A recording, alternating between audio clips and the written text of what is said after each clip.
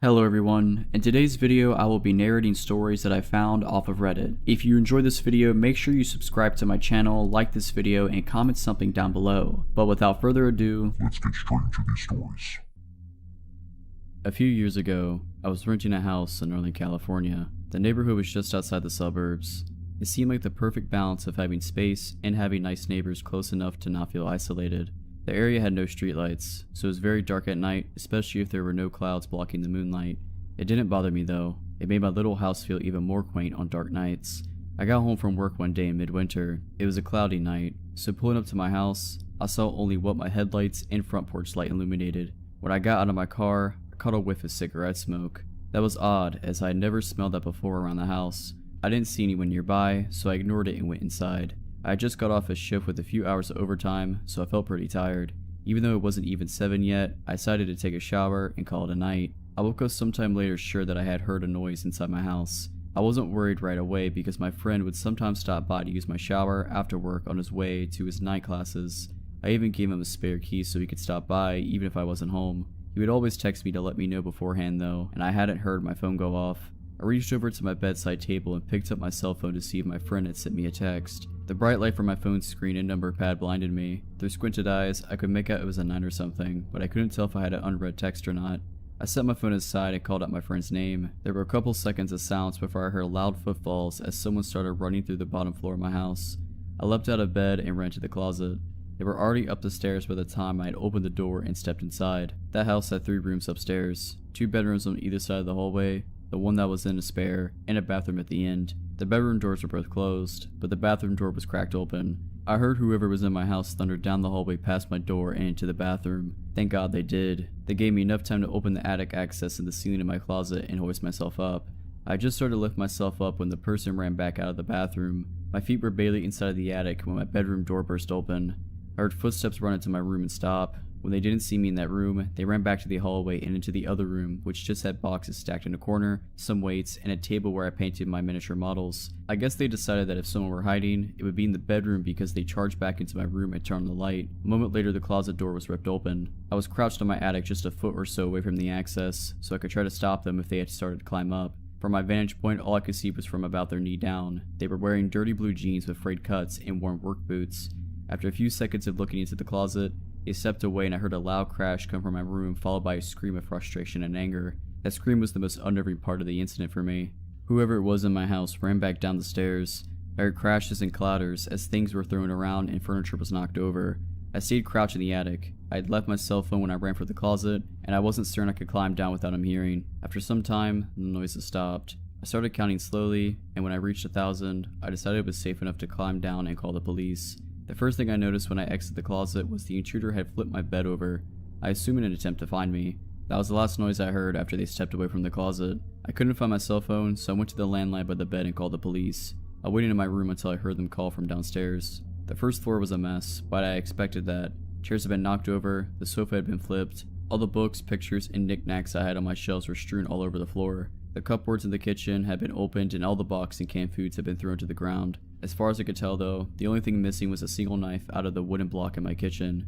The police checked the house from top to bottom. They also found a few cigarette butts along my fence line, along with some foil and an empty pin tube which the police said people often use to smoke meth with, so they think they had been watching my house for a while. I realized that they must have been out there smoking a cigarette when I got home. They collected up the evidence and told me I should stay with my family or friends that night and get that door fixed as soon as possible. I opted to just not sleep. I moved a shelf over to block the broken door and spent the next couple hours cleaning things up. I would often go to the window with a flashlight and shine it along the fence line where the police found the cigarette butts and foil, but I didn't see anything. The next day I called to have the door fixed and motion lights installed at the back and sides of my house. I lived there another 3 years without incident. My boyfriend, who I'd lived with, works as a teacher in a town about 15 minutes away by train. He gets home more or less at the same time every day, give or take an hour or so. I, on the other hand, work from home. In late January this year, we got in a pretty big fight about something stupid. I can't remember what it was by now, but it was one of those fights where we didn't speak to each other, text, or call, or anything the whole next day. So this afternoon I was lying in bed getting work done. It was a Tuesday and I'm pretty sure his last class finished at 1 PM on Tuesdays, meaning he'd surely be home at 2:30. But around 1 PM I heard the front door open and shut. I thought, I guess he's home an hour early today. It was normal for him to skip his class every once in a while, so I didn't really think anything of it. In fact, I was mostly mentally preparing for the awkward post-fight, "Hey, how's it going" conversation. So I continued to lie in bed and do my work and wait for him to come in and change his clothes. The bedroom door was closed and I had earplugs sort of half in, as I usually do when I'm working. But I could hear the heavy footsteps of him walking around the apartment, as he always does. If we hadn't been mid-fight and I wasn't so preoccupied with the awkwardness of all of it, I might have noticed it was strange how slow the footsteps were or how long he spent walking around the living room. But I was caught up in the dramatics of the fight and didn't think about it. I was just lying there, waiting, and waiting for him to finally come in. Finally, the bedroom door slowly opened just a few inches. I turned my head towards the door and prepared to give him a sort of awkward, "We've been fighting for 24 hours, huh?" smile. But the door didn't open more than a few inches. I looked and saw that it was a woman's hand with red nail polish on the doorknob. Whoever was there slowly closed the door just as they opened it, without entering the room. I jumped out of bed, ripped out my earplugs, and sort of froze there for a few seconds while thinking rapidly. My first thought, that was not my boyfriend. Then I thought, could that have been his mom? His sister? The landlady?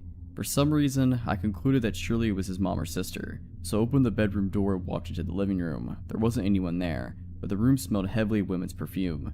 Then I came to my senses and realized, his mom and sister don't have keys and have never come before. The landlady has never entered without permission. This was a stranger. I ran back into my bedroom and shut the door, now shaking heavily. There was a balcony connected to the bedroom, so despite the cold January rain, I stood on the balcony and called my boyfriend. He picked up and I asked him if his mom or sister might have come over unannounced. He told me, "No, don't move, I'm calling the police." The police were there in minutes and searched the whole apartment. Of course, nobody was there by this point. It was weird though. Nothing was missing from the apartment despite us keeping a jar full of money right in the entrance. Nothing was even touched. In fact, it seemed like the intruder came straight in the bedroom, saw my legs on the bed, panicked, and left. Plus, you can't open that big wooden front door without a key. Nevertheless, we demanded that the landlady change her locks. When she came to change them with her husband, she made a discovery. There was a square area by the keyhole that had been scratched away with something. The landlady said surely someone used tools to break into the apartment. I never got to meet the person who opened the door that day, and I hope I never do.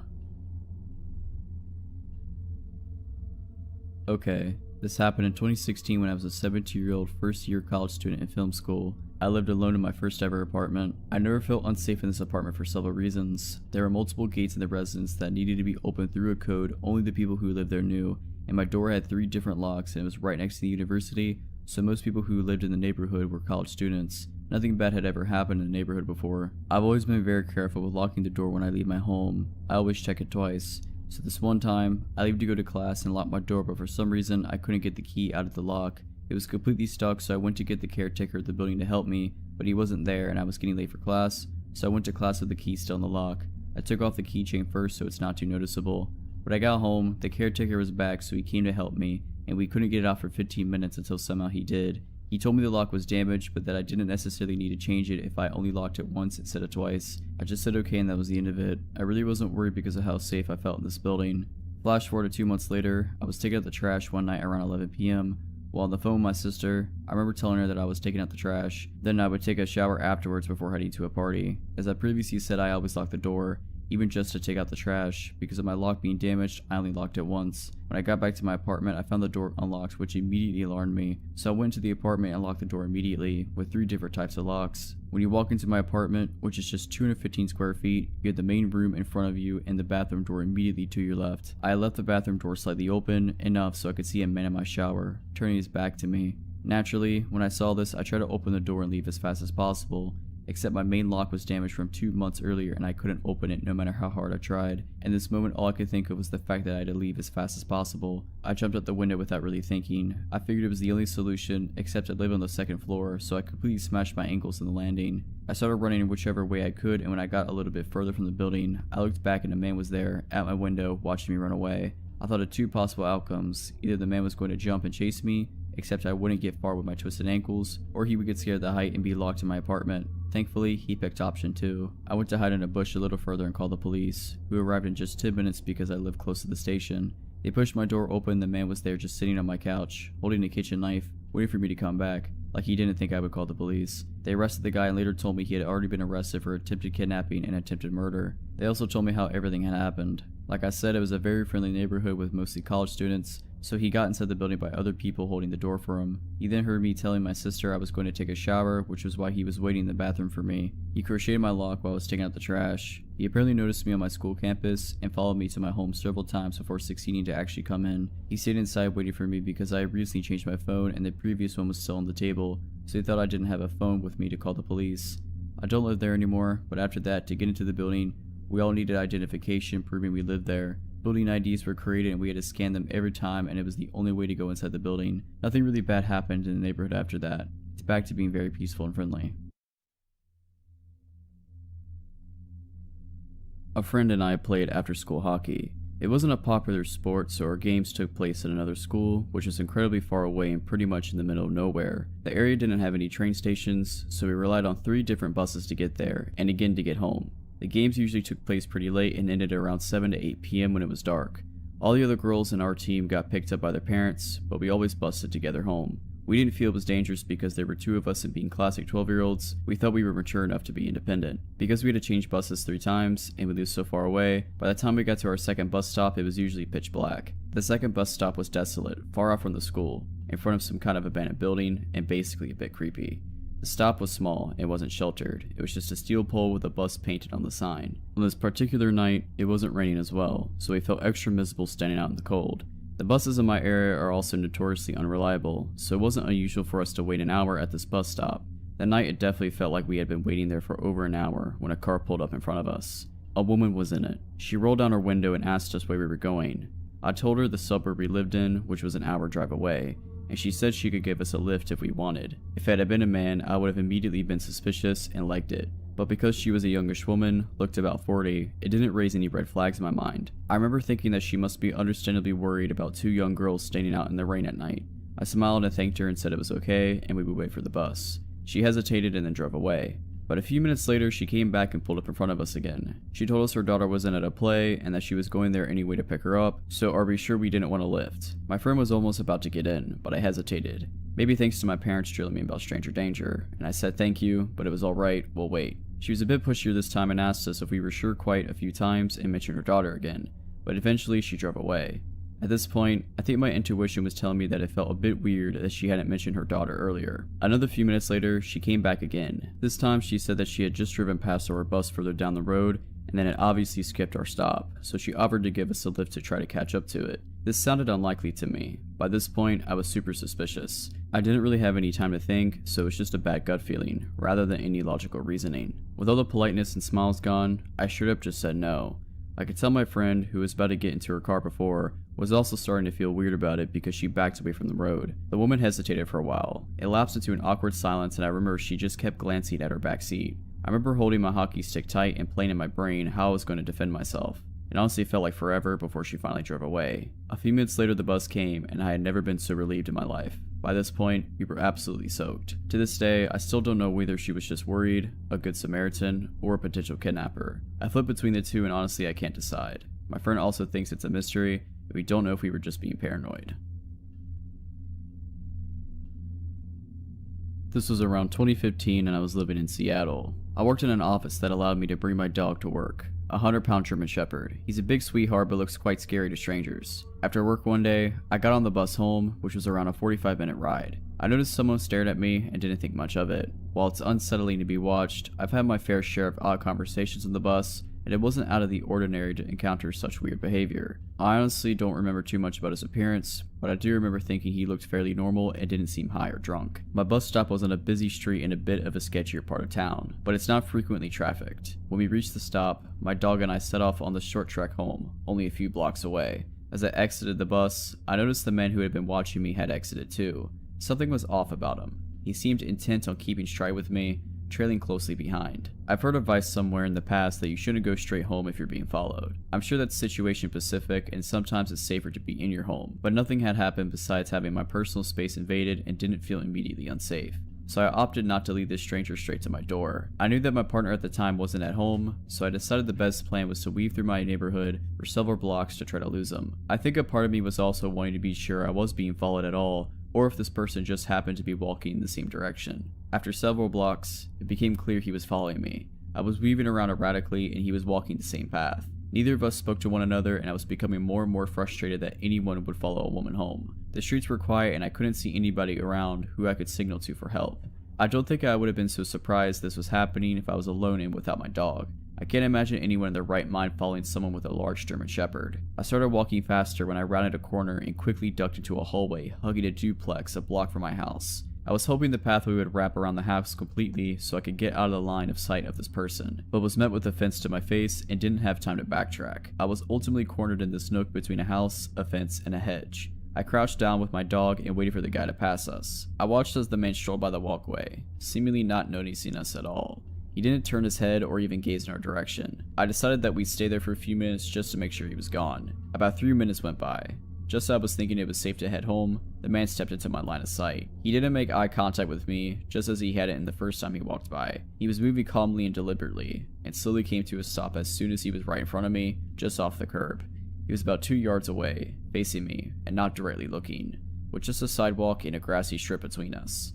I watched him as he started to unload his pockets. He had a number of metal objects he was taking out, placing them in a line. To this day, I'm not sure what they were, but I'm glad I didn't find out. At this point, I called 911 and told them what was happening, that someone was following me and showing erratic behavior. The cops made it there quickly, and as soon as they pulled up, the dispatcher advised me to get out of there. I hightailed it out of my hiding spot and took a non-direct path home since my house was technically in the line of sight of where I was crouched. I don't know what ended up happening with him, but fortunately never saw him again, and I don't know if he had malicious intent. This happened when both me and my friend Jay were 15. I was spending the night at his house, as I often did. It was a normal enough night. We watched movies, played a couple video games, and stayed up way too late. It was about 2 AM I think when we heard a loud banging coming from the front door. Luckily at the time we were in his kitchen at the back of the house, so no one could see us. We were spooked because there couldn't have been anyone at the door at this hour, but we figured it was just some drunk person and they'd go away soon enough. After 30 seconds, there was more banging on the door and yelling that neither of us could understand. It sounded like an adult man, and he sounded angry, so we both were scared. He texted his mom, who we thought was upstairs, but she said that she had just left a bit before without saying anything. She did that often enough. She liked to go to her friends' houses in the middle of the night, so we didn't pay any attention or notice when she left. We didn't know what to do, as we were scared to call the police based off past experiences with cops in our small town being not the best. At this point, we turned off the kitchen light and we were ducked down on the ground. We heard the banging and yelling getting louder, and I decided to see who it was, if it was anyone we knew. I army crawled through the dining room, which was also dark, and peeked through the door to the living room, which is where the front door was. There is also a huge window by the door that you can see right into the dining room though, so I was very careful not to be seen. I couldn't see any details of the man, but he looked to be about 6 feet tall and had gray hair. I crawled back to Jay and we quietly decided what to do. We heard the knocking stop, so we decided to wait a bit before seeing if it was safe. We also decided to go around the table in the dining room in case he tried to come around back, which is where the kitchen was. After around 10 minutes of silence, we rock paper scissors for who had to check if he was there, and of course I lost, so I again army crawled to the dining room door. I saw the man staring through the window, hands cupped up against the glass. I made eye contact with him, and the moment he saw me, and I loudly said,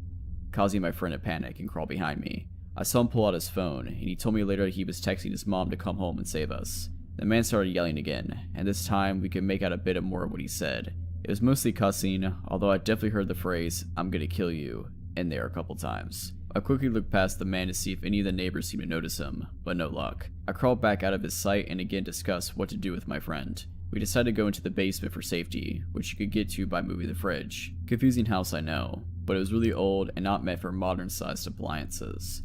We pull out the fridge and get into the basement, feeling mostly safe but still terrified. I start having a panic attack, although I'm trying to hold it together best I can for Jay, who is also on the verge of a panic attack. We hear a gunshot and shattering glass from above us, and I cover my mouth so I don't scream. Jay and I look at each other, terrified. We hear loud footsteps and yelling above us, the man asking where we went. We hear him going upstairs and run around up there for a bit. He eventually comes back down and starts turning over our furniture, I'm assuming to find us. After what felt like hours, but was probably only minutes, Jay's mom pulls into the driveway, which scares the guy as he runs out the back door in the kitchen. Jay and I get out of the basement and run to greet his mom, never happier to see her. She was shocked by the state of the house and hugged us, happy that we were safe and scared by how close we were to being hurt. We were all scared after that. After that night they had better security installed, and we went over safety protocol if anything ever happened again. Luckily it hasn't happened again yet, and I hope it never will. I work at a convenience store. I've had some creepy customers come in before, but this one was a little more disturbing. If it weren't for what had been said and done, I don't think this would have been that bad. I normally work third shift, which is around 4 p.m. to around 12 a.m., and I'm by myself for the last 4 hours of my shift. This man had come in earlier that day and was acting odd, jittery, chewing at his lip constantly, fumbling with his debit card, to the point I did everything for him except putting the pin in. Fast forward to around 10:30 p.m. I'm sweeping the floors as I'm supposed to do every night when the man entered. He approached my register and I asked him what he needed. "Hey, can I have one of those lighters?" I pick one up and go to scan it, but he tells me that he doesn't have any money. I tell him he can't have it, and he glares at me before leaving. A man was in line behind him, and the entire time I was scanning his things, the lighter guy was staring at me through the window right next to my register. He eventually walks off, and the man jokes about the creepy guy asking for a lighter when the man in line didn't even have his with him. He tells me to be safe, then walks out to the gas station pumps. I start sweeping again, but when I turn around to move a small crate out of the way, the creepy guy is staring at me again, just watching me work. I quickly make my way to the back room to make mop water so I could get away from him for a second. He stayed there for a solid 5 minutes before stalking off again. I grabbed a random receipt as a cover and basically bolted to the man at the gas pumps. I got close and asked if he was in a hurry to go anywhere. I told him that the creepy lighter guy was still hanging around and that it was really freaking me out. He promises me that he didn't plan on actually leaving after getting gas. At this point, I thought it wouldn't take up too much of his time, since we both thought the man was already wandering away from the store. Unfortunately, he went back toward the store a few seconds later. Soon, an older woman comes in and I warn her about the creepy guy. She asked what I was talking about and I subtly nod in his direction. Mind you, still hanging around my window. She looks a little disturbed, leaning in and whispering, "What does he want?" I explained that he wanted a lighter, but he didn't have any money so I didn't give him one. I told her to be careful and she quickly told me to worry more about myself since I was at the store alone. She left, and I saw the creepy guy approach the window again. Thankfully, he didn't look in, just hung around it like he was waiting for someone. After a while, a daughter of a family friend comes in with her girlfriend, and we quietly make small talk. Like the last woman, I warned them that the lighter guy was still roaming around and he could be dangerous. Before they get to tell me anything, a woman was talking with the guy from the gas pumps, spotted them while scanning family friend's items, and hurried in and told me to call the cops. Obviously, not familiar with the area I worked in and hearing 3 different people telling me what numbers to call, I was shaking and in near tears. My family friend said she would call while I calmed down. Another girl had run out at this point, and I don't blame her. Family friend's girlfriend told me that lighter guy threatened to throw rocks through the window and hurt/rob me. After about 3 minutes of pacing and trying not to cry, I saw my mom's truck pull in. I bolted to her, telling her what was going on. She calmed down and walked me back to the entrance. As this happened, creepy guy had climbed the hill and crossed the street to Bojangles and sat near the front door. The cops arrived. The man from the pumps gave his statement, I gave mine. And finally family friend gave hers, which included the threats. From what was said, he was about to break into my car. The man that stayed with me stopped him, but that didn't stop the creep from roaming still. After we talked to the cops, they sped to Bojangles and confronted the lighter guy. After arguing, a quick pat down and more arguing, the man was put in the back of the cop car. Lighter guy, I knew you were probably on something, but please, let's not meet ever again. To set this story, I bike 5 miles one day, 5 days a week to my job, and have been for 8 months. I honestly love it. It forces me to get exercise and it's cheap transportation.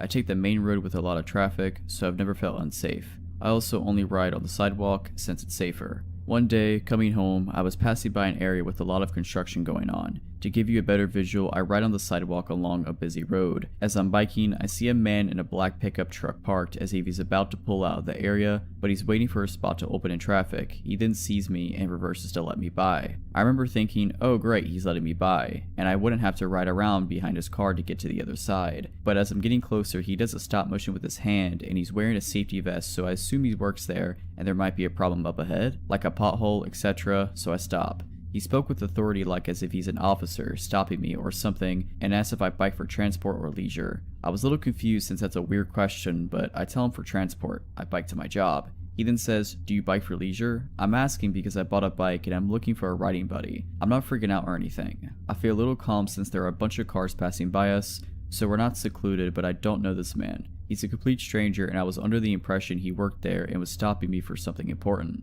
I tell him not really because I'm too tired on my days off and use them to get errands and stuff done. He says, oh I get it. Well there's a bike marathon happening soon if you want to go with me. I'm Shane by the way. What's your name? I tell him my name and say, "Oh, I don't know, I might be busy then." I'm a little awkward in social situations with people I don't know, and this whole interaction was just off, so I don't really know what to say. He changes the subject and starts looking at my bike. He points at it and asks if it's a hybrid. I say yes, and he says, "Can I see it?" and starts getting out of his car. This is where it starts getting weird. He tells me he's seen me riding before and I thought I was cute. He's also looking at my bike and commenting on it and saying stuff like, "Oh, that's nice, it's aluminum," and I'm just feeling weird on the inside. I'm also sitting on my bike ready to get the f out of there. He then asks if I have a boyfriend and I tell him yes I do. He lets out a big groan and says, "Oh man, really? Because if we go biking together, it would be kind of a date thing." I tell him yeah, sorry, and he goes, "Are you sure? Are you ready to kick him to the curb or what?" I just want to get out of here at this point, but he parked his car literally in front of the sidewalk, so it wouldn't be that easy to speed by him. He seemed upset and kept asking if I'm sure I have one and how long we've been together. I said, "A couple years. Well, I'm crunched for time and have to go, bye," and sped off. After that, I had a mini vacation and was off for 5 days after that, but now I'm back to riding to work again and I haven't seen him since. This probably happened maybe 3 or 4 weeks ago. So creepy older man who tricked me and blocked me on my bike, let's not ever meet again. If you're liking this video, all I ask is that you make sure to subscribe to my channel and like this video. Thank you.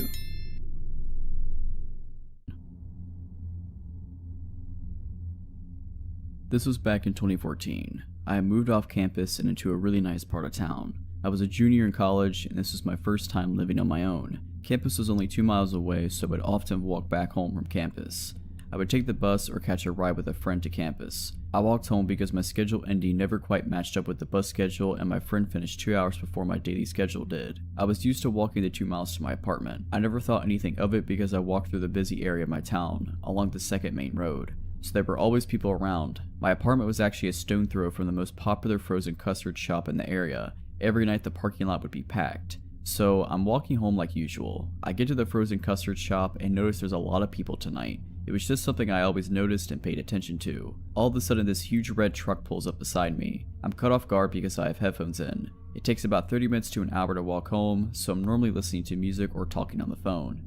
I stop and take my headphones out and look at the truck. This man dressed like a country singer was sitting in the driver's seat. He looks at me and asks where the mall is. I put him in the direction to the mall. He said, "I've been down that way. I'm a photographer and I'm supposed to be doing a photo shoot at a bar behind the mall. I've lived in this town going on 3 years now. I know where all the bars are located. Makes it easy when all of them are on the same street." I explained to him, "There's no bars by the mall. They're all on Philly Street." He continued to insist on a bar being behind the mall.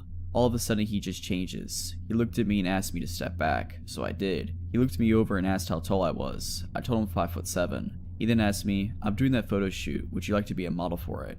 I told him I don't like getting my photos taken. He insisted, telling me I was beautiful and would look great. Almost like he's given up on the tactic, he moves to another. He then asked me where I live. I told him not far. He wanted more info. I pointed in the vague vicinity of my apartment, making a point not to actually point at it. This dude then asked me if I wanted a ride. I told him no, it's not far, I'll be fine. He kept insisting I let him give me a ride home. I kept telling him no, stepping farther away from his truck. He then out of nowhere asked me how he could get to the mall. I told him, "Go down this road, at the light turn left. The mall will be on your left." He thanked me and started to drive off. I walked slowly to my apartment. I watched his truck get to the light. Instead of turning left like I said, he went straight. Going straight leads into a small residential area that you need to know this town well to get through. I lived in that town from 2012 to 2017 and still can't figure my way through that area. I made sure that truck was completely out of sight before I hightailed it to my apartment and locked the door. My dog didn't quite understand what was going on. All he really knew was he had to go to the bathroom pretty bad. I tried to distract him for 5 or 10 minutes to make sure the coast was clear. My heart sunk when I did finally take him out. The same red truck was parked near the parking lot behind my apartment building. The truck didn't belong there. I'm one that memorizes all the vehicles that are normal for the area. No one had a red truck like that. I went back in and texted people describing the man and the truck to them in case something happened to me. I did not go back out for hours. When I did, the truck was gone. I never saw the man or the truck ever again. To the man who probably tried to abduct me in front of the most popular venue in town on my way home, I hope I never see you again. Okay, before I get into the story, there's a few things I need to explain about my country, South Africa, for you to fully understand the story. In South Africa, it's normal to have high brick walls with electric gates, electric fences, alarms, etc. The crime here is hectic. It's also pretty normal to have big gardens. My family and I are big animal lovers, so at the time we had 6 dogs. 2 Shar-Peis, 2 German short hair pointers, and 2 Dachshunds. With that being said, our dogs roam freely in and out of the garden, as it's obviously enclosed. We usually leave the veranda door open during the day for them to do their thing. Another thing about South Africa, it's normal to have a live-in domestic worker, maid, and gardener. Like, the average family usually employs them. It's not only for wealthy people, which seems to be a thing in other countries. For the story, our DW is Ellie, and our gardener is Vince. So, this happened in 2007 when I was just 9 years old. My older brother, who was 10, and I had just gotten our first cell phones that day. My dad surprising us after work. You may think it's a bit young, but it was used for emergencies or to communicate with our parents. Anyways, it's an important piece of info for the story. We don't usually leave our veranda door open at night, due to security reasons, but I remember it being a hot summer night that night. So of course, this night of all nights, the veranda door was wide open and the dogs were doing their thing in the garden. My brother and I were in my parents' room setting up our new cell phones, all excited. Ellie's daughter Anne, who's like an older sister to us, 18 years old, was helping my brother and I. My dad was somewhere in the house and my mom was in the bath. I specifically remember Anne having a comment about how the dogs would not shut up and how annoying it was. That's when I noticed it too. Sure, they'd bark, but it was usually the Dachshunds that yapped, where the bigger dogs just chilled. Plus, it would only happen for a few minutes, then they'd get over it. Something was different that night, as even the bigger dogs were barking non-stop. My dad appeared in his room and mentioned to us that he too noticed the dogs' incessant barking. He was going to check if everything was okay. No alarm bells went off in my head, and I don't believe my dad thought anything was amiss either, because my brother asked to investigate with them and my dad agreed. I was obviously too engrossed in my new Sony Ericsson. My dad ventured out to our garden with my brother in tow when my dad had noticed the dogs were all grouped, growling and going nuts at a dark corner behind our in-the-ground swimming pool. The best way I can describe it is that our garden beyond our pool hits like a slight decline, so we have a few steps leading down the hill to the bottom end of our garden. We usually have a lamp that lights it up, but my dad had noticed how the lamp seemed to be off, which confused him because he could have sworn it worked the other night. Either way, my dad said he got this gut-wrenching feeling because of this and because of how out of the character the dogs were acting. He called after them. They'd usually come running, but tonight they all just seemed to look at him, then turn back around and continue to go crazy at this dark corner down the steps. My dad told my brother to go back inside the house and get a torch, sort of using it as an excuse for my brother to not come out with him because of this off feeling. When my brother went back inside, my dad slowly approached the steps. He noticed how the dog seemed to be snapping at whatever it was, hiding just out in the view in the darkness. As he got to the steps, he noticed the lamp was smashed. Confused, he inched the steps, and as he put 2 and 2 together, it was too late. My dad, being an ex-vet and an avid hunter, felt something cold against his temple and immediately knew it was a gun. Out of the darkness stepped 4 of the men in balaclavas, all armed. Shocked, he stood frozen on the steps. The man holding the gun to his head was instantly aggressive and asked him where my brother was. That he saw my dad come out with my brother, but my brother went back into the house. My dad said something came over him, and before he knew what he was saying, he responded with, "He's gone inside to press the panic button." As he said it, he saw how all these guys started to panic. They started speaking in an African language called Zulu. Assuming my dad couldn't understand, it's not common for white people to speak it, but my dad had actually grown up on a farm where he learned it fluently because of the farm workers. The aggressive guy holding the gun said, in Zulu, "The cops will be here any minute. Let's just kill this, grab what we can, and go." The others seemed apprehensive, and a smaller guy seemed really on edge, and continued to say how he can't go back to jail again, and they need to get the out of there before the cops show, which would be any minute. He was panicking. My dad then fed on this guy's fear. My dad then interrupted them, speaking English, pretending to not understand what they were saying, and said that we usually have armed response vehicles that drove in our area, and since my brother pushed the panic button so long ago, they'll probably be here any second. And that did it. My dad watched as their plan unraveled before them. The smaller scared guy started freaking out all the other guys, saying that they need to leave ASAP or else they'd get caught. He seemed to make the others more nervous and lose confidence until they started full-on bickering amongst themselves, their plan slowly turning to, as a third guy had put it. The aggressive one pointing the gun to my dad's head slowly lowered it as they started fighting, losing focus on my dad and shifting his focus onto his crew. My dad then used this as an opportunity to slowly back up the steps and turn to dart to the house. As luck would have it, as my dad ran into the veranda door, my oblivious brother was heading out with a torch. My dad scooped him up under his arm mid-ran and sprinted into the house, not even closing the door behind him. Silly, I know, but I think he just wanted to get my brother inside as quick as possible without even thinking. Anne and I were obviously also oblivious to everything. When my dad rushed to the bedroom door,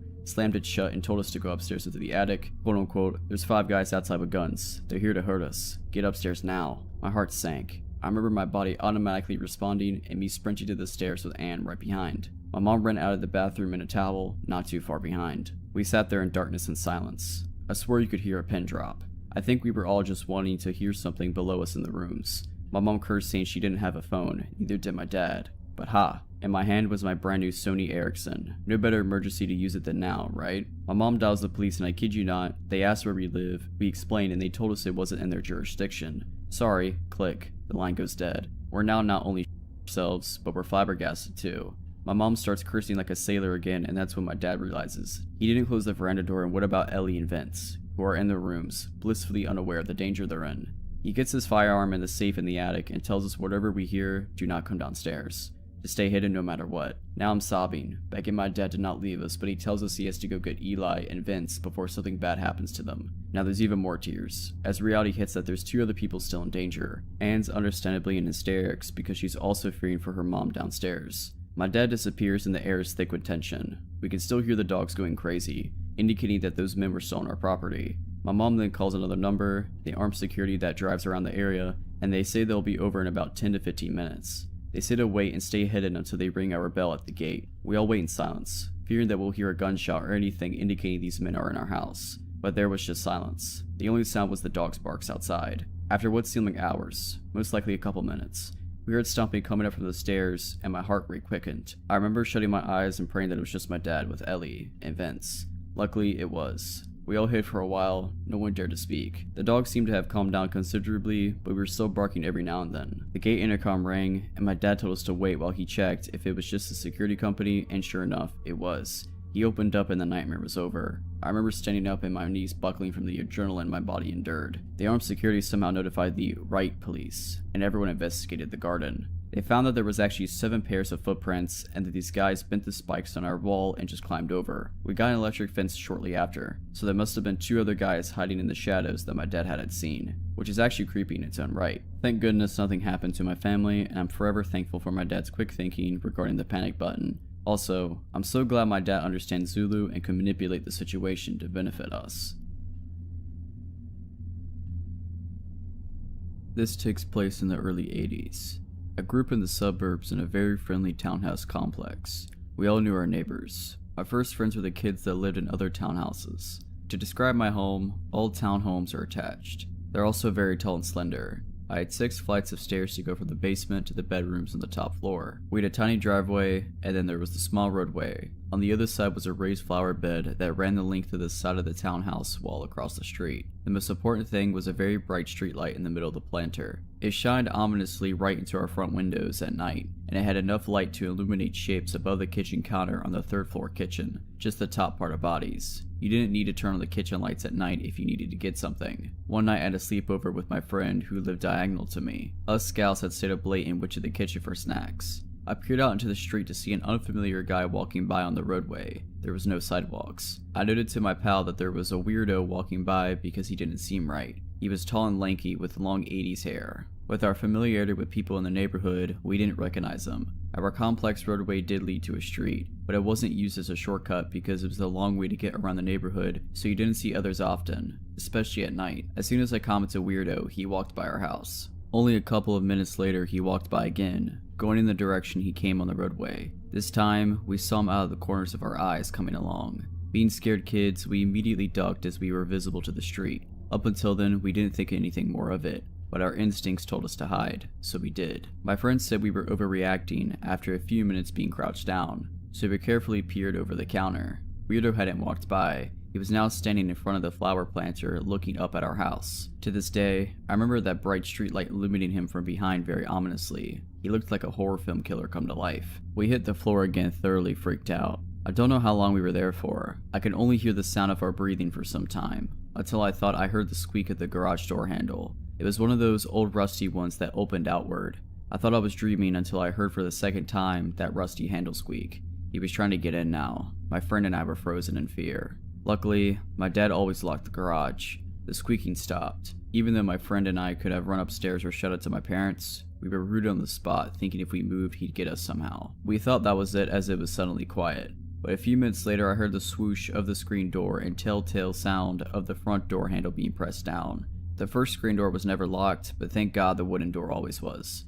The noise repeated a few times. The metal scratching of the screen door hinge and the click of the front door latch. I wanted to piss my pants, and my friend looked like crying.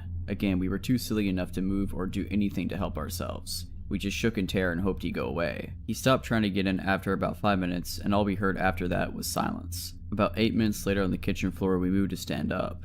I thought we were still pretty crouched down and invisible. That wasn't the case. This time we heard a clear voice. The other kitchen window near the pantry had its screen window open. "Hey, I'm thirsty. Can I get a glass of water?" My friend and I stared at each other in disbelief. He was still there. We didn't move, but someone had to eventually. My friend, being the braver one, decided to peek out the screen window while trying not to be seen. He must have heard her. "I know you're there. Come on and let me in. I won't hurt you." This was the moment we decided to flee up those 2 flights of stairs to my bedroom. I always had an active imagination like most kids. I really hated that my bedroom was the very first one at the top of my stairs. My parents were at the back. Therefore, in mind, I would be the first one to be murdered if someone broke in, and that fear was certainly tenfold that very night. My friend and I hunkered down on my bed, deep under the covers, shaking. We did not sleep at all, waiting for the click of a door or worse. We thought we heard him try again, but at that point we weren't sure if we were hearing things. Until the day I moved out, I never really felt totally comfortable in my bedroom ever again.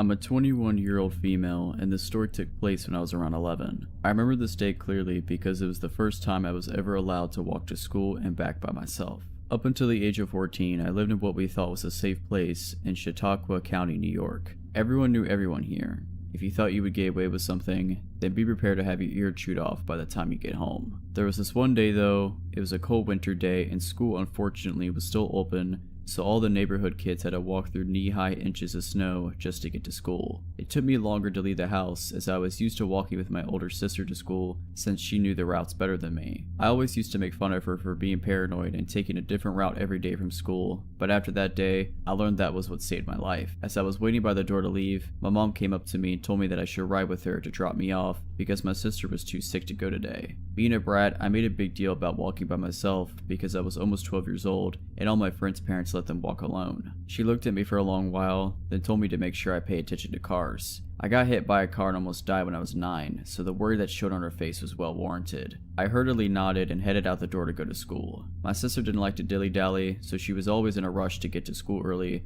but seeing as it was just me, I thought it would be a good idea to take my time. I would play in the brown slush that was on the left side of the road, and even made funny looking snowballs to see how far I could throw them. Halfway to school I noticed a white van following behind me. Being the playful child I was, if I had not been bending down to make another snowball, I wouldn't have noticed it slowly creeping up the street. I told myself I was being stupid, but continued more hurriedly to school. Once I got to school, I took a quick glance over my shoulder and saw the van a few feet behind me. It wasn't until I was on school grounds that it drove away fast by me. I thought that would be the end of it, but throughout the day when I would stare out the window, the van would be there. I assumed that it never really left, just parked. Many adults would try to convince me years later that maybe it wasn't the same one, but I knew it was. The van had a bright yellow smile emoji sticker on it. I couldn't see who was in the van, but through the tinted glass, I knew they could see me. It was now the end of the day and I wasn't ready to go home. It was too late to call my mom, because she was at work and my sister was home sick. I had to suck it up and start walking home. I tried to blend in with the group of kids, but most of them were car riders, and the others didn't live near me. Remembering what my sister told me, I took another route home. I didn't memorize this route clearly, but I decided anything was better than being spotted by that van. I made it to my main street, but realized my mistake too late. The route I took led back to the main street where I walked to school. Hidden behind a row of cars was the white van with a smiley emoji sticker. I tried to stay calm and walk past in, but once I heard the van door slightly click open, I ran. I could hear the rush of 2 pairs of heavy footfalls behind me. They were getting closer, so I did what any normal kid would do. I cut corners.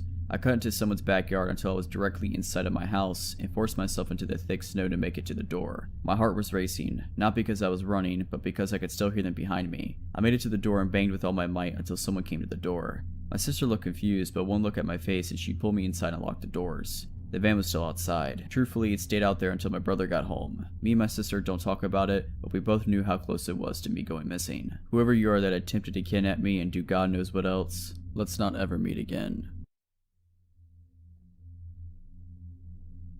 When I was 20 years old, so 6 years ago, I worked as a delivery girl for a pretty popular pizzeria in my area. Initially, I worked the late morning to mid-afternoon shift, but when the guy who delivered for the night shift ended up getting fired due to him losing his license because of a DUI, I was placed on the night shift since my boss hired a family friend who could only work my shift for whatever reason. I really didn't want this shift because you never know if people who order late at night actually want a pizza or if they have other intentions in mind. Unfortunately, my boss isn't the nicest of people and essentially told me if I wasn't willing to work the night shift, I was fired. I wasn't exactly in a position where I could be out of work, albeit temporarily, so I reluctantly worked the shift. The first month of this shift, I went by without any issues, until I had to deliver a pizza to a house that just barely made our delivery radius. I punched it in on my GPS, and the house was located in a pretty suburban part of the city. I arrive and it's about 11 p.m.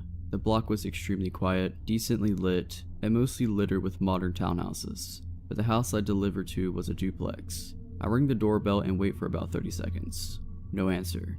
I ring it again and wait another 30 seconds. Still no answer. I'm standing there getting pretty nervous that something's about to go down, but thankfully a man opens the door. He looked like he was in his late 40s. He was pretty tall, maybe a little over 6 foot, and he was very skinny. I tell him his pizza is here and he just stands there staring at me. I asked him if he was okay and he responded by saying, "Yeah, I'm fine, sorry. I got off work not too long ago and I'm just zoning out a bit." Fair enough, I suppose. He hands me the money. I hand him the pizza, and as I'm making change he says, "You're really beautiful, you know that?"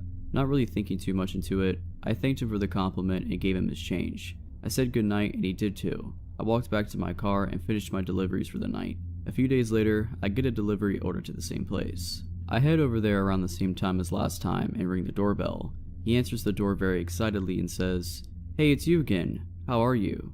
I told him I was tired and I can't wait to go home, to which he chuckled and said, "I know that feeling pretty well," as he was pulling out his wallet. As he's counting his money, he asked me what my name is. Being kinda tired at this point and not really thinking straight, I stupidly told him my name. As I'm making change, he asked if he could have my number, as he'd love to hang out with someone as gorgeous as I am. I've literally only met this guy like twice to deliver a pizza. I had no idea who this guy was, and I'm positive he barely knew who I was as well. Another thing to mention is I looked way younger than I was at that time. I was told by numerous people that I still looked like I was 15, and I was hoping he thought differently as he wasn't hitting on what he thought was a teenager. I'm just standing there awkwardly for a few seconds before I muster out, "Sorry, I have a boyfriend." He gets upset and says, "Oh, okay, I see." We stand there in silence before I tell him to have a good night, and walk back to my car. He says nothing and still stands at the doorway, staring at me, until he finally went back inside once I started my car. I got a pretty creepy vibe from this guy, and even brought it up to my coworkers, and they agreed it was pretty creepy. Except for my boss, who overheard everything and claimed I was making up stories, and trying to gain sympathy for having to take the shift. A week later, as I'm working the night shift, we get an order from the same guy again, and this is when it finally hits the fan. I arrive at the house at around 10:30 p.m. and keep in mind that from my perspective on the road, it didn't look like a single light in the house was on. I get out of my car and I walk to the front door with the pizza box in my arms. As I'm approaching the door, it quickly swings open to reveal the man, except this time, he was wearing a suit and I jumped back. He laughs and said, "Sorry if I scared you. I saw you out on the window and I figured if I just opened the door now, so you wouldn't have to ring the bell." I was getting scared because, as I mentioned before, there were no lights on in the house, so he was sitting in the dark this whole time. And if so, why? I nervously laugh and say, "It's okay." He asked me if I liked his suit, which I said yes. He then asked me, "Would you like to go on a date with me tonight?" I once again tell him I have a boyfriend, to which he chuckles, gets close to me and says, "There's no way a girl your age is in a serious relationship. You should really go on a date with me." He grabs the pizza box from me and throws it to the side and grabs me by my arms hard. I'm officially sweating bullets at this point and now trying to cry from the fear that was overwhelming me. I start pleading with him, "Dude, please. I just want to go home. I don't want to go on a date tonight." He just stares at me with the most sinister look I've ever seen on someone's face and says, "I don't care. Get inside now. We're gonna have a good time." He starts trying to pull me to the house, and I'm trying to resist as hard as I can. After a bit of struggling, he lets go of one of my arms and starts grabbing something out of his pocket, which I presumed was a knife. I did something to this day that I'm still thankful worked as he was doing that. I used my free arm to punch him as hard as I could in the stomach. This stuns me for a few seconds, and as he loosened his grip on me, allowed me to break free. I quickly run to my car, and as I get in, he runs at me and tries pulling me out of the car, holding the knife in the other arm, and just starts yelling. I grab a half-empty soda bottle I had in the cup holder and throw it, and luckily it hits his head and he lets me go. I slam on the door, and then all of a sudden he jumps right on the hood of my car and starts scratching and banging on my windshield with his knife. I put the car in reverse and quickly back out of the spot and quickly reverse down the road with him desperately trying to hold on. He's banging on my hood screaming, "Stop the car!" I turn onto the next road as swiftly as possible, and luckily, he falls off the hood of my car. I slammed the gas as hard as I could to get away from him as far as I could. In my panicked state, I drove a couple blocks down the street and kept making turn after turn onto other side blocks as I feared I was being followed. Eventually, I reached a red light and I slammed on the brakes and just sat at the intersection frozen from what had just happened.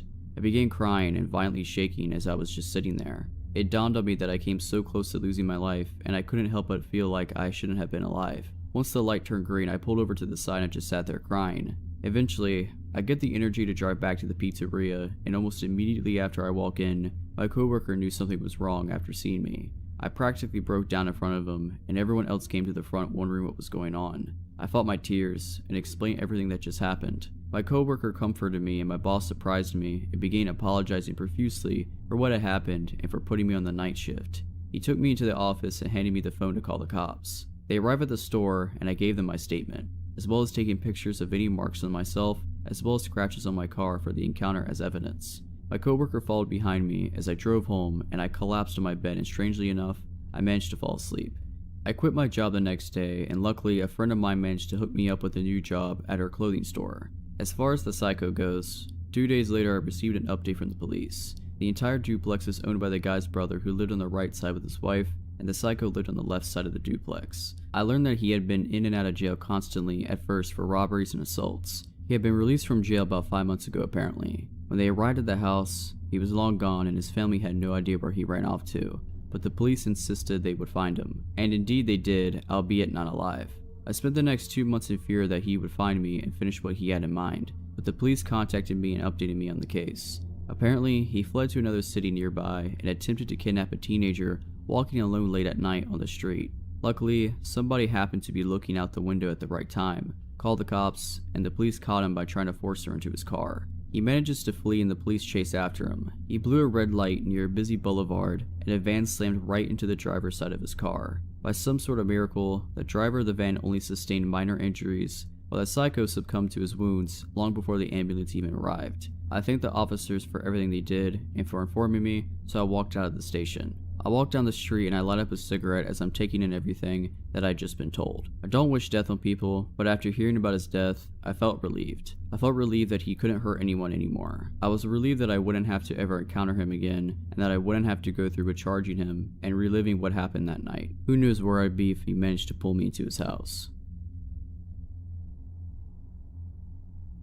I grew up in Ohio in the 70s, and me and my childhood friend Joe were outside all the time when we could manage it. Joe lived on a farm that bordered a pretty big forest, and my parents would drop me off in the morning and we'd stay in the woods all weekend. We'd only come out for school. We loved pretending that we were frontiersmen. We'd build shelters, traps, practice making fire with sticks, the whole 9 yards. When we got to be in high school, we got this notion to pull a "Stand By Me." This was based on the movie on the same name that just came out. The idea was that we'd walk the railroad tracks out in the country, but instead of looking for a dead body, we'd find cool bridges to fish from and to camp little ways off the tracks. Of course, we knew this was dangerous and we'd likely be trespassing, but we were kids. We had a lot of fun. We did find beautiful rivers. We discovered bridges no one went to, we fished, we hid from trains. At night, we camped in woods just near the tracks and made small hidden fires. Nothing bad ever happened. It was idyllic. In fact, it was so fun we did it multiple times. Never had a problem.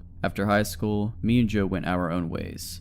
We both left home, but always stayed in touch and always tried to coordinate visits so we would see each other occasionally. Well, one summer in the mid-90s, it worked out that we were both in town for about a week. We would do stuff with family in the day, and at night, we'd either catch drinks at a bar or sit outside Joe's house around a fire and talk about the old days. One night, me and Joe got to talking about our Stand By Me trips. Well, nostalgia and beer are a heck of a mix.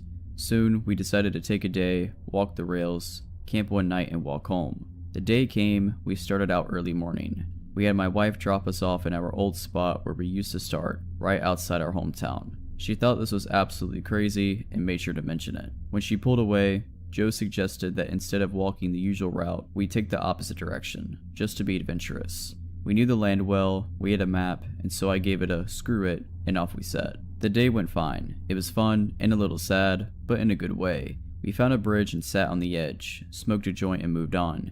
We had no fishing gear, but we brought some canned food and other stuff. Before night started to set in, we picked a spot to camp. It was a thick forested area, trees on every side of the train tracks, so you felt like you were in a tunnel. We had brought small hammocks to sleep on, but before we set them up, we decided to do a little scouting of the perimeter. Now, this is what we used to do in the old days too. We'd walked the area around a little bit just to make sure some dude's house wasn't just over a hill and we were actually camping in their yard. We walked maybe 100 or so feet into the woods and up a small incline. We figured if we didn't see anything from up top of the short hill, we'd be fine. But when we got to the top, we saw an old building down at the bottom, about 100 yards into the woods. It was barely visible. We pondered over what to do. We both assumed it was a sugar shack or something, because there didn't appear to be any clear road into it. From where we were, there didn't look to be anyone in it either. All was quiet. No movement could be seen. No lights. We decided to walk a little closer just to make sure. We came down the hill very slowly, and as we neared the building, we saw it and it wasn't a sugar shack at all. It was an old church. It looked like it had been abandoned for years. It was a squat, sagging building whose wooden planks were almost black from years of moss and rot. A cross still stood on top of the place, also weathered black. None of the windows had glass, and there were no doors, just open doorways. We got close enough to see inside. There were rows of pews and a built-up section in front for a preacher to stand. We didn't go all the way in. We didn't want to. Beyond all that, there was no sign of anyone else. No footprints, no paths, no roads. It was an abandoned church. We left immediately and went back up the hill to our spot that we had picked to camp. Having a hill between us and the church made us feel better, but we were still a little uneasy. We chalked it up just to the natural creepiness seeing a church in the middle of the woods would elicit. Besides, at this point it was dusk, and we just decided to rig up our hammocks and go to sleep and move on at early morning. Night set in, and as we lay in our hammocks and just talked, we began to hear something in the direction of the church. Our conversation about it went a little like this. Do you hear that? What is that? It sounds like people singing. And it did sound just like singing. We both slid right out of our hammocks and hunkered down, straining to hear more. We listened for a minute or two, and the singing continued, but it wasn't getting louder. Finally, we decided to creep back up the hill and see if we could spy where the sound was coming from. We could still move very quietly in the woods from the old days. It was second nature to us. The moon was barely out, but it provided enough light so you wouldn't walk right into a tree, but it was near pitch black. We didn't use flashlights as we crept slowly up the hill, and we didn't talk. When we got to the top, we saw light in the distance. It was coming from the church, and the singing was coming from inside. Joe and I put our heads close together and had a hushed conversation that boiled down to, "Can you believe this?" The light looked to be a candlelight from the way it flickered, and though we tried, we couldn't make out what was being sung. It sounded like church music, but in another language. We sat and watched for a while, trying to see who was in there, but we only saw occasional shadows. We had no intention of getting closer either. We had about a football field length between us, and we aimed to keep it that way. The singing continued for a bit, and then it stopped. After that, a booming male voice began to chant.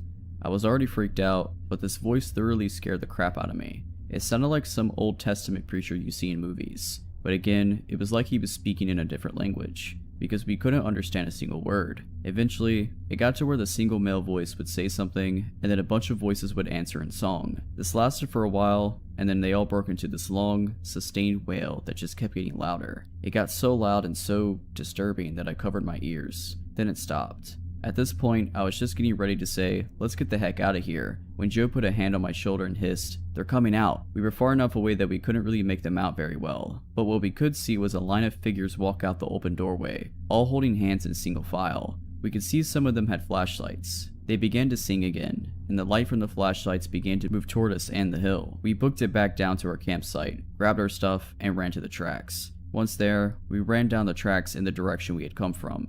After a few minutes, we stopped and looked back. We saw lights coming down the hill, and they were moving erratically like whoever was holding them was shaking them. We continued to run in spurts and walk as fast as we could. We eventually stopped seeing the lights and came to a road. By our map, we knew a small town that was about 15 minutes down it, and we walked there, got to a 24-hour gas station, and called my wife to come get us.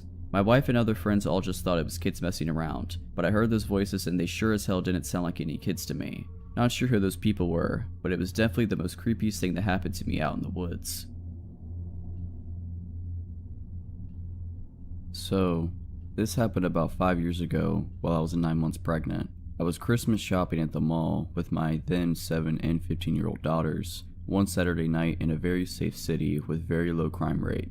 There was an Applebee's connected to the mall, and we ended our shopping pretty late, and the mall's stores were starting to close, so I took my kids to the connected Applebee's for a late dinner. We finished up eating at about 10 p.m. to leave out the Applebee's entrance into the practically deserted parking lot with shopping bags in tow. As we got to the car, I was in the middle of maneuvering the shopping bags in my arms to find my keys, when a 50-ish-year-old looking guy starts walking up from somewhere in the parking lot with shaggy gray and white hair and a faded flannel shirt and old jeans. I noticed him briskly approaching when he was about 40 feet away, and he said, "Give me all your money now." My blood ran cold, and I stared at him owlishly and shakingly said, "What?" He then said he was just kidding and came up and stood right next to my daughters, who were standing on the other side of the car, waiting for me to unlock the door to let them in. He then starts making small talk with me and my girls. He's asking things like if they were being good girls for Santa, how old they were, if we got all of our Christmas shopping done, what kind of things did we get, etc. He didn't seem drunk, high, slow, or anything at all. He was very coherent and seemed sound of mind.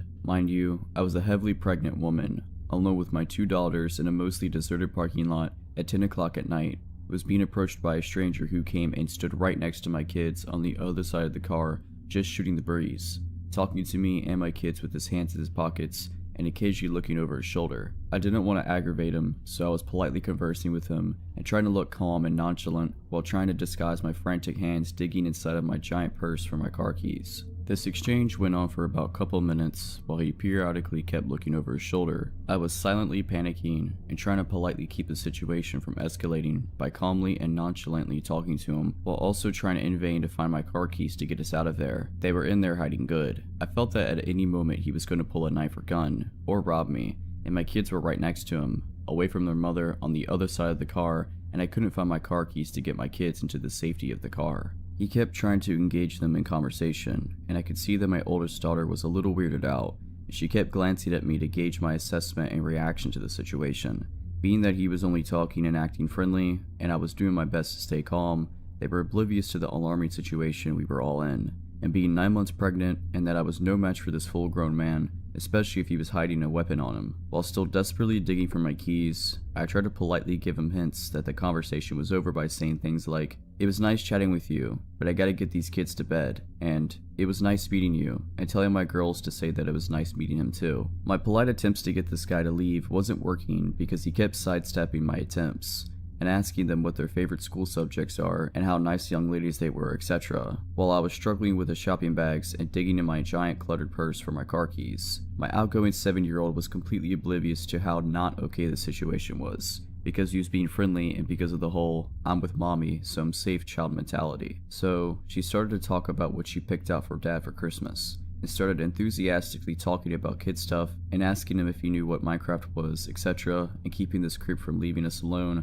by keeping him engaged in conversation. They didn't realize that I was becoming desperate to get them out of there. Then I suddenly felt this sinking feeling of dread when I realized that I may have lost my car keys in the mall, and that we were stuck outside with this strange man who kept looking over his shoulders and was showing no signs of walking away, and I was thinking that he was waiting for the perfect moment to pounce. All he had to do was grab one of my girls and threaten their life, knowing it would make me do whatever he wanted as long as he wouldn't hurt them. I started to feel my adrenaline start to spike, and my heart and stomach started doing flip-flops, and I felt like at any moment something was about to go down, as the gravity of realizing that there were no other people or witnesses around, and that they were totally alone with him at that moment, the odds were stacked against us, and that he has his chance. He all of a sudden was all like, "Okay, it was nice talking to you, see you later," and walked off in the same direction as which he came. It wasn't until then I found my car keys and locked the car and told my kids to get in fast, and I got in too, and locked the doors and started the car and drove out of there. My 15-year-old lightheartedly and jokingly said, "Okay, that was weird," and laughed. I was overwhelmed with relief, and then I was confused over what just happened. I thought to myself, why the heck would a guy of seemingly sound mind think it was totally acceptable to go out of his way just to approach a woman and her kids in a deserted parking lot late of night just to chit-chat? But being that nothing bad happened, I brushed it off and joked about it too. When we got home, my husband greeted us and asked us how shopping went, and I said it went well, and my 15-year-old told him what happened in the parking lot and how weird it was and was kinda joking about it. I started joking too, saying how I was mentally having a panic attack while trying to look calm, and I started making fun of myself by telling my husband how I was attempting to inconspicuously rummage through my purse to find my car keys. My husband went completely white, and I acknowledged his horrified look of alarm, and I assured him that, albeit creepy, the guy was talking and eventually left on his own. Now, my father-in-law is a retired sheriff deputy, and my husband went through police academy training after graduating high school. He decided to go to business school instead of becoming a cop, And being that the knowledge he gained from that, plus growing up with a cop for my dad, I found out why my husband looked absolutely horrified when I told him about the details. What my husband told me completely rattled me to the bone. My husband told me that he was 100% sure the reason why that guy was hanging around us and chit-chatting was because he was waiting for me to unlock my car. And the reason why he was standing next to our kids was because once I unlocked the car and the kids started to get inside, he was most likely going to force himself into the car with the kids and hold a knife or gun to them to gain leverage on me to force me to cooperate, knowing that I wouldn't abandon my kids, which would force me to get into the car with them and then do whatever he wanted me to do, which most likely would be to drive to a remote location to do whatever knows what. And being that he wasn't wearing a mask, suggests that his intentions were to also leave no witnesses to identify him. I then remembered that he was positioned by the backseat passenger door where my 7-year-old was, standing by waiting to get in. My husband then told me that the most likely reason why the guy ended up leaving was because it took so long for me to find my keys, and the longer it took, the more anxious and spooked it made him. And that whole time, me trying to search for my car keys in my purse saved me from potentially being abducted. If you're liking this video, all I ask is that you make sure to subscribe to my channel and like this video. Thank you.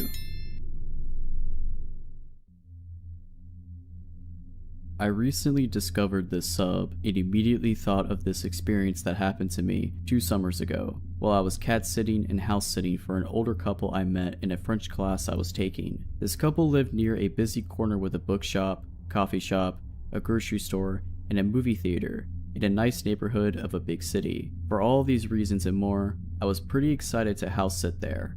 My own apartment, where I lived with my boyfriend and my own cat, was about a 10-minute drive to 40-minute walk further up the street in a quiet, residential area with nothing much around it. Now, my own cat is vocal and super social. Because of this, we try never to leave him alone at night because he will literally cry for us all night. We're always slightly paranoid that he's going to get us evicted due to noise complaints from neighbors. We lived on the top floor and you could literally hear him crying from the bottom floor and outside if the door to the building is open. So my boyfriend and I decided that he should stay at the apartment with our cat while I was house sitting. My boyfriend drops me off at the house and I settle in with my luggage, look around the surprisingly large 3-story house, and then decide to walk over to the grocery store to pick up some food for the next few days. As I'm walking home with my bag of groceries, I notice this man, extremely tall and gaunt, with a head full of long, shaggy hair, walking parallel across the street watching me. I'm only about 2 houses away from the place where I'm staying, so I sit down on the edge of the wall as though I'm taking a break and call my mom, trying to keep an eye on him surreptitiously from the corner of my eye.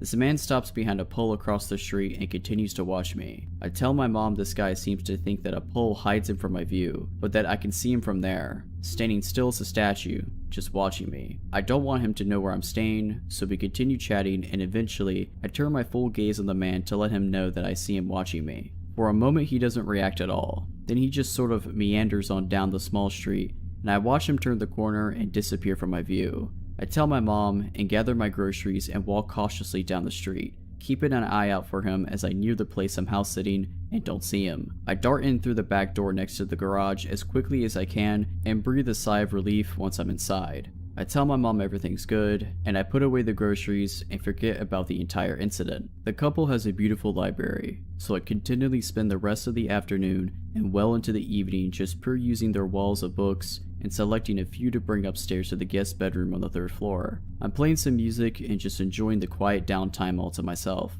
I finally get sleepy, text my boyfriend goodnight, and fall asleep. I wake up shortly thereafter after a terrifyingly realistic dream that this gaunt man has walked into the room, trailing his fingertips along my body. The room is dark, all the window blinds shut, and my body goes completely still, half positive that it wasn't a dream and that he had somehow broken in. It was waiting in the shadow. I quietly reach underneath my pillowcase for my phone. I always keep my phone tucked under my pillow, and it's not there. My panic rises, and my mind overreacts. He's here and he's playing a game with me. He took my phone. He's somewhere in the house. I desperately begin to pat around my bed as quietly as possible, searching beneath the other pillow for my phone.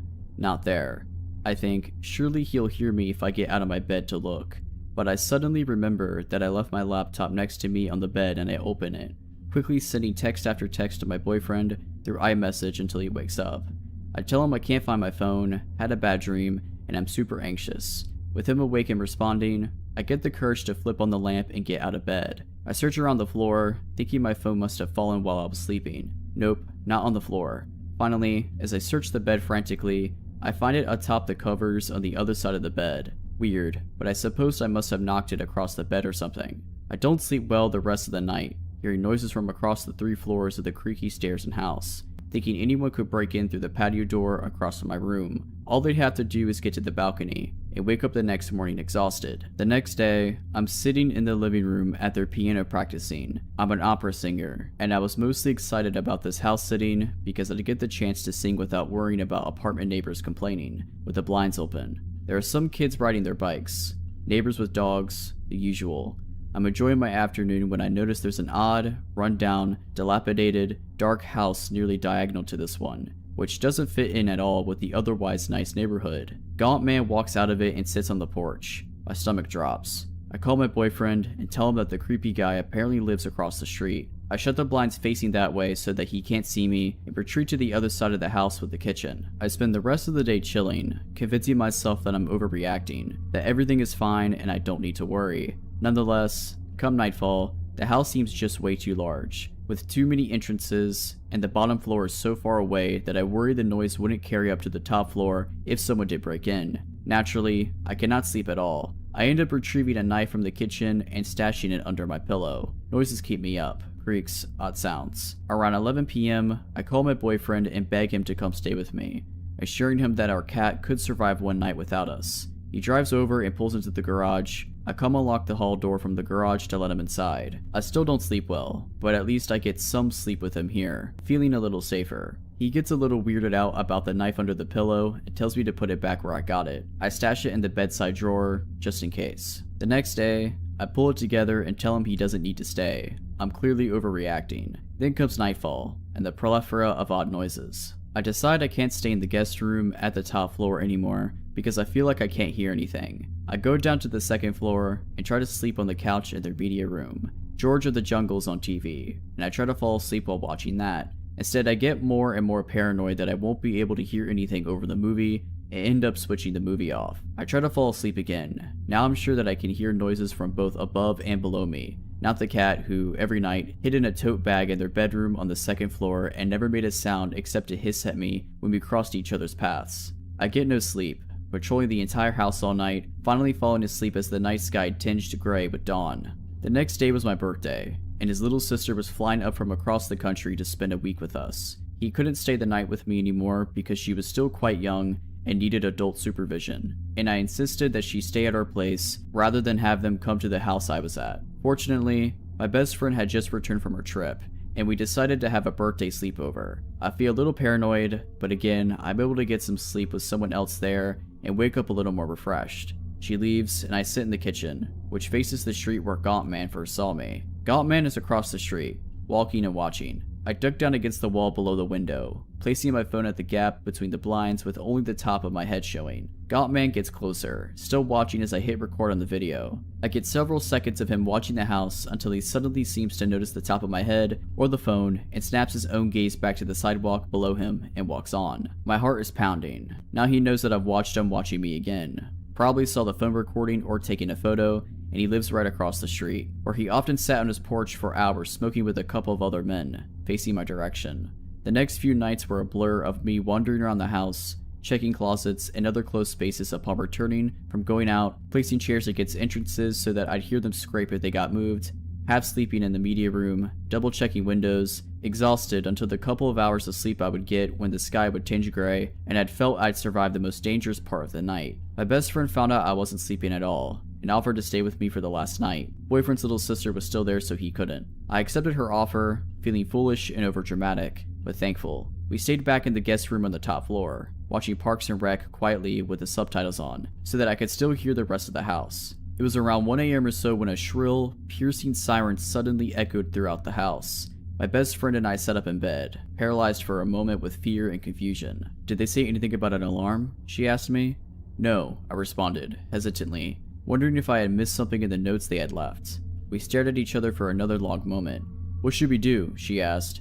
I don't know, I said. We should shut the door and lock it, right? She was the closest to the door. She shut it quickly and locked it. I moved the nightstand in front of it, a pathetic barricade. The siren continued to wail throughout the house. Should we call the police? I asked, my heart pounding into my mouth, opening the blinds with my hands and trying to peer through the dark street below. There was a window to the bathroom with the access from the balcony patio. I checked it, just to make sure yet again that it was shut and locked. We should probably call the police. Or should we? She had already begun to call the police, telling them that we were house sitting and an alarm had just gone off. We were concerned about a man who had been watching me over the past few days, and we were alone in the house. The police got our address and said that they would arrive soon. Suddenly, the alarm stopped. With the alarm off, we gathered the courage to remove the nightstand from the door and unlock it. I had pepper mace gripped tightly in my hand as we swung the door open, ready to confront whatever was out there.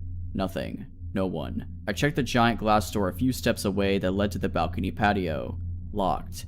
We made our way down the stairs, cautious, quiet. We finally made it down to the bottom floor when there was pounding at the front door. I hurriedly made it over to the door, removing the chair I had placed in front of it as quickly as I could, letting in 2 policemen. They identified themselves to the door. They came inside, asked me a few questions about this man, and then decided it was probably just a harmless homeless man. I didn't tell them that he lived across the street because I thought they'd accuse me of overreacting. Quote unquote, he was just walking home, not following you or watching you. End quote. They couldn't find a security system, and told us that it was the fire alarm that had gone off, but they couldn't figure out why. After checking the house and finding no one, they left. I emailed the owners the next day to tell them what happened, and that we had called the police to come check it out. They apologized that it happened, and thought it was strange. I left the next day and politely declined house sitting for them when they asked again a few months later. We moved out of the city and across the country last summer. My boyfriend only recently told me that he and my dad, who had come up to help us move, had seen Gottman walking across the street from our apartment, and that last week before we moved. So Gottman, even if you weren't stalking and watching me, let's not ever meet again. A couple years ago, one of my closest friends relocated cross-country with his long-term girlfriend to a work job he couldn't refuse. Only issue he had was that he did not want to fly his dogs out with them when they made the move, since they'd be staying in a hotel for the first month. He was also a bit reticent to fly them out due to health concerns for both pets. By the time he located a home to rent, he was missing his dogs and made the request of his sister, another close friend, and myself to drive them to him in LA. Now we're Chicago folks, so the trip would be a long one. However, with the 3 of us to foot the near 30-hour drive, it would be a piece of cake.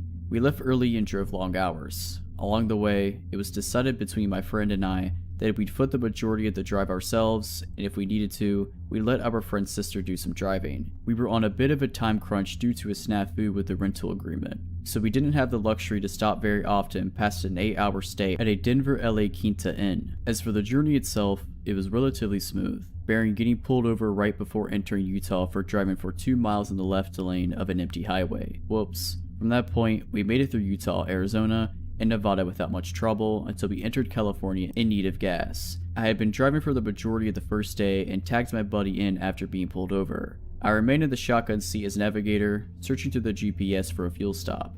We kept our eyes peeled for road signs and discovered a sign pointing to Yermo Ghost Town or something along those lines, which had a mobile station. How wonderful. It was convenient too, as it was located almost directly off of the interstate. We rolled in on a little more than fumes when we approached the pumps. Normally we let the dogs out at every rest stop, but having stopped not long before then, and with both dogs sleeping snugly in the back, I decided to pump gas without anyone else leaving the vehicle. My buddy pulled us up on the opposite side of a beat-up green sedan with a short, plump gentleman who just turned in to approach the shop. I noticed a few other hoopties at the pumps, all unoccupied, and there were a couple of other cars parked up near the station, most likely belonging to the employees, so nothing seemed out of the ordinary until I swiped my credit card. The pump rejected my first swipe attempt, which I chalked up to a misread. I swiped again and the pump reads out, "Please see attendant." I was annoyed, but we needed gas. I tapped on the window and told my buddy what I was doing and asked if anyone needed anything. After taking their orders for Gatorade and Marlboro Reds, I walked up to the store and made a mental note of how strange this gas station was. Kinda quiet, especially for one right off the interstate, but that's no matter. As I walked in though, more weirdness. First thing I noticed is that there are some boxes of chips just left on the floor, like someone was stocking shelves and just quit. As I veered to my right, I noticed that immediately there is no one milling about in this place. With the 6 cars beside my own out there, I felt like I would see someone. Things got even weirder when I realized that there was no one behind the counter, no customers or workers, and then it dawned on me. What had happened to the gentleman who was at the pump adjacent to mine? Surely they can't all be in the bathroom. This is where I began to feel this gnawing sensation in my stomach. Something isn't right. I have always been a person who felt like I could trust my instincts, and those instincts were screaming at me just to get out of there. I want to run, but I hold back. I would look suspicious booking it out of a gas station that was empty and decide to just play it cool. Natural. Don't let your body language let on to how badly you're freaking out in your head. I was probably inside of this gas station for only a couple minutes when I left, but I stopped just before exiting to listen for something. Anything. A flushing toilet would have been a good sound, but nothing. As I exit the shop and see my car, I begin to feel dread. It's like that moment in a movie where the hero's about to make it to the end of their trial, but the celebratory fanfare disappears, and in that silence, something comes and strikes them down. I am about 25 yards from the car when I see this gentleman come out from around the side of the shop opposite of me. This is not the same man as I saw while pumping gas. He was larger and had a peculiar look on his face. The best way I could describe it, it was like Nick Cage's smile from Face Off before the titular act had occurred. I continued walking towards my car, but when I turned back to look at him, he was now walking towards me with a purpose. At this point, I noped my way back to the car with increased urgency in my step. And of course, my friend has the door to the car locked like a complete douche clown. There is also the 95-pound golden retriever sitting in my seat. Apparently my travel companions did not notice how freaked out I was, or the creepy gentleman still walking in my direction. I punched the window and told him to unlock the door, to which he only half rolls down the window to tell me the dog was in my seat and they were afraid she'd jump out when I opened the door. I reached my hand in and threw the dog towards the back seat as hard as I could, while my friend is just now realizing how freaked out I am. He started the car and drove off quickly. I took one last look back and saw the guy had stopped about a pump away from where we were, still with that same look on his face. We found another gas station further down the road, this time with a ton of people inside and out. After thoroughly creeping out my friends with the story as I pumped gas, we made our way back to the interstate, which meant passing that gas station again. It's been about 15 minutes since we pulled out initially, and we go silent as we notice that those very same cars are still sitting in the same spots where we had left them. After thoroughly freaking out for a few miles, I received a phone call from my credit card company about a $100 charge at a mobile station. The lady on the phone was really helpful in fixing the situation for me and was as entirely creeped out by the situation as we were. In the end, we made it to LA and had a great vacation, but it still bothers me as to what was going on at this little gas station off the highway and what was that Smiling Man story. So, crazy Smiling Man and whoever else was lying in wait at the Yermo Ghost Town exit mobile station, let's not meet. I lived in New Mexico for several years before moving to the Midwest. My friend, Amy, and I, both females, would spend many days exploring the remote corners of the New Mexico, discovering abandoned ghost towns and enjoying the quiet, desolate beauty of the desert. One afternoon in March 2010, we were traveling from Ruidoso to Albuquerque. Always up for exploring, we took a back road rather than traveling the more direct highway. One leg of our journey had us on NM55. It's a remote, teeny tiny 2-lane highway. We love those types of roads, up until that day. This part of New Mexico is flat and desolate desert. You can see for miles, and there's virtually nothing except dirt and rock between towns, and towns can be miles apart. So we were on NM55 going north. After a few minutes, we saw a white pickup truck up ahead of us, going the same direction. Suddenly, he stopped his truck sideways in the middle of the highway, blocking both lanes. We were about a mile away from him, and as we got closer, we began to get uneasy. We could see no reason for him to do this. We were the only other vehicle out there, and we began wondering if we should turn around rather than come up to him and have to stop. We were about a half a mile away from him when he pulled over to the opposite side of the highway, but his truck was still pointed the direction we were going. We tried to relax a little. Surely, this guy was a rancher or something. Maybe he was checking something on his land. As we passed him, we noticed a few things. 1. There was only one person in the truck, a middle-aged guy who never took his eyes off us, and 2. He was talking into a walkie-talkie. A few seconds after we passed him, he pulled back onto the highway and started following us. But he never got too close. He would get to within a few car lengths and then drop back a little and then speed back up again to within a few car lengths. We were getting nervous. We realized how alone we really were. We had seen no other traffic on that road, and we hadn't told anyone about our great idea to take this detour. We checked our cell phones and neither one had signal. Typical for remote New Mexico, but scary given our present situation. Amy was driving and speeding up while I frantically checked the map, hoping to find a road that would have more traffic. There was no other road. We had to travel this one to get to the next town, Mountain Air. Turning around to go back the other way didn't seem like a good option. After a few minutes, we saw another pickup truck coming towards us.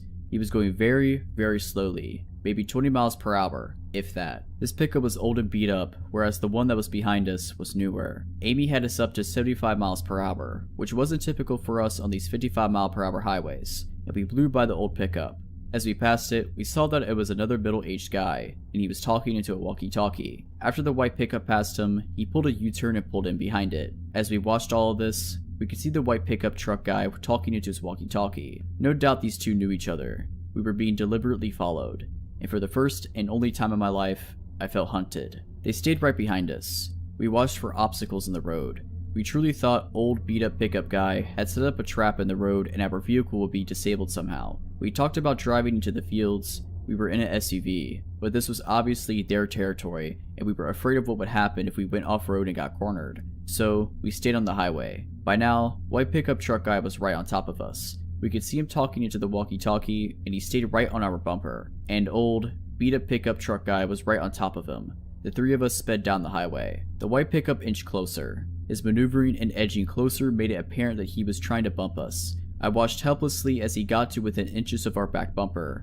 Amy floored it. We were passing 80 miles per hour and edging up to 90. The road was flat and deserted, but any little thing going wrong would have been catastrophic. We absolutely were not going to slow down or stop if we could help it. The white pickup pulled into the opposite lane and started to gain speed. The only thing we could think of was that he wanted to pass us and get in front of us. If he got in front of us and his buddy was behind us, then we'd be boxed in and trapped. We looked frantically at the rocky desert on both sides of us. Our only option was to off-road it. As we topped a small incline, we saw a sign that said Salinas Pueblo Missions National Monument, and it pointed towards a road on the left. And right at that moment, a blue pickup truck pulled out of the road and onto the highway in front of us. As we came up on the blue pickup, we saw the plate said U.S. Park Service. We looked at each other and then looked behind us. Both pickup trucks did U-turns and went the other way. We followed the blue pickup to Mountain Air and then made our way to Albuquerque. I don't know exactly what those guys' intentions were, but they weren't good. There is something seriously wrong out there. I notified the state police and they said they would keep an eye on things.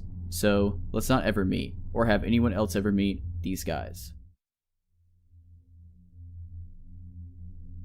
This story occurred roughly 14 years ago, when I was 12 years old and living in east side of an Australian rainforest. When I say rainforest, our house was on a 40-acre property surrounded by bush. The house itself was owned by a Swiss man named Hans.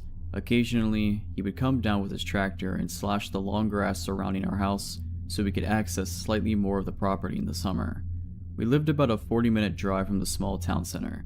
This meant that if we needed groceries, medical attention, or to contact our parents, say while we were at school, it would be a 40-minute drive before anything could be done. The house sat on a side of a large mountain, roughly 3/4 of the way up, so naturally, most of the land we called home was strewn with valleys, nooks, and hideaways.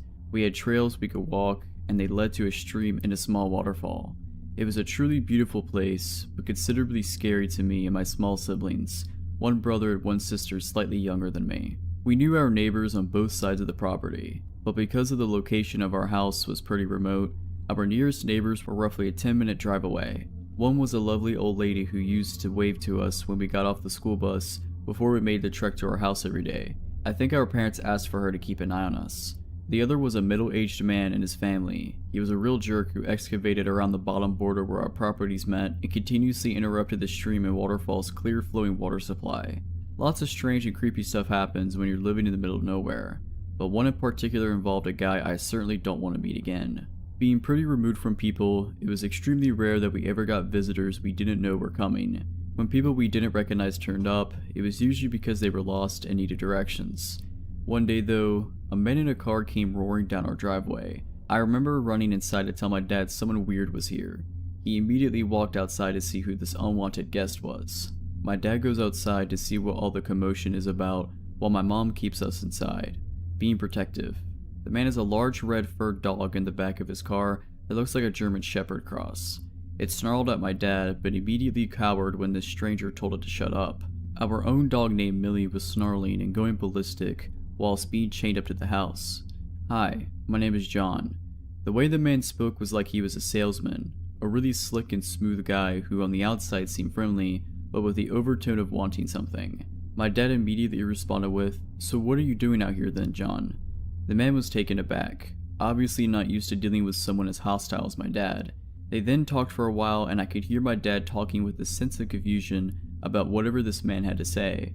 I did, however, overhear my dad say, "What are you thinking? Just call the cops." I found out later that the lovely old lady next to us had died. Apparently John was on the other side of her property and went to visit and found her dead.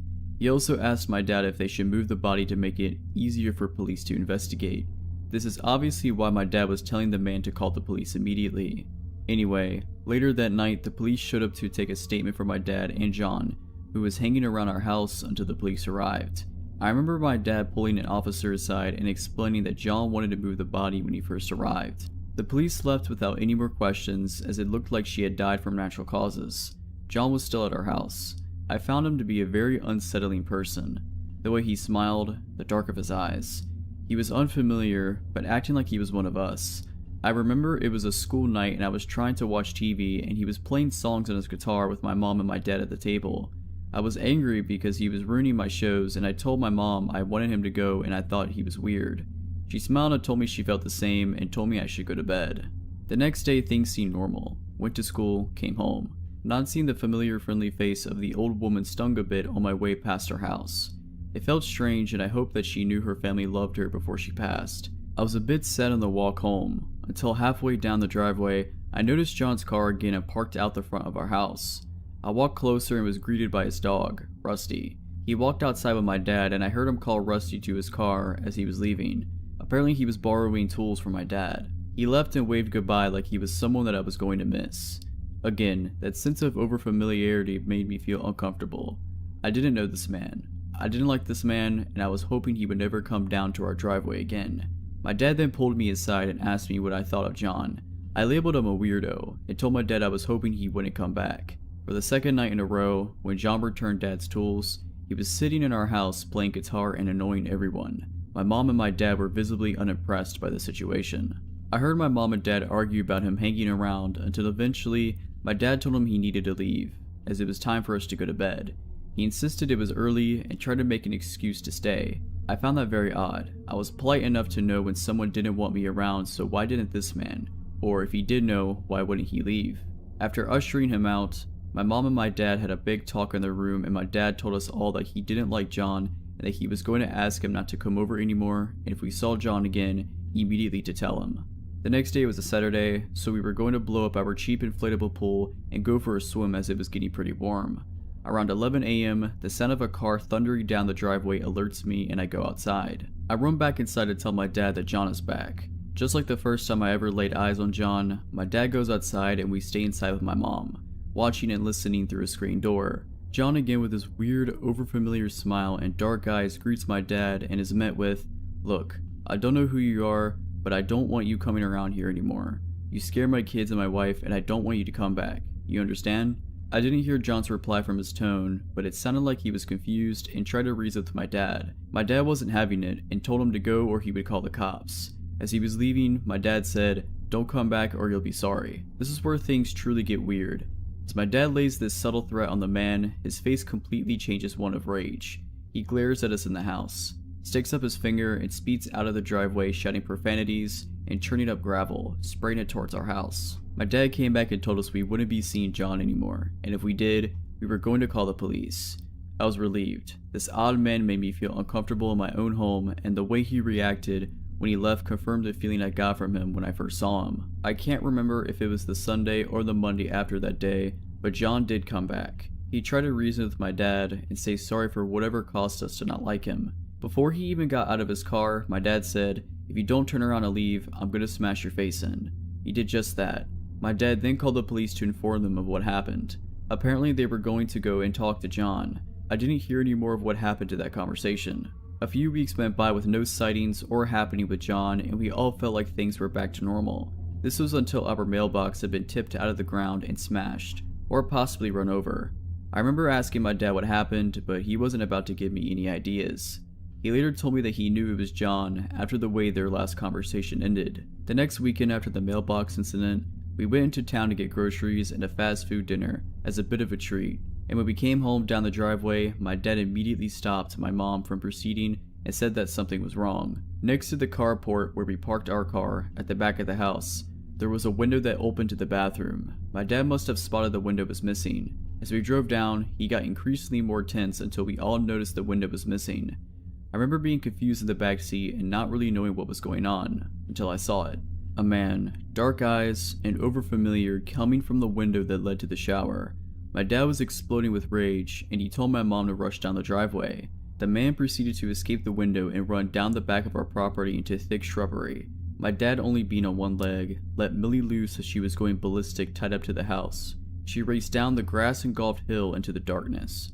She came back with nothing. My dad went out with his flashlight and couldn't find anything either. I'm not sure if anyone slept that night. None of our possessions had been stolen or even moved. We must have caught this man just as he was entering our house. The police came the next day and searched for fingerprints with no avail. My father was furious and again alerted them to John and his strange behavior. They told us they would look into it once again. That was the last time we heard from John that year. I had almost completely forgotten about him and had the summer off to enjoy myself and get ready for high school. The school I went to was pretty large considering where we were, but everyone seemed to know each other pretty well, including the teaching staff. Within my first week at the school, we were introduced to all the teachers and teacher aides. I was caught completely unaware when that overfamiliar, dark-eyed man from the previous year was introduced as a teacher aide. Except instead of John, he was introduced as Gregory something. I went into a little bit of a spin as I was trying to make sense of all of it. I was 100% sure that this man named Greg something was the same man who had introduced himself to my family as John. At that moment, so many things rushed into my head. What if he killed the old lady? What if he didn't live close by? What if he wanted to move the bodies so he could frame my dad? If he lied about something as critical as his name, what else was he lying about? What if police never even made contact with him? I was sitting there for a good 10 minutes trying to piece it together until the teacher called my name to bring me back to reality. That is when he noticed me. The look on his face when he saw mine was one I'll never forget. He immediately recognized me. He looked shocked. His eyes were wide and he said nothing, just staring at me. I could sense that he was now the one feeling uncomfortable and on edge. Later that day, I rushed home to tell my dad who I had found. He was shocked and repeatedly asked if I was sure. He went to the school the next day and discovered the man had put in for indefinite leave yesterday and may not return. When we learned of the news, my dad told me to watch out and let him know should John or Greg ever return. So John, Greg, whoever you are, let's not ever meet again. If you're liking this video, all I ask is that you make sure to subscribe to my channel and like this video. Thank you.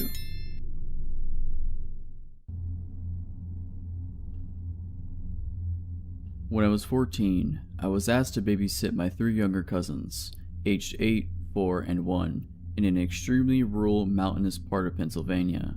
My aunt and uncle had a wedding to go over to about an hour away and wouldn't be back until very late. Their house was situated on a steep mountainside. Their back deck had a 15-foot drop onto a rocky hill below leading down to a river.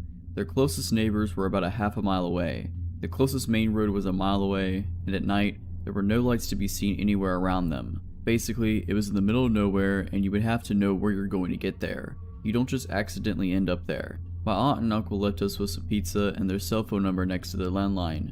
This was the early 2000s and I didn't have a cell phone, but even if I did, I wouldn't get reception there anyway, and headed out. The baby was already asleep. The 4-year-old wasn't feeling well and was quietly watching TV in the living room as he dozed off, and the 8-year-old was playing Guitar Hero with me up on the loft. The loft overlooked the living room to the left, where I could keep an eye on the 4-year-old, and there was a huge window that overlooked the driveway to the right. The description of the driveway is an important detail to the story. The road that led to their house ran straight into their forked driveway. It was a dead-end road. The house was as far as you could go. Go to the left driveway, there is a large open carport, and that's where my aunt and uncle and anyone who ever visited parked.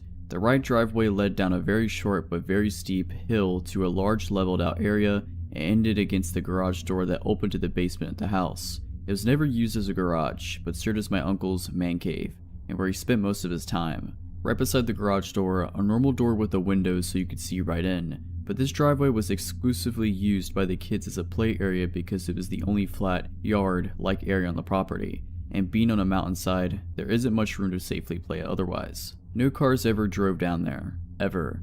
There are too many toys and bikes in the way, and friends and family knew this. It was about 10 p.m., pitch black outside, no moon to illuminate the area either. My cousin and I were still playing Guitar Hero when headlights caught the corner of my eye, and not my aunt's minivan headlights. Huge truck headlights with those roof lights you often see on Jeeps or other off-road trucks. Not only that, the truck was going down the right driveway, the kids' play area. This was not my aunt and uncle. This was not anyone they knew. Panic and dread filled my body. I was a small teenage girl, alone in an isolated house on a mountain at night, with 3 children in my care. In a terrified voice, I asked my cousin, "Who is that, Jake? Do you know whose truck that is?" And then he looked panicked. "No, I've never seen that truck before," he replied. I quickly ushered him downstairs, still unsure what to do, but the 2 little ones were sleeping down there and I wanted to make sure they were safe. I checked on the baby and then grabbed the phone to call 911, and then I started to hear the metal garage door being shaken violently. No one ever opened that garage door. More panic fills me. I hear them try the door beside it, the metal doorknob jiggling. No one was actually knocking. It's not like they were checking to see if my uncle was down there. Plus, the lights were out. It was dark down there. They knew no one was down there. They were definitely breaking in. The door leading to the basement steps was right next to the phone, so I could clearly hear all this going on. I quickly turned the little lock on the doorknob just in case they did make it into the basement. My heart was practically jumping out of my chest. I'm talking to the 911 dispatcher as my 8-year-old cousin clings to my arm. The operator is calm and trying to call me, but I knew it would be at least 30 minutes until a police officer could get up there, assuming they didn't get totally lost on this mountainside in the pitch dark. I just kept thinking, we are dead. This is how I die. The operator asked for the number my aunt and uncle left me so she could have another dispatcher call them to let them know the situation. I turned around and grabbed the paper with the number on it, and to my absolute horror, I see a man peering in a large sliding glass door. A huge, burly, but what had to been a 6'4" man with long, scraggly red hair and a big red bushy beard. And what made it worse, he was grinning at me. Grinning in a way that still scares me to this day. Meanwhile, I had to have looked like a terrified deer in the headlights. I was shaking so hard I could barely hold the phone. There was a second man behind him I couldn't see as well. I have no idea what he looked like, but he was equally as tall, but a bit more lanky than the larger man at the sliding glass door. I screamed, "Oh God, they're here." And before the 911 operator could say anything, my 8-year-old cousin goes, "Mr. Jim?" His voice was very confused. It wasn't like my cousin was happy or even relieved to see him. I asked, "Do you know who that is?" But before my cousin could answer, I turned my attention to the man in the door. "I'm on the phone with the police," I shouted. I'm grateful he didn't try that door, because I do not think it was locked. The man stared at me hard for a moment, eyebrows furrowed, like deciding what he wanted to do next, but he then just backed away into the darkness. What seemed like an eternity later, I saw the truck lights back up out of the driveway and then back down the road until they disappeared.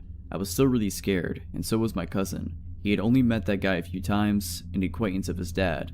It wasn't like it was a close family friend, and obviously, because again, he went down the wrong driveway. Visitors never go down that way.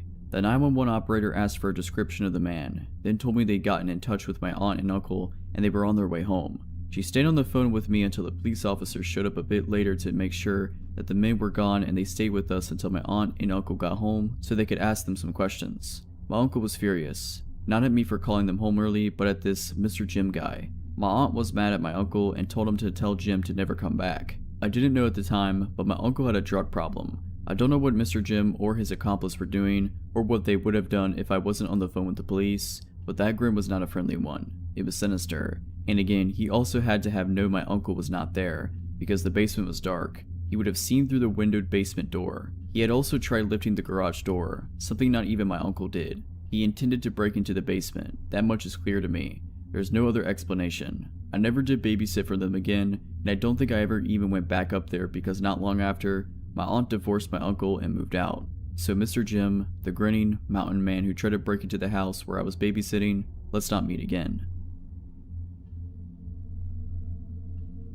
A few years back, my girlfriend and I, having hiked several other parts of the Appalachian Trail, decided we wanted to give the southern portion of Virginia's trail a shot. It is about 166 miles long. It runs through George Washington and Jefferson National Forest from Roanoke County to Pearisburg in Giles County. This is definitely one of the more remote and less traveled parts of the trail, which is exactly what we were looking for. We gathered our gear and made our way to the start of the Virginia Creeper Trail to begin our journey. We had planned our journey to end at Damascus and figured that by the time we got there, we would be more than ready to get home to our own beds. It was early October and the changing of the leaves and colors were amazing. The air was crisp and cool, perfect hiking weather with beautiful scenery. The majority of the trip was pretty uneventful, just your typical hike, but our last couple of nights is where things got weird. On this portion of the trail, you're supposed to camp on the trail or a designated shelter. We didn't really want to run into other people and didn't want anyone coming up on us in the middle of the night. We decided to ignore those suggestions and find our own little spot off the trail, A little searching around, and we found a spot a little ways off a trail in the middle of a small clearing. It was perfect.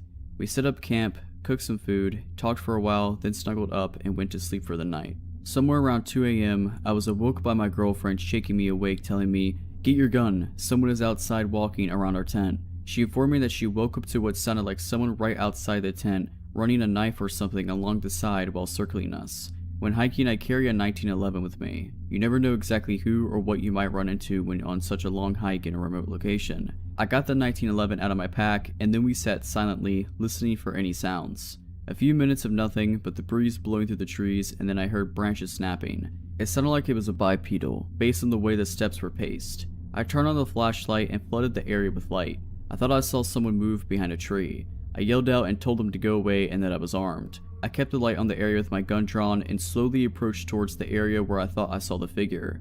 Then, from my right, I hear what sounds like someone running away through the woods. I spin and face my light that way, and then from the original spot, hear who or whatever was there take off into the woods. There's no way I'm giving chase, so I return to the campsite. I tell my girlfriend about what happened, and I end up sitting guard outside the tent, in the darkness until daybreak. In the morning, I looked around a bit for signs of who or whatever it was, and I discovered a boot print in some soft, moist dirt not far from our tent. It wasn't mine and it wasn't my girl's. This freaked me out as it confirmed that someone, perhaps more than one, was skulking around our tent in the dark. I kept it to myself because I didn't want to freak my girl out any more than she already was. At this point, we were pretty deep in and still had 2 days left. That day we walked a little faster than normal and covered as much ground as possible. When it came time to set up camp, I found a spot near a cliff where we could place the tent in a small overhang and prevent anyone from coming up behind us. The whole day up to this point, I had a feeling we were being followed. I had no confirmation of this as I hadn't seen or heard anyone else, but it was just a gut feeling. We set up camp and made some food, then retreated to the tent. I assured my girl that if I slept at all, it would be with one eye open. After a while, she drifted off to sleep and I stayed awake listening to the sounds of the woods at night. I was awake for a few hours, just waiting to see if anything was going to happen. At some point, I guess my exhaustion caught up with me and I drifted off. I woke sometime later to what sounded like someone going through our stuff outside the tent. I grabbed my gun and woke my girlfriend, shushing her to be quiet. From that faint glow of the fire, I could see someone's silhouette against the tent. There was really someone out there. I yelled out to them something along the lines of, "We are armed, get out of here." They dropped what they were doing and bolted. I came out of the tent, gun drawn and ready to shoot someone. Our stuff was strewn all about. They had rummaged through quite a bit of our stuff. I walked to the edge of the woods in the direction of whoever was out there had fled. There was a creek nearby and I walked to the edge, where there was a small trail running alongside it. Down the creek I could see a light. It looked like a lantern the way it flickered. Then I saw 3 more emerge from the other side of the woods. I told my girlfriend to start packing up whatever she could and that we are leaving now. We packed up everything of value, left the tent and a few other items and headed back onto the trail, in the middle of the night. I kept hearing people talking off in the woods and hearing branches snap from quite some ways. I kept looking behind us every few seconds to make sure nobody was coming up behind us. It was completely nerve-wracking. If something happened, we were still a long ways from anywhere and quite literally on our own. Since we hadn't seen another hiker the entire time we had been out there, I really felt we were in serious danger. We had been walking for quite some time when I heard something in the woods behind us. As we rounded a corner, I turned around and saw someone step out onto the trail and just stand there watching us. It was just as the sun was coming up and barely any light. I couldn't make out any features, just the silhouette. I stopped and looked at them for a second and asked them who they were and what they wanted. They just stood there silently, watching us, and then turned and walked back into the woods. We picked up the pace and kept going, looking back every so often. We didn't see them again, but my gut told me they were still there for quite a ways. We eventually reached the end of the trail and got to where we had parked my girlfriend's car, extremely exhausted. We made it out of the Virginia woods without becoming a meal for some group of people of whatever knows what. I have no idea who they were or what they wanted. Maybe it was just someone messing with us. I don't know. But I'll never know because I will never be returning to find out. This happened over a decade ago, somewhere in northern Michigan during the summer. My friend Kathy, my boyfriend's half-sister May, and I drove down from our hometown to visit friends, and we were on our way back home in Kathy's bad little car. By bad, I'm talking this thing had engine problems, overheating problems, ignition problems. It was constantly falling apart. More than once, it had stalled or just stopped working in the middle of the street while we were trying to get somewhere, but Kathy thought we'd be fine since we hadn't had any problems with it on the way to our friend's house. It's a little past midnight and we're roughly an hour away from home. There's nobody on the road, dense woods on every side, no streetlights, no moon. I can barely see past the windshield because I have a form of albinism, which leaves me legally blind in my left eye and with really awful vision in my right eye. My depth perception is terrible, and I can't see more than a few feet ahead of me at most, but usually I can make out lights and other cars when they pass, and sometimes street signs and people when they are close enough. We drove down this narrow, hilly road, and on the descent down a hill, the car makes a strange sound. Kathy starts braking, and we get to the bottom of the hill. The car quits working. Kathy swears and turns on the hazard lights. She and I get out of the vehicle and help pop the hood, which causes a bunch of smoke to fly out. After the smoke mostly clears, Kathy tries to figure out what went wrong this time. We stand in the dark for at least 45 minutes, maybe longer, before we realize she couldn't fix the car and needed a tow truck. These were the days of the MapQuest printouts and brick phones, so we couldn't whip out our smartphone and look up the closest tow truck. I decided to call my boyfriend Caleb to come pick us up and suggest we come with a tow truck to pick up the car when it was daylight. May and Kathy agree, so I take out my cruddy Nokia and called my boyfriend. It's then I realize, no service. I ask May and Kathy if either of them have service. They both check and shake their heads. May gets a bit panicky, and we all hold our phones up, trying to get a signal to no avail. It's really hot, and after failing to get any kind of service, we are all feeling a bit spooked and uncomfortable. May begs us to do something because she is more afraid than Kathy and I. Kathy attempts to calm May down, and I wonder if the thick woods and hills are blocking out our reception. I tell May and Kathy to wait by the car, and walk away from them up the hill we had just come down, holding my phone out. Still no signal.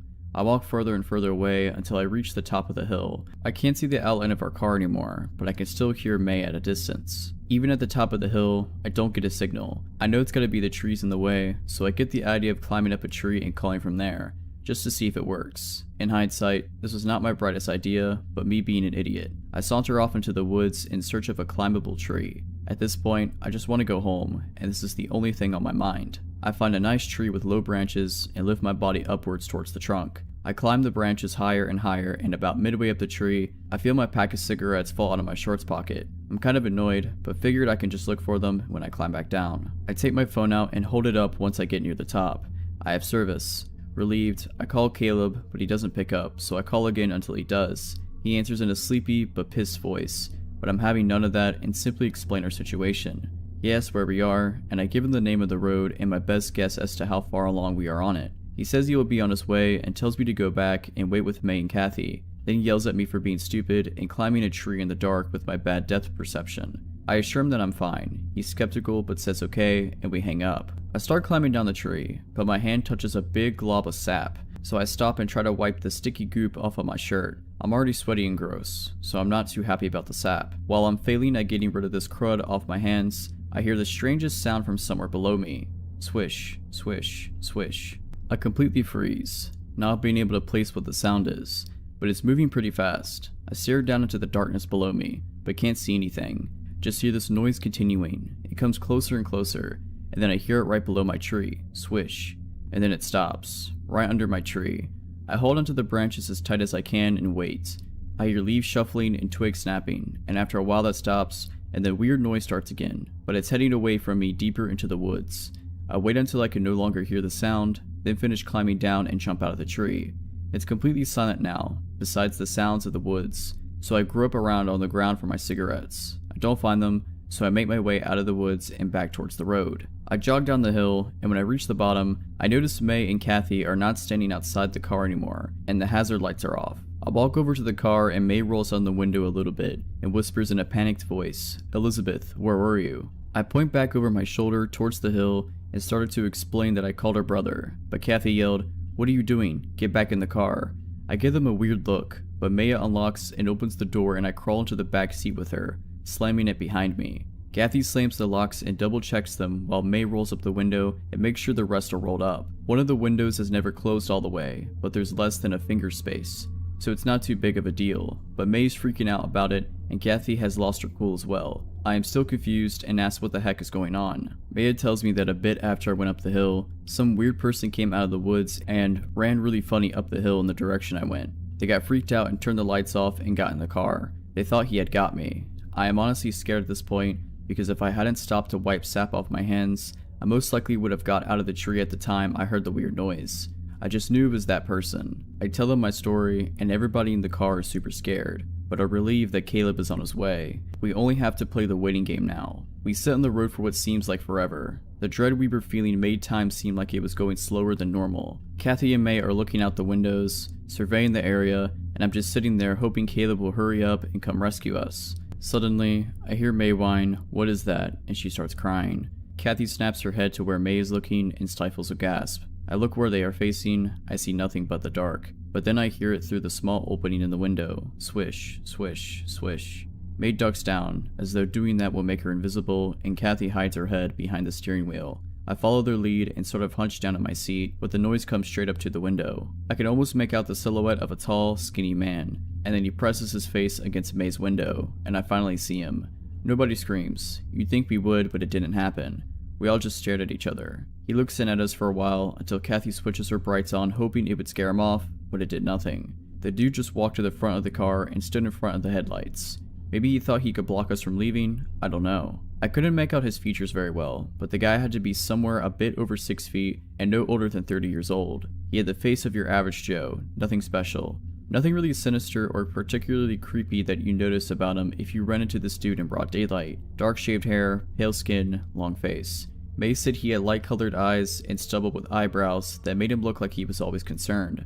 But there was no way I could make that out, so I had to take her word for it. What was really weird was it was like 80 degrees, and this dude was wearing corduroys, which is what the sound was. Corduroys making that swishy sound when you walk, and an oversized sweater with abnormally long sleeves. The sleeves went over his hands and flopped back and forth as he paced around in front of the car. I'm not sure how long he was in front of the car, but it was a while. Then good old Corduroy starts doing something really bizarre. He bends his arms up towards his face, which I can only describe as looking like a praying mantis, because of the way his sleeves were hanging, and then he begins walking circles around the car, rhythmically taking 2 steps forward, 1 step back like Willy Wonka but on speed or something. This is where I noticed the swish sound matched up exactly to the same sound I heard when I was back in the tree. He was doing the 2 steps forward, 1 step back in the woods when he was going after me, as though this wasn't weird enough. By now May was sobbing and Kathy seemed like she had to vomit, so I felt like I had to be the brave one. I looked at the slight space in the open window, and when he orbited his way over there, I said, "Hey man, can you just stop? You're really freaking us out." Corduroy definitely had heard me, so he swished to a halt and looked back into the car through the windshield, straight at me. I asked him very firmly to leave, and he took an extended pause, smiled, then Willy Wonka'd his way out of my line of vision into the darkness. After a while, Kathy said he disappeared into the woods, and May was like, "I can't believe that worked." We awkwardly laughed about what a weirdo he was and glad he left and whatever, and we went back to waiting for Caleb, somewhat reassured, but still paranoid. But after some time, Kathy said, "Oh no, he's back." I couldn't see, but apparently he was doing this 2 steps forward, 1 step back parallel to us on the side of the road, and this time he had a big tree branch he was holding with his sweater-covered hands. May got scared again, and I held her hand so she'd feel better about it, even though I was ready to piss myself. It was awful, because I didn't know if he was coming towards us, or if he was moving away, or whatever he was up to. It was kinda like when you knew there was gonna be a jump scare in a horror movie. Then I hear Corduroy switch back towards the Geo and out my window. He smacks it with the tree branch. May and I panic, and I scoot as close to her as possible. They see the dude back up into the woods, then come running back and slamming the branch back into my window, like he's jousting with no horse. Thankfully, the window didn't break, but it got terrifying hearing swish, swish, swish, clunk after a while, and he did this repetitively. Kathy perks up in her seat and starts pointing at the road ahead. I see headlights. She blares the horn and flashes the lights. Lo and behold, it's our savior, Caleb. He brought his older brother Alex, and they both get out of his car and head over to us. May's sobs turn into joyous laughter as their brothers approach. Now Caleb and Alex have always been tall guys. Walking around with them was like walking around with high elves. It felt very safe. Caleb was 6'8" and Alex is around 6'5", so I thought 2 dudes taller than the Corduroy jouster would make him leave. But nope. Caleb walks towards Corduroy, trying to assess the situation, and Alex comes over to the car and taps on the window, tells Kathy to get out. She does, and he walks over to his car. Then he comes back and puts the car in neutral so he can push it off to the side of the road. May and I slowly get out, and May makes a bolt for her brother's car. I help Alex push the car to the side, while Caleb distracts the Corduroy jouster by holding the end of his stick and telling him to go away. Corduroy yanks the branch away from Caleb and starts backing up by going 2 steps backward, 1 step forward, and disappears into the darkness down the street. I can't see him, but Caleb can. The dude backs up pretty far and then comes launching at Caleb, who sprints the other way down the road, cause that stick could have really hurt him. He bumps past Alex, who had already got out of the car and was opening his car door, leaving me behind the car alone. Corduroy apparently changed directions and aimed the stick at me, but I couldn't really tell. I just hear everybody shout, "Elizabeth." This startles me, and I jump to the side of the car, hearing Corduroy smash the stick into the back window with a loud thud and a swish.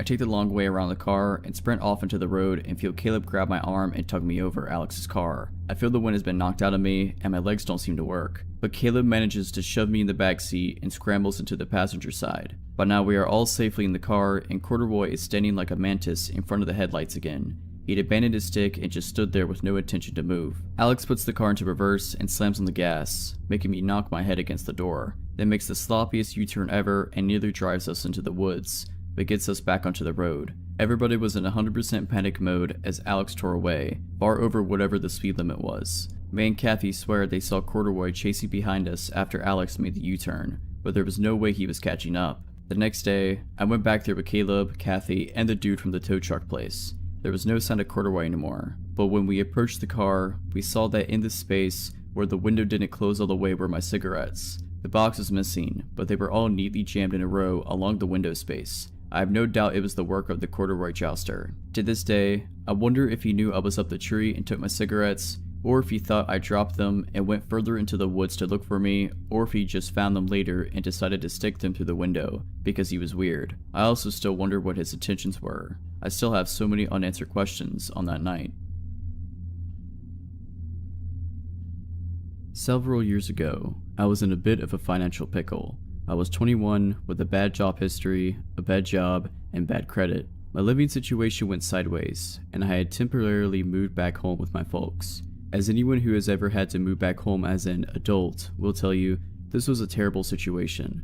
I was a rush to get back out on my own, which is why when my best friend, similar position in life at the time, told me that an apartment had opened up at her shady complex, I had actually jumped at it. If you're from around here, then you'll know that every apartment complex in that town is kinda shady, but for those of you who are not here, this place is a shady non-town outside of another non-town, with more liquor stores than any other establishment, and several apartment complexes with no credit checks and same-day move-ins. A couple of months went by, and while the cops did occasionally show up in our parking lot, and you had to watch your step for more than one broken bottle, it wasn't the worst place to live. I worked the night shift at a large retailer, shuffling around freight in the back, hating every minute of every shift. So one night, while I trudged up and down a ladder like a zombie at work, my cell phone fell out of my back pocket at the top of the ladder. I grabbed at it, obviously missing, and died a little as I saw it smack the ground and go black. No amount of restarting or shaking could fix it. The LCD was completely shot. Well, that's just great, I thought to myself, and decided this was a good enough reason to go home mid-shift. Remember that thing I said about bad job history? Yeah, you can clearly see why. Driving home, at 3 AM on some random weekday, I turned onto the dark back road that led to my apartment building. I saw something faintly up ahead, in the road, and immediately think it's someone's dog. I pulled up slower, praying that I wasn't coming up on someone's dead pet, and saw that there was actually a teenage boy laying on the side of the road waving. There was a bike laying in the dirt next to him. The kid saw me and jumped, weaving toward the driver's side of my car. Now, I may have made a lot of poor decisions at this point in my life, but thankfully, I hadn't gone completely brain dead. I locked the car doors, but cracked the driver's side window. "Are you okay? What happened? Let me get some help." "I got hit by a car. They left me. I need help." The kid looked dazed and was cuffed up, but something about him also set my nerves on edge. "I'm gonna call for help, okay?" I grabbed up my cell phone and then remembered the thing was basically useless due to its ladder plunge. My cell phone was broke, but I live nearby there, okay? I will get help. I hope he didn't think I was lying, but then I didn't care. The kid slammed his hand against my car. "Just let me in. I need help now. I promise. I will get help and come back. Everything will be okay." I felt torn. I wasn't going to let this kid into my car, but at the same time, I couldn't blame him. If I was scared and hurt, I would probably be frantic too. The kid slammed his hand against the car again, and I started driving.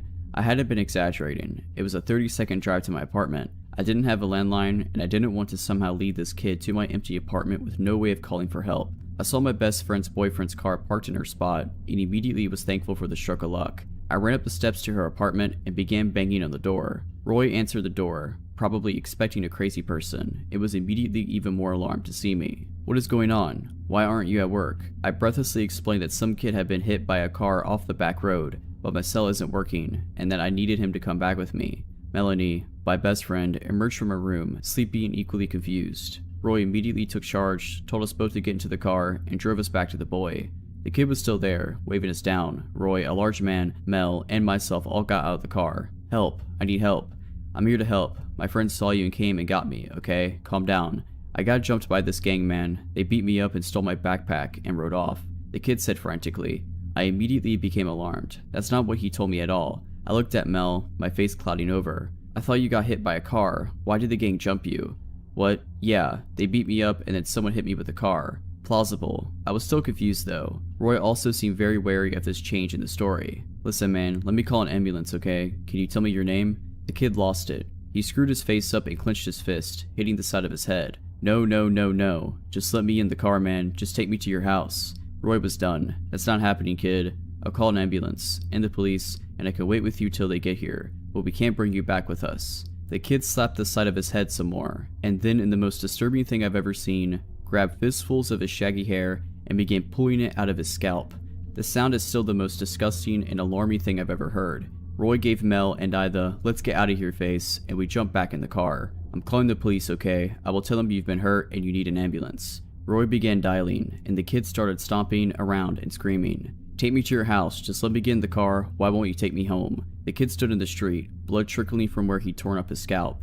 Roy got back in the driver's seat and spoke with the cops as the kid raged outside. He then came to the window, staring so intently at us that I felt like my skin had shriveled up and fallen off. He began kicking the tires, and Roy, clearly over it, drove off. The kid grabbed me frantically at the back of the car. Roy drove past our turn, around Peters Creek twice to avoid leading the kid to the apartment complex, and then back down our road. The kid was gone. The bike, the kid, just gone. No idea where he took off to. Clumps of his hair were still on the road. We never saw the kid again. We searched the papers and internet to see if he'd been picked up, or if any other strange things had taken place that night, but nothing else ever showed up. What confuses me still about all of it is why he would demand to come back with all three of us. One person could obviously be easily overtaken, but what were his plans for all three of us?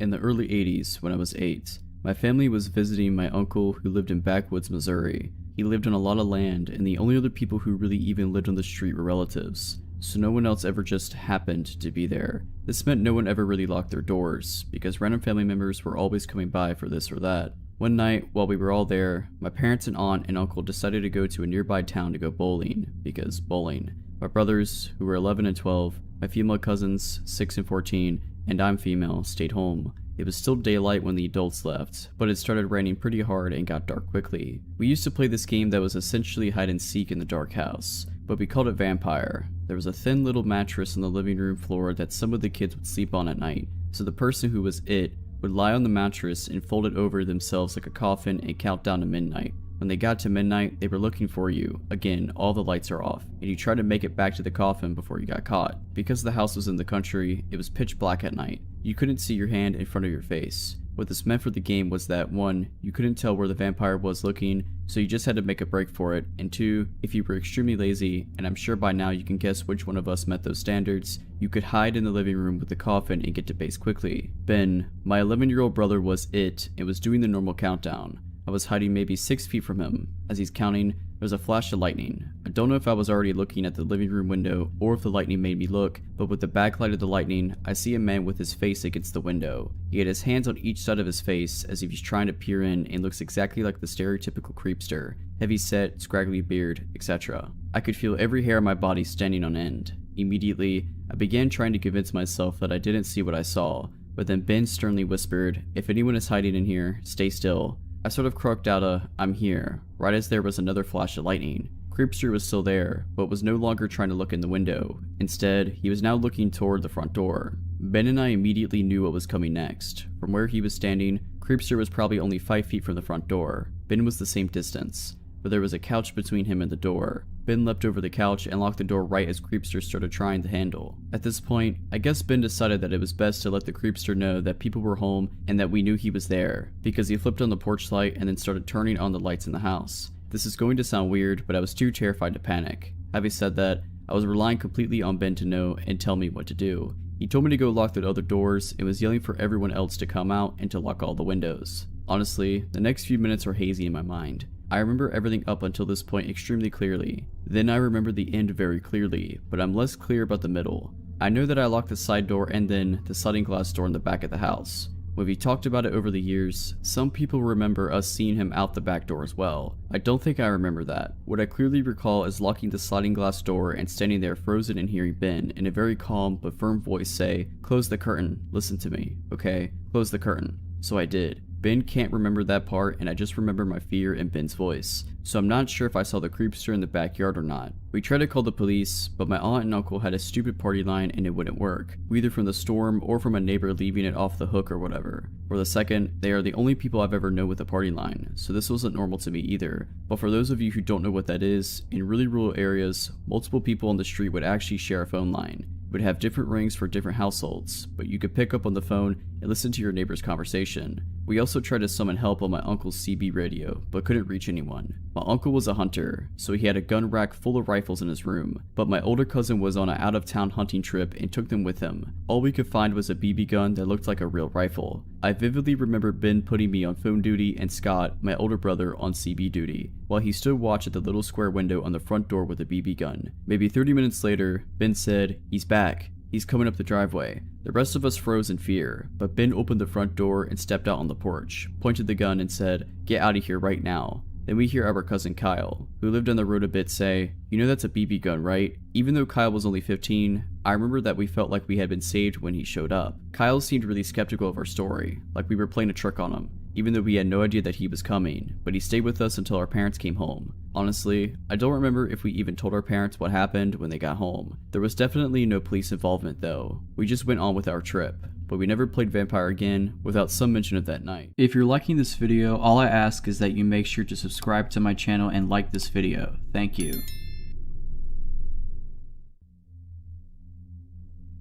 I was about 21 or 22 when this happened. I was in the military at Fort Sill and didn't know it, but Desert Storm was right around the corner. At the time, I lived in south central Oklahoma on the outskirts of a small town called Duncan. I was helping a friend round up some cattle that got out because someone had run across a T-section and went through their fence.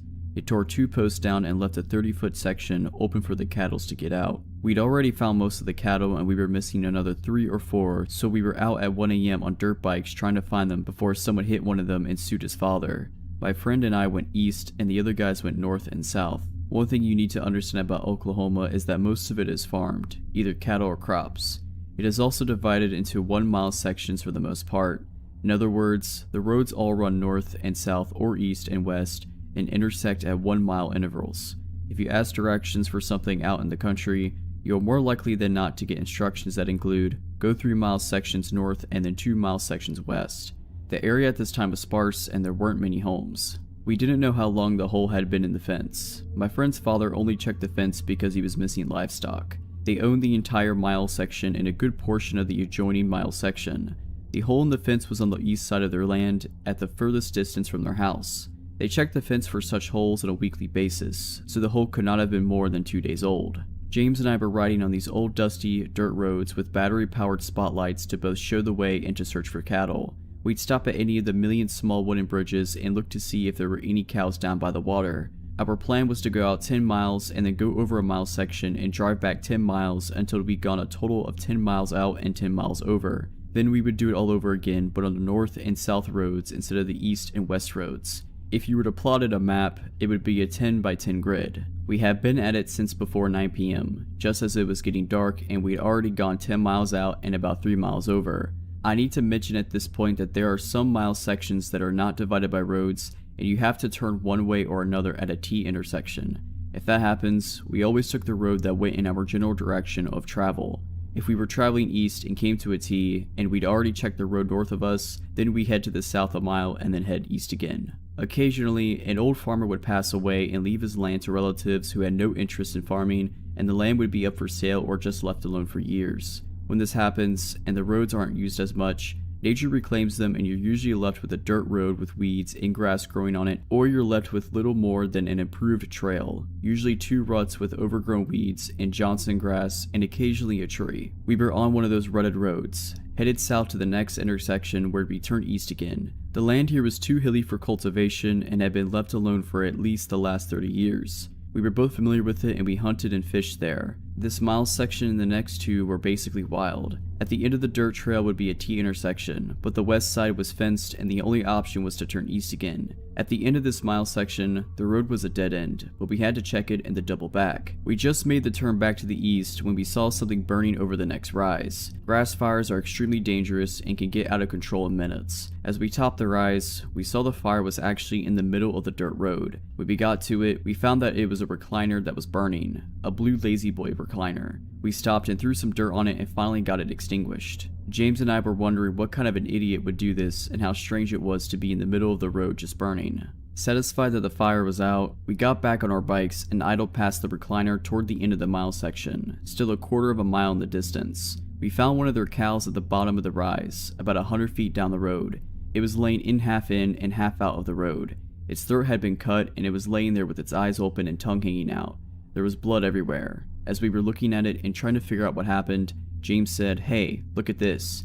It showed me where the blood had dripped from the cow to about 10 feet away from it. There were shoe prints of blood in the road. It was just part of a shoe print, but you could tell that was a shoe print. We found 2 more when we looked more diligently. At this point, the hairs on the back of my neck were standing up and it was suddenly a very cool evening. I looked at James and his eyes were as big as saucers. He thought something spooky was happening too. We talked about going back, but we knew that we'd be shamed if we didn't see if there was anything else. We finally decided to walk the bikes the rest of the way to the dead end just in case there was someone there. We didn't want them to hear the engines. We began walking the last quarter mile or so to the dead end.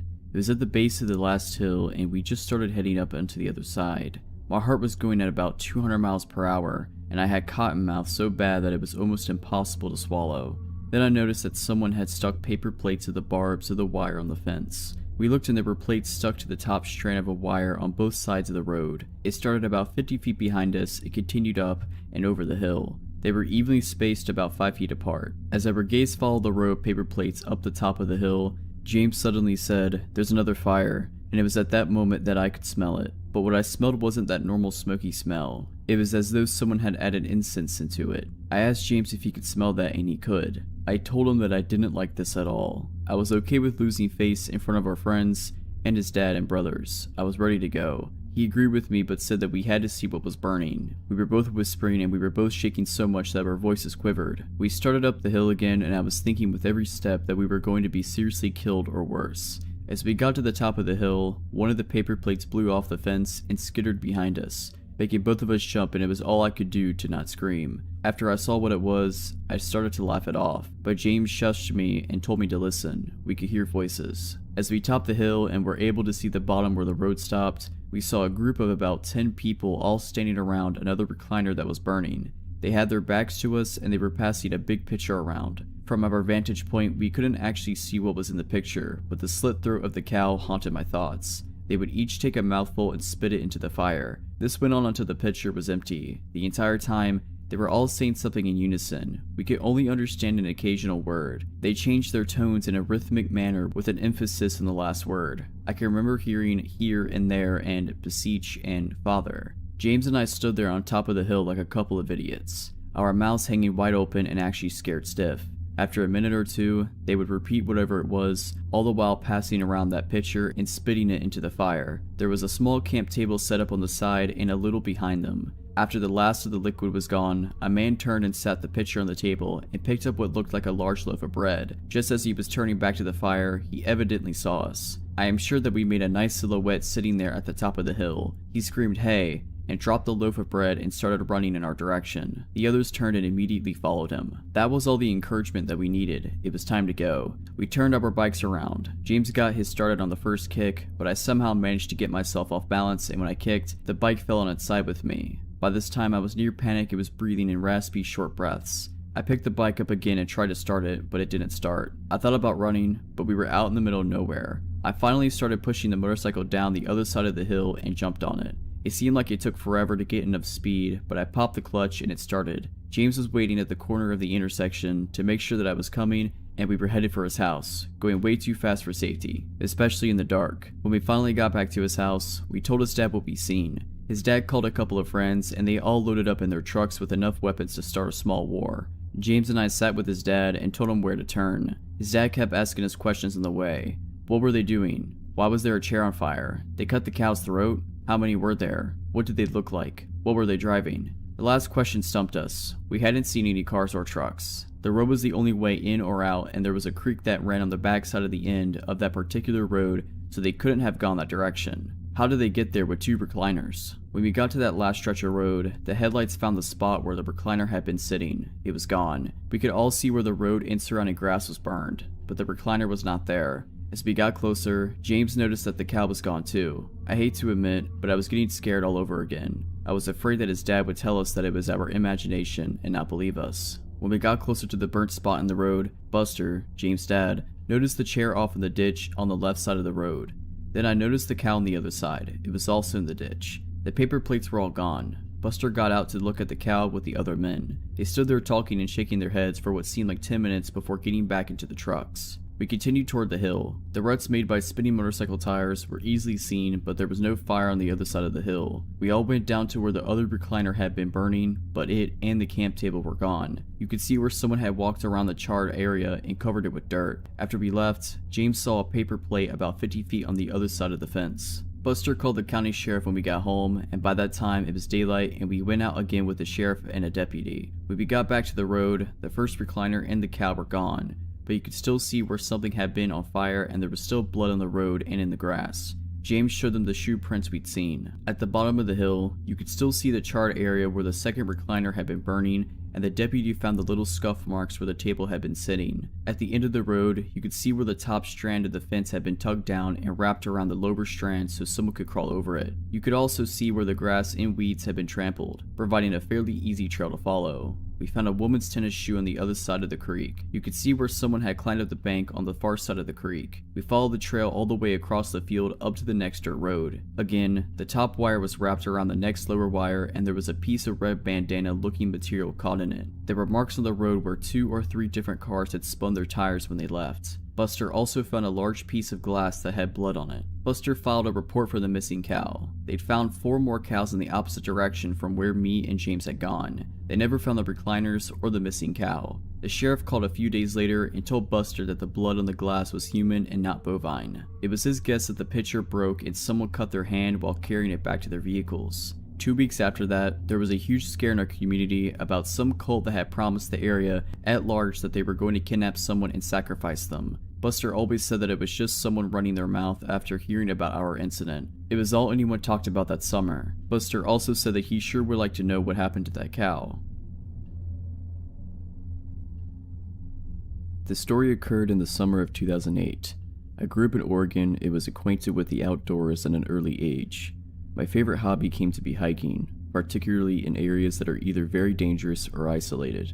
The health benefits of hiking were secondary to the thrills of walking the edges of exposed cliffs, being in cougar and bear territory, knowing that I was very far away from help. Into the Wild was released in the fall of 2007, and I immediately fell in love. Being a high school senior, I could barely go another week living in my parents' house. The movie spoke to my sense of adventure and inspired me to hike the California portion of the Pacific Crest Trail upon graduation. I made it from the Mexico border to Northern California without much incident. I saw rattlesnakes and black bears, experienced dehydration, but nothing happened that made me fear for my life. Somewhere in the Lassen National Forest in northeastern California, I walked around a bend in the trail only to be startled by 2 people sitting on a rock dressed in nearly all white. Their faces were dirty, their appearance disheveled, and the man had a long unkempt beard. Both seemed to be in their 40s. What struck me as odd about the encounter was encountering anybody at all. I frequently went days without seeing a single human being. Their white clothes could be explained away by the need to escape the California summer sun. Their scruffy appearance could be explained away by the fact that most thru hikers abandoned personal hygiene on the trail. After I said hello, they said nothing and simply watched me as I passed.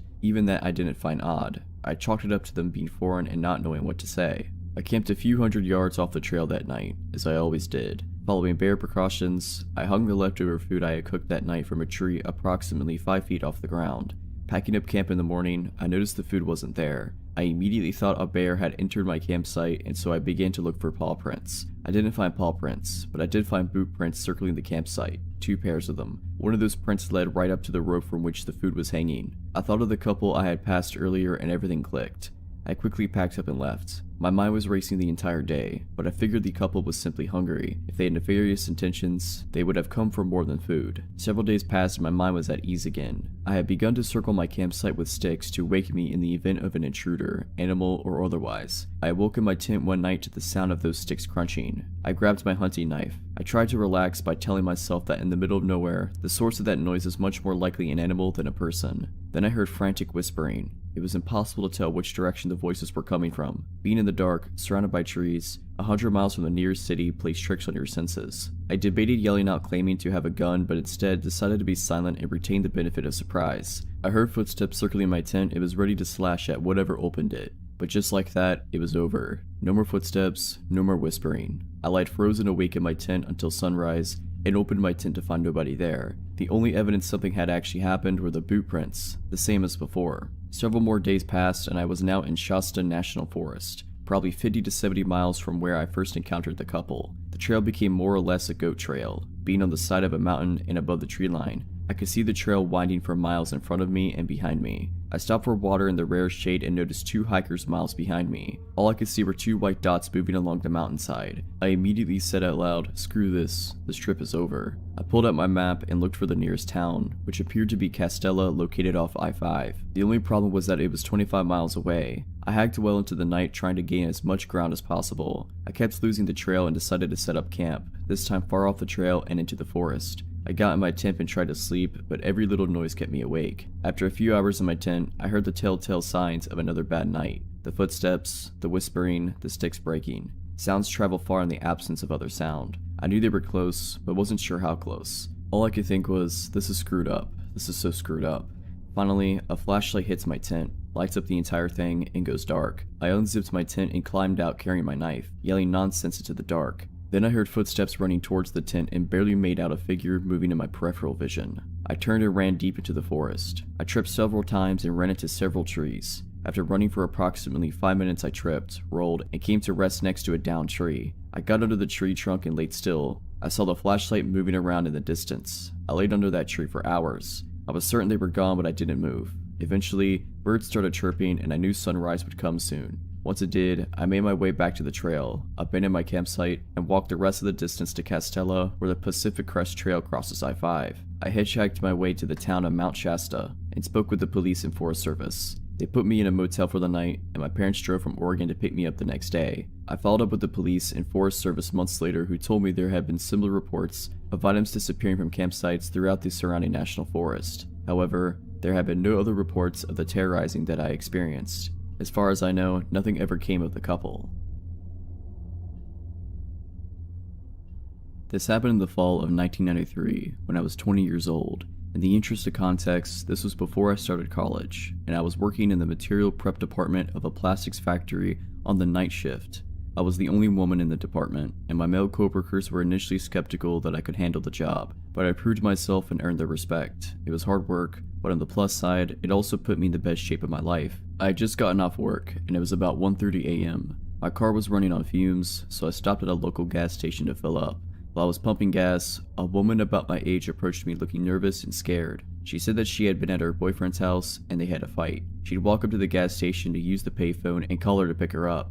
On her way to the station, our car pulled up as she was walking and the guys inside started catcalling and harassing her. With a slight moving of her head, she indicated a car that was parked off to the side by the gas station dumpsters. I saw a large light green car, like a Caddy or a Lincoln, with at least 2 or 3 shadowy figures inside. She said they threatened her and she was too scared to call her friend and wait. The woman was neat, well dressed, and didn't seem high or drunk or anything like that. She just seemed really nervous and freaked out, so I didn't even hesitate. I finished pumping my gas and told her to hop in the car, then I'd take her home. At that time on a weeknight, there was little traffic, so I booked it right out of the gas station and asked her where she lived. She kept twisting around in the seat to see if the car was behind us, and when I asked her to put her seatbelt on, she ignored me and kept looking for the car. I assumed she was just scared. A few blocks down the road, however, I noticed she was looking around the car, and she started asking me about the money. "Where's your purse? Where's your bag? I need money. You need to give me some money." My stomach sank. I have this woman in my car and now she's gonna rob me. But when I thought about it, robbery just didn't make much sense. I was driving a 1985 Chevette and was wearing my work clothes, a ratty t-shirt and jeans with combat boots. I did not look like a person with a lot of cash, primarily because I wasn't a person with a lot of cash. She twisted around in the seat again and started yelling, "There they are, there they are." She didn't sound scared anymore. I checked the rear view and sure enough, the light green car is right behind me. She started cackling and bouncing up and down in the seat. "My boys are gonna screw you up. They're gonna screw you up."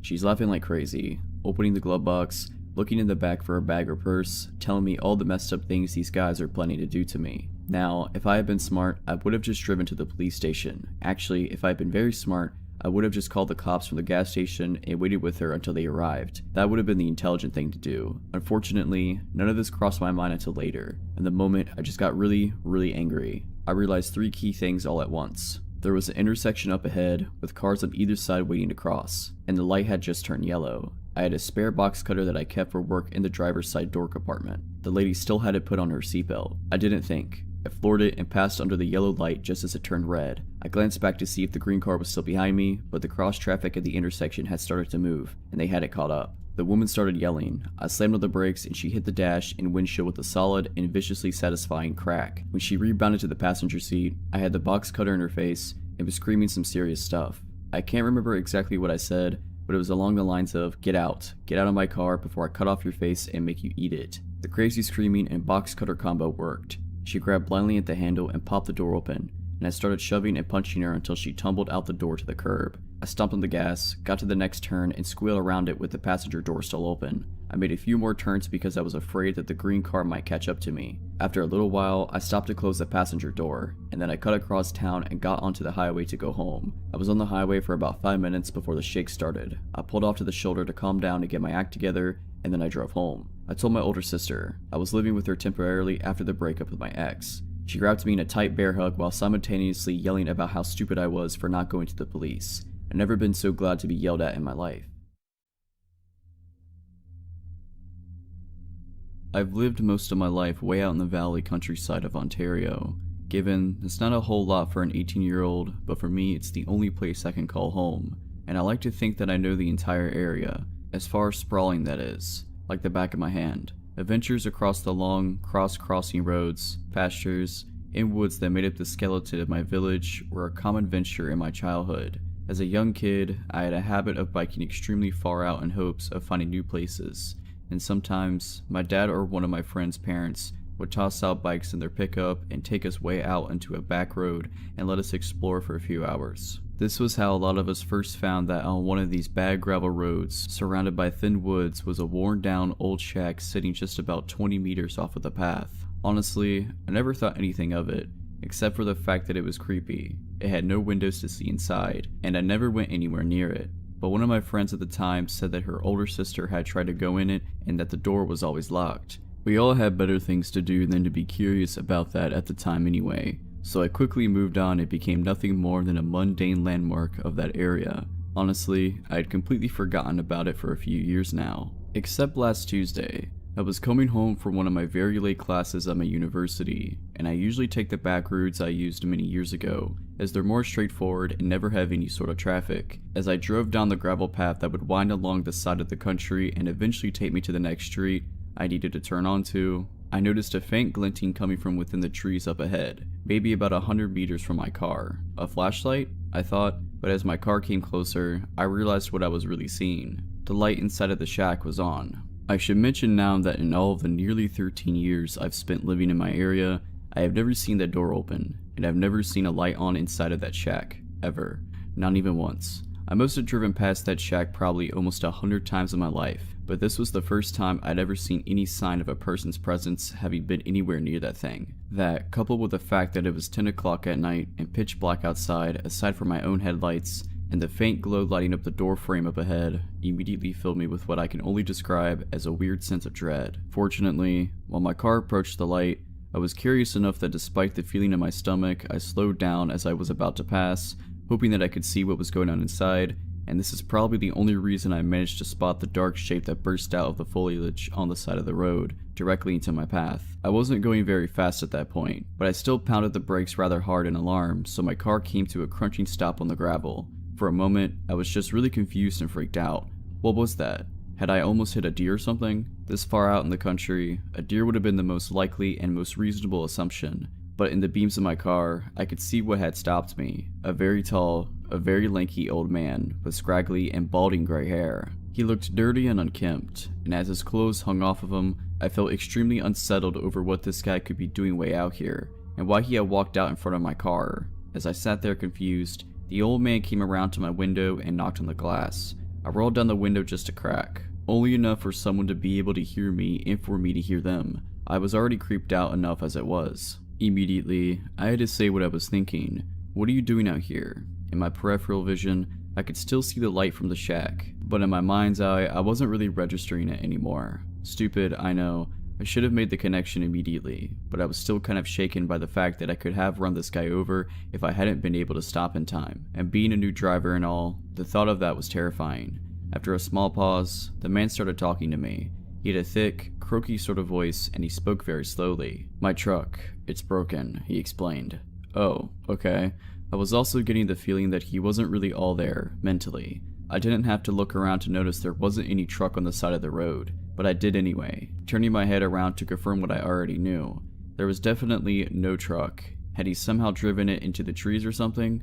As far as I could remember and see, there wasn't enough space anywhere in them for a truck to fit through. What was the man talking about? While I was looking, it was honestly as though I could feel that he was watching me, and when I turned back, he was still leaning down to peer inside of my window at me. Where? I don't see it. I was definitely distrustful of this guy already.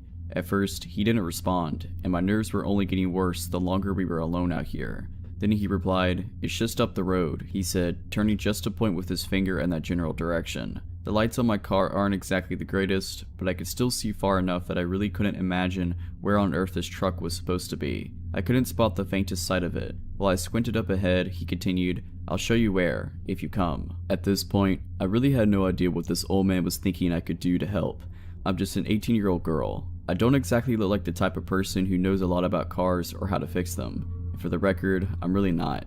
But I was tired from a long day at school, so I absolutely was not at my brightest.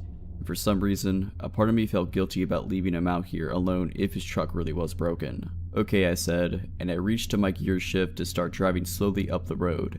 But as soon as he saw my hand, he shook his head. "Just walk, it's not too far." "What?" "Excuse me, but no thanks. How was I going to see anything in the dark if I got out of my car and followed him anyway? There was no harm in driving wherever he was trying to lead me. The more I talked to the guy, the more unnerved I was getting, and the more red flags were starting to pop up in my mind. I couldn't see a car anywhere, and this total stranger wanted me to get out of mine and follow him into the dark on this creepy road in the middle of nowhere. No, I'd rather drive to it," I responded. I could see his brow furrow, and he looked kind of agitated. He insisted, "Your car won't fit in the trees anyway." So, did his truck crash then? Why the trees, if we were going up the road? I remembered what I'd just been thinking a minute earlier about there not being enough space, and I asked him, "Then how did yours get in the trees?" The only logical explanation would have been that his truck had swerved off the road, but even if that were the case, there was seriously nothing at all that I could have done to help him fix his car or get it back out again. The entire situation was beginning to make me very scared. There was a lengthy enough pause between my question and him speaking up that I was beginning to think that he didn't hear me or something. So I asked again, still no immediate answer. When he finally did reply, he was staring at me directly in the eyes. "You really don't look old enough to drive." I hear comments like this a lot,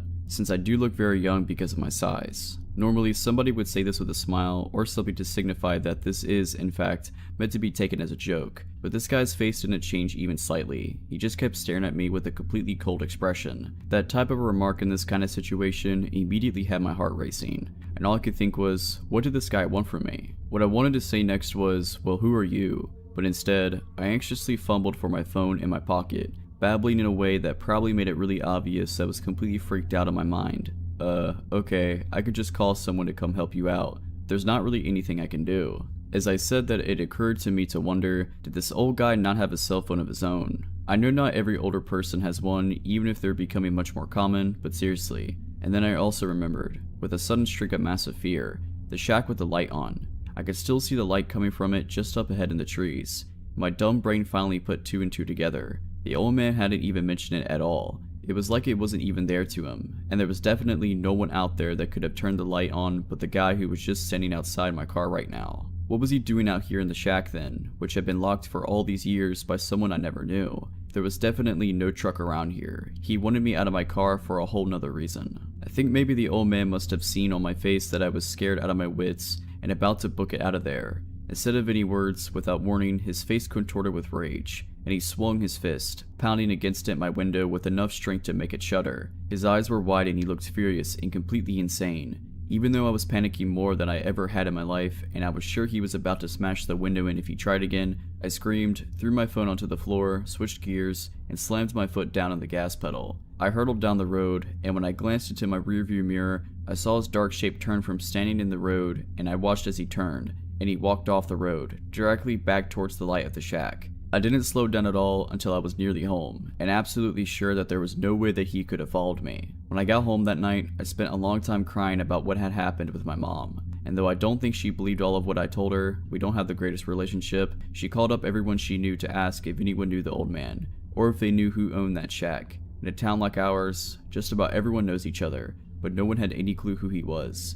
One of our family friends even swore that he was sure it's been abandoned for at least 4 years now. And since most people don't usually take that road, no one said that they've ever seen a light on or the door open but me. I've been taking a different route home from school since, and I really don't think I ever want to head back down that road. Creepy guy in the shack, please, let's not meet again. If you're liking this video, all I ask is that you make sure to subscribe to my channel and like this video. Thank you.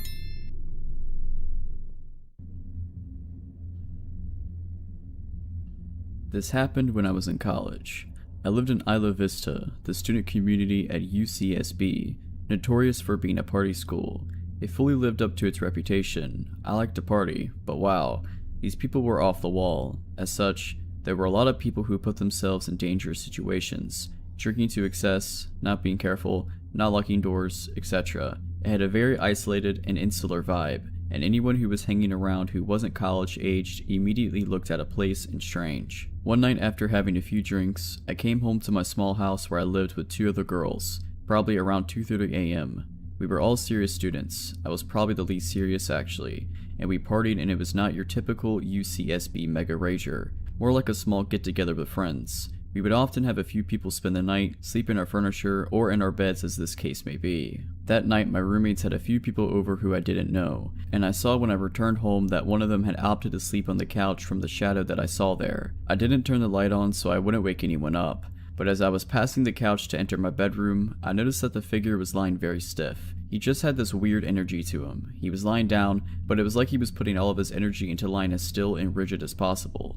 I paused, and the guy quickly jerked his head to face me, without moving his limbs. So quickly that it startled me. I could see his wide open eyes glinting in the dark. Figuring that I'd startled him, or that he was drunk, or maybe on some kind of stimulant and unable to sleep, I just hurried past into my bedroom and locked the door. The dude made me so nervous, and I wasn't taking any chances. I fell asleep. At 4:30 a.m., I woke up. There was a strange sound at the door, almost like somebody was drumming their fingers against the wood very quietly.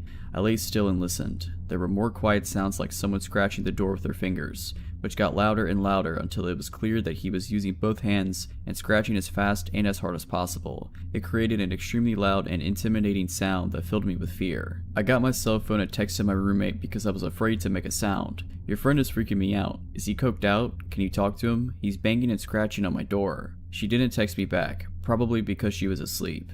I texted my other roommate to the same effect, covering all of my bases. Keep in mind that the scratching has been going on at this point for a couple minutes. I have no idea how he could have sustained it. Scratching a wooden door with your fingernails can't feel good. He also grabbed at the knob and jiggled it super forcefully. Because neither of them answered, I decided to call and really wake them up, though I was scared to make a sound. I know it sounds stupid, but there was something seriously horrifying about being teased like this through the door. I knew that he was trying to terrify me. I felt like a little kid, but I could tell this guy was screwed up or something, and maybe the police needed to be called, and I wanted to loop my roommates in since it was one of their friends. The scratching stopped abruptly, and I called my roommate, who answered sleepily. "Yo, your friend is messed up. Can you please deal with it? Do we need to call the cops? He's seriously scaring me, and he was scratching at my bedroom door. He's really weird." She didn't say anything for several seconds, and when she did speak, her voice had no sleepiness in it at all. "What friend?" she said. "That guy that was sleeping on the couch," I said. She was quiet again. "We didn't have any guys over," she said. "Call the police." My adrenaline surged, and I told her to please lock the bedroom door as quickly as possible. I realized that I hadn't heard scratching in a while, and I had no clue where the dude had gone. Suddenly, I heard a loud banging in the other end of the house, where my roommates, Lauren and Monica, shared a bedroom. The bangs were followed by the sound of them screaming in fear. I quickly dialed the police as this maniac proceeded to bang against the luckily locked bedroom door of my 2 roommates as they screamed. The heaviness of the blows left no doubt that he was trying to break the door down. I told the 911 operator the situation and she dispatched 2 squad cars. The police in Isla Vista are generally used to peeling drunks off the sidewalk and breaking up brawls. This was really serious and strange, and I think the dispatcher got the sense from my tone how terrified I was. She stayed on the phone with me. At one point the banging stopped and everything was quiet for a while. I talked with the dispatcher and suddenly looked down to see that this guy had slipped his fingers through the 1-inch gap between my door and the floor was just kind of waggling them around, making this weird growling sound. I screamed and backed away, which is my biggest regret about the situation, since when I look back at it, it would have been so awesome to just stomp his fingers and hear the guy howl in pain. When the cops rolled up, I heard running and the sound of our sliding glass door opening and closing, and then he was gone. The cops never caught him. He had broken in through our side door by jimmying the lock somehow. My door was covered in what turned out to be huge gashes he'd made using a pair of scissors, which he discarded on the ground before he left. What terrifies me the most about this was that I walked right past him. I looked him right in the face. I realized now that he was not trying to sleep or on drugs, but was lying so stiff like that because he was hiding. He probably heard me open the door and freaked out because he hadn't realized there was another girl living there and tried to blend into the couch in the darkness.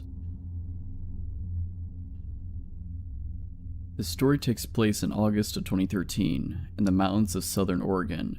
I'm a USAF Security Forces Airman, military police. My girlfriend was at work, and as a sweltering hot day began to turn into thunderstorms, my buddy Nick, another military cop, and I decided to go explore some back roads and get out of the heat in town. Southern Oregon is crisscrossed with logging roads, some actively used, and many totally forgotten and grown over. Nick and I spent many of our days off starting on roads that we knew, finding roads we didn't know, driving for hours into the mountains, eventually navigating back to paved roads. On this particular day, with storm clouds building over the mountains, we set off on a road we had never been on, and began the drive into the mountains. After driving for around an hour, we hadn't seen nor heard any signs of other people in the woods. We rounded a bend in the thick fir woods, and emerged in a meadow that was totally surrounded by thick aspen groves. The meadow was perfectly flat, and eerily still. We both noticed the strange stillness almost immediately. No birds, hardly any insect noise, no squirrels, and certainly no other people. On the far side of the meadow, right at the edge of the tree line,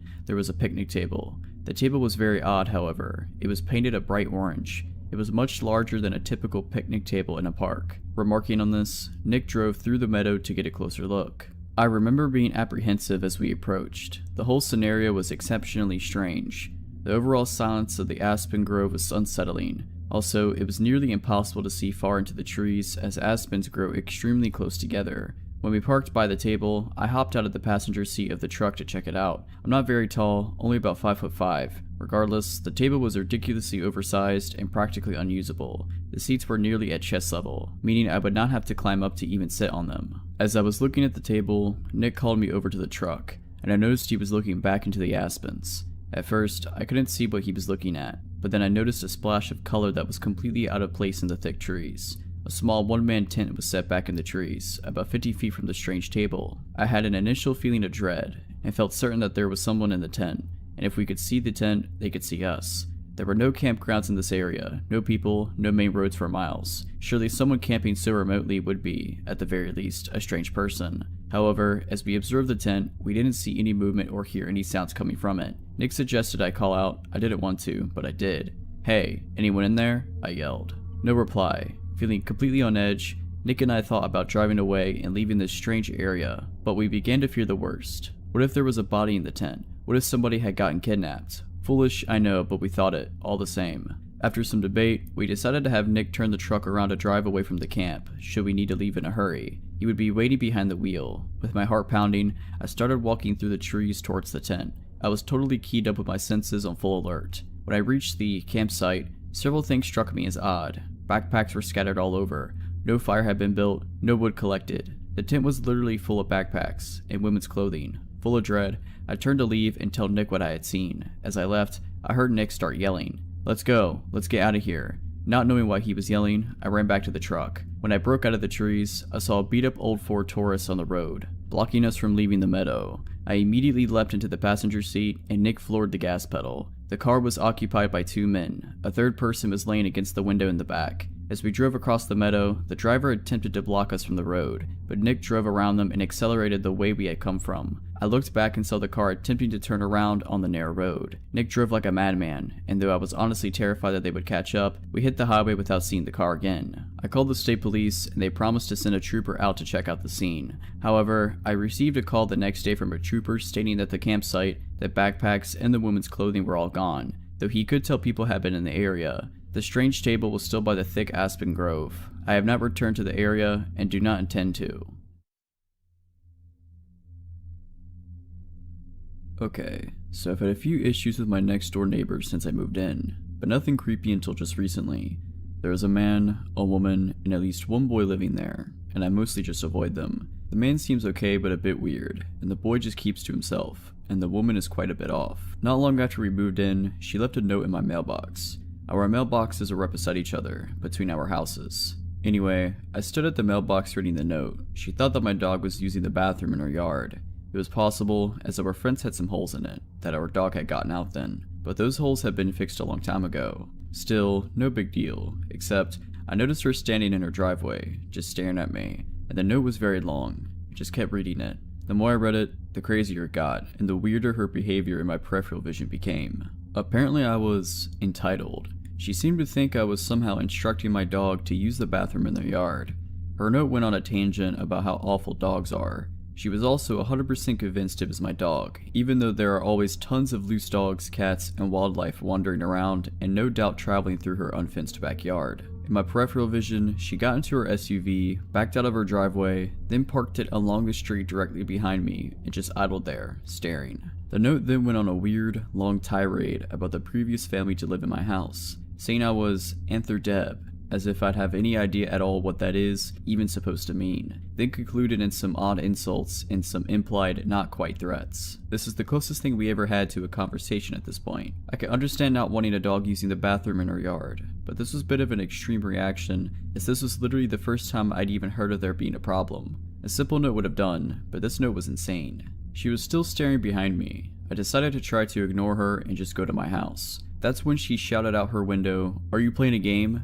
The reaction made no sense. "Are you nuts?" I replied, as I officially ran out of patience. She shouted more nonsense and insults at me while blocking my driveway, which was right next to the mailboxes, with her vehicle, while I repeatedly told her to leave before I called the cops. This went back and forth like this for a while, but she eventually sped off when I pulled my cell phone out. Later, my boyfriend, who had not been home at this time this happened, had a chat with the neighbors. He said they seemed agreeable and reasonable and basically dismissed me of just being dramatic. The woman told a very different version of events, of course. I was annoyed that my boyfriend wasn't taking me seriously, but let it go. I think he just wanted to keep getting along with the man next door, as they sometimes borrow tools. They speak to him a lot differently than how they speak to me. They don't do anything rude to me while he's around. In fact, they don't speak to me when he's around at all. They always wait for him to be away. Anyway, I mostly just avoid them. Sometimes, the woman stares at me, but I just ignore her.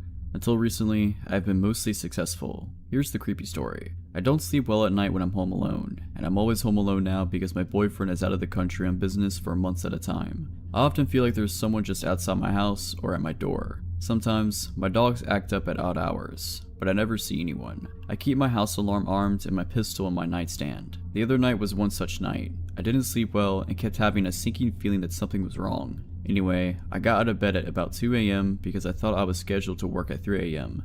I had mostly given up on getting a restful sleep then anyway. As I left my house, I heard something to my left, the direction of my neighbor's house, but didn't see anything. I was always nervous in my driveway because the motion sensor light was broken, but there was always a lot of darkness between my door and my truck, so I always moved quickly to my driveway. I got in my truck and went to work. It turned out that I misread my schedule and didn't work at 3 that morning after all. Annoyed at the mistake, but grateful I'd get to go home and sleep a little more before the actual start of my shift at 7, I went home. I pulled into my driveway and didn't see anything in the beam of my truck's headlights. I always look around my truck before getting out. I turned the headlight off and got out. I took a few steps ahead of my truck, and then all of a sudden a large man called out to me, shouted really, from the shadows at the corner of my house. He scared me so bad that I screamed, reached for my pepper spray, and fell down. not useful. He apologized in a tone that didn't sound sorry at all. It was my neighbor, and that wasn't much of a relief. Apparently, it was my fault that he occasionally found trash in his yard, in windy Colorado. Complaining about this seemed to be a lot more important issue than scaring the heck out of me while I'm alone at night. He showed no real concern or realization that was even wrong at all. Again, I have no problem with neighbors bringing issues to my attention, but seriously, hey, can you make sure trash from your bins isn't blown into my yard? Is not a question that takes 10 minutes, nor is it one that needs to be addressed at 3 in the morning. I'm not in agreement to keep the peace, but I know the trash isn't mine. We live in a windy area. Trash gets blown around in people's yards all the time. No big deal. But he would just not stop going on about it. He kept needlessly repeating himself and made some not quite but kinda threat about getting along. Think about the lines of, "It would be a shame if something were to happen," type sort of threats. He was keeping me busy. I didn't even notice his wife flank me. Before I even knew she was there, she appeared from the shadows by a tree. She wanted to yell at me about some eggs. A few weeks ago, I found a bunch of eggs smashed on the road near our shelved mailbox. As the carton was right next to them, I thought the carton had obviously just been dropped, not that someone was trying to egg anything. I assumed my neighbor had dropped the eggs on her way to get the mail and just left them. She denies this, but I still think that's the most likely explanation because no one else has any reason to be out at our mailbox with eggs. But I didn't care enough to say anything to her about it at the time, so I just let it go and forgot all about it. Now she was accusing me of leaving eggs around. Again, inexplicably expressing the grievance at 3 AM. Weird that she hadn't brought it up weeks ago when it happened, but I know why she didn't. My boyfriend was still here then. My boyfriend has been away on business for several weeks now, long enough for them to have noticed his absence. They were also probably aware that my motion sensor light was out. They sure seemed to know how to avoid my headlight beams. Being surprisingly patient, I explained that I knew nothing about the eggs. I mentioned that I later found a lot of the shells in my yard and figured a squirrel must have carried them there. She proudly informed me that she tossed them onto my yard herself. Apparently she thought that was okay, but someone dropping them in the first place isn't. Anyway, this is where I started to get over my shock a bit and started getting pissed. Initially, I had been somewhat relieved that the man in the shadows had been my neighbor, not some random crazy person, but now I was pissed. I had now been outside with them for like 20 minutes, while they accused me about stupid stuff. While I tried to be polite and agreeable even though I had nothing to do with it, but now everything wrong with the situation had just kicked in. I eventually remembered that I don't actually have to put up with any of this and cut her off mid-rant and said, "It's 3 AM, I'm going home, good night," and turned on my heel. I heard her say something in an unkind tone as I left, but didn't catch what it was. They had staked out my house, waited for my boyfriend to leave, and long enough to be sure he was gone, all to complain about some insane stuff long after it supposedly even happened. If they have concerns, surely there are better times to address them than at 3 AM. What were they doing out at 3 AM anyway? And that man had totally purposely hidden a shadow at the corner of my house where he could avoid my headlights. It didn't reveal himself until I was out of my truck and exposed. And shouldn't the woman have walked up beside her husband, not gone around while I was distracted? They kept doing odd behavior. Never enough that they're doing anything illegal or anything to report the police. But none of this is normal behavior. Honestly, I think these complaints are just excuses and they're really just taking the opportunity to intimidate me. I think they're messing with me on purpose. Then again, I could be wrong. Either way, I will be installing a motion light soon. I was so shaken up and had my adrenaline so high from someone scaring me from a blind spot by my house. Because seriously, that could have been someone else and a whole lot worse. The story starts several years ago. Me and my friend's interest in urban exploration. I was a junior in high school at the time, which was when everyone started to earn a lot more freedom, so we took the chance to be out late whenever we could. Now, keep in mind that I live in a major city in central Colorado, so the nightlife is never lacking. We could always find something to do, and were especially drawn if there was an element of danger. We wouldn't always plan these trips, but we made sure that if we're going into any old building in the dark, we would have a knife and a flashlight for safety. We never really had to defend ourselves, but we came very close one evening. It must have been around November, because there wasn't yet snow on the ground, but it was actually a chilly evening. Directly across the street from the abandoned hospital, which we have hypothesized is still around from the TB area, is a hospital that is newer and in use. The two are connected by an underground tunnel, which I can only assume was a way to move bodies without alerting the patients. We had been inside the hospital a few times, but never found anything strange, only the occasional sign of others having been or lived there. What was piquing our interest that night was the abandoned library next door to the hospital. It was connected, but only by exterior walls. To get inside, you could not cut through the hospital, but instead had to hop over a tall wall and climb a very high fence. A few of us had backpacks, containing the aforementioned safety precautions and a couple bottles of water. so nothing too heavy or valuable that would get damaged when tossed over the obstacles before us. A little ways off the road, it was dark if you clung to the buildings. We did for a while before stepping behind a small patch of shrubbery, which we determined was an easy way over the first wall, since the other way around to gain access was by a chained, unclimbable gate at the bottom of a set of stairs facing away from the ledge. Both were parallel with the library, so when tucked back in that corner behind the bushes, no one could see us from the street. I don't believe I went first, but I did not remain behind to be last over that wall. It was too high up for me to jump and haul myself over, so I resorted to stepping on a pipe jutting out somewhere lower along the wall. It gave me a bit of a needed boost, and soon I was up and over, moving into the library's courtyard. Another girl and I waited for our 2 other girlfriends to join us. Upon an initial glance over at the courtyard, there was no obvious way in. To our right was a dilapidated fountain, which I took joy in imagining springing forward a spray of water from its detailed stonework in the brighter summer months. People laughing and talking with the surrounding trees bringing them shade. Now, however, it had been in long disuse, and the earth at our feet was cold and hard. There were no signs of another soul for years, save the 15 chain-link fence directly in front of us separating the courtyard in half. I could tell it hadn't seen the same weather as the rest of the courtyard, because the metal showed no signs of rust. That must be our way in, we agreed, because with a fence like that, someone obviously wanted to keep us out. We hurled our bags over the fence, hearing them clank on the ground rather silently due to their lightness. I was the third over, because I have a slight fear of climbing and it took me a bit to mentally prepare myself. I made it to the top of the fence in short time, then sat at the top straddling it with a leg on either side. I had 2 girls on the other side in front of me, and one behind me who was telling me to hurry up. I spent a good couple minutes up there doing another mental preparation and some deep breathing, then climbed down to wait for the last girl. At the time, I was thinking that had been one of the scariest things I've done in a while, because I tend to avoid climbing at all costs. Of course, this is an irrational fear, as I have never fallen, but that phobic fear didn't even compare to what happened next. The last girl's feet hit the ground and all 4 of us split up into the smaller half of the courtyard, looking for any kind of entrance. We decided that breaking a window would be too loud and draw unwanted attention, not to mention we could really get cut up, so that wasn't an option. Searching for a little longer, we didn't find anything that looked remotely plausible, until we found a grate near the base of where 2 walls met. I couldn't believe we hadn't noticed it before, and upon closer inspection, the grate was already moved slightly from its resting place, so it would be easy to lift the rest of the way. The smallest and least fearful of our group went first. After moving the grate, there was a small drop down. It was no more than 3 feet down and 2 feet wide, but inside, there was another drop down where we could see into the library basement. She hopped down into the small, square landing, only to almost immediately freeze. We looked amongst ourselves, wondering what was wrong. "There's a guy down there," she said. "What? Where?" "I could see his outline," she said. I leaned forward and tried to make out a shape, but it was further down than my line of sight and it was too dark. "Hello?" she called out. He responded the same, asking who we were. "Just a couple of chicks," she spat out bluntly. What he said next sent chills down my spine, and it was as if I could feel the darkness radiating out of the hole in the ground. All of a sudden, it was very still and quiet, like the darkness had spilled out and weighed all of us down in that gloomy courtyard. He said in what I can only describe as a lustful tone gripping with ill intent, "I'm addicted to following the sound of women's voices." My friend looked over at us blankly, but there was nervousness underneath. Unease.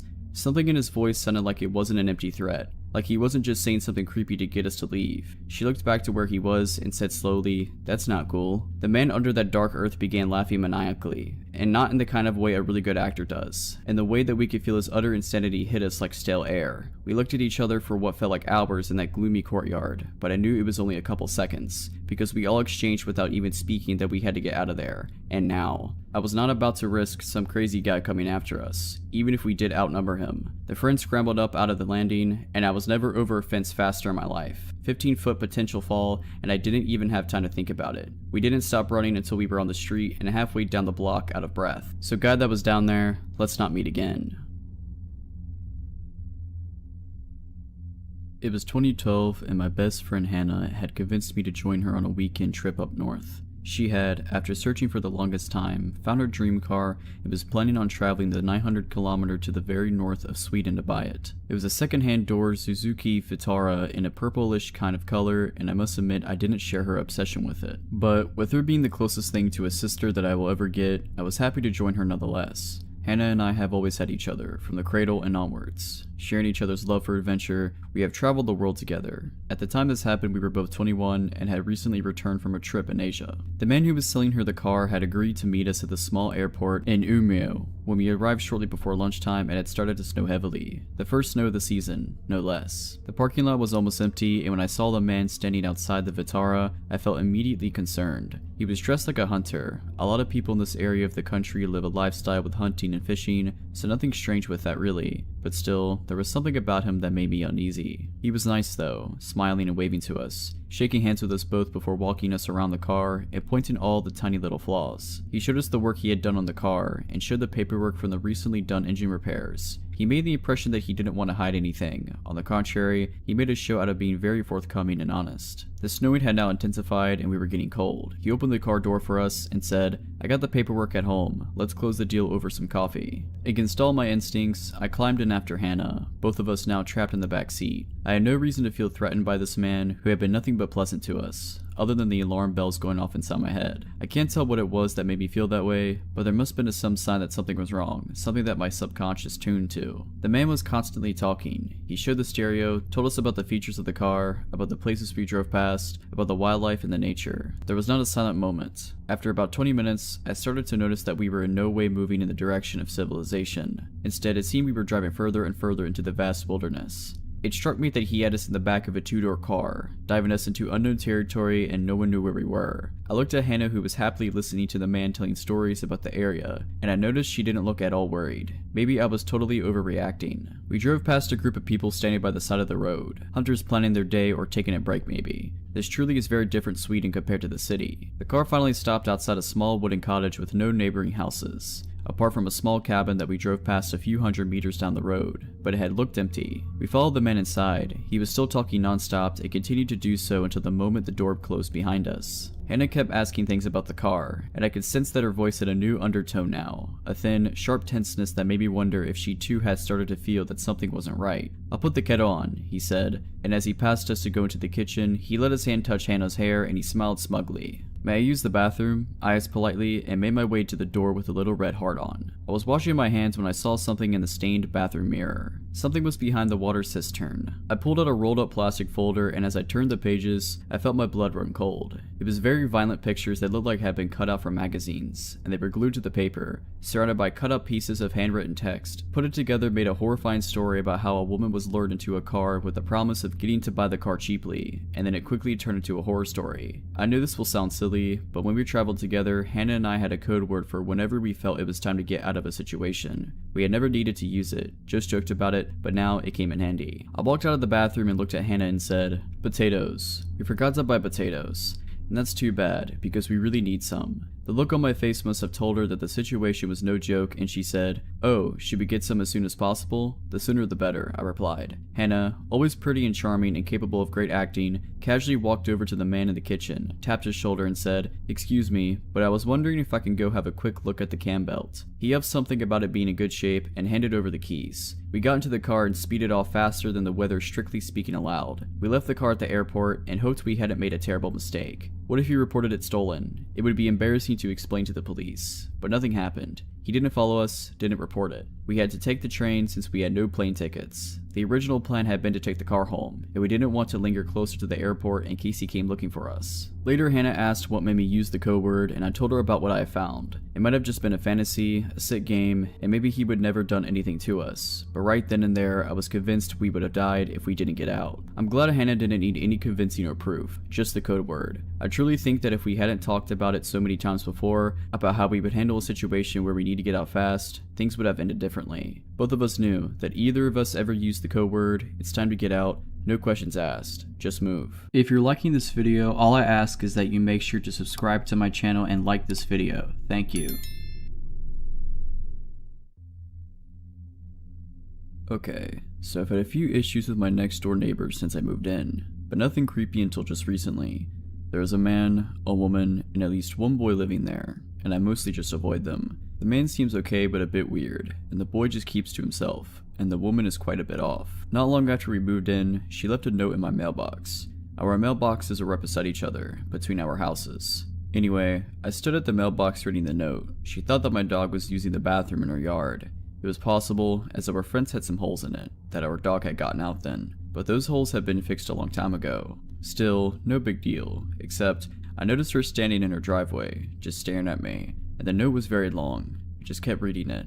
The more I read it, the crazier it got, and the weirder her behavior in my peripheral vision became. Apparently I was entitled. She seemed to think I was somehow instructing my dog to use the bathroom in their yard. Her note went on a tangent about how awful dogs are. She was also 100% convinced it was my dog, even though there are always tons of loose dogs, cats, and wildlife wandering around, and no doubt traveling through her unfenced backyard. In my peripheral vision, she got into her SUV, backed out of her driveway, then parked it along the street directly behind me, and just idled there, staring. The note then went on a weird, long tirade about the previous family to live in my house, saying I was Antherdeb, as if I'd have any idea at all what that is even supposed to mean, then concluded in some odd insults and some implied not quite threats. This is the closest thing we ever had to a conversation at this point. I can understand not wanting a dog using the bathroom in her yard, but this was a bit of an extreme reaction, as this was literally the first time I'd even heard of there being a problem. A simple note would have done, but this note was insane. She was still staring behind me. I decided to try to ignore her and just go to my house. That's when she shouted out her window, "Are you playing a game?" That reaction made no sense. "Are you nuts?" I replied, as I officially ran out of patience. She shouted more nonsense and insults at me while blocking my driveway, which is right next to the mailboxes, with her vehicle, while I repeatedly told her to leave before I called the cops. This went back and forth like this for a while, but she eventually sped off when I pulled my cell phone out. Later, my boyfriend, who had not been home at this time this happened, had a chat with the neighbors. He said they seemed agreeable and reasonable and basically dismissed me of just being dramatic. The woman told a very different version of events, of course. I was annoyed that my boyfriend wasn't taking me seriously, but let it go. I think he just wanted to keep getting along with the man next door, as they sometimes borrow tools. They speak to him a lot differently than how they speak to me. They don't do anything rude to me while he's around. In fact, they don't speak to me when he's around at all. They always wait for him to be away. Anyway, I mostly just avoid them. Sometimes, the woman stares at me, but I just ignore her.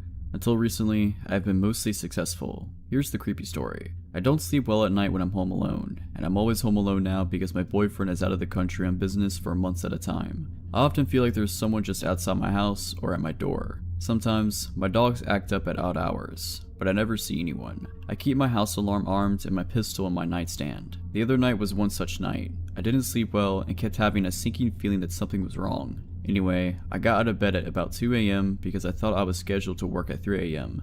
I had mostly given up on getting a restful sleep then anyway. As I left my house, I heard something to my left, the direction of my neighbor's house, but didn't see anything. I was always nervous in my driveway because the motion sensor light was broken, but there was always a lot of darkness between my door and my truck, so I always moved quickly to my driveway. I got in my truck and went to work. It turned out that I misread my schedule and didn't work at 3 that morning after all. Annoyed at the mistake, but grateful I'd get to go home and sleep a little more before the actual start of my shift at 7, I went home. I pulled into my driveway and didn't see anything in the beam of my truck's headlights. I always look around my truck before getting out. I turned the headlight off and got out. I took a few steps ahead of my truck, and then all of a sudden a large man called out to me, shouted really, from the shadows at the corner of my house. He scared me so bad that I screamed, reached for my pepper spray, and fell down. Not useful. He apologized in a tone that didn't sound sorry at all. It was my neighbor, and that wasn't much of a relief. Apparently it was my fault that he occasionally found trash in his yard, in Windy, Colorado. Complaining about this seemed to be a lot more important issue than scaring the heck out of me while I'm alone at night. He showed no real concern or realization that was even wrong at all. Again, I have no problem with neighbors bringing issues to my attention, but seriously, hey, can you make sure trash from your bins isn't blown into my yard? Is not a question that takes 10 minutes. Nor is it one that needs to be addressed at 3 in the morning. I'm not in agreement to keep the peace, but I know the trash isn't mine. We live in a windy area. Trash gets blown around in people's yards all the time. No big deal. But he would just not stop going on about it. He kept needlessly repeating himself and made some not quite but kinda threat about getting along. Think about the lines of, "It would be a shame if something were to happen," type sort of threats. He was keeping me busy. I didn't even notice his wife flank me. Before I even knew she was there, she appeared from the shadows by a tree. She wanted to yell at me about some eggs. A few weeks ago, I found a bunch of eggs smashed on the road near our shelved mailbox. As the carton was right next to them, I thought the carton had obviously just been dropped. Not that someone was trying to egg anything. I assumed my neighbor had dropped the eggs on her way to get the mail and just left them. She denies this, but I still think that's the most likely explanation because no one else has any reason to be out at our mailbox with eggs. But I didn't care enough to say anything to her about it at the time, so I just let it go and forgot all about it. Now she was accusing me of leaving eggs around. Again, inexplicably expressing the grievance at 3 a.m. Weird that she hadn't brought it up weeks ago when it happened, but I know why she didn't. My boyfriend was still here then. My boyfriend has been away on business for several weeks now, long enough for them to have noticed his absence. They were also probably aware that my motion sensor light was out. They sure seemed to know how to avoid my headlight beams. Being surprisingly patient, I explained that I knew nothing about the eggs. I mentioned that I later found a lot of the shells in my yard and figured a squirrel must have carried them there. She proudly informed me that she tossed them onto my yard herself. Apparently she thought that was okay, but someone dropping them in the first place isn't. Anyway, this is where I started to get over my shock a bit and started getting pissed. Initially, I had been somewhat relieved that the man in the shadows had been my neighbor, not some random crazy person, but now I was pissed. I had now been outside with them for like 20 minutes, while they accused me about stupid stuff. While I tried to be polite and agreeable even though I had nothing to do with it, but now everything wrong with the situation had just kicked in. I eventually remembered that I don't actually have to put up with any of this and cut her off mid-rant and said, "It's 3 a.m, I'm going home, good night," and turned on my heel. I heard her say something in an unkind tone as I left, but didn't catch what it was. They had staked out my house, waited for my boyfriend to leave, and long enough to be sure he was gone, all to complain about some insane stuff long after it supposedly even happened. If they have concerns, surely there are better times to address them than at 3 a.m. What were they doing out at 3 a.m. anyway? And that man had totally purposely hidden a shadow at the corner of my house where he could avoid my headlights. and didn't reveal himself until I was out of my truck and exposed. And shouldn't the woman have walked up beside her husband, not gone around while I was distracted? They kept doing odd behavior, never enough that they're doing anything illegal or anything to report the police. But none of this is normal behavior. Honestly, I think these complaints are just excuses, and they're really just taking the opportunity to intimidate me. I think they're messing with me on purpose. Then again, I could be wrong. Either way, I will be installing a motion light soon. I was so shaken up and had my adrenaline so high from someone scaring me from a blind spot by my house. Because seriously, that could have been someone else and a whole lot worse. The story starts several years ago. Me and my friend's interest in urban exploration. I was a junior in high school at the time, which was when everyone started to earn a lot more freedom, so we took the chance to be out late whenever we could. Now, keep in mind that I live in a major city in central Colorado, so the nightlife is never lacking. We could always find something to do, and were especially drawn if there was an element of danger. We wouldn't always plan these trips, but we made sure that if we were going into any old building in the dark, we would have a knife and a flashlight for safety. We never really had to defend ourselves, but we came very close one evening. It must have been around November, because there wasn't yet snow on the ground, but it was actually a chilly evening. Directly across the street from the abandoned hospital, which we have hypothesized is still around from the TB area, is a hospital that is newer and in use. The two are connected by an underground tunnel, which I can only assume was a way to move bodies without alerting the patients. We had been inside the hospital a few times, but never found anything strange, only the occasional sign of others having been or lived there. What was piquing our interest that night was the abandoned library next door to the hospital. It was connected, but only by exterior walls. To get inside, you could not cut through the hospital, but instead had to hop over a tall wall and climb a very high fence. A few of us had backpacks, containing the aforementioned safety precautions and a couple bottles of water, so nothing too heavy or valuable that would get damaged when tossed over the obstacles before us.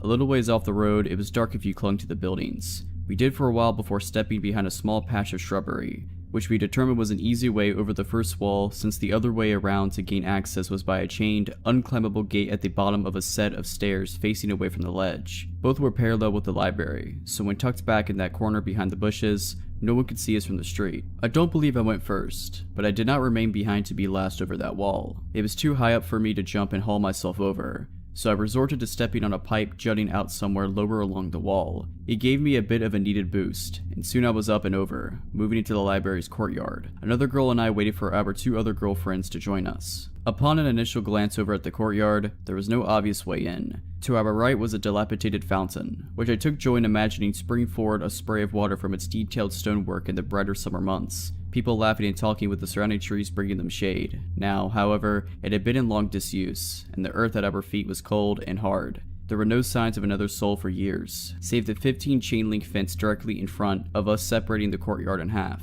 I could tell it had seen the same weather as the rest of the courtyard, because the metal showed no signs of rust. That must be our way in, we agreed, because with a fence like that, someone obviously wanted to keep us out. We hurled our bags over the fence, hearing them clank on the ground rather silently due to their lightness.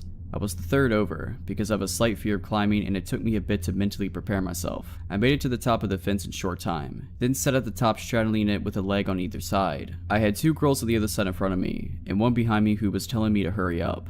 I spent a good couple minutes up there doing another mental preparation and some deep breathing, then climbed down to wait for the last girl. At the time, I was thinking that had been one of the scariest things I've done in a while, because I tend to avoid climbing at all costs. Of course, this is an irrational fear, as I have never fallen, but that phobic fear didn't even compare to what happened next. The last girl's feet hit the ground and all four of us split up into the smaller half of the courtyard, looking for any kind of entrance. We decided that breaking a window would be too loud and draw unwanted attention, not to mention we could really get cut up, so that wasn't an option. Searching for a little longer, we didn't find anything that looked remotely plausible, until we found a grate near the base of where two walls met. I couldn't believe we hadn't noticed it before, and upon closer inspection, the grate was already moved slightly from its resting place, so it would be easy to lift the rest of the way. The smallest and least fearful of our group went first. After moving the grate, there was a small drop down. It was no more than 3 feet down and 2 feet wide, but inside there was another drop down where we could see into the library basement. She hopped down into the small, square landing, only to almost immediately freeze. We looked amongst ourselves, wondering what was wrong. "There's a guy down there," she said. "What? Where?" "I could see his outline," she said. I leaned forward and tried to make out a shape, but it was further down than my line of sight and it was too dark. "Hello?" she called out. He responded the same, asking who we were. "Just a couple of chicks," she spat out bluntly. What he said next sent chills down my spine, and it was as if I could feel the darkness radiating out of the hole in the ground. All of a sudden, it was very still and quiet, like the darkness had spilled out and weighed all of us down in that gloomy courtyard. He said in what I can only describe as a lustful tone gripping with ill intent. I'm addicted to following the sound of women's voices. My friend looked over at us blankly, but there was nervousness underneath. Unease.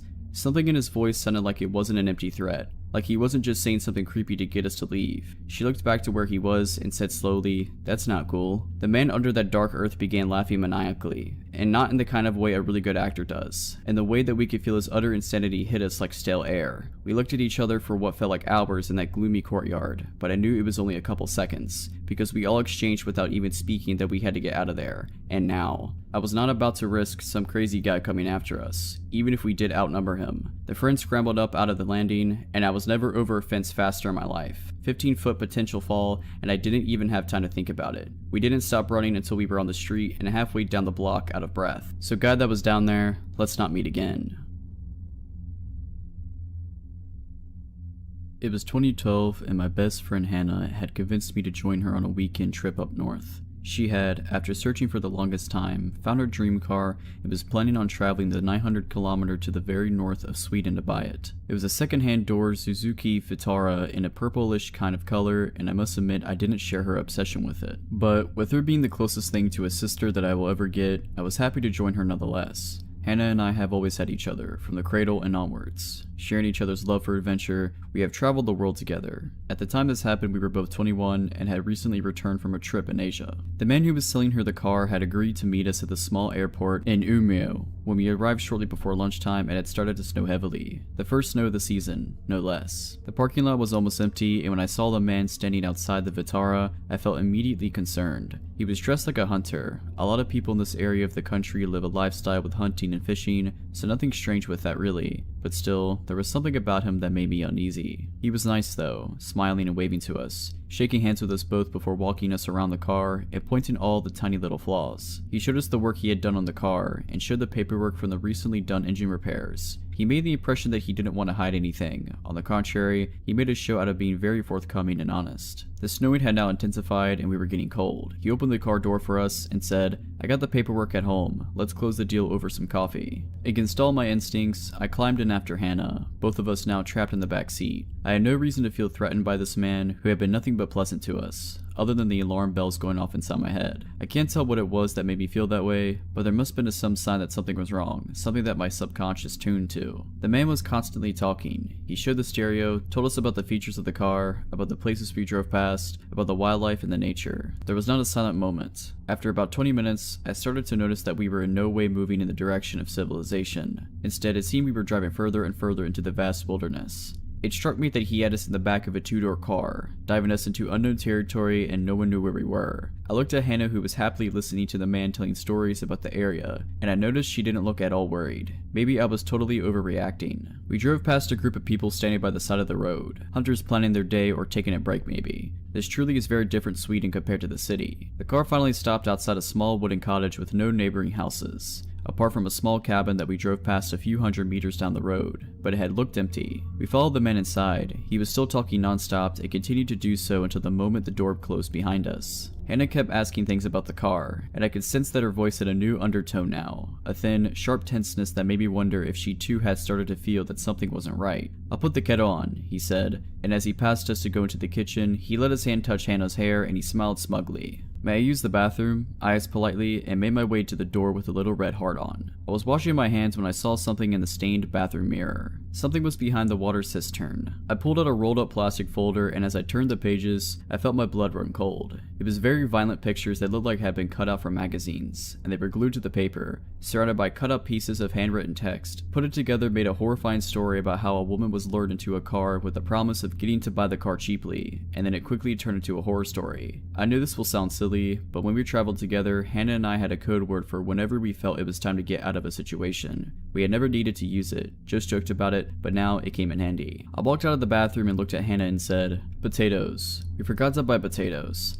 And that's too bad, because we really need some." The look on my face must have told her that the situation was no joke, and she said, "Oh, should we get some as soon as possible?" "The sooner the better," I replied. Hannah, always pretty and charming and capable of great acting, casually walked over to the man in the kitchen, tapped his shoulder and said, "Excuse me, but I was wondering if I can go have a quick look at the cam belt." He yelled something about it being in good shape and handed over the keys. We got into the car and speeded off faster than the weather strictly speaking allowed. We left the car at the airport and hoped we hadn't made a terrible mistake. What if he reported it stolen? It would be embarrassing to explain to the police. But nothing happened. He didn't follow us, didn't report it. We had to take the train since we had no plane tickets. The original plan had been to take the car home, and we didn't want to linger closer to the airport in case he came looking for us. Later, Hannah asked what made me use the code word, and I told her about what I had found. It might have just been a fantasy, a sick game, and maybe he would never done anything to us. But right then and there, I was convinced we would have died if we didn't get out. I'm glad Hannah didn't need any convincing or proof, just the code word. I truly think that if we hadn't talked about it so many times before, about how we would handle a situation where we need to get out fast, things would have ended differently. Both of us knew that either of us ever used the code word, it's time to get out,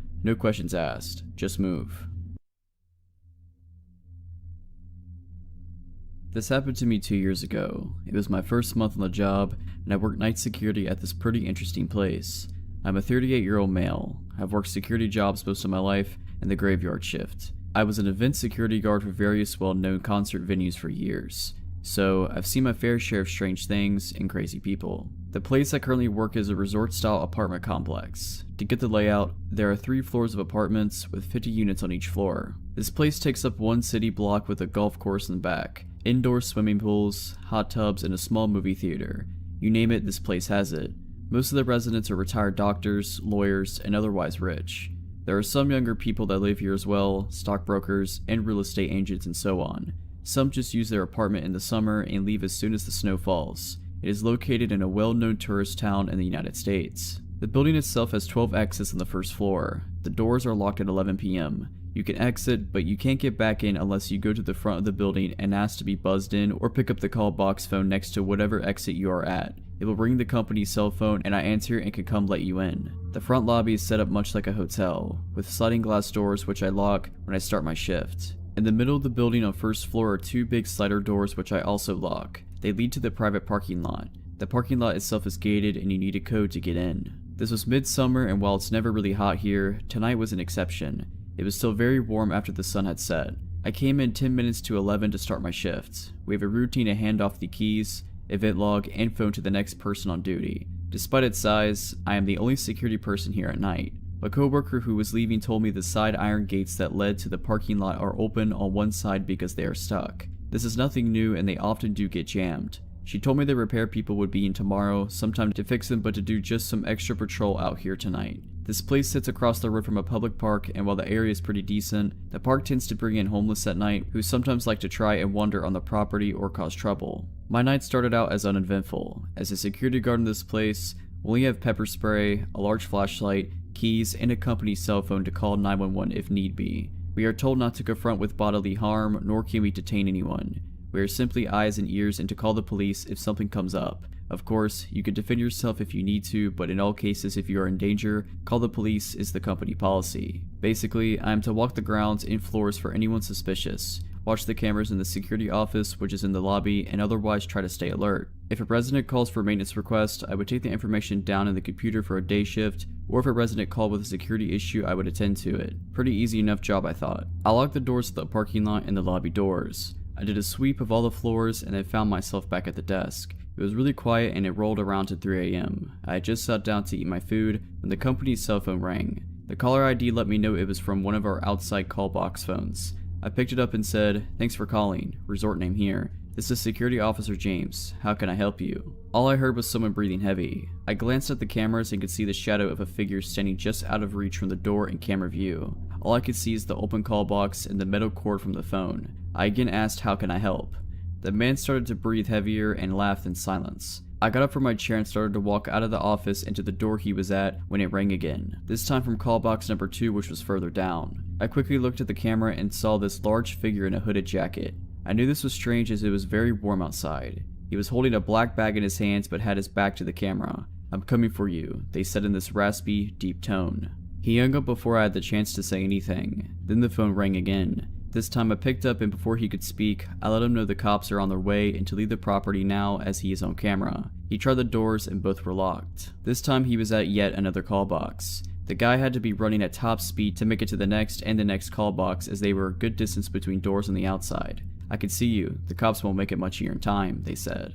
I spoke loud and pretended like I was talking to another security officer and asked him to send 3 other security guards to such and such location and that police are dispatched. The guy slammed the phone down loud against the call box receiver and I watched him on camera take off into the darkness to the park area. I figured it scared him off. I was going to call the police, but honestly the location of this place, it would take them at least 15 minutes to get here and I figured this guy was just some homeless guy from the park. I scanned the cameras and walked the back lot just to be sure no one was there. I had my pepper spray in my hands just in case, but no one was out there. I returned to my desk and wrote what happened in the incident log. But a half hour passed, I had finished my food and was just about to do rounds when the phone rang again. This time it was from an unknown number. I thought it would be a resident calling for a repair issue or something. I picked up and said my normal line, then I heard, "Where are the cops? I don't see them, but I see you," the voice said. It was that guy again. I scanned the cameras and did not see anything. I went to the front door to look out there. There was nothing but darkness and a few front floodlights on. "I know you're alone," he said. I basically told him to get screwed and hung up.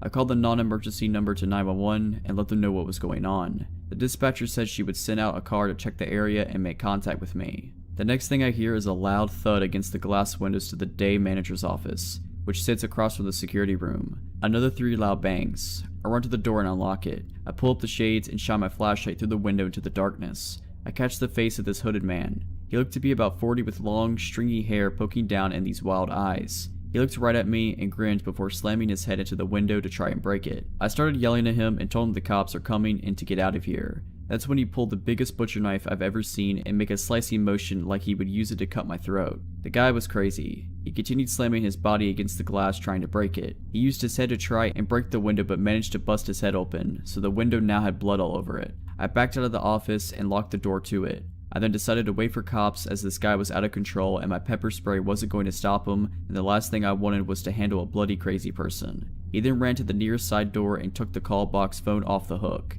He then ran to each call box and removed all the phones, which caused my company's cell phone to ring and jam up the line. This guy had to be on something because he ran as fast as I could imagine. I watched the camera and noticed to my horror, the sliding door to the garage was open. Now it was common for residents to go out to their cars and unlock the doors themselves. It's just a sliding lock like the kind in department stores, but this is the last thing I need with this guy running around. I sprinted across the building and took a shortcut through a couple banquet rooms to make it to the garage. As I was doing so, I saw that crazy guy running up the garage pathway. I slid that door as fast as I could and locked it before he got to the entryway. He then slammed his body into the glass, over and over, but the door did not move. I locked the second set of doors in case he got through the outside ones, he would at least be trapped or slow him down. I reached for my pepper spray, thinking maybe he would just leave and yell the cops are here. He started to laugh and howl and then held that knife up again before running to the darkness of the parking garages. I called the cops on my personal cell phone to let them know that the man has a knife. The dispatcher told me the cops will be there shortly, and I let her know what happened. I made my way to the front again and locked myself in the security office. At least this place had no windows and I could watch on camera. I heard another loud thud and bang and realized he was at the front lobby doors trying to get in. I was hoping the cops would roll up any minute, but they didn't, and while it probably didn't take them long, it felt like forever at this point. The guy was standing at the lobby doors with a knife in hand. He faced the camera, and by this time his hood had fallen back. He was bald-headed with wild, long, stringy hair on the sides of his head. His eyes were huge, and I will never forget that grin on his face as he mouthed to the camera, "Die, die," while making stabbing motions with that knife. Blood running across his face from slamming it into the glass, he then ran out into the darkness. About 5 minutes later, the cops show up. They sent one officer. He asked me what the guy looked like, and I told him I have camera footage. He drove through the area first and shined a spotlight. The cop returned to tell me he couldn't find anyone, and he had driven around the entire block and back area behind the golf course. I showed him the footage and printed out a picture from the camera. The cop said he didn't see any sign of the guy, and that he would patrol the area and to call back if he came again. It was now nearly 5 a.m. when the cop left. I waited until 6 a.m. when it was daylight and the people were starting to get out and about before I walked around and hung up all the phones from the call boxes. This guy literally took all the 12 phones off the hook. When my manager came in during the morning shift at 8 a.m., I told her what happened, and she said that they would keep an eye out and have a meeting to let everyone know who worked here know and to be aware. They had an extra security guard on my shift for 2 weeks after, but the guy never returned. The cops never found the guy or who he was. So crazy bloody guy with a knife, let's not meet again. If you're liking this video, all I ask is that you make sure to subscribe to my channel and like this video. Thank you.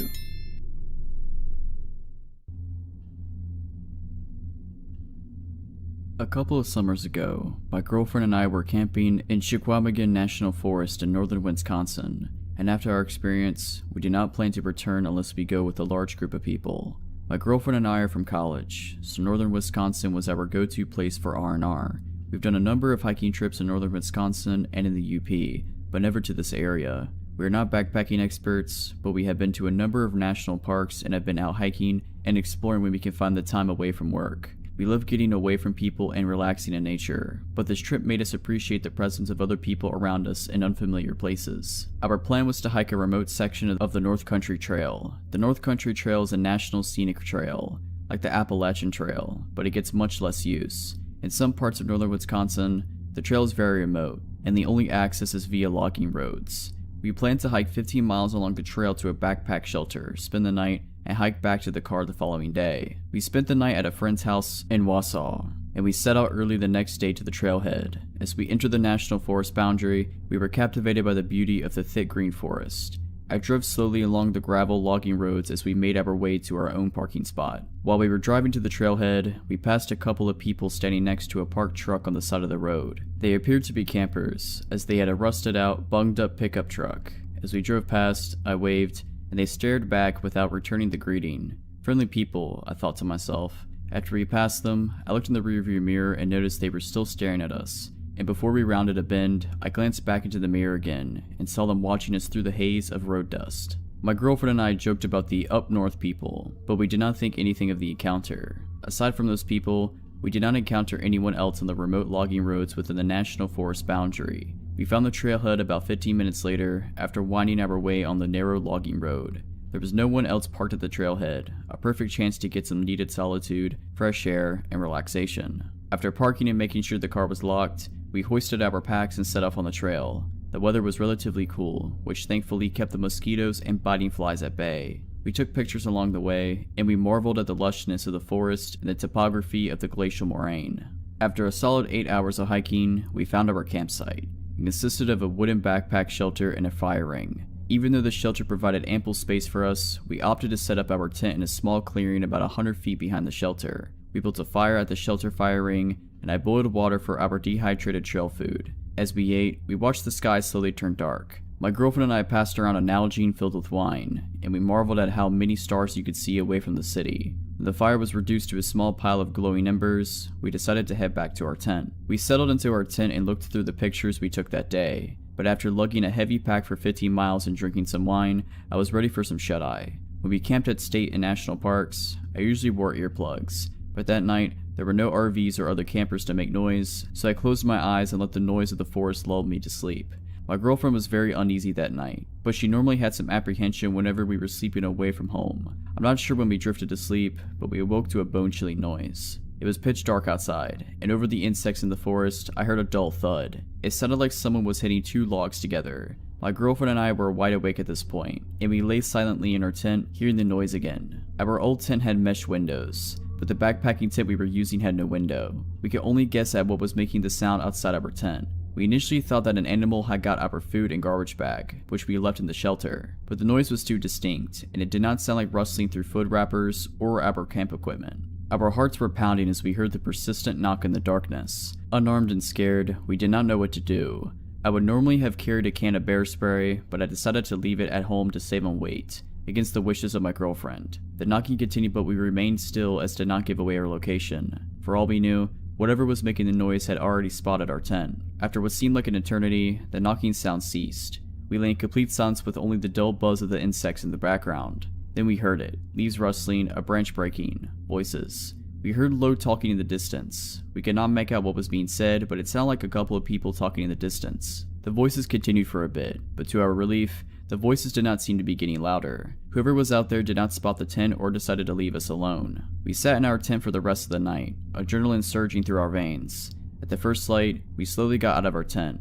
I looked around in all directions to see if anyone was out there, but I only saw the forest and the backpack shelter. We quickly rolled up our sleeping bags and camp pads and put our tent away. When we got to the shelter, my girlfriend screamed in horror. On the entrance to the shelter, the wood was freshly cut. The word "kill" was cut into the shelter wall, and there were a number of axe and knife cuts where someone was chopping at the wall. I looked at the ground and saw a scattering of fresh wood splinters. After grabbing our food supply and garbage bag, we got out of there. We were nearly jogging with our gear as we made our way back to the car. I kept glancing back over my shoulder and gazing out through the woods to see if anyone was following us. We traversed the glacial eskers that we saw the day before, and we knew we were getting closer to our car. We were quietly rejoicing as we neared the trailhead. We made it back to the trailhead in near record time, but something was wrong. The windshield wiper on my car was sticking straight up and there was something stuck in the wiper. As we inched closer to the car, I saw there was blood smeared on the windshield and a squirrel carcass was impaled on the wiper blade. Hair and blood still stuck to the wiper and on the hood of the car. I didn't bother cleaning off the car. We threw our gear in the trunk and I sped off without removing the animal from the wiper blade.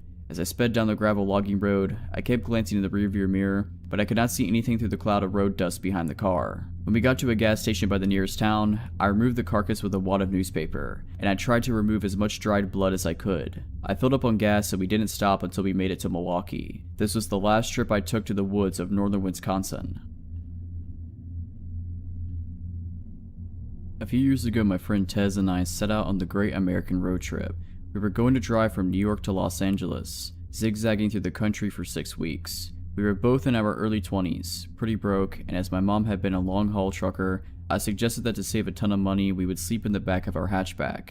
It was a pretty cozy setup. We bought some blankets and sheets at Goodwill and cut one of them up to make curtains. By the end of the first week, we got so we could set up a camp in about 10 minutes. Luggage moved to the front, curtains up, bedding laid down and out for the night. We slept in parking lots, free campsites, rest areas, basically anywhere it seemed safe and semi-legal. There was never a night after the first night where we felt scared until the last week of the trip in Arizona. We were near Flagstaff and had gotten pretty used to our routine. We didn't go on a set schedule and would never drive more than 3 or 4 hours a day. No destination really in mind, outside a few must-see landmarks. We drive to places we found the night before on Google and take suggestions from other campers, locals, and people we met. We'd also gotten very good at making friends. We went to Denny's with a group of people we met at a campsite in the back of their pickup because I got hungry and overheard them saying they were going to go. We met an 80-year-old cowboy who took us out drinking and taught us to line dance at a country bar, played the guitar with some musicians in the middle of a thunderstorm, got fed breakfast and dinner by tons of campers who invited us to hang out with them, spent the 4th of July with a family who basically adopted us into their campsite. Basically, every encounter we had with a stranger was a positive one. This night didn't look out to be any different. We found a free campsite on Google and drove up into the woods, following our GPS. We were pretty far out of town and something seemed a little bit off when we pulled up to the campsite. There was one RV parked and 2 cars further up in the trees. We pulled up near the RV and a man opened the door. Tez waved hello and he just stared at her. His expression was completely blank. Then, as if she hadn't said anything, he just slowly closed the door again, staring at us the entire time. Figuring he just wanted some privacy and thought we'd be obnoxious, we pulled further down the road and found a flat spot to park the car. Instead of our usual routine of setting up camp immediately while it was still light out, We goofed around for a while, smoking and laughing and taking dumb photos of ourselves. Tez pointed out a campfire further down the campsite and we decided to go be friendly. We'd met some pretty cool people in the previous 5 weeks by just going up and offering beer or just chatting, so we wandered over. Near the campfire there were 2 men, the owners of the cars we'd seen earlier. They seemed friendly and we sat down to chat with them. They were drinking and smoking and we sat down and had a beer with them. One of the men seemed pretty off, and we came to find out that the 2 of them didn't actually know one another. The older man was definitely on some sort of drugs. He was spinning in circles and talking about UFOs. However, he seemed harmless. This left us chatting with the younger man, who claimed to be a former park ranger. He was handsome and easygoing, and we spent several hours just chatting up about our trip, families, everything. Then he started talking about the bear. He'd seen a bear earlier in the forest. Tez didn't believe him and he pulled out his camera to show her photos of the bear. It was very close to the campsite, and we both were a little freaked out. It wasn't unheard of us for one of us to go get up to the bathroom in the middle of the night, so the idea of a bear hanging around in the night spooked us. The ranger just laughed, and then his expression changed completely. It's hard to describe, but his voice seemed somehow cold. He said, "If you get out of your car in the middle of the night, it's not a bear you should be worried about." I kept waiting for the laugh, or for him to nudge Tez with his elbow. Jokes on the foreigner and the city girl, right? He never did. I laughed awkwardly and made a dumb joke about serial killers in the woods. My friend laughed as well and joked about Texas Chainsaw Massacre. We moved on to another subject, but within 5 minutes, the ranger had come back to it and was talking about how something grabbing us from our car in the middle of the night. No matter how we tried to steer the conversation away from serial killers, he kept latching back on. The older man was high as a kite at this point and was staring at the stars, not talking. We would just awkwardly laugh and sip our beer and try to get the conversation going somewhere else. Then the ranger stood up and walked towards the cooler to get another beer. At this point, it's pitch black out, and I can't see anything outside the circle of light from the campfire. The beer cooler was outside of that circle. Suddenly, there's a red dot in the darkness, and it took a moment for me to realize that it's a camera. The ranger is holding a camera. He had taken a photo of us. I could see the screen of the digital camera lit up. Now, it wasn't odd for people we met to ask to take pictures with us. It was an entirely strange thing to have this person taking a photo of us without asking or even indicating that that's what he was doing. We were both staring at him like deer in the headlights at this point, but instead of realizing what he was doing was a bit weird, he checks his camera, adjusts some things, and takes another photo, this time with the flash. No asking us to smile, no proposing a group photo, and no explanation. After this photo, he comes back to the fire and sits down. Not a word said about the photo. At this point, me and Tez are mutually freaked out. We make some BS excuse that we need to go set up our campsite and nope the heck out. When we stand to leave, the UFO guy smiles and says to have a good night. Ranger, however, looks at us with a smile that doesn't reach his eyes and says, "Be careful out there. There's more than bears in the woods." Every hair on my body stood on end. I wasn't alone in my discomfort either, because Tez laughed a response out and pulled me away from the campfire towards our car. We rushed back to the car, which we only found in the dark by referencing the RV, and jump in the front seats. My friend Tez is all but hyperventilating. "Why did he take pictures of us?" I was shaking. I responded, "I read that serial killers sometimes warn their victims." She stared at me for a second and locked the car doors. "Do you think he just took victim photos of us?" We both freaked out. She's in a full panic and turns the headlights on in the car. I immediately yell at her to turn them off, because now he knows exactly where our car is. That is the only night we not set up camp. We didn't need to tear anything down, so we just put the car in drive and floored it out the campsite. As we got into the dirt road, Ranger was walking towards our car with that same cold expression. "Ranger, let's not ever meet again." This happened on a Sunday night when I was about 10 years old, in the mid-90s. My family house was on a short street, a dead end created by a railroad track. We had a 3-story house, which was the farthest from the tracks, with windows on every floor, 2 in the basement. The stairs from our bedrooms upstairs led directly to the front door, which connected to a closed-in mudroom/porch, which also had a screen door and a glass door that only locked from the inside. Even friends and extended family would wait outside to be let into the porch, as that's where the doorbell was. From inside the porch, you could see right up the stairs through the window in the door. Across the house, parallel to the front door, was the back door. Both had a large window in them. It must have been June because my older brother had a soccer game, and I only had a week of school left. I personally found watching him struggle on the field and being forced to cheer while being eaten by bugs really boring, and I just gotten a box set of books I desperately wanted to be alone with. After about an hour of reasoning and pleading, I finally convinced my parents to let me stay at home alone for the first time while they went to the game. They were only going to be gone for a few hours, and although we didn't live in the best neighborhood, our neighbors were close family friends. I'd be fine. Mistake. Usually before a game we'd all go out and eat together, but since I was staying home, they ordered a pizza from down the street, my brother's favorite. I'd already been face deep in the first book for half an hour when the doorbell rang. Pizza. I walked out from my bedroom and down the stairs to my living room. I got to the bottom of the stairs, and my father was at the door having a conversation with the delivery guy. They were talking about soccer, so I just decided to take the pizzas and keep on keeping on, which is when I noticed the delivery guy staring at me, intently. He was a middle-aged Caucasian with an accent, and he was smiling at me in a way I recognized. It was the same smile I had on my face when I told my parents I was old enough to spend the evening in the house alone. Fake, but convincing.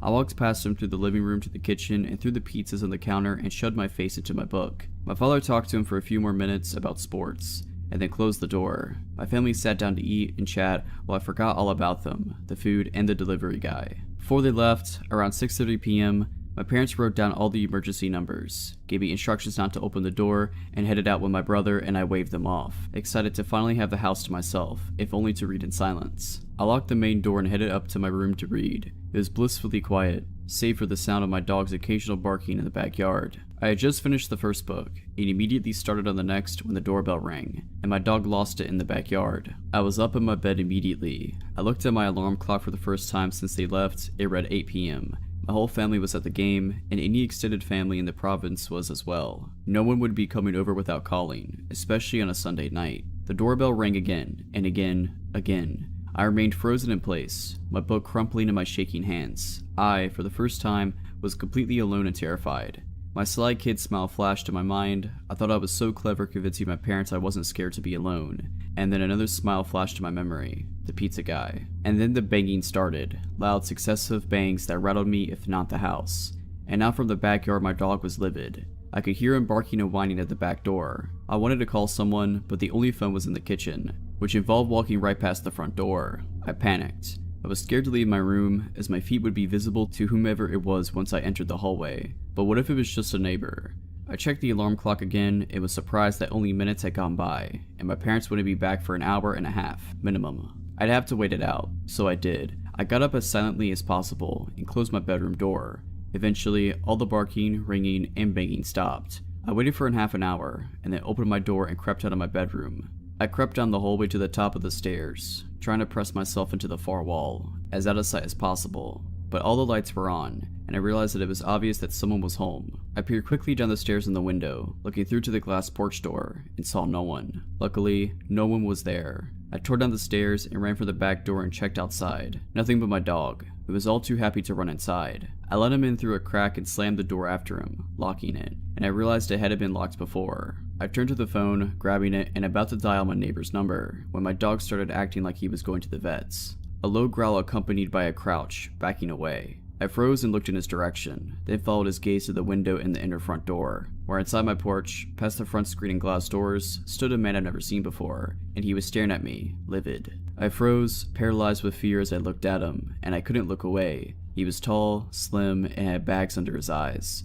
His hair was shoulder length and unkempt. He lifted his hand and placed it on the window, and then looked down, as he tried to turn the knob, twice, but it was locked. I came out of my paralysis the second his eyes left mine, and I moved quickly to the side of the wall that led to the basement stairs. It blocked us from being able to see each other. Hiding felt good. My dog, still in the corner, inched towards me, low to the ground and still growling. I couldn't breathe, my heart was pounding. This couldn't get any worse. Wrong. I saw you, boy. I saw you. Open the door. My stomach nestled in my throat. I started crying. I've never really had a flight or fight moment. Only flight or flight. But there was nowhere to go. Back upstairs led right past him, and going down into the basement seemed even more terrifying, as I'd have to walk past the window in the middle of the staircase that looked out into the alley leading to my backyard. I saw you. You can't hide forever. You have to pay. You have to pay. He screamed through the door window, shaking the door as he pulled on it. I thought he would just break the window and unlock the door, so I descended slowly down to the steps to the basement, going just halfway to put some distance between us.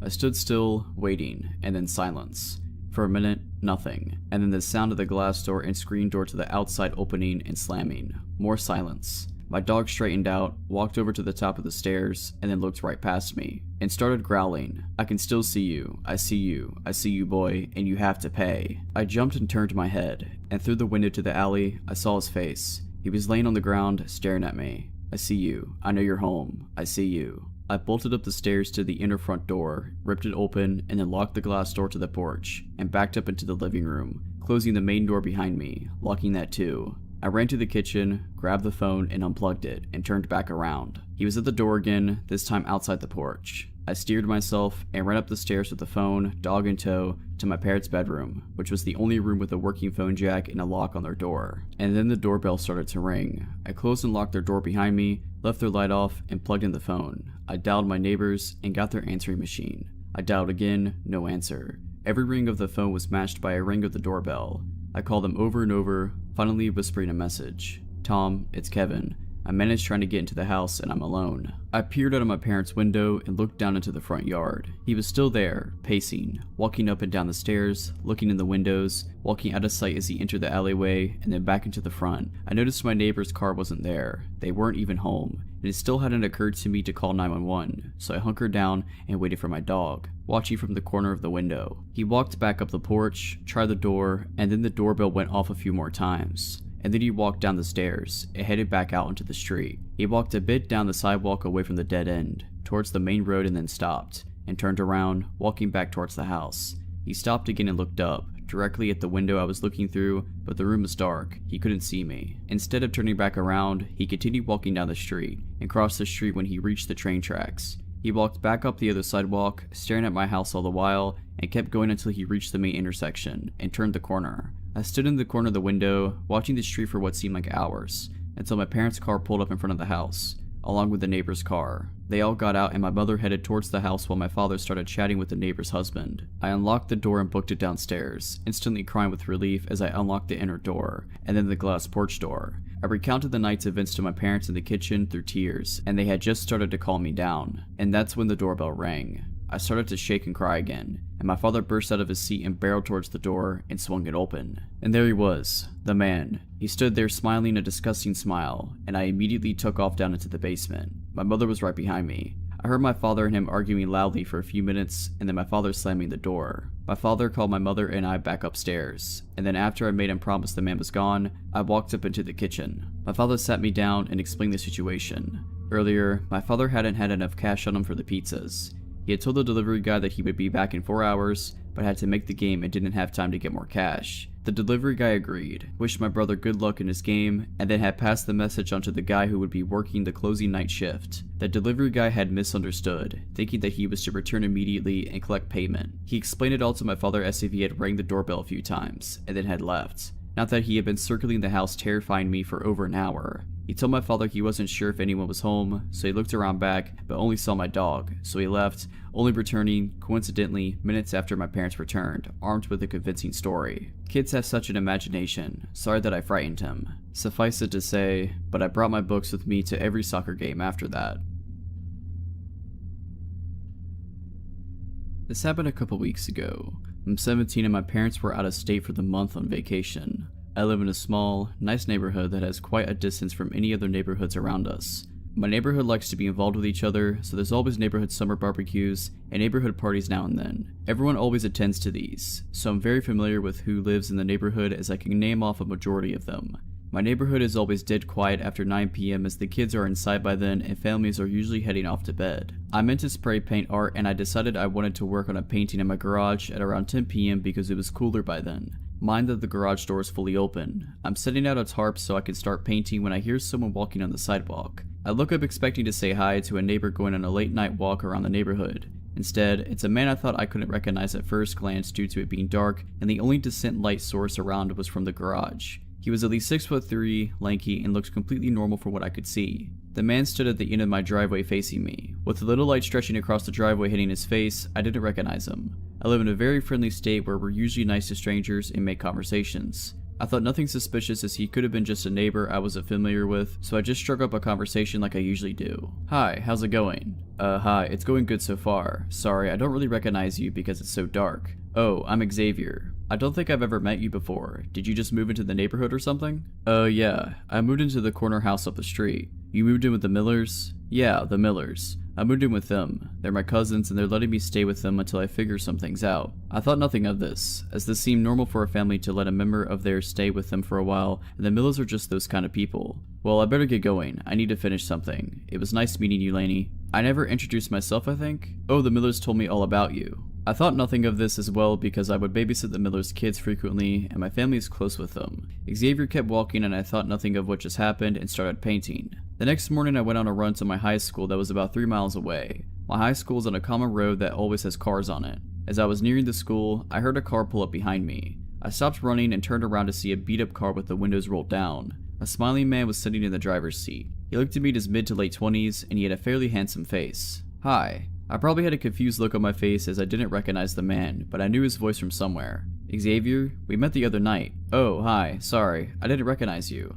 "It's fine. Hey, you're pretty far from home. That's quite a long run. Aren't you tired? I can give you a ride home if you'd like." "Oh no, it's fine. I like running. Thanks for the offer though. Want to go out for a cup of coffee?" "No thanks. I don't drink coffee." "We don't have to get coffee then. I'll pay for you. Come on. I want to go get something with you." "No thanks. I'm not really interested." "Oh come on. Let's go. Hop in." He reaches over to open the passenger door and beckons me to come in. At this point, it's clear that I don't want to go, and I step off from the grass and back onto the sidewalk. I said no, sorry. "Come on, just get in the car. It's not a big deal. I gotta go. Some friends are expecting me." That's when I fall and sprint to the school's track and called a friend to pick me up.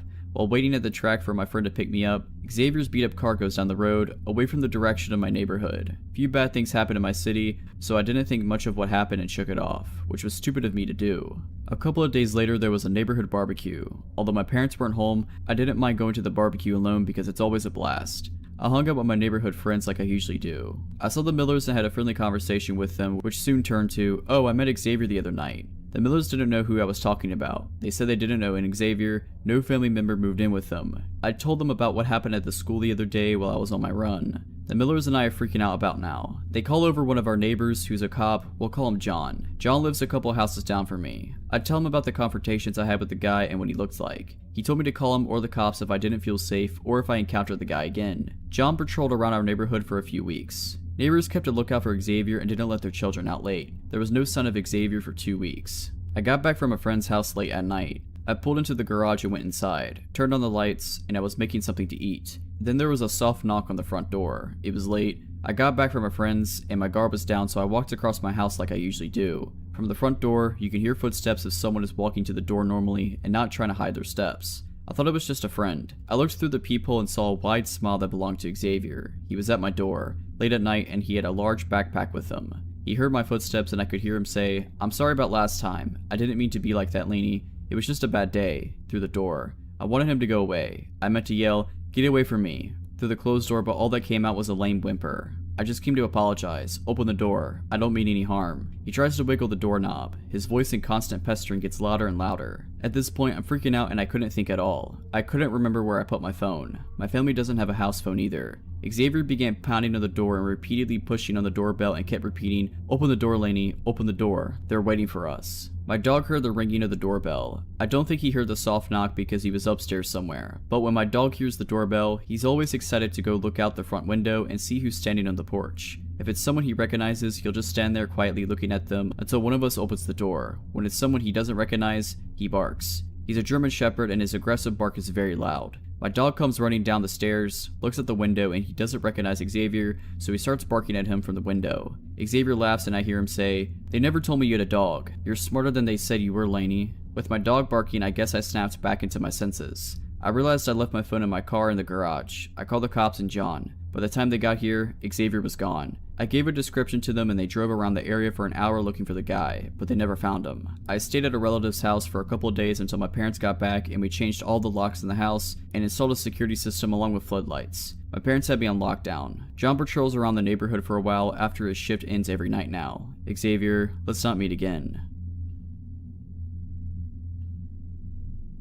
I'm from the middle of nowhere, born and raised, which can get awfully boring. In order to shave off boredom in my particular little corner of nowhere, my friends and I often enjoy something called contra dancing, which is basically New England folk dancing, where one pairs off with a different, random partner at each dance. This hobby would bring us to all corners of the area and in contact with lots of interesting and usually older people. One night, a friend and I had driven about 40 minutes into the woods to this old townhouse. It's an incredibly scenic little area. Even at night, great view of the stars, crickets chirping, people dancing in the tiny town hall. A perfect hot summer night with friends and about 60 others. Again, mostly old town folk. I had even made cookies for everyone to enjoy, which was announced at the beginning of the dance and was applauded by everyone there. I had danced maybe 2 dances when an older man in his mid-60s approached me for a dance. This was far from unusual. In fact, most of my dance partners were over 40. I had seen this guy at several contra dances, so he definitely wasn't new. This guy came off kinda creepy though. Most of the older guys struck 18-year-old me as grandfatherly, but some just are uncomfortable to be close to. I refused him, saying I promised my friend a dance. He insisted that I dance the dance after with him. Not wanting to be rude, I agreed, trying to be as perky as possible so he didn't know he was making me uncomfortable. "You look so beautiful tonight," was the first thing out of his mouth when we paired up for the dance. I kind of just smiled and nodded. I didn't want to be encouraging. He was sweaty, had a walrus mustache, and was bald except for a crown of gray hair. The dance was a particular extravagant one, with a move called a gypsy, when the partners stare into each other's eyes while circling around each other into a swing. He started making remarks under his breath during this move, such as, "Get over here," and "Can't get away from me," while pulling me closer. Gross, but nothing too bad. "I heard you made the cookies. They were delicious. I'll have to get the recipe out of you, or just make you my wife. Then I have them all to myself." I almost stopped the dance to get away from him, but I shut down and refused eye contact and conversation. I was sufficiently grossed out, but it was nothing too bad. I pulled my friend aside after and told her about him, and then enjoyed the rest of my night. After summer dances, the young people often drive down to a small pond and swim to get off the sweat and grossness of the dance. Skinny dipping is encouraged, as this spot is really in the middle of nowhere, no houses around, and an absolute amazing view of the stars. My friend and I spent about 20 minutes hanging out in the water, with people slowly leaving until we were the only ones left. That's what I thought at least. Until I saw a figure standing at the bank of the pond staring out at us. I didn't call out, assuming it was one of our friends. I swam closer, starting to get out of the water. It wasn't until I was actually fully out of the water, clothed only in a t-shirt and underwear, that I recognized the old man from before. A lurch of fear and wrongness I felt in that moment I will never forget. I have never seen anyone above the age of 25 go down to the pond with us, and he was fully clothed and not there for a swim. He also wasn't saying anything. "Shannon, we have to go now," I yelled back at her. The pond bank was narrow and it was hard to scramble around him. I was pretending I couldn't see him, that he wasn't there, or that I didn't care he was there. Shannon was about 20 feet behind me when he turned to follow me back to the cars. The rocks were painful to walk on and made it hard to move quickly. "I heard you guys were coming down here," he said. At this point, Shannon was just coming near him. She did not recognize him from earlier stories. It wasn't reacting to the creepiness as strongly as I was. "Haha, yeah, sometimes we cool off down here," Shannon replied. He got between me and her, blocking her from the car. "You know, you and your friend look like sisters. I heard she made the cookies. Do you cook as well as her? I'd love a pair of you at home." This is when the situation really hits Shannon. We're alone, with this guy who's apparently followed us to the middle of nowhere, with unknown intentions. "It was nice talking to you, but we have to go now. Come on, Shannon." I was practically running to the car, throwing the words over my shoulders. He put a hand on Shannon's bare shoulder, which spurred her after me. "Come on, you two. I'm just trying to have some fun." I was already in reverse by the time Shannon got in the car with me. We tore out of the dirt road at about 50 miles per hour. It hit pavement at around 70. I almost puked when I saw headlights turn out from the road, following us. Since I was about 40 minutes from home through all the back roads, I took a gamble and headed towards the nearest gas station, followed the whole way. We stopped at the station, right in front of those huge windows in front. He slowed down, looked at us, and then sped away. I haven't seen him at a contra dance since, which is the scariest thing to me, as he used to be a regular. In my experience, contra dancers are a loyal bunch, but this guy just sort of drifted in for a couple months and disappeared just as quickly. Still makes me uncomfortable to think about. Here is a little bit of background. I was 20 at the time. I moved in with my uncle in San Antonio, Texas, with the agreement that I didn't have to pay rent as long as I helped him out with chores and my cousins. I got a job at a super known coffee chain downtown close to the touristy part of the area. We had a lot of regulars and a lot of homeless coming in and out. I felt relatively safe though because I got to know the people there and it was almost always a lot of foot traffic. I used to even take walks after work in the area, especially since I was super close to the Riverwalk. Skip to a couple of months into the job and I was friends with everyone I worked with. We were all super close. On this particular day, it was one of my co-workers' last day. There was about 3 guys who had been in there almost all morning. They hadn't bought anything and were just hanging out, which was not unusual for my location. On my break, I decided to walk down to a nearby drugstore so I can get a farewells card and maybe a small gift for said coworker. I walked out and put my earphones in, and before I could press play, I hear the door open behind me and footsteps following behind. Whoever it was caught up to me and started walking beside me, matching my pace exactly. I turned to look and it was one of the guys that had been there all morning. He was a bit taller than me. He tried to ask for my number and I kindly told him no. He persisted to deny with a short temper, told him to screw off. He stopped and stared at me in surprise. He stood there as I walked away and by the time I went back they were gone. I proceeded to tell my coworkers about the encounter and we laughed it off. I thought that would be the end of it. I was wrong. Every shift after that he would already be there just hanging out or would walk in mid-shift. Sometimes with somebody else and sometimes by himself. I assumed he was just another homeless person because how else was he always able to be around? My shifts were sporadic. Some days I opened, some days I closed, some days I worked mid, but it didn't matter, he was always there. At that point I started feeling paranoid. I would always catch him staring in my direction. He never ordered anything, never talked to me, and luckily wouldn't follow me. He would just sit there, watching me. I started mentioning it to my coworkers and they started noticing it too. One of my team leaders would help me out by sending me to wash dishes in the back or organize the cooler. My coworkers would also try and place themselves to try and block me from his view. I started feeling uncomfortable at work. Sometimes when I closed, a coworker would walk me to my car before heading home themselves. Or if I didn't close, they would walk me to my car and turn around and head back to work. Then one day of him just staring, I was working the register that day. He walked up and ordered a water. I asked for his name for his order. I now had his first name just in case. He took his water and sat down. I had mentioned him before to my manager, but because he hadn't really done anything, we couldn't do anything besides note it in the manager book. The next day I worked with my manager. It was him, 2 other coworkers, and me. I told him I had to go to the bathroom real quick. There were 2 bathrooms right next to each other, but sort of hidden from the coffee bar and register, and they weren't gender specific. I walked around the bar to the lobby area. I had to pass this table and walk down the lobby to get to the bathrooms. I noticed him get up before going inside the bathroom. I sat down to do my business when someone rattled the knob. I shouted out that it was occupied, but whoever it was kept rattling the door until I finished. When I opened the door, no one was there, and walking back I noticed him adjusting back into his chair. I was super freaked out and told my boss. He couldn't tell him anything because we had no proof that it was him. Later that shift he got up and picked up a coffee from the pickup area. My boss assumed that he had ordered it and let him take it. I told him it wasn't and that it wasn't even his name. My boss used this as an opportunity to tell him if he does something like that he can't come back. The man apologized and actually stuck to the rules every day after that. He went back to just watching me. Cut to Valentine's Day. One of my team leaders and I would be scheduled to work certain Thursdays after close to deep clean the store. We would stay until 1 AM. This was one of those Thursdays. We were almost done and I had to clean the bathrooms as one of the last chores. I finished and as I walk out the bathroom I see him peeking in with both his hands pressed to the window, eyes wide, just staring at me with this super intense look. I froze for a second just staring back. I noticed on one of his palms that is pressed to the window a purple foam heart. He doesn't move at all. I freak out and run back into the bathroom. I shout, "Hannah, Hannah, he's here, he's back." She barely hears me through the music we were blasting. Hannah was the team lead who would help me hide me from him, so she knew the huge fear I had towards him. She walks towards the bathroom shouting back, "What are you saying? What's going on?" As soon as she gets close she sees him. I told her again, "He's here, he's watching me." She started shouting through the window, "You need to leave. If you don't leave, we're calling the police." I step out a little to see if he'll leave and he's ignoring her and his eyes were fixated in my direction. I step back into the bathroom and my lead continues to shout at him to leave and threatens him with the police. About 5 minutes pass and he realizes that I'm not stepping out until he leaves, so he does.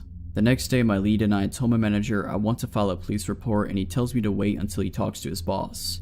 He shows up again that day and I was only there to talk to my manager and leave right after. When I got home, a friend convinced me to call the cops. So I text my boss that I don't care what he or his boss says, I'm scared and I'm gonna file that report. I dial 911 and tell them a summarized version. They tell me they're going to send someone to where I live to take the official report. The 2 officers were nice and supportive. I told them my whole story and how my boss didn't feel the need to get cops involved since I wasn't harmed. The officers told me that I should have called right away and defended me, saying they could get him for harassment. I thank them and they tell me that if he shows up to dial 911 so they can take him in for trespassing and harassing. I think that day my manager banned him and warned him because he never showed up to the coffee shop again. A few months later when I was comfortable again with downtown, I went out with some friends to walk around. We were close to where I worked at and as we round a corner I see him and so I ducked into a little corner store and my friends follow. I told them I saw him and they kept an eye out. Once he was out of view we left the store and that was the last time I saw him. I just hope that he never comes back. I'm in a school still and work for my family member on certain weekends at a local college selling concessions at the stadium. It's about twice a month and the stadium is off towards the edge of town. It's Friday night and I just gotten out of school and I had to go straight to work. I get to work for 4 hours, half shift tonight, and my boss, my aunt, tells me we need more spoons for tomorrow's event. We sell ice cream, and these events have like 5,000 plus people at them. I say okay and I'll go grab them on my way home. The only store open with heavy duty spoons is all the way on the other side of town, and I still wanted to go meet up with some of my friends and mess around. I decided to take the faster but more sketchy way around the outskirts of town. I live in a weather bipolar state. It snowed last night, but I figured the roads would be fine enough even if they weren't plowed. I take off to the store and the first 5 minutes go by and nothing's wrong. I haven't seen a single car or any buildings the entire time, but keep in mind it's approaching 9 PM and I'm on the outskirts of town, and no one really takes this way in case they really have to. All of a sudden I see something in the corner of my eye, and it looks like a man, roughly 5'8" I'd say, wearing shorts, t-shirt, and a backwards hat. He's in the ditch, walking in snow when it's 10 degrees out. My first thought is to pull over, but I'm on the phone with my mom at the time and she warns me not to as some things have happened before in this town. I consider stopping, but for some reason I tell myself not to. I wasn't really worried about anything. I passed the man, going about 40 miles per hour. Like I said, roads aren't the best. I drive not even 500 feet past him, and immediately, a car that I did not see at all before turns on and pulls out of a field entrance off the road and starts to follow me. At first I thought I just was focused on the man in the ditch and didn't see a road and that's where they come from, but I later found out there was not a road there. I start to approach the town again and have to take some turns to get to where I'm going. I turn left, the car turns left. I turn right, the car turns right. I go around a roundabout and skip my turn and go twice as no one else was there. Car follows. At this point I start to worry a little, but maybe they just need to go to the store also. I then pull up to a stop sign and I turn without my turn signal. The car follows. Now at this point I should have went straight to the police station, but I still didn't think much of it. I'm 2 miles from the store where plenty of people will be. I take a few more turns and the car continues to follow me. I completely blew a stop sign at a non-busy intersection and the car does a quick stop and go and catches up. At this point, I have 2 turns till the store, so I'm still not worried.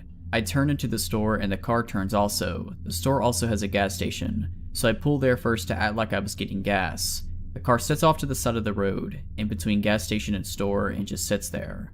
I wait about 10 minutes and the car doesn't move. At this point, I start to get worried. I call my friends I'm supposed to meet up with later on and give them the license plate for worst case scenario, then take off to the store. I cross the street and the car comes straight behind me. I'm freaking out on the phone, not knowing if I should call the cops or not. I go and park as close as possible to the store, and the car parks 3 rows behind me and a couple down. It's getting late at this point and the store's closing soon. There's only a couple others in the lot. I turn my truck back on and go park on the complete opposite side of the lot. Get out and I completely bolt inside the store. I get spoons and take my time in the store. I go to call my friends to walk back outside and my phone is dead. I look out the sliding doors and suddenly there's a white van next to my driver's side. Looks like no one's in it, but the back windows are covered and it's running. I run to customer service and explain everything, but they think I'm some young kid messing around. At that time I didn't see the original follow car, but no way I'm going outside with that van next to my truck. After waiting for about 30 minutes, the van pulls forward, and the original car appears from the side of the building. I wait another 10 minutes and dash outside. I speed to my friend's house, and when I get there I park in his garage. My one buddy asked why there's a big orange mark on my tire, and my heart sinks. When I was inside, the follow car must have marked my tire. After inspecting the rest of my truck, we find a small pipe dropped in the bed of my truck surrounded by snow. It was wrapped in duct tape. It was not mine. I was alone, no phone, scared, in a part of town I'm not familiar with. I can't help but think what would have happened if I walked outside. Last December, I was visiting my family down in Florida and we spent some time in Treasure Island. My brother and I took my dog down to the beach at about 2 AM to play some fetch and drink and have a good time. If you walk along the water, you can reach a few restaurants and bars and hotels that line the beach. Out of nowhere, we see someone walking pretty quickly in our direction from over there, and a few minutes later, we can make out that they're being followed. My dog is arguably pretty well trained. We work search and rescue, and I've never once had her run off without permission, and never once has she not instantly returned when called, but that changed that night. She was about 5 feet from me and I saw her hackles shoot up and I went to grab her collar, but she took off in a full sprint, making some truly terrifying barking and growling sounds. We obviously took off after her and she reached the first person and stopped between them and the people behind them. She was barking and growling and lunging, and I finally caught up and put her on a leash. She's never reacted in that manner, so it was scary. The group following her ended up being 3 men that were probably in their early 30s.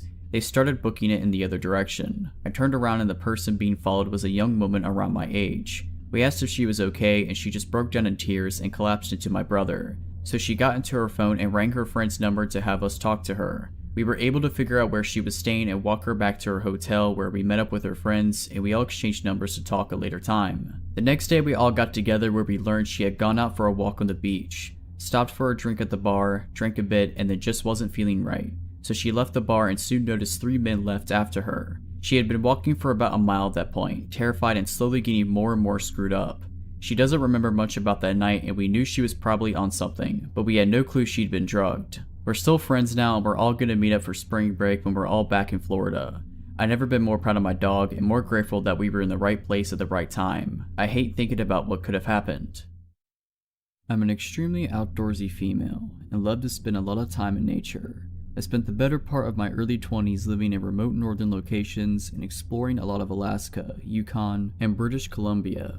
I have many odd, frightening, and bizarre stories that came up from my time in the north, and this is one of them. In the summer of 2012 when I was 22, I'm 26 now, I was living and working in a pretty remote town in northern British Columbia from May to September. The place I worked at was a campground in the provincial part of the Alaskan Highway, 4 hours north of Fort Nelson and 2 hours south of the Yukon-British Columbia border.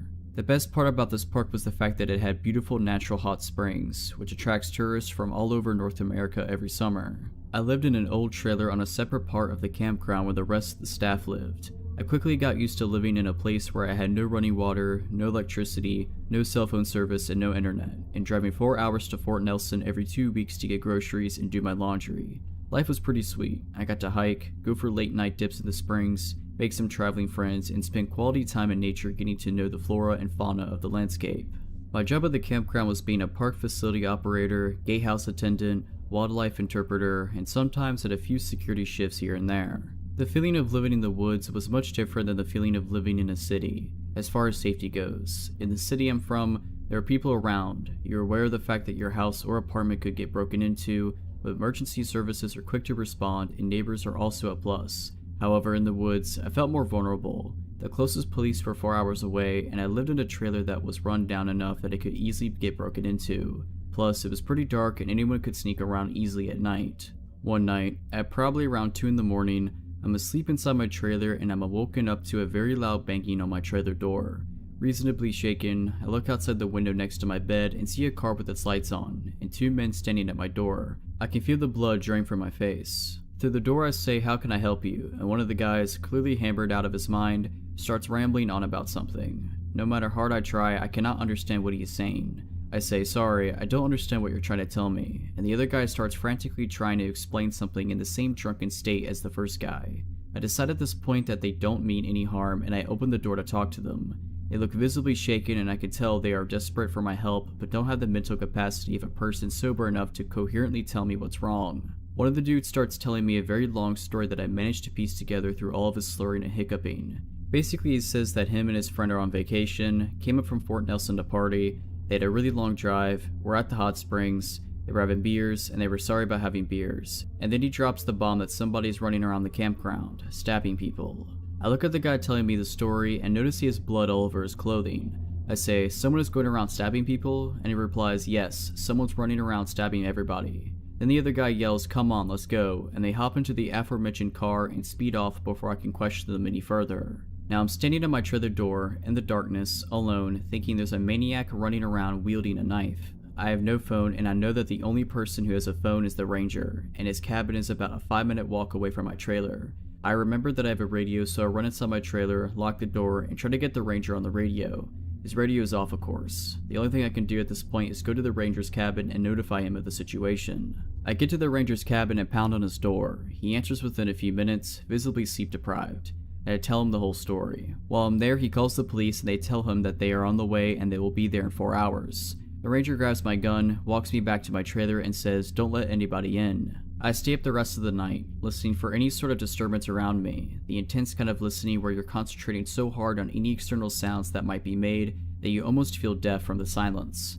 After about 2 hours of doing this, my trailer starts rocking back and forth. I freeze. My heart drops. I can hear the sound of someone breathing extremely heavily and I'm thinking, this is it. I'm just sitting there on my bed in my trailer as it's rocking, waiting for the maniac to stop tormenting me and just break the window and stab me. I'm still listening intently to the heavy breathing and that's when I hear a grunt, a very non-human sounding grunt. I get a feeling that it's not what I think it is, and I peer out the window of my trailer and a bison is scratching its back on the side of my trailer, causing it to rock back and forth. The RCPM get there at around 6:30 a.m. and proceed with their investigation for 10 hours. They close off the springs and the entire campground. We don't hear anything about what took place during the night until the investigation is over. Apparently there was a guy at the springs who made a lewd comment about one of the females in another group, which resulted in an argument. The guy disappeared and returned an hour later with a knife, stabbed 2 of the guys in the group, and booked it back to Fort Nelson, not before stopping at my trailer with his buddy to tell me about the incident, of course. Yeah, one of the guys at my trailer, he was the dude stabbing people. My guess is that him and his friends stopped by my trailer to try to make it seem like they were innocent. Drunken logic. The 2 guys that were stabbed survived, which is good. I just hope that I never have to wake up to someone like that at my door again. A couple of years ago, I was still adjusting to the adult dating scene. I was using Tinder, and though I had been on a few dates and had a few hookups, it was mostly just situations where I either wasn't that interested in the guys, or it was strictly a one-night stand. It was a college town, not where I went to school, about 45 minutes from my parents' house, and I went on a few dates there. It's a cool city to hang out in, so it was always worth the journey even if a date didn't work out. I started chatting with this guy who I matched with on Tinder. He wasn't exactly my usual type, but he was charming enough. He was a little bit of the stoner/alternative type. He was funny and confident over the phone as well. I usually made it a rule for myself to chat on the phone at least once or twice before meeting up with guys, even just to gauge if we would be able to carry a conversation. It's not the same when you're only texting. We hit it off over the phone well enough to the point where I felt we should give hanging out a shot. We talked about how I went to karaoke night often at a local bar close to where I attended school. He said he and his friends liked going to karaoke too. Great. He lived in the previously mentioned college town, and I agreed to attending karaoke night with him and his friends. He said they were hanging out at a local coffee shop near where he and his roommate lived, and I could meet them there. A girl he knew worked there as well, and he said she'd give me a coffee on the house. Before leaving, I texted one of my friends where I was going, just to be safe. When I arrived, I could clearly see into the coffee shop. I could see a group of 4 scraggly looking dudes, and one girl behind the counter. As soon as I pulled up, I got a nagging bad feeling in my stomach. As soon as I got out of the car, the guy I'd been chatting with left his group and came out. He said they were leaving right now, so we should just go. Not that I really cared about the coffee, but what happened to the coffee I was promised? I asked exactly what the plan was, and he said they were going to head back to his place before heading to karaoke. He didn't ask if I wanted anything from the shop, and didn't even ask if I wanted to come in. By this point, his friends came out and they all got close to my car. I was getting pretty bad vibes at this point. He isn't acting charming or funny like before on the phone. Everything felt forced. There was an air from the group that they were only pretending to be friendly. Nobody introduced themselves, but they just kept saying how awesome karaoke at the bar was. The girl inside at the counter had gone in the back of the shop, and because she was friends with him, I didn't know if I could trust her. Thinking quickly, I said the plan sounded great and I could drive and meet them there, that I didn't want to leave my car there. This apparently was a problem. The one car in the parking lot, which I assumed was one of theirs, was the girls. They said they walked there, but it would be a lot better and faster if I just drove them back to the house. At this point I'm freaking out a bit. Everyone's close to my car and me. I tell them a stupid lie and say that I have a bunch of stuff from school in my car, and it's pretty messy on top of that, so not everyone will be able to fit in. Mind you, they are right by my car, standing in front of it. They can see through my windshield into it. It's got like a backpack in it, and that's just it. I just lie and say I'm kind of embarrassed because the floor is messy. I'm saying anything I can get to get out of this. I tell them I'm really sorry, but if they order an Uber, I could just meet them at their place. I'm not budging on not letting them get in my car. The guy I'm supposed to be on a date with tells the other guys to head back inside the coffee shop, and now I'm alone with him. He asks why I can't just drive everyone. He tells me it's not a big deal, and that it's just easier if I just drive everyone there. I stand firm that there's not room and my car's messy. I tell him I promise to meet him at his place if they order an Uber or walk, just text me his address. He says that it'll take too long to get back to his place, so I should just meet them at the bar instead. He won't give me his address. He texts me the address to the bar, and I apologize about the car thing. I tell him I'm so excited for karaoke and I'll meet him there. I smile and act as naturally as possible, and then I get in my car and try to drive normally while in view. As soon as I'm out of sight, I take off and just drive in different directions haphazardly before heading back home. I was constantly watching in my mirrors to see if anyone followed me, and thankfully nobody did. Not long after arriving home, I got multiple texts from him. He told me I was just another girl pretending to be nice and that I deserved to die. Clearly I made the right call. I blocked his number and blocked him on Tinder. I never heard from him again, and I hope it stays that way.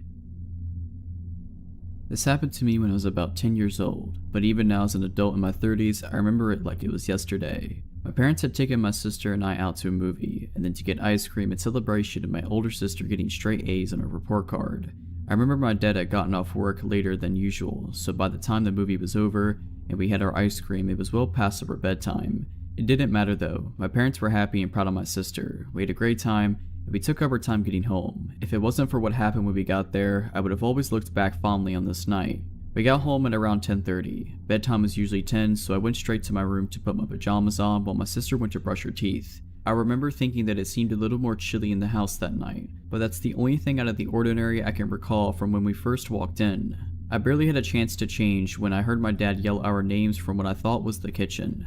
I didn't know what was wrong, but I knew it was bad because I heard fear in his voice for the first time ever. It scared me really bad. I bolted out the door and into the kitchen as fast as I could. My sister was already there, and her and my parents were standing very close. My mom looked like she was on the verge of panic, and she motioned for me to come close. She wrapped her arms around my sister and my dad was already dialing on the house phone. Then I noticed some glass on the floor. I asked my mom what was wrong, but she didn't want to tell me. She said we needed to go outside right away. As we headed out the front door, I heard my dad talking to a 911 operator and telling them that when we got home, he found our back sliding glass door shattered and objects strewn about the kitchen. He went to the neighbor's house and waited for the police to come. After a few minutes, my dad joined us. He seemed to be well shaken up, which was a new sight to me. The police arrived and searched the house extensively. It was a big scene with all of our neighbors outside and flashing lights illuminating our entire street for hours. They never found anybody in our house. Whoever had been there had come and gone. The thing that gets to me is that nothing was stolen. Whoever it was didn't want any of our possessions. What they did take was our canned food out the pantry and stacked them into small pyramids on our kitchen counter. They also turned on the TV in the basement and moved a few random objects to different parts of the house. It was like someone had been in our home and did things for reasons that only made sense to them. As the police were finishing up and ready to leave, I heard one of them ask my mom a question. They talked quietly, and I'm sure they thought I didn't hear. I pretended not to be listening, but I heard everything. We kept magnetized letters on our fridge, and we used them to leave each other messages for fun sometimes. The cop was asking my mom if the message on there that night was done by any of us. It wasn't. I watched my mom turn pale when we told her what it said. It still makes my skin crawl to this very day. It said, "Always watching." The police didn't find any fingerprints. They said the intruder had to be wearing gloves. For the next few days, the entire family was extremely uneasy. Within a few months, we decided to move. It was all just too scary for us to stay in that area. We moved to a house several miles away. We were never bothered again, but I do still think about it. This happened many years ago, but the hairs on my neck still stand up sometimes to this day. I just wish that we never experienced something like that again. In April of last year, my boyfriend and I were walking home from our friend's house, and I had just finished my first year at college and we wanted to go out and celebrate and have some fun. We live in a rural town and our friend lived on the far side of it, so our walk was about a half an hour or so. I had a drink or two and smoked some of the joint they had rolled. Smoking makes me paranoid, and this night was no different. Anyway, we left at maybe 10 or 11 p.m. and everything was perfectly normal until we got to the end of the long street that would eventually lead to my house. This street always feels so long to walk on, like hours can pass and you can barely make a dent in the amount of steps made. The street we turned onto this road was maybe 10 blocks from my house. A few minutes after we turned onto this road, I felt like something was off, but my boyfriend said that I was stoned and reassured me that it was just that. This white pickup truck that was parked in front of some house turns on and begins to drive slowly away and would then park. I watched it to see if it was just me being paranoid or not, but it proceeded to stop a couple houses down and sat there with the car still on. As soon as we get close, it would drive away, parking a little further away. This continued on until we got to the end of my street.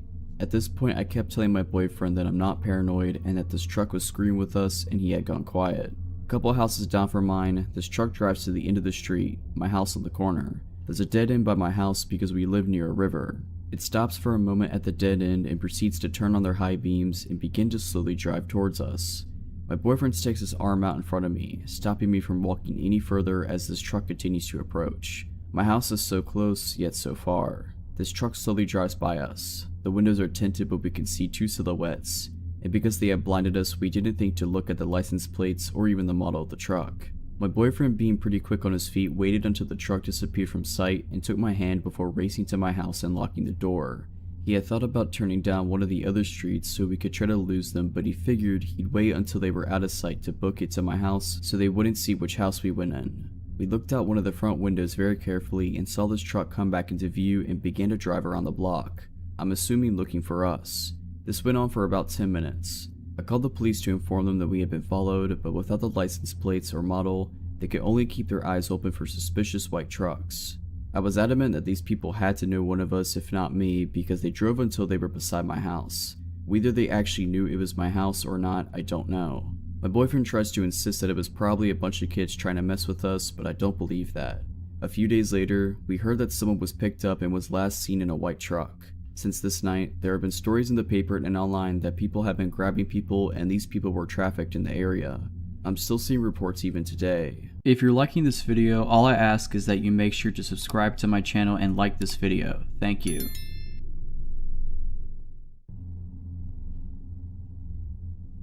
So when I was about 15 or so, I would always go grocery shopping with my mom. This time she didn't just need groceries, but some other things that weren't close by. We lived out in the country and the closest town didn't have what she needed, so we went to the bigger town/city about an hour away. Our last stop was the grocery store, as my mom didn't want to leave a bunch of groceries in the car on a hot summer day while she got whatever else she needed. While we were there, I noticed an older man, tall, skinny, semi-ill looking, that was paying a lot of attention to us. I also caught him talking to himself a lot. I almost ran into him when we were switching aisles and I said sorry, and since then I had seen him like 5 times and every time I felt a shudder and I looked around and he would be somewhere staring at me. I told my mom and she said we were almost done. A few minutes later we got distracted talking about ice cream. I was telling her about this ice cream brand that my brother, who's a health nut, told me about, and that it was supposed to be a lot better for you than well-known name brands. We started searching for it. I was on one end of the aisle and she was on the other. I ended up finding it and reached into the freezer to grab it. When I turned around, the old man was right behind me, like way too close. He said something like, "You're too pretty to be eating that. It'll rot your teeth." And I freaked out. I pushed past him and ran back to my mom and said, "Found it, let's go." And she saw the look on my face and looked past me and saw the man. We headed quickly for the registers, and unfortunately we had a lot of groceries and the old man got in the line next to us and only had a few things. He kept talking to himself. I was keeping a very close eye on him and was relieved when he exited the store, but unfortunately that wasn't the end of it. When we left the store, I noticed him sitting in his car outside the doors. He sat there and watched us put the groceries in the car and got behind us as we went to go leave the parking lot. I was freaking out. My mom told me it would be okay and that she was right there with me. We ended up taking some back roads home. My mom thought maybe he would get lost. As I said, we were about an hour away from home, and the back roads made it even longer. We were about 5 to 10 minutes away from home and he was still following us. When I asked my mom if I should call the cops, she said, "No, call your dad and tell him what's going on. Tell him to be waiting outside with a shotgun." So I called my dad and told him what was happening, and he had an idea. Since we lived way out in the country, my parents' neighbor was about half a mile down the road from us. They had a long driveway that you can't see their house from the road. He told me to have my mom go there instead so that the guy wouldn't know where we lived. My dad got there first, told the neighbor what was going on, and they both grabbed their shotguns and waited outside for us to pull up. The guy followed us down the long dirt driveway, and as soon as he got to the clearing with the house and saw my dad and our neighbor with their guns out, he threw his car into reverse and hightailed it out of there. So far since that incident, my family nor I have seen that man again, and I hope it stays that way. This happened a few years ago in my old one-person flat. I had a strange feeling that something wasn't right for a few days. Like I was sure that food in the fridge was less than I put back the last time, I found pills for my couch on the floor, stuff like that. I lived alone back then, so there wasn't anyone else with access to my flat, or so I thought. Well, one night I woke up around 1 in the morning sweating from a nightmare. Since I was drenched in sweat, I decided to take a shower. So I put my phone up in the bathroom for music, turned on the water, and enjoyed my shower. A few minutes in, I heard the door move. I never closed it, but it still never moves. I took a look at the shower curtain and saw a shadow against it, and a look at my phone confirmed someone was there, since I could clearly see a reflection on my screen that showed someone was standing next to the shower curtain. It took me a lot not to scream and to keep acting like I didn't notice anything, while silently taking the shower head off the holding and turning the water all the way to hot. Our water got really hot when you cranked it all the way to hot, and a few seconds later steam was raising and the water hurt my feet flowing to the drain. I turned around, ripped the shower curtain open, and held the shower head right at the person behind. It was a woman and she screamed in pain. I whacked her in the face with the shower head and jumped out the shower and ran to the door, taking the key out of the lock and locking it closed behind me. A little later she started to bang on the door, but the door didn't give. I called the cops and went to the kitchen to get my big kitchen knife, just for safety. I felt like my throat was closing up when I saw it missing and realized there was only one place where it could possibly be right now. The police came and arrested the woman, who turned out to have been the former person living in the flat and was evicted after not paying rent. Seems she made a copy of the key and came into the flat when I was at work and sometimes at night. I just hope that I never have to experience that again. This happened 5 years ago. I was 25 and used to live alone in a small flat in England, about an hour south of London. It was a medium-sized town well known for being a good place to live, with excellent schools, low crime rates, and minimal unemployment. The kind of place where people didn't panic if they left their front door unlocked when they left for work. My flat was on the first floor above pavement level, midway down a hill. There was nobody underneath me. My flat was a kind of bridge with a footpath below it, and my kitchen window was directly over a pavement on a fairly busy road. The flat had a small galley kitchen, a living room, and an upstairs bedroom. There was nobody beneath or above my flat, and because of the hill, my kitchen window was literally face on with the pavement and where people walked. There was a printing company opposite that went out of business, and then just grass. I always used to close the blinds once the sun had gone down, but liked having the kitchen window open during the afternoons. It had a safety latch so it didn't open far enough for anybody to reach in, and I was not on the ground floor, so I didn't worry too much. One day, I got home from work early, about 5:30, and as it was summer, I had the kitchen window open and the blinds open. I'm chopping garlic for my dinner, glance up, and see an older man literally stood on the pavement watching me, only a few feet away. I glare back as if to say, go away, and decide to walk out the kitchen into the living room as if I'm talking to someone. I walk back into the kitchen, glance at the window, and the man is still there, watching me with a small smile on his face. At this point I am slightly panicked. I am alone, nobody's around as I have no direct neighbors. I go into the living room and sit against the wall, clutching my phone. I didn't want him to be able to see me at all. A lot of front doors in England have a kind of two-door system. Directly on the street you have a glass door, normally with decorations on them so you can't see everything in and out, just blurred images, and a proper wooden door inside. I had been out for a smoke so the glass door was shut and locked, but the wooden door was wide open. From where I'm sitting, I can see the glass door, and I see a figure walking towards it. Sure enough, as it gets closer, I can see that it's the man from the pavement, standing at my front door and trying to look in. He tries opening the door, but luckily, I locked the outside door after my smoke, and it was a strong door. He drops a cigarette, says, screw it, and after about 15 to 20 seconds, he turns around and walks away. I run to shut and lock the wooden door and go to the kitchen window as he walks away and down the road. Just before he turns the corner, turns around and smiles at me, making eye contact. A few days later, it was on the local news that a man matching his description chased down a group of young women in my neighborhood. This happened almost 2 years ago. I had decided to go hiking with my son, who was 8 months old at the time, and with my dog named Henry, who is an Irish Wolfhound and Rottweiler mix. My husband was going fishing with a mutual friend at a state park nearby. I decided to go hike one of the more remote trails in a different part of the park and then meet them later. I drove to a wooded trail about 10 minutes from where my husband was fishing. It was an early spring day, still chilly but tolerable with the sun shining. I parked the car and got my son ready. He was smiling and laughing. I would wear him in a forward-facing hiking sling in the front of me at the time. Henry was excited. We started off on the hike and it was a really beautiful, peaceful trail. Towering trees mixed with pine. A crystal clear creek wove its way through the trail at points. We would periodically stop and all three of us would play.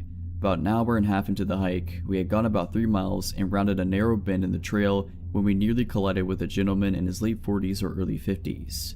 Henry was snarling and lunging for the man. Before I even completely registered what was going on, I quickly backed up and pulled Henry back the best I could. My bumps were goosed at this point. Henry would not calm down. This is very unusual behavior for him, but not if he was trying to protect us. Trying to talk over Henry, I loudly said, I'm sorry, Henry's just very protective of my son. If you move off to the side, we can pass you. My son was very quiet during this entire exchange, which I found a bit odd. The guy was staring very intently at my son. He then laughed slightly and said, oh, he should be. It's a good thing he's with you. Then he motioned to something around his neck and said, I'm just out here taking pictures. It's a hobby of mine. Except he wasn't wearing any kind of camera around his neck or anywhere that I could see. He had a canteen around his neck.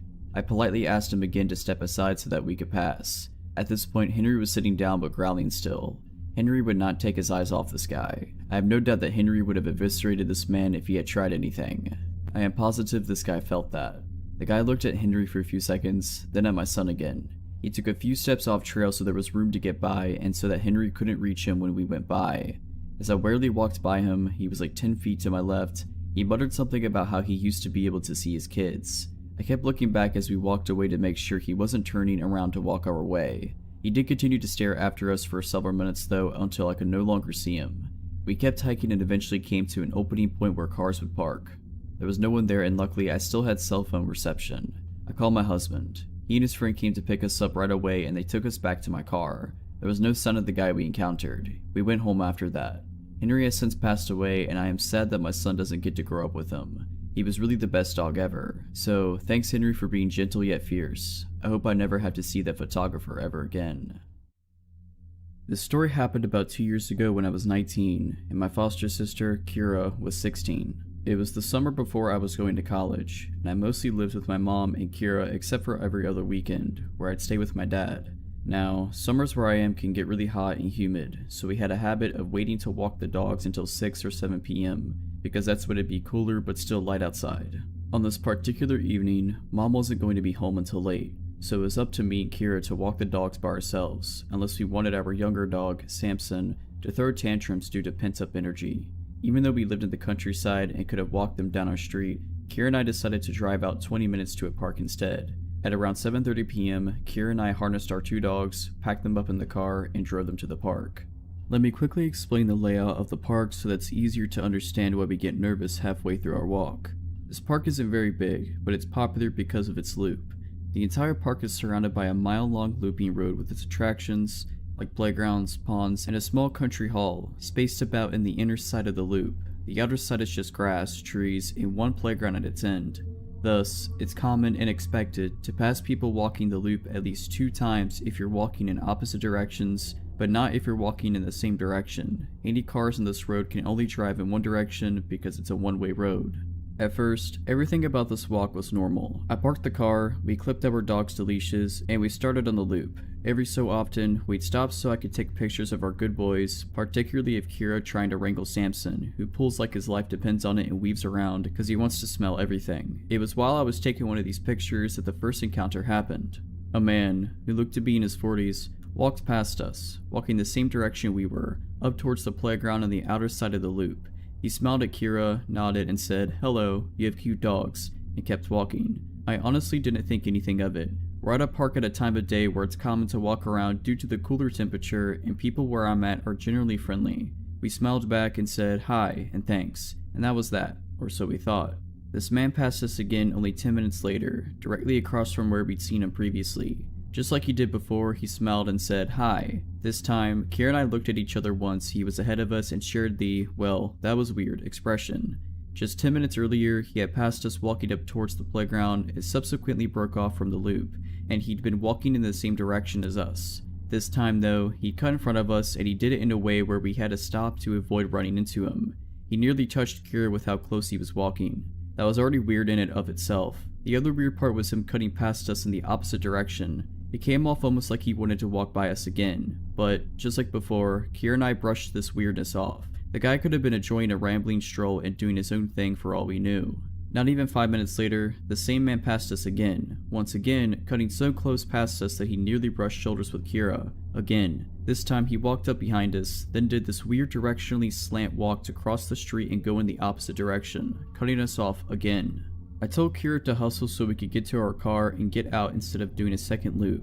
When we were almost to our car, we noticed a car creeping along behind us. We pulled to the side and stopped to let it pass, but for a second it stopped too.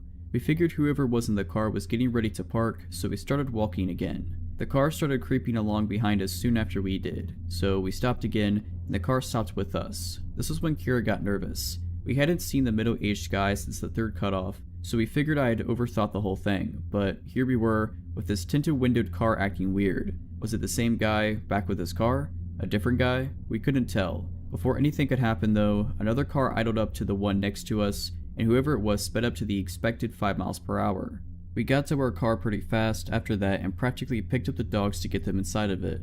We got in and got out of there. My mistake, however, was neglecting my rearview mirror and the well-advised rule not to drive straight home if you're worried a stranger's taken too much interest in you. We got home at around 8-something. The sun had finally disappeared behind the horizon. Mom wasn't home yet, so we got the dogs some water, locked the doors, ate a late dinner, chilled in the living room, and talked about things that didn't really matter. It was almost 9:30 when the scariest part of this whole ordeal happened. There Kira and I were, sitting on different couches, talking about something, when we noticed the ceiling briefly light up over where Kira was sitting. Due to our long, slightly curvy driveway, it's common to see headlights stream through the window, light up the ceiling, fade, then intensify. It means someone's just come home, so when the ceiling above Kira lit up, we thought nothing of it, assuming Mom was finally coming back from wherever she went that night. Mom has a habit of pulling in then checking her phone for whatever knows how long before coming inside. After a couple of minutes, I noticed the small, motion sensor light Mom set up on a table on the porch light up. Right after the light went off, we both heard the storm door open, but we didn't hear anyone pressing the code keys of our lock or jiggling the door handle, like Mom usually does right away. The moment the storm door creaked open, our 2 dogs jumped up and ran to the door, barking like mad. Our golden greyhound mix, Calvin, has a deep and scary bark. Samson, who is a big dog, jumps up on his hind legs and scrabbles to one of the small windows in a desperate attempt to see who's outside. Immediately, the storm door slammed shut, and we heard heavy footsteps on the cement of our porch. Calvin started going nuts and jumped up on Kira's couch, standing on its back instead of the cushions to look out the window. Samson ran out the room and went out the doggy door that leads to the back porch, which is a ramp going down into a fenced-off portion of our yard.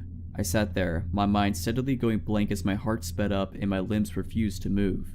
Kira gets up and spins around and looks out the window but can't see anything because, besides the motion light on the porch, it's too dark. So, naturally, she gets up, grabs a stray dog toy which just so happens to be a tug-of-war rope with a ball on one end, and opens the door. I tell her very calmly to shut the door and stay inside. She ignored me and stepped out onto the porch. She comes back inside after not seeing anything, but, to my utter disbelief, she disappears into the kitchen, comes back with a knife, and goes outside again. This time, she's gone for a handful of seconds before running back inside and slamming the door shut. Breathless, she tells me she went out a bit into the yard and saw the outline of a man by the run-down dog kennel we don't use anymore. When she saw him and froze, he moved. This time, she listened to me when I told her to lock the door.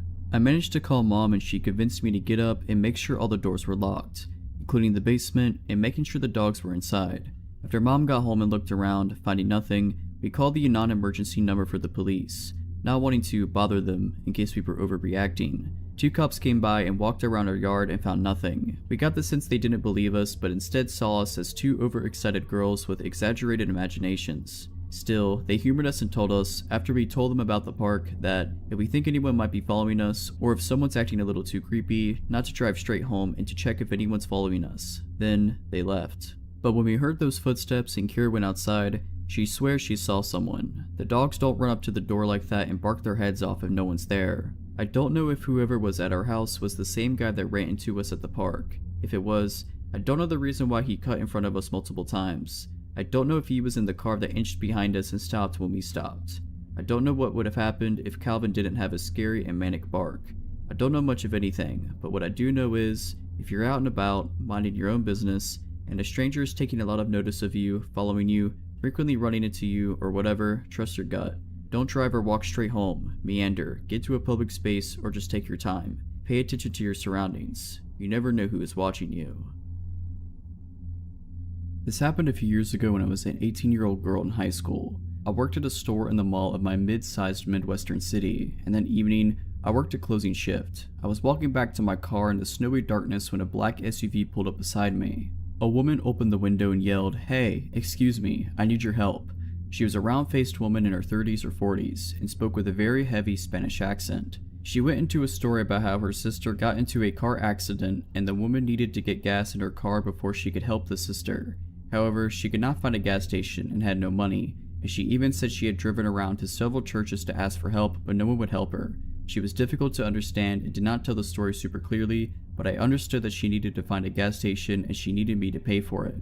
She told the story between sobs and she seemed so desperate that I was moved to help her. I told her that she could follow my car to a gas station that was just across the highway and that I would buy her some gas. At the gas station, I parked in front of the store and was surprised when she did not pull up to a gas pump, as I had expected. I got out of my car and said, "Okay, don't you want me to buy and pump gas for you?" She then said something like I had misunderstood her first story. She didn't need gas. She needed money to give to her sister, and added a bunch of other facts I don't remember to continue the story. Her accent and changing story was difficult to understand. I said, "Well, I don't have cash on me, only my card. I mean, I suppose I could see if there's an ATM inside?" She immediately replied that she knew there was, which definitely is suspicious in hindsight, but I didn't pick up on it at the time. I agreed to go in and get her some money from the ATM, and as I turned to go inside, she said, "Wait, but if you give me money, I will have to repay you somehow." I said, "No, that's okay, you don't have to." She said, "No, give me your phone number so I can contact you to meet up later so I can repay you, or give me your address and I will send the money to you." I refused both, and she tried again several more times, begging me to meet up with her later to give me the money. This probably lasted 5 minutes or so. Finally, as I refused the last time, she said in a very chilling way, "Don't be so nice." Despite all of this, I for some reason was still convinced she needed my help, and I went into the gas station to use the ATM. However, in my teenage wisdom, I could not remember my PIN number, and was unable to withdraw money. I went back outside to tell the woman, and she rolled her eyes, huffed something under her breath, and very quickly got into her car and sped off. I never saw her again after that. As I drove home, I became suspicious about the scenario. I figured out after a while that the woman was definitely trying to scam me for my money, but it disturbed me more that she tried so hard to get me to meet up with her later and give her contact information. I just hope that I never have to meet someone like that in the future. When I was young, I used to live in rural Pennsylvania. Where I lived wasn't quite suburbs, but the houses were all within walking distance of each other, and we knew nearly all of our neighbors. My small neighborhood was blocked off from the ones on either side by decent-sized creeks, and to get to them you needed to climb down a fairly steep slope. This is an important detail later. My friend Rachel was a bit younger than me, by 2 or 3 years. I was 11 at the time. We had decided to go on a bike ride and ended up dropping our bikes and helmets at the top of the hill leading down to one of the creeks, and we went exploring. We were making a racket, I'm sure, squealing as we jumped around trying not to get wet. We noticed bubbles in the water and became concerned for the swans that lived down at the other end of the creek in the pond. Out of nowhere we heard a man chuckling, and he was standing at the top of the hill above near where we were standing. I said nothing. He asked what we were doing and slowly started making his way down the rough terrain of the slope. He obviously didn't know where the path to come down was. Rachel answered him that we were trying to find out where the bubbles were coming from and that she was scared it would hurt the swans, as there had never been any bubbles before today. He told us he could take a water sample and test it if we could bring it up to him, then asked our names and how old we were, still making his way down to us the entire time. Rachel told him her name and had started to say mine when I stopped her by grabbing her shoulder. I had an extremely bad feeling about this man, and I was very uncomfortable with the situation. I perked my head up looking off to the side and asked her, "Did you hear that, Rachel? I think your mom is calling us." I turned and dragged her up the path across from where the man was climbing down at, and we jumped on our bikes. I noticed this man's car parked next to where we put our bikes. Our helmets were missing. We heard the man scrambling after us, screaming that he hadn't heard anything. We started pedaling back toward my house, as Rachel lived in a different neighborhood, and the man started following us in a car after he finally reached the top. The man was still trying to get us to talk to him, so I turned off into my uncle's yard where I saw my cousin out cutting the lawn and started yelling for him. He was a big dude, 16 or so at the time, and the man in the car burnt rubber speeding off when he saw we were no longer alone. We ended up calling the police, and we were not the first girls that had the same issue with a man of that description and that car that day. So whatever that man's intentions were, I'm just glad that Rachel and I didn't have to experience them. If you're liking this video, all I ask is that you make sure to subscribe to my channel and like this video. Thank you.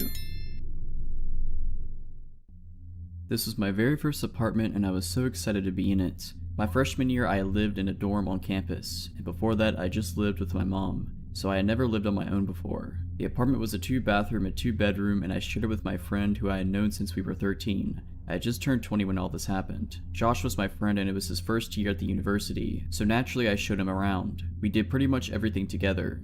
Fast forward to the homecoming football game.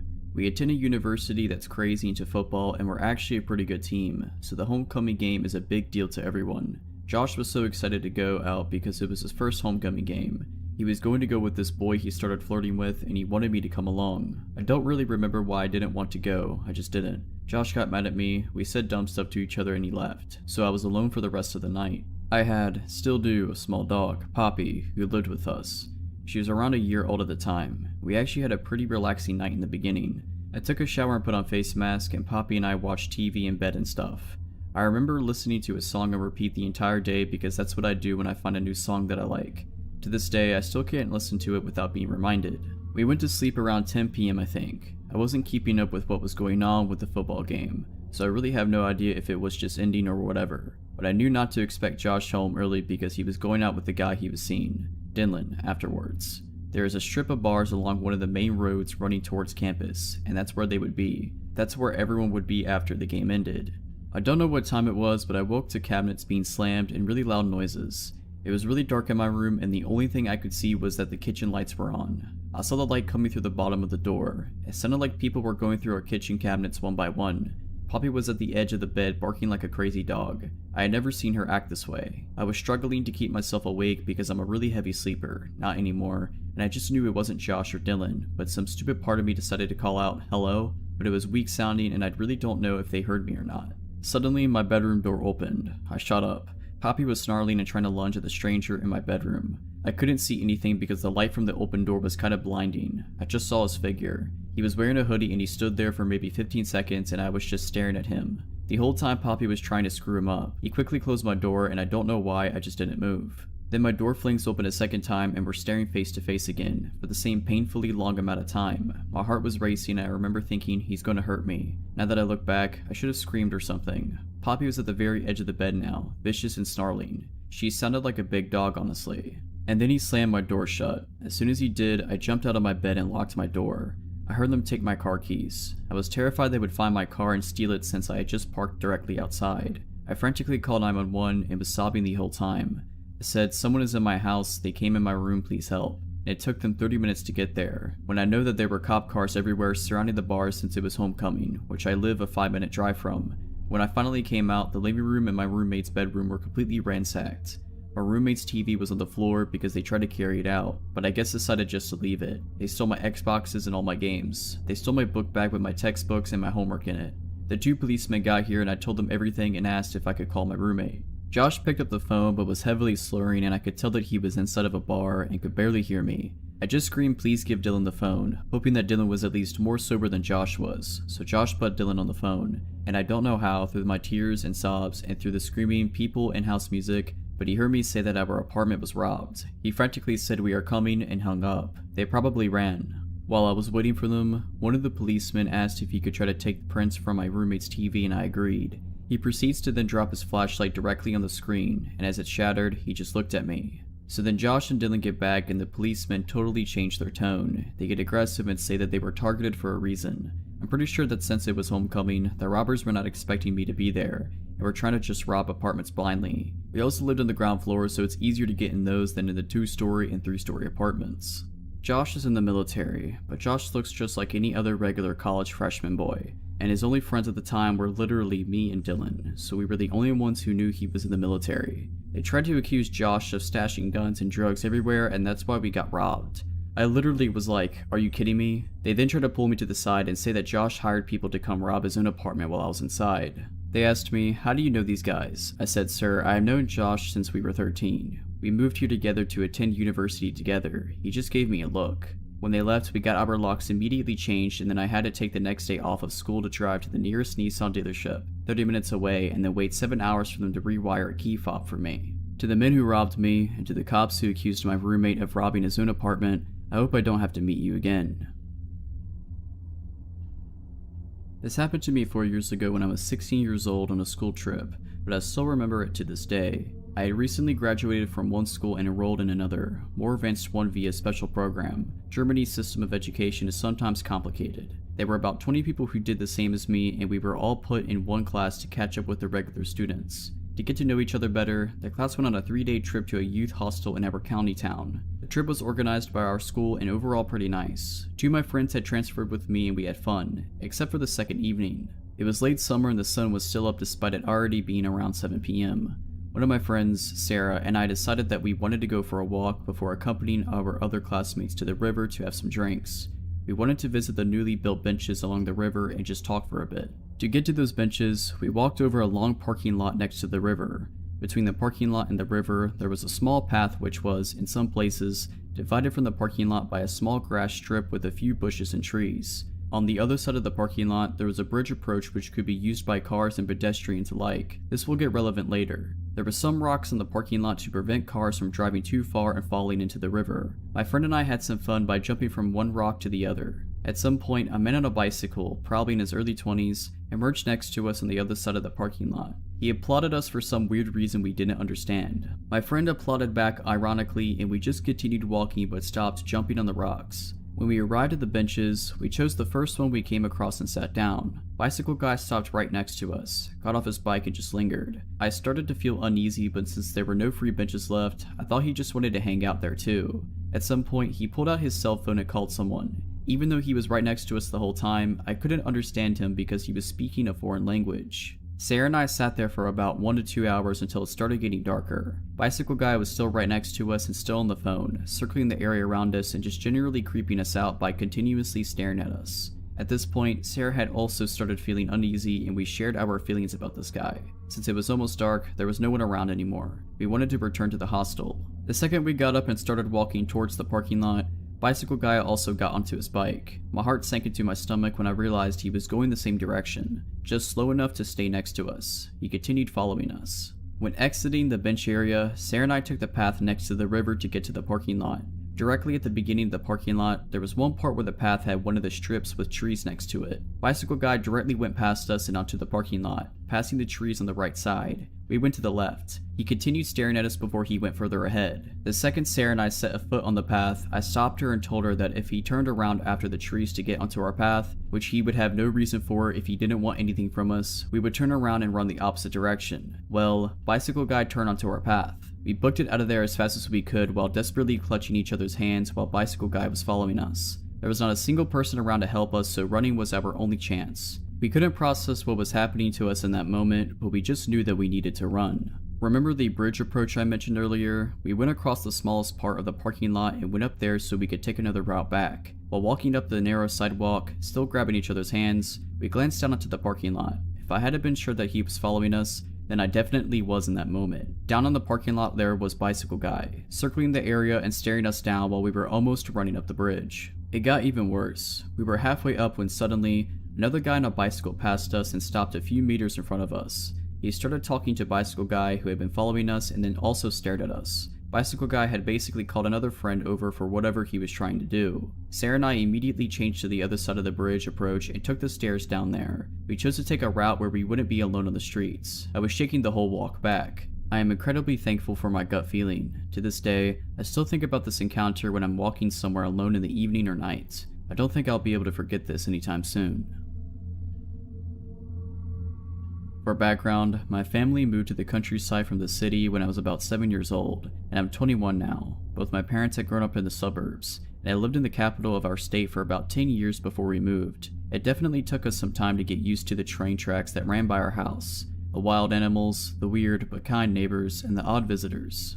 Another thing is that if you get off the main road and turn onto a long gravel drive to get up to our house, we can see the entire length of the driveway from certain points in our yard, which is about 3 acres. A few years after we moved in, my dad got a promotion at work, and as a result, started to go to conferences and business trips that lasted from a few days to a week, at least a couple times a year. My mom felt nervous about being home alone with 2 young kids. I was 10 and my brother was 6, and so we decided to get a dog.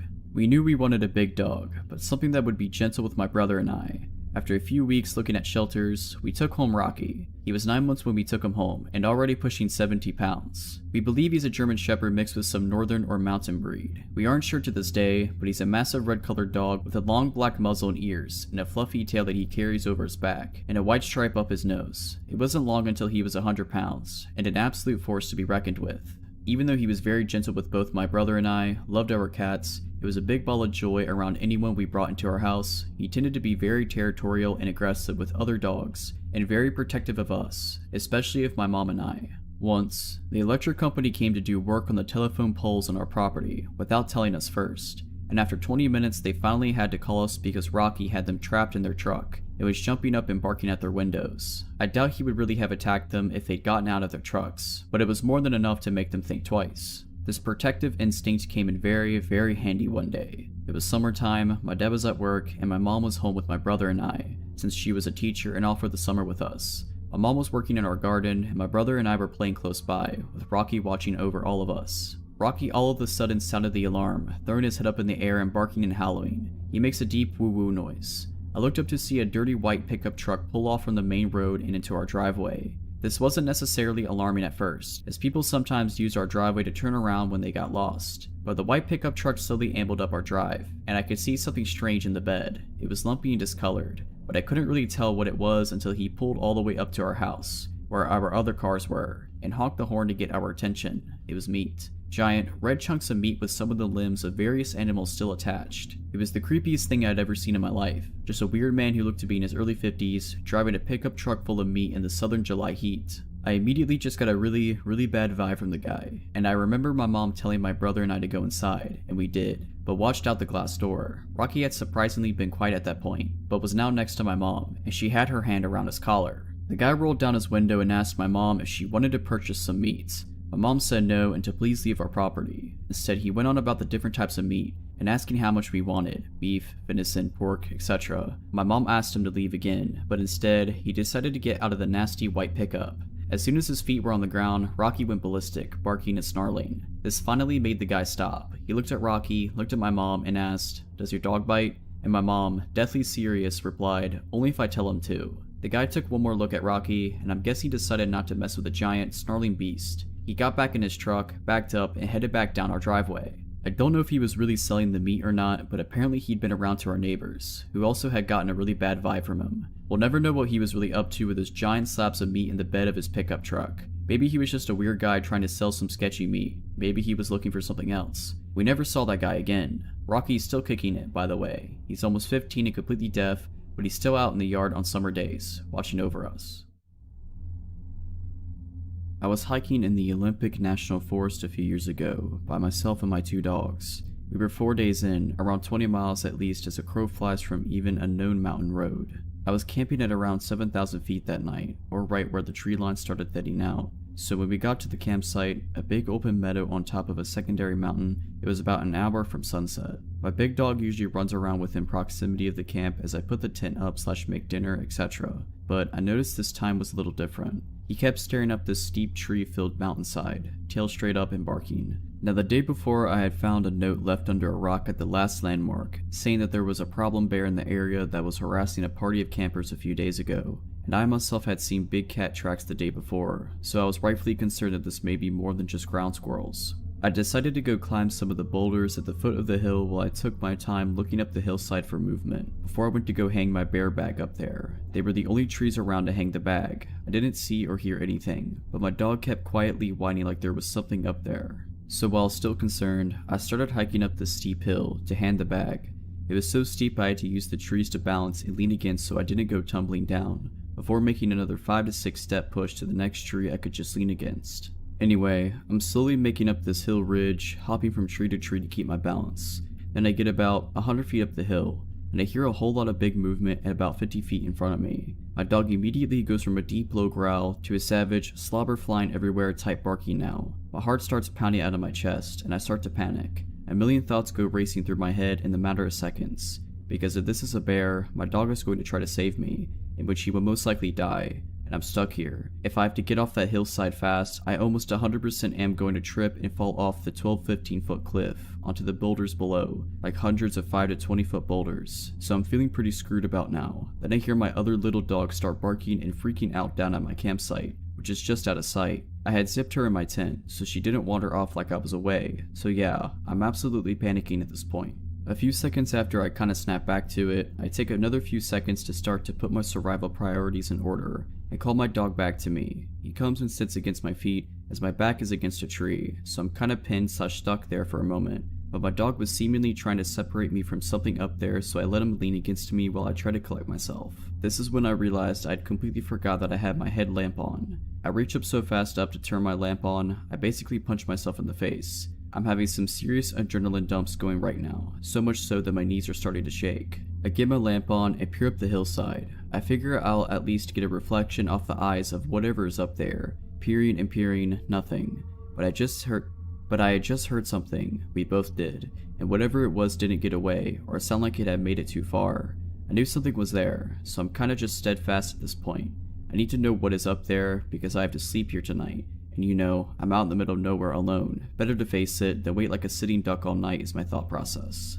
So yeah, as I'm looking up this hill, and at one point my dog lunges forward, unpinning me. He does a fake / bluff charge up the hill about 15 feet, and I mean he's snarling and foaming at the mouth at this point. As he does this, I finally see movement, something moving up and breaking the line of the horizon / sunset. My dog's bluff made whatever it was blow its cover, so I'm zeroed in. I called my dog back and silently watched, and what I make out made my heart completely drop. There was a man crouched about 75 feet directly in front of me, wearing not camo clothes, but some raggedy stuff with a hood that blended into the environment perfectly. Actually, almost like a makeshift ghillie suit, but with his face exposed. I couldn't see his eyes, and his face was covered in dirt or something, but I knew we were staring right at each other at that moment, so I stare for what seems like minutes. No words. I felt like I was trying to subconsciously convey that I was going to stand my ground. I wanted him to know I saw him, but I guess I was just too shaken to speak. As I'm staring, my little dog back at the campsite started to bark her head off again, like she was scared, and I also had to get off that hill before total dark,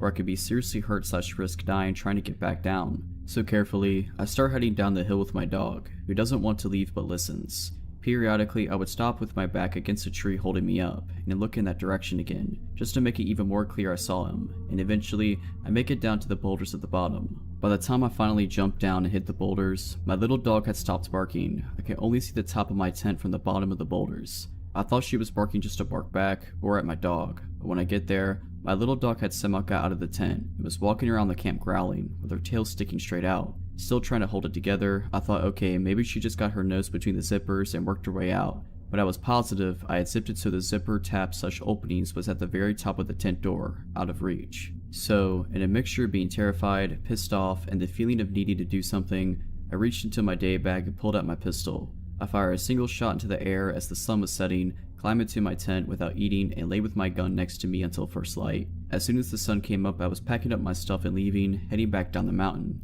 It sucks, it was all downhill back, but I still couldn't cover the ground to get back to my car in one day. It was dark by the time I had made it to the last camp, about 4 miles from my vehicle, but thankfully there were other people there. We sat around a fire they made, and I felt pretty relieved and safe. They started to tell me they are planning to head that way where I was the night before in the morning, so I tell them my story in detail. Needless to say, we were both walking back to our cars in the morning. Screw all that. The thing that still creeps me out to this day though, is when I got home and started reading reviews of the same hike I was on, other people had similar experiences like mine as well. Even a man found dead from a fall around the same boulder range 2 years ago, and a woman found murdered last year.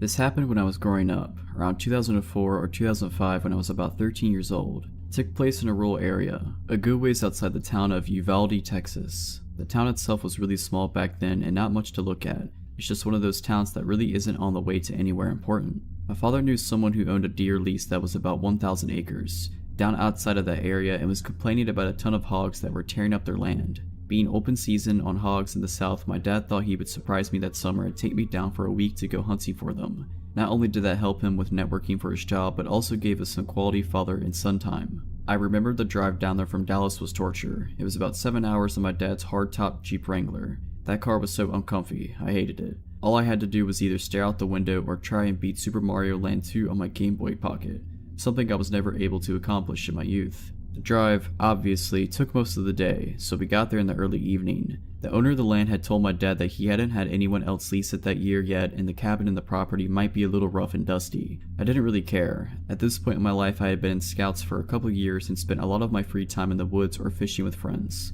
Needless to say, I was pretty comfortable roughing it. So after unlocking the gate and driving to the cabin on the land we settled in, the cabin was pretty rough, dust and dirt everywhere, flies. I remembered that it looked like some raccoons had gotten into the cabin. After cleaning up a bit and getting the sleeping bags out, then setting up the cots, we decided to sleep. Something about that night was weird. I was never able to get comfortable enough to fall asleep for any restful amount. I couldn't put my finger on why, but I had that feeling of being watched. I was finally able to drift off for what I guessed was an hour maybe. When we woke up, it was early, about 7 a.m. We decided to scout around the land for tracks and signs of hogs and find a good place to set up a blind. It was the summer and horribly hot in the afternoons, so morning was the best time to be out and about. After walking for an hour or so, we came to an area of trees, lightly dense, and luckily found some signs of hogs. Typical torn up ground where they had been rooting, so we followed them into the trees. I was looking for more signs when my dad stopped me with his arm. I remember looking up and seeing someone standing about 50 yards away. Some of their body was blocked by trees. This was private land, so they definitely weren't supposed to be there. We also had confirmation from the owner before we got to the lease that nobody was there, not to mention the gate was locked up when we first arrived. The person was wearing some bright colored red jacket. We slowly walked toward them. My dad called out something like, "Hey, we're hunters, this is private land." The person didn't move at all, dead still. We were about 30 yards away and could see that he was turned away from us with his hands in his pockets. The weird thing was that the person was in a ski jacket and it looked like to be ski pants. Now this is Texas in the summer. It was about 98 outside by then. My dad called out again, no reaction. He told me to stay behind him and unsnap the clip to his pistol holster. We approached the person's right side and then my dad told me to stay put about 20 yards away. I stayed and crouched down, watched him circle around to the front of the man, all the while talking to him, asking if he was okay. He finally passed around to the front of the man and my dad stood straight up with a confused look on his face. I called out and said, "What's wrong?" and he called back saying, "It's a mannequin." I walked over to it while my dad stood there staring, and as I got closer, one thing stood out the most. The clothes it was wearing were brand new, no dust, sap, bird droppings, or signs of being outside for more than a day at most. At that moment I looked at my dad and could see him get worried. Almost immediately after I felt that feeling again, like we were being watched, and I knew my dad felt it too. My dad whispered, "We're leaving right now." He grabbed my hand and drew his pistol. He scanned the area the whole way back while I was trying to hold back panicked tears. We got back as fast as we could. I was terrified so it felt like an eternity, but in reality it was only about 45 minutes. After returning we packed up and beat feet. We drove back home that day and didn't talk much on the way back. I remember right after we left, my dad called his buddy, the owner of the land, and he was confused. He said that he would go check it out the next week when he was in the area. He also said that he never had an issue with people because his property was high fenced. My dad normally isn't a paranoid person, but me being young and the lease possibly having someone there we didn't know about, he decided to be cautious and just get out of there. After we got back home, we talked and my dad wasn't able to sleep the night before as well. He had the same feeling but didn't want to wake me up because he thought I was sleeping too. Turns out that next week he got a call from his buddy and he checked the whole property and never found any trace of anyone, no mannequin or anything. That story still makes my hair stand on end. I honestly have no idea what that mannequin was. So this happened to me a couple years ago when my now husband and I were living in a townhouse in a pretty decent area. My husband was working third shift as a corrections officer at our local corrections facility and I was working as a waitress/bartender. It was an unusually warm night for mid-March, so I took advantage and decided to take my husband's 80-pound Alaskan Malamute Siberian Husky mixed dog on a quick walk around the neighborhood near our complex.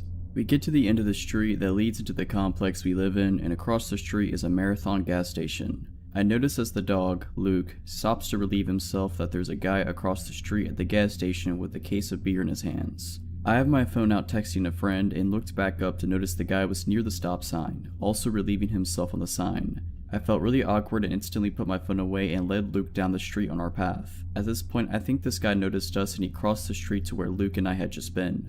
I hear him walking a few feet behind me and just keep my head down staring at my phone with Luke glued to my hip. After about 10 seconds, I hear this guy's steps getting closer. Luke realizes there is someone behind us and he stops in his tracks. Mind you, he's a big dog compared to my 5'2" self, but I can handle him pretty easily and he's a very well trained dog by my husband. But I noticed his ears were perked up and his tail was straight up. I was glad that he was aware of our surroundings, but I still wanted to keep moving and away from this guy. This guy finally catches up, so I tighten my grip on Luke's leash and pull him closer to me and step into the grass to allow this guy to pass us and keep Luke out of his way. Does this guy keep going on and pass? Nope. When I thought he was about to pass us, I stuttered out a small apology because Luke was pulling on his leash a little to investigate this guy, and most people did get intimidated by him just by his size. The guy stops and just stares at me for a minute, long enough for me to smell the cigarettes and booze rolling off of him and to notice he is probably in his mid to late 20s, dark hair, scruffy looking, and just dirty. He smiles and then finally seems to notice Luke trying to get at him and asks, "Cute dog, what's his name?" Instead of making up a name, I just say Luke. He then proceeds to ask me if he can pet my dog, and before I can even give him an answer, he leans down to start petting Luke's head. Luke did not like that. Luke jumped at him as a warning and the guy backed up chuckling. I apologized and mentioned that he was very protective and made up a lie that he was trained as my dad's former K9 unit. My dad is a software developer. Instantly, I saw this guy's face change. He asked me what my name was and I gave him a fake name. He then asked me if I lived around here and I said I was visiting a friend of mine for the weekend. He then made a sudden step towards me and I'm not lying when I say I have never heard my husband's dog growl in the 5 years I have been with him, but the sound that came from my dog sounded like something coming from nightmares. Luke's hair was spiking on his spine and he was throwing himself up on his back legs and kicking his from legs at this guy. He had put himself completely between myself and the guy and snapping at him. This freaked the dude out so much he stumbled backward, nearly dropping his beer. He quickly said, "We'll have a nice night, cutie," and stumbled off down the road. When I say my heart was pounding, it was deafening. I grabbed Luke's leash so hard and sprinted between the buildings until I got back to my townhouse and locked all the doors and collapsed by the front door. Luke was in my face the whole time, kissing me and whining. This dog is the sweetest and most gentle creature I have ever met, and hearing him growl and seeing him react the way he did made me realize that I needed to get out of the situation and fast. If you're liking this video, all I ask is that you make sure to subscribe to my channel and like this video. Thank you. Often, I enjoy walking my dog at nighttime. This is due to the fact that my dog is harder to walk when people are around with their own dogs. So, we tend to walk around parks in the area when they've become somewhat secluded. My 120-pound black boxer / lab named Loki could be somewhat considered threatening to most from what I hear. I figured his size would be used as a deterrent for anyone looking to cause nightly troubles. I was dead wrong. On one specific night in the fall of 2016, I could recall of an encounter that reminds me of why I am so reluctant to walk around once daylight falls. This specific park is one I have been to a couple times, and from what I remember, this park is usually secluded around 6:30 and later. Aside from a couple of joggers or very few other dog walkers, not many people walk the same path I take. I also like to put on my headphones and listen to music while I walk, but on this specific night I chose not to wear them since my phone was on low battery and I wanted to preserve it as long as I could. Anyway, the walk was going as usual. Loki did his business and we continued on our usual path. About midway on our walk, I realized that it had started to get really dark. Since he was done with his business, I decided to cut the walk somewhat short and we took a shortcut that kind of led us off the path. This path had a bunch of trees surrounding the area and there were still leaves on the branch. With that being said, I felt a weird feeling as if I was being watched. I could not for the life of me shake off the feeling of being watched. I peered back to see if anyone had been following me out of anxiety, and every time I did, no one was there. In fact, no one was anywhere. This whole shortcut was essentially secluded. Suddenly, Loki stopped walking and also looked back. I told him, "Loki, come on boy, we've got to go." One thing I failed to mention was that Loki is a big coward. I noticed his tail was tucked between his legs, which is a telltale sign that a dog is afraid. I was also curious and a bit nervous, but I surely did not want to find out what he heard or noticed. I just wanted to get out as soon as possible. I pulled a little and he began to walk, but every now and then I'd see him peer back. After maybe a minute or so of him walking, he stopped again and this time he began to growl. Despite being a coward, Loki is a bark but no bite kind of dog, so I took this chance to see exactly what he was growling at. It was quite dark, so I could not see well, so I used my phone's flashlight to see what was up. Trees, just trees. What he heard was probably some kind of small animal. Once again, I turned around and kept walking. He continued to peer back once in a while still, but this time I noticed it was a lot more frequent. I just said to myself, just squirrels, maybe a bird, and I ignored it. Then I heard what appeared to be actual footsteps and branches breaking. There is absolutely no way a small animal could have produced a sound like that. Loki turned around quick and still with his tail tucked he began to growl and bark at a figure that I could only describe as a man in his early 50s, possibly late 40s appear from out the woods. He was dressed in dirty clothing, his hair was long and was graying. He had one hand in his pocket and he said to me, "Nice dog you have there kid, what breed is he?" "He's a boxer / lab," I replied. "Oh, I love dogs, mind if I pet him?" he wondered. The man got closer and emerged from the trees. As he got closer I realized that he was quite tall. Loki instantly got bad vibes. He ran behind me and started to bark at him. Actually, I do kinda mind. My dog here doesn't like strangers. "Sorry, but it's probably not best if you pet him," I quickly stated. "It's okay, really, he seems like a friendly guy. Just a little pet wouldn't harm him," the man retorted as he got closer. I felt extremely uncomfortable as he appeared to get closer and closer. I don't know why this guy couldn't take no for an answer. "I'm really sorry man, I'm scared he'd bite you or something," I told him as I began to walk away. "I don't know why you just won't let me introduce myself to him," the guy replied angrily. This time I began to speed walk. I was very uncomfortable and my fight or flight instincts began to take over. He followed us and kept muttering curses to himself. I don't know if this man was under the influence of something, but he did not let up. I won't lie, I started to get a little angry. Why can't a guy just take no for an answer? He began to match my speed, almost as if he was trying to catch up to us. Loki and I both took this as an answer to start sprinting a bit. I don't remember much of the running, it was all a blur to me, but I do remember the spine-tingling feeling of hearing his footsteps rapidly increasing behind me. For a man of his stature, he was quite fast. I also realized that his intentions may have not been just to pet my dog. No one reasonable would go that far just to pet a dog that clearly wanted nothing to do with him. I looked behind me and he was in pursuit. Maybe about 10 feet behind me he was chasing us. Finally, the path led to the park exit and into the busier streets. I lived about 10 minutes away from the park. I made sure no one was following me and I even made sure to walk on the populated streets. After what seemed like an eternity, we got home but I knew for a fact that I was not going to get any sleep. From my window in the porch, I watched all night with Loki, just to see if anyone had followed us home. I also made a police report with my parents. After all, this guy seemed to have been quite suspicious and who knows what his true intentions were. Ever since, I haven't walked Loki in that park. I've also made it a habit of mine to walk on livelier streets at night. If I could give anyone one piece of advice, even if you live in a relatively safe town, do not ever let your guard down. This happened about a year ago to me and my husband. It was our 10th anniversary, so we decided to go camping, just the two of us, and of course our dog. There's a big national park / camping area near where we live, little less than an hour drive, so that was where we were heading. It's basically a big forest with many small lakes, ponds, trails, and camping sites around. Pretty popular place during summer, but we still saw some people, even though it was late September and the weather was cold. We found a good spot next to a lake to set up our camp. It was a beautiful day, so we wanted to hike a bit in the forest. There was a nice long path that was going around the lake where we had our camp, so we chose to go that way. The lake was quite small, and there was another camping site by it. You could see there from our camp, and from there you could see our camp. They were almost on opposite sides of the lake. We walked past another camp, and saw a man there alone just standing and staring at us, not answering when we greeted him. He was maybe in his late 20s, around the same age as us. I thought at that point that maybe he was just shy and a little weird. He had a small tent set up and some other stuff all around the place, so I figured he had been there for a while. We just continued walking and didn't think much to it. Eventually we got to our camp, and started to set up our tent before it's too dark. We made some food by the fire, and just sat there enjoying the peace. Suddenly, our dog starts barking like crazy. She was tied to a long wire around a tree. We immediately realized that she wasn't just paranoid, and that there was something really in the woods, and it was near. It had been very dark for hours at this point. I took the dog to a leash and my husband started to look around with his bright headlamp.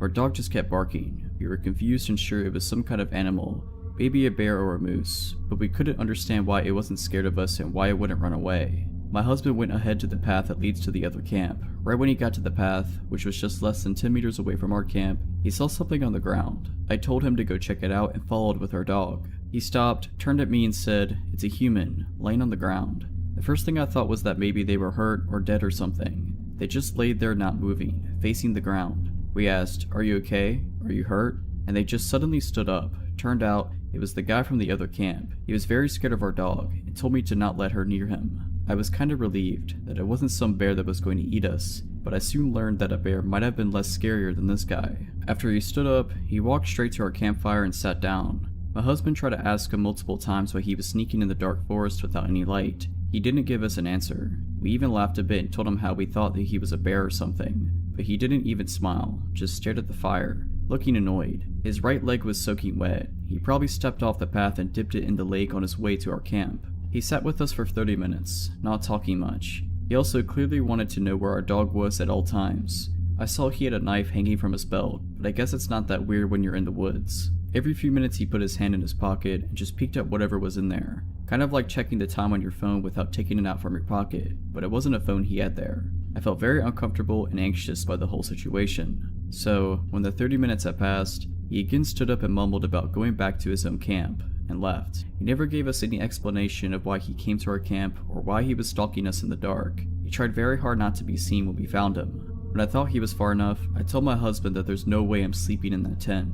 The biggest nope ever. Fortunately for me, he agreed and said that that guy might come back when we are sleeping. I just wanted to leave as soon as possible, so my husband started packing up things up.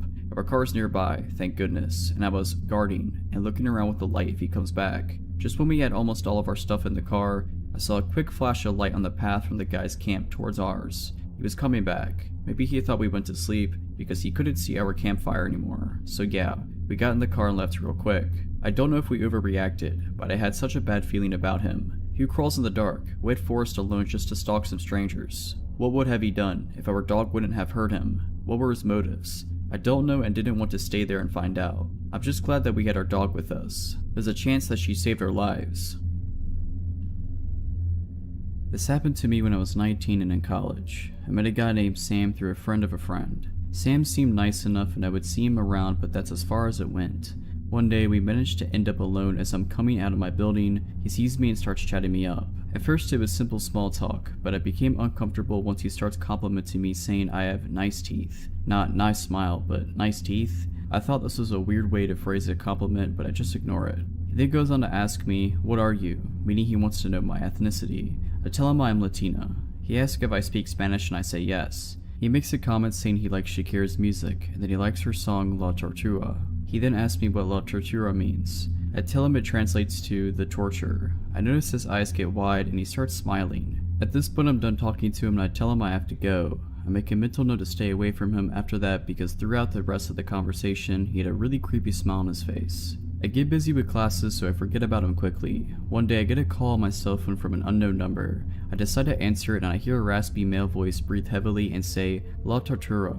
I hang up and think what was that, but I just take it as a stupid prank and move on with my day. For the next week or two I keep getting calls from an unknown number but I don't answer. Weeks go by. I had forgotten about the phone calls when I end up running into Sam again outside my building. He starts making small talk again, then with a giant grin he says, "Have you been getting any phone calls lately?" It takes me a second to realize that it's been him calling me from that unknown number. I don't want him to see me reacting so I say no, but internally I'm freaking out. He then goes on to tell me, "I've been watching you through your window for weeks and you never noticed." For context, my dorm window was split into 3 parts. One big glass pane in the middle, with 2 smaller panes on either side that you could open for fresh air. If those side panels were open enough, you had enough room to slip your hand in, move the curtain out the way, and get a good look inside. Obviously after that I was thoroughly creeped out and was wondering how many times he watched me dress, nap, or do any of the other things you do in the comfort of your own space. I ended the conversation somehow and wondered what I should do. After I calmed down, I decided to report what he said to me to my residential advisor and then reported it to the director of housing at our school.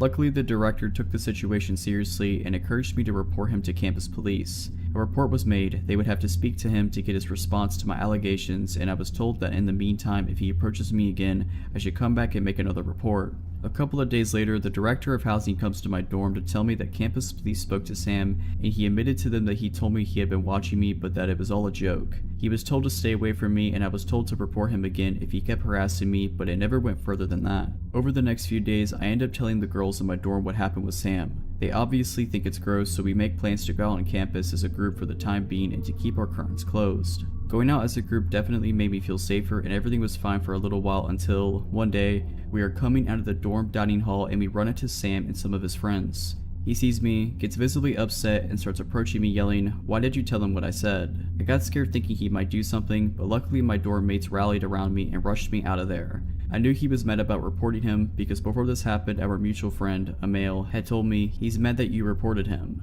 Thankfully, this is the last time I was ever near that guy. The school year ended soon after this happened. I moved off campus, got a new friend group, and moved on. Who knows what would have happened if I hadn't made a report and ignored him. When I was 16, I used to attend English classes that were for people of all ages, so I was used to having colleagues older than me that also wanted to improve their language skills. I was really close to another girl my age back then, Jasmine. She was much more popular than me, so she would always introduce me to new people. One day I noticed this guy in her group. He was 32 and very talkative, always smiling. For some reason though, he made me feel uncomfortable from the get-go. I think it's because he would stare at me for no apparent reason. While everyone was talking as a group, he seemed to address me specifically every time, but I didn't give it much thought. As the days passed, he started waiting around before my classroom door and started conversations about my friendship with Jasmine, my high school, my family, etc. I thought it was weird that he was so interested, given that he was much older, but I felt guilty for feeling bad, like he was just being nice and I was being mean to think he was weird. I should have listened to my instinct. Instead, I forced myself to answer, to make small talk. He told me how close he was with Jasmine and that made me feel a bit safer. When I asked her about him though, she said she didn't know him that well, but that he seemed nice enough. One day I got a call from a number I didn't recognize. When I picked it up, it was him. He said he got my number from Jasmine. I was upset and confronted her about giving my number to him, and she said he insisted, so she ended up agreeing to it. He started calling me all the time, like 2 to 3 times a day, to ask about my day, saying he missed me and wanted to chat. He started telling me private stuff about his life because he felt like he could talk to me since I was so mature for my age. I didn't like it, so I stopped answering, or would make an excuse and quickly hang up. Then he would send me messages. That's when things started getting worse. The messages would vary in tone. Sometimes they were really childish, with lots of emojis. He would wish me a lovely day or say he was thinking of me. Other times they would simply say, "You're so pretty," too pretty, with no context. He would say he was glad I didn't have a boyfriend, that I should never get one or he would be mad. I never answered to those and showed them to Jasmine. I told her I didn't want to see or talk to him anymore before or after class, and she said she would help. I started going to class late so I wouldn't meet him in the corridors. I'd leave class immediately after the end, but I saw him watching me. I could feel he knew what I was doing but actually sort of enjoyed it. I felt like it was a game to him, making me feel uncomfortable. He stopped talking to Jasmine and everyone else, but continued to message me saying, "I miss you," or "Why are you so busy?" I blocked his number. I thought that would be the end of it and started relaxing a bit, but one day I was talking to another girl outside the school and he showed up with a big smile and said that it's been too long and why I wasn't answering his messages. He acted like he was worried about me, that I was studying too much, etc. He invited me to go have a coffee with him in his house. I told him no and went inside, where I pretended to study in the library until he left. He waited around doing nothing more for an hour. I started really being scared then. Since that day he invited me to his house, he became more aggressive, making fun of me whenever he bumped into each other in the corridor, saying stuff like, "still busy" or "I'm in no hurry." He found my social medias and sent me messages there, each time more explicit. He would comment on my pictures saying I was sexy and that he knew what I was up to, teasing me. I blocked him everywhere, but I always felt like he was watching me all the time. He stopped talking to me but would always stare at me in class. One day I was going back home alone after class. I noticed a car was right next to me, driving slowly, and when I looked it was him. He talked to me through the window and invited me in, said he would give me a ride home. It was a residential street, not many people around. I said no and continued walking. He kept insisting and saying he knew where I lived, he could drop me there. I started walking fast then, stopped interacting with him at all. I just wanted to get to the main road so there would be more people around. He got angry then, said, "Get in" a voice I almost didn't recognize. I looked at him in shock and his facial expression had changed completely. He had a dark look in his eyes, no smile at all. He looked like he wanted to hurt me. So I ran and got into the first shop I saw, a mini market. I waited until his car left and then sped home. After that I didn't want to go back to class. I asked my mom to change classes. I never told her why. For some reason I felt ashamed, like I somehow caused the situation. I finished the semester without incidents and thought it was all over, but after 2 years, yes, 2 whole years, he came back. By then I was starting university, and any thoughts of him were out of my mind, until he created a new account on Facebook and started messaging me again, like nothing happened, like no time had gone by. He said he was hurt I cut him out of my life, that he wanted to be my friend. I blocked every account he made without ever answering. One day to my panic he showed up at my campus. I went to a university that was close from home, but still, it couldn't have been a coincidence. He was just across the street, watching me. I hurried and got into a bus before he could talk to me. The next week I wasn't so lucky. I was eating a snack at the cafeteria with a group of friends and he just suddenly came by and introduced himself to everyone, like we were old friends. I could barely breathe. My friends noticed I wasn't feeling well and he seemed to enjoy the confusion and my fear. I pulled him aside and asked him what he was doing, asked him to leave me alone. He said he wouldn't and again had that dark look he had in the car, years before. The creepiest part was just how different it was from the expression he had around everyone else. He looked like a different person. I told him I would tell everyone, and he said he knew I wanted him. He knew I was just a dirty little tease, but that he would get me. My body and mind just shut down when I heard that and I ran back to my friends and started crying. When I finished telling them everything, he had gone away and I never saw him again.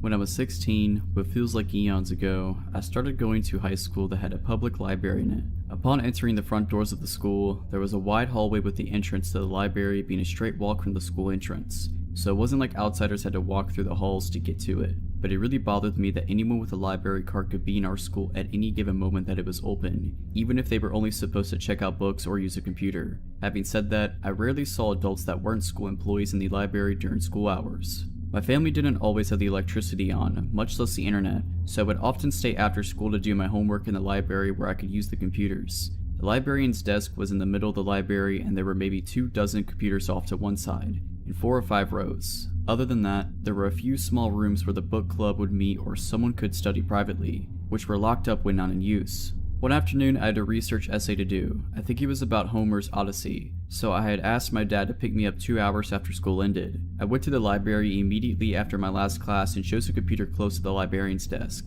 Blissfully, only the librarian and I were in the room. I was really pleased to be able to work quietly, and started plugging it away at my assignment. 30 minutes into writing, I heard the doors of the library open. I didn't look up, but I could hear a maid speaking boisterously to the librarian, with her responding in a very chummy way. They were talking like they knew each other very well. After a few minutes of chatting, the librarian excused herself. I can't remember if I heard her say why, but she bustled out of the room and did not return before I left, more than an hour later, which hadn't happened before. I can't say for sure, but I'm almost positive that she was supposed to not leave the library unattended while it was open. They actually closed it when she took lunch sometimes because I'd seen the "back in X minutes" sign on the door previously. Almost as soon as the librarian left, this adult man decided to use a computer. Being that we were the only two people using computers, you would think he sat nowhere near me, right? He sat one chair away from my right. I could see from the corner of my eye that he was a very large man in every sense of the word, but otherwise, he looked like your average guy with generic black frame glasses. After the first peripheral glance, I tried to avoid looking over at this guy.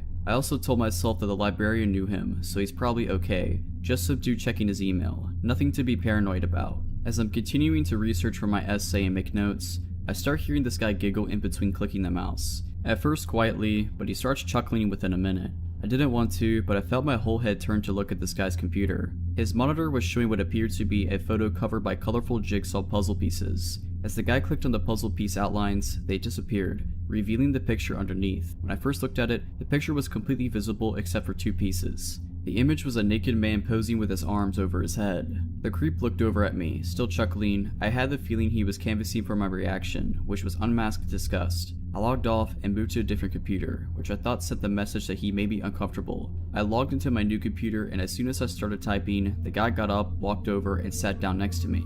I promptly stood up, kicking over my chair, unplugged the computer. I wanted to log out really fast, and ran out. My dad wasn't going to be there for another 30 minutes, at least. So I waited in the bathroom. Whenever it was about time for me to get picked up, I walked toward the front doors to leave the school, and I decided to peek in the library. The creep was sitting at the computer still, but his body was turned to face the doors and he was looking straight at me, with a big grin on his face. I dropped out of school that year, and this honestly played a part in that decision. I felt so vulnerable, and looking back I think that librarian might have been secretly creeped out by this guy and was playing nice in front of him. She might have made a lame excuse to leave the room so that she didn't have to entertain him, which I would understand if she wasn't leaving him alone with an underage student. I didn't trust the school to take it seriously, especially the librarian, so I didn't tell anyone. I just hope that guy isn't prowling around the high school still. Last year I, a 20-year-old female, had taken the morning off from work so I could pick up my friend from a pretty serious medical procedure. It had been a tense time and I really just wanted her to get through it okay so she could begin to heal and feel better. I live in New York and her appointment was right off of 42nd Street by Grand Central Station, which is arguably one of the most well-populated, busy areas of the city. I had just gotten off the subway and was walking east past Grand Central Station when I made eye contact with this dude walking towards me, and half a block away. He was a thin, looking guy with really creepy eyes, and he was looking basically directly into my soul. It was incredibly unsettling. We were far enough away that I tried to play it off, looked down, and casually strafed to the right a bit so that our paths wouldn't cross. When I looked up, I noticed he mirrored my movements so our paths were directly aligned again. I strafed again to the left, and he again moved to be in line with me, eyes still locked on me. I felt a sick feeling in my stomach and started to freak out a little. He was getting much closer now and we were basically trapped in a group of people, so I didn't really have space or time to cross the street.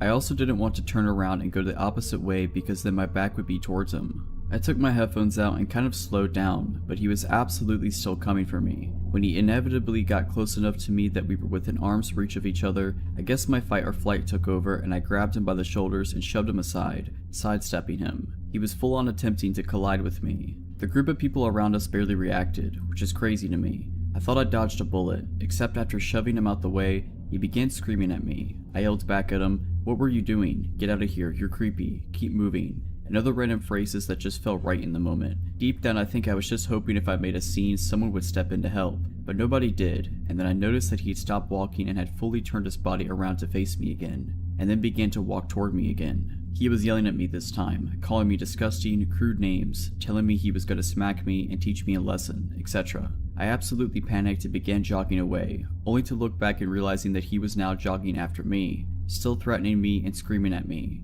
He was getting closer and all I could think was find a cop. You're at Grand Central, where are the cops? Not one stranger noticed or intervened. He was literally 10 feet away from me when I finally just ran up to the biggest, burliest dude I could find and yelled help at him. He was a little surprised and didn't do much, but this younger couple next to us stepped in. The guy got in between us and started telling the creepy dude to get lost, that he's making a scene, and that he needs to go, etc., while the girlfriend consoled me. The guy glared at me one last time until he finally turned and started walking away, still cursing. I thanked the couple and continued along my way, making it about 5 paces before absolutely breaking down in tears and calling a friend. Thank God for the coffee place nearby that let me loiter while I collected myself before going in to pick up my friend. I thank the universe for that brave couple that stepped in to protect me. To this day I wonder what the man would have done to me if I hadn't shoved him aside or if that couple hadn't stopped him from chasing me. Just goes to show, no matter how many people are around you, if you're having a bad feeling, listen to it, and don't be afraid to yell for help. If you're liking this video, all I ask is that you make sure to subscribe to my channel and like this video. Thank you.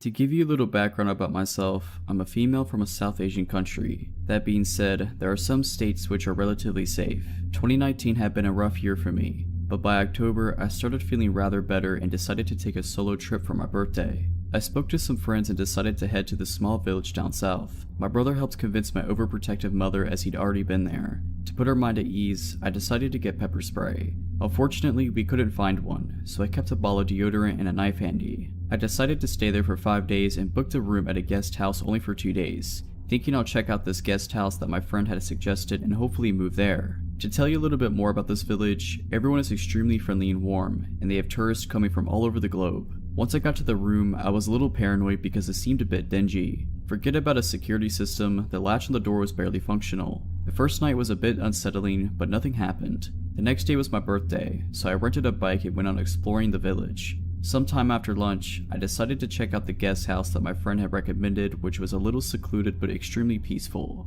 As I reached there, I was greeted by the owner, who showed me around. This place had big huts on one side and a row of small rooms on the opposite side. I decided to take the latter as it was cheaper and I didn't plan on being in the room much anyway. We exchanged numbers and I told him I'll move in the next day. The next day, I got there and had lunch with the owner and he told me about the history of the place and a bit about himself.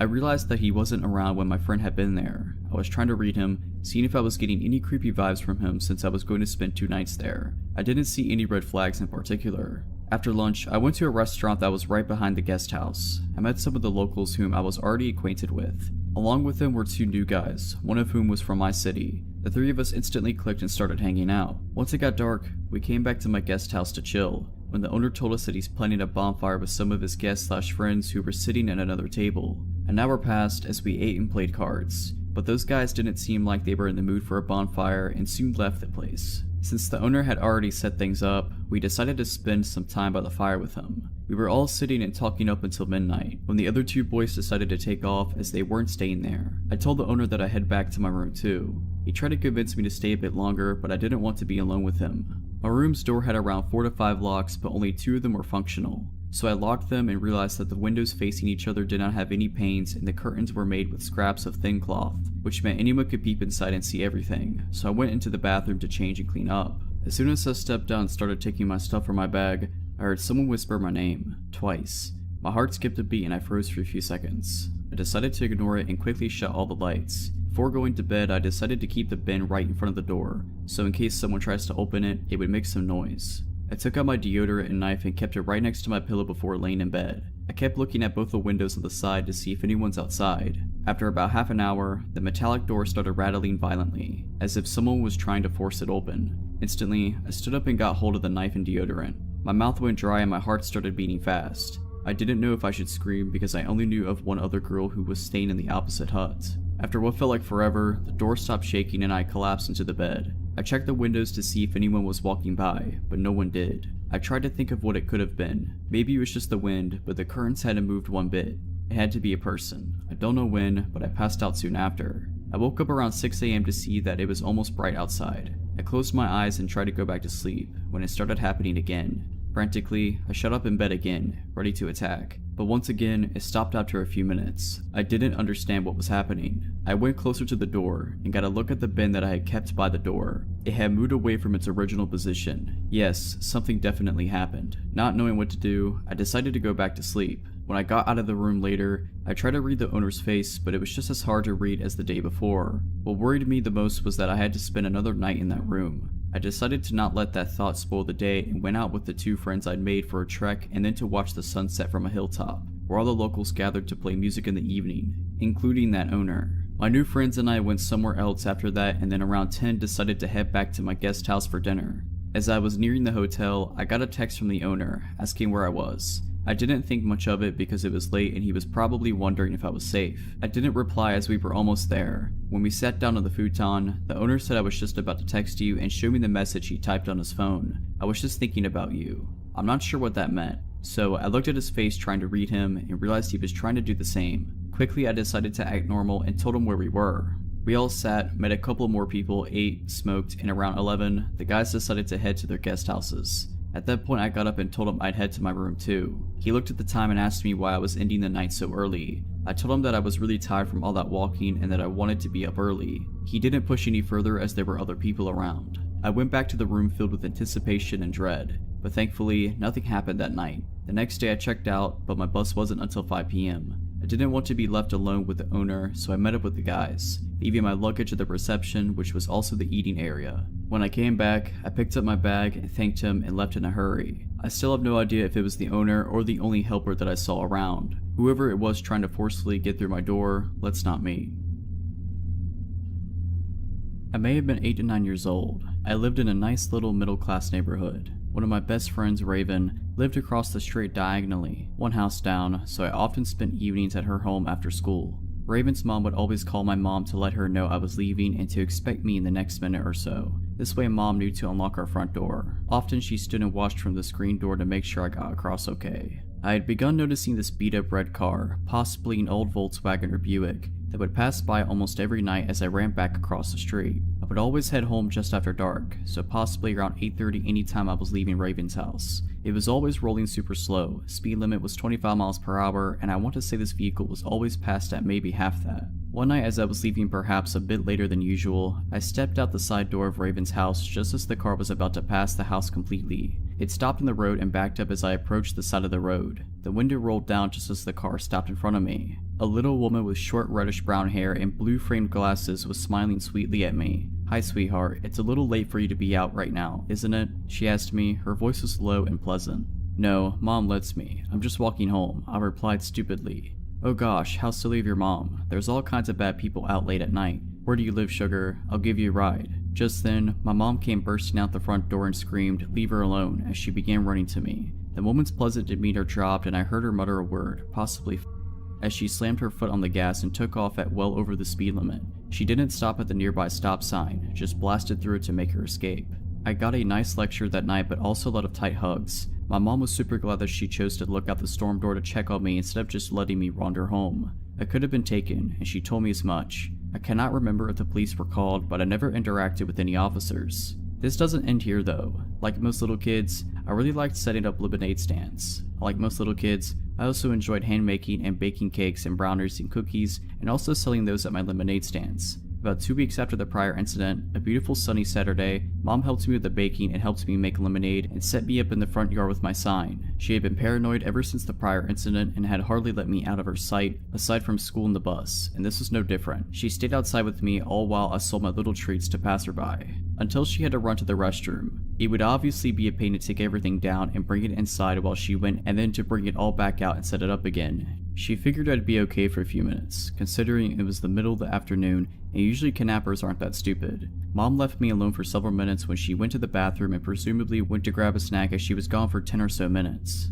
A familiar face walked up, about 8 minutes in. She appeared from around some bushes down the street. I didn't see her in the distance walking up. I honestly saw her stand up from behind some bushes and brush herself off and begin walking towards me. Her clothes were smart and sophisticated looking, almost like a pantsuit. It was a real clash with how ratty her car had been, but that same placating smile was on her face and her eyes glinted behind the same glasses. "Aw cute, a lemonade stand. Hi again, sweetie. Sorry for bothering you the other night. I didn't realize how close to home you were. Mama told me to not talk to you. Go away." I said it as meanly as I could muster, but mom had rightfully made me so frightened of this woman that I'm sure I just sounded like the scared little girl I was. "Come on now, Mary." She spoke my real name, first and last, and my eyes got big. "I'm a friend of your parents. I live down the street. Remember, we met at the pool this past summer. I had no recollection of her. If you're their friend, why did you leave so quick?" "Mom," I began shouting for my mother. This made her crouch down in front of my table, eye to eye with me. "We don't need to do that. I just want to talk to you. You like to bake, right? I have a really fancy kitchen with a nice baker's oven. All sorts of cool gadgets to make baking cupcakes and stuff like this super fun."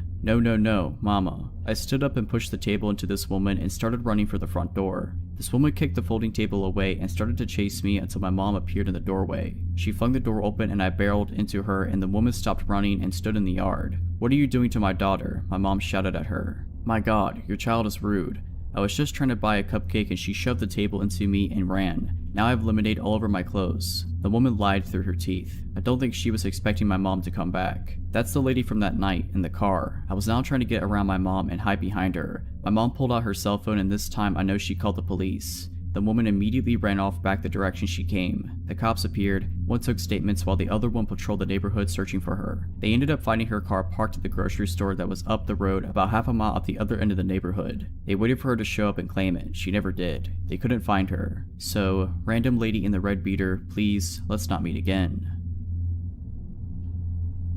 This happened a couple years ago when I was 16. I had just recently got my first job at a chain sandwich shop. It was located in the shopping mall outlet at the far end. There were quite a few businesses around it, including a restaurant down the way and a super Target on the other side of the mall on the far end of the parking lot. My parents were always super protective and taught me at a young age to be aware of my surroundings and protect myself, and rarely even let me walk alone to begin with. On this particular day, I had left my phone at home because I wasn't allowed to have it at work and had a daily time limit on it anyways. Thanks, Mom. I had ended up finishing up my shift early, and my mom was still shopping at the Target, so told me to go ahead and walk over to meet her. I began walking towards the Target and had to wait for passing cars. One silver car stopped and let me walk across. I smiled and waved thank you, and the man in the car did the same, and turned on the street going the direction I was walking. I didn't think anything of it, as it was a relatively busy parking lot and most of the shops are over on the other side by the Target. A minute or two goes by and I spot the same car now driving in the opposite direction towards me. I make a mental note but think I'm just overreacting. That is, until he turns back around. At this point I'm concerned and notice I'm now a part of the mall that's a little less crowded with a more empty parking lot. I get this uneasy feeling in my stomach that he's following me, and to test my hypothesis, I switch my direction. Instead of heading towards the Target, I walk towards the restaurant. The car immediately turns into the parking lot. I switch into freak out mode and speed walk to the front doors. In my time of panic, I didn't realize that the parking spots for the restaurant were completely empty. I pull on the doors and they're locked. They were apparently closed on Sundays. At this point, the man in the gray car was parked in the lot in front of the restaurant watching me. The way he was parked, I would have to pass this car to go back on the path I originally was on. I stand there a moment pretending not to notice and think about what to do next. I obviously don't want to walk any closer to the car than I already was. I decide to cut through the side shrubbery of the restaurant and head towards the closest shop I could find. The gray car comes out of the parking lot still following me, and I bolt into the dollar store across from the restaurant. I see the gray car park and I walk up to one of the cashiers and explain what happened, and I ask if I could use her phone to speak to my mother. She says of course and tells me to stay in here until my mom comes to get me. I call my mom and tell her about the car, and she of course freaks out. By this time, I think the man in the car caught on because he eventually backs out and leaves. My mom shows up and thanks the cashier lady, and we drive to the Target. Aside from us both being shaken up, we were okay. It definitely ruined me for walking alone again. Now that I'm an adult and live on my own, I carry pepper spray and a plucking knife anywhere I go just in case. I rarely walk anywhere unless I'm with someone or it's only a few minutes away. It still scares me today to think of what could have happened, or what that man's intentions were. So, to the man in the gray car, let's not meet again. This all happened last summer when me and my childhood best friend, we were both 15, decided to go camping for her birthday.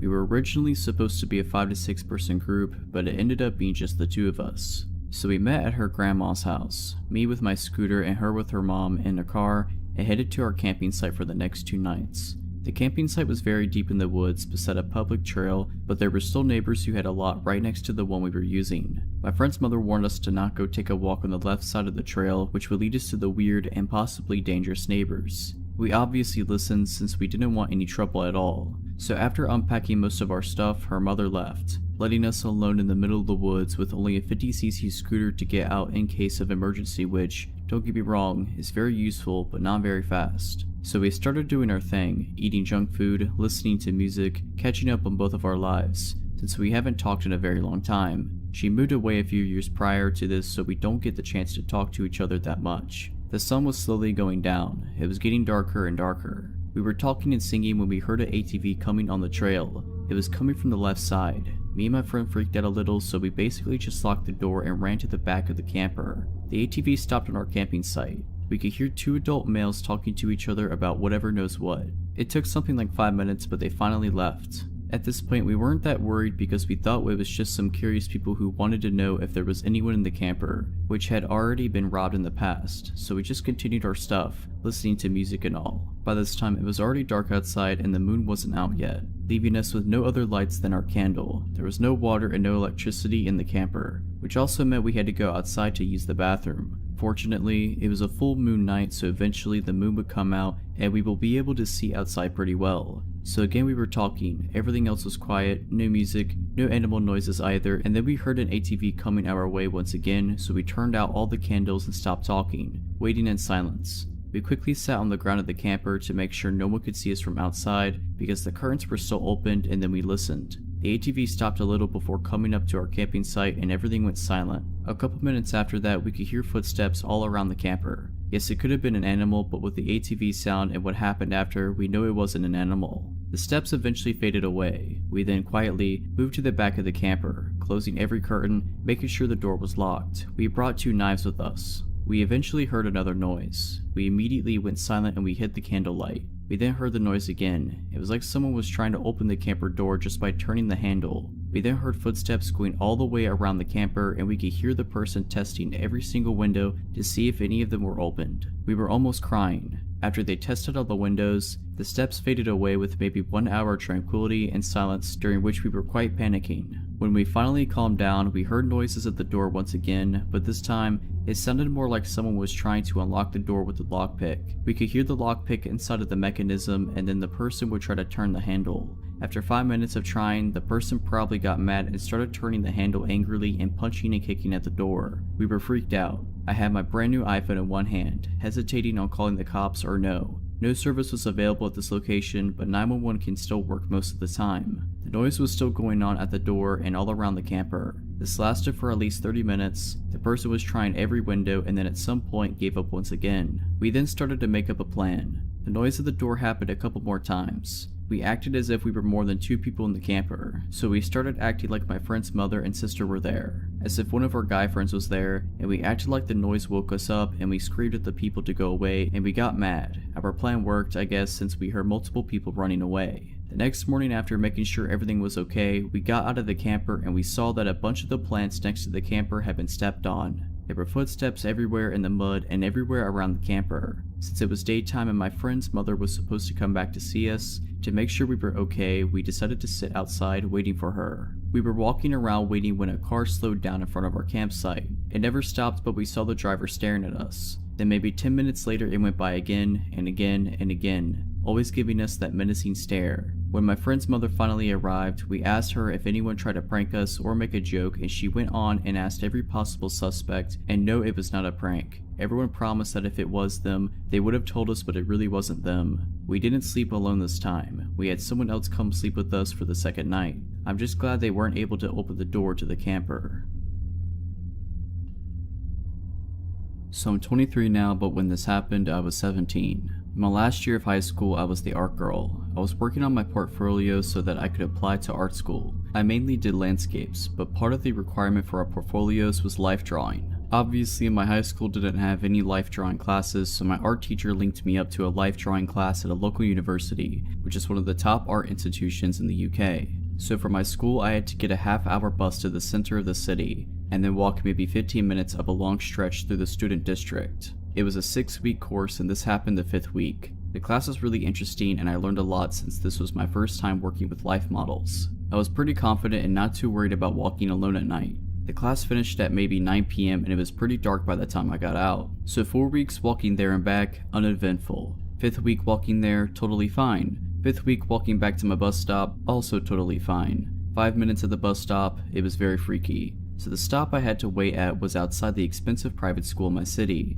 There's a strip with about 4 bus stops and it's also pretty busy. So busy that people don't even see what's happening right in front of them. So I must have been one of the first people there, so I'm standing just outside the shelter because I'm smoking, and obviously I don't want to be a jerk and make other people breathe in my smoke. So there's only about a few minutes left to my bus and I'm minding my business when this guy comes and stands super close to me. Like, not as in infringing a bit of my personal space here close, like literally I can feel him standing against me. He must have been in his 40s and just had that general creepy vibe and looked really grubby. So obviously I'm a bit freaked out and sidestep away. So does he. I look at him and he has the creepiest smug grin. But at this point I'm like, okay, he's trying to freak me out and he knows I know. I step away again, like fairly far away this time. He follows me again and is literally standing with the front of his body dead up against the back of mine. Honestly, I do not know how nobody noticed this or called him out. We were outside the shelter and it was dark. People are on their phones or their own conversations. I guess it must have been just that. I literally just froze in the moment, even though there were people around who would have helped.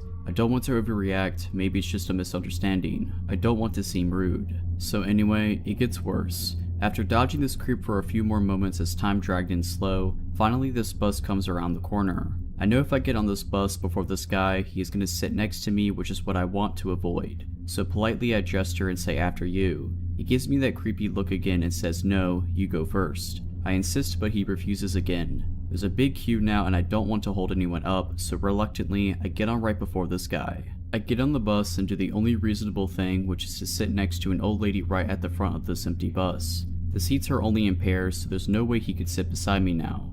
Like I said, this bus is almost empty, so where does he sit? In the seat directly behind me. I'm just sitting trying to ignore him, which is pretty difficult to do when this guy keeps leaning forward and literally playing with my hair. I have really long hair and his hands are on it. I pulled out my phone and tried to text my mom, but the sending bar would just stick. It happened to literally every time I tried to message her. Obviously, I was scared to call her. I didn't want him hearing what I had to say. I messaged my friend and told her what was happening and that I thought that if I got off this bus, the guy would most definitely follow me. I still had a 10-minute walk home after I got off this bus up a long straight road, so my friend calls my mom and tells her what's happening. My mom then calls me and relays what my friend had told her. Now, I'd been on this bus for about 15 to 20 minutes and my stop was coming up in 5. It's not a big city. My area is suburban and I don't know everyone, but I think I recognize most. I'd never seen this guy before. He wasn't local to my area, so I reasoned he had definitely been on this bus longer than his stop. Anyway, my mom called. I just said to her, I will be getting off this bus in 5 to 10 minutes. You need to get to X Street now and meet me. As soon as I said that, the creep pushes the button for the next stop. Literally as soon as I say it. He stands up and makes sure to bang into my arm and drag his body hard across me as he walks past. Stares at me from the door and through the window as the bus drives away.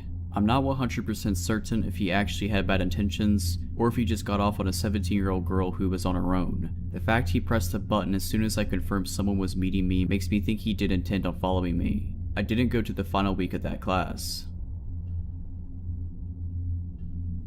This happened this past year, my senior year of undergrad. I attend a big university with 2 bus stops. The first one is for a smaller portion of the school, and the second one is the main one that people use, but they're pretty far apart. I got out of class and was next to the small bus stop around sunset.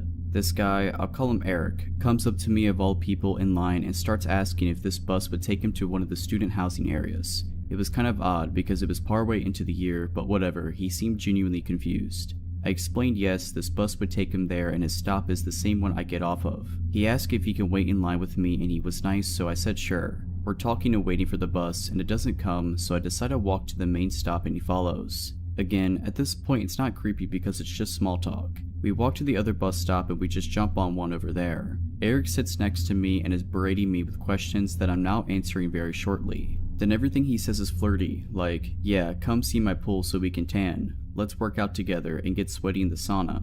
All very weird and random, and I just don't say much because everyone on the bus can hear the conversation. He then asks for my number, which I lie about, but this guy says okay, let me call you. Obviously, I get a call and Eric's just confused and I just say oh my bad. I knew he would call it again, so I just gave the right number. Now I'm regretting telling him my stop, but I still get off with him. He's continuing the flirty comments, but the street I'm parked on is opposite of his route home. I say goodbye and wait till he's out of my sight and to get in my car and drive away. At this point it's late and he was gone, so I just went home and forgot about it. He texted me a couple times the next few weeks, all of which I ignored. Eventually he stopped and I forgot about the encounter. Fast forward a few months and I rarely use the bus anymore because I have a parking pass. One day after class I decide to go to the Vons right next to my original bus stop. I park in the farthest row because it's very busy and my car is in the middle of the row. I'm on a quick mission, so I'm rushing down the first aisle and some guy turns around to check me out, but I ignore it and keep going. I felt the guy's eyes on me still and thought, how do I know this dude? Then I get in line and there he is at the front of the line grinning at me. It's Eric from the bus and I'm like, screw this, so I switch lines. He checks out way before I do and leaves. I get my stuff and walk out to my car. I was parked just far enough that you couldn't see my car, just the direction it was in. As I get closer, there's Eric standing right in front of my car. This was disturbing because he wasn't waiting at the door of the store or in the middle of the lot. Nope, right at my car. He positions himself in between me and my car and he's grinning and he says, "I know you." I play dumb saying sorry, you must have me confused. He says, "No, you're from school." I say, "No, that's not me, I don't go to that school." He believes me and starts aggressively asking me out. I say, "No thank you, I have a boyfriend." He says, "Okay, so you can't have friends?" And I look at him and say sarcastically, "Do you really want to just be friends?"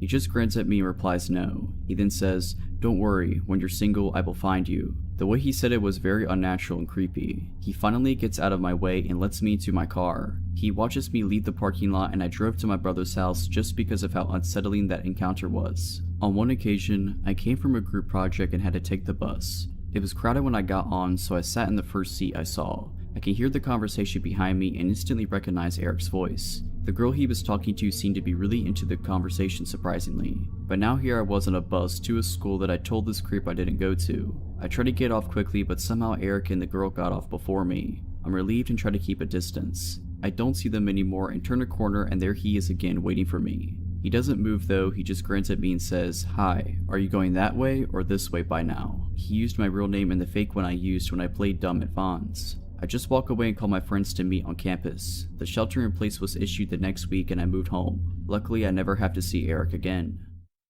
If you're liking this video, all I ask is that you make sure to subscribe to my channel and like this video. Thank you.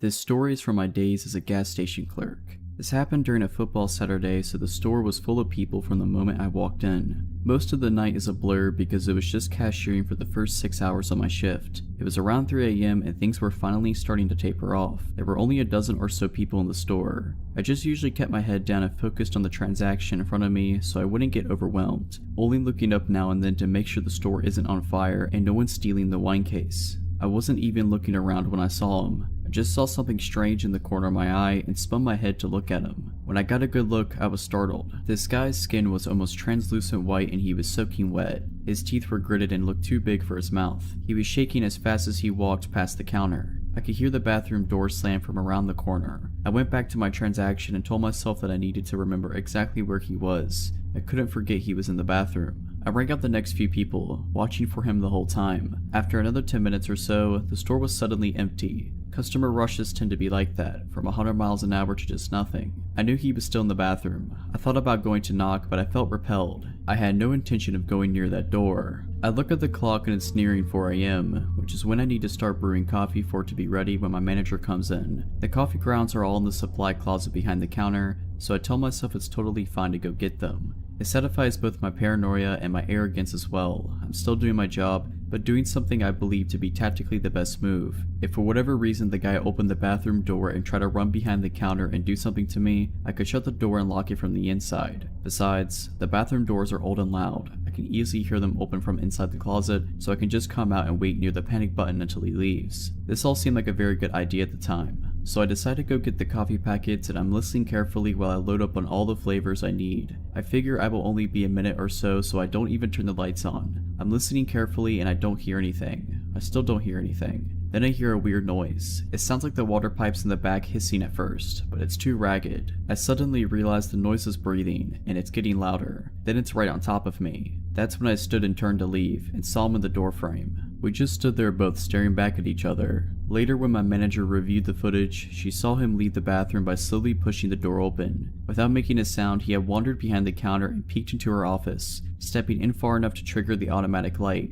After that, he had wandered behind the food service counter before making his way to the open supply closet door. The next thing she saw on camera was me flipping out. I stepped backwards, my body shaking so hard my knees almost buckled. At this point, I think he realized how absolutely horrifying this entire scenario was to me. He put up his hands and started apologizing awkwardly. He was really twitchy and still gritting his teeth. I basically went on autopilot for a moment and said I wouldn't talk to him until he got out from behind the counter area. He walked backwards until he was barely on the other side of the employee's only entrance, standing next to the soda machine. He began asking for an iPhone charger, telling me he was lost. He said he had no money and just needed to charge his phone here until he could call for help.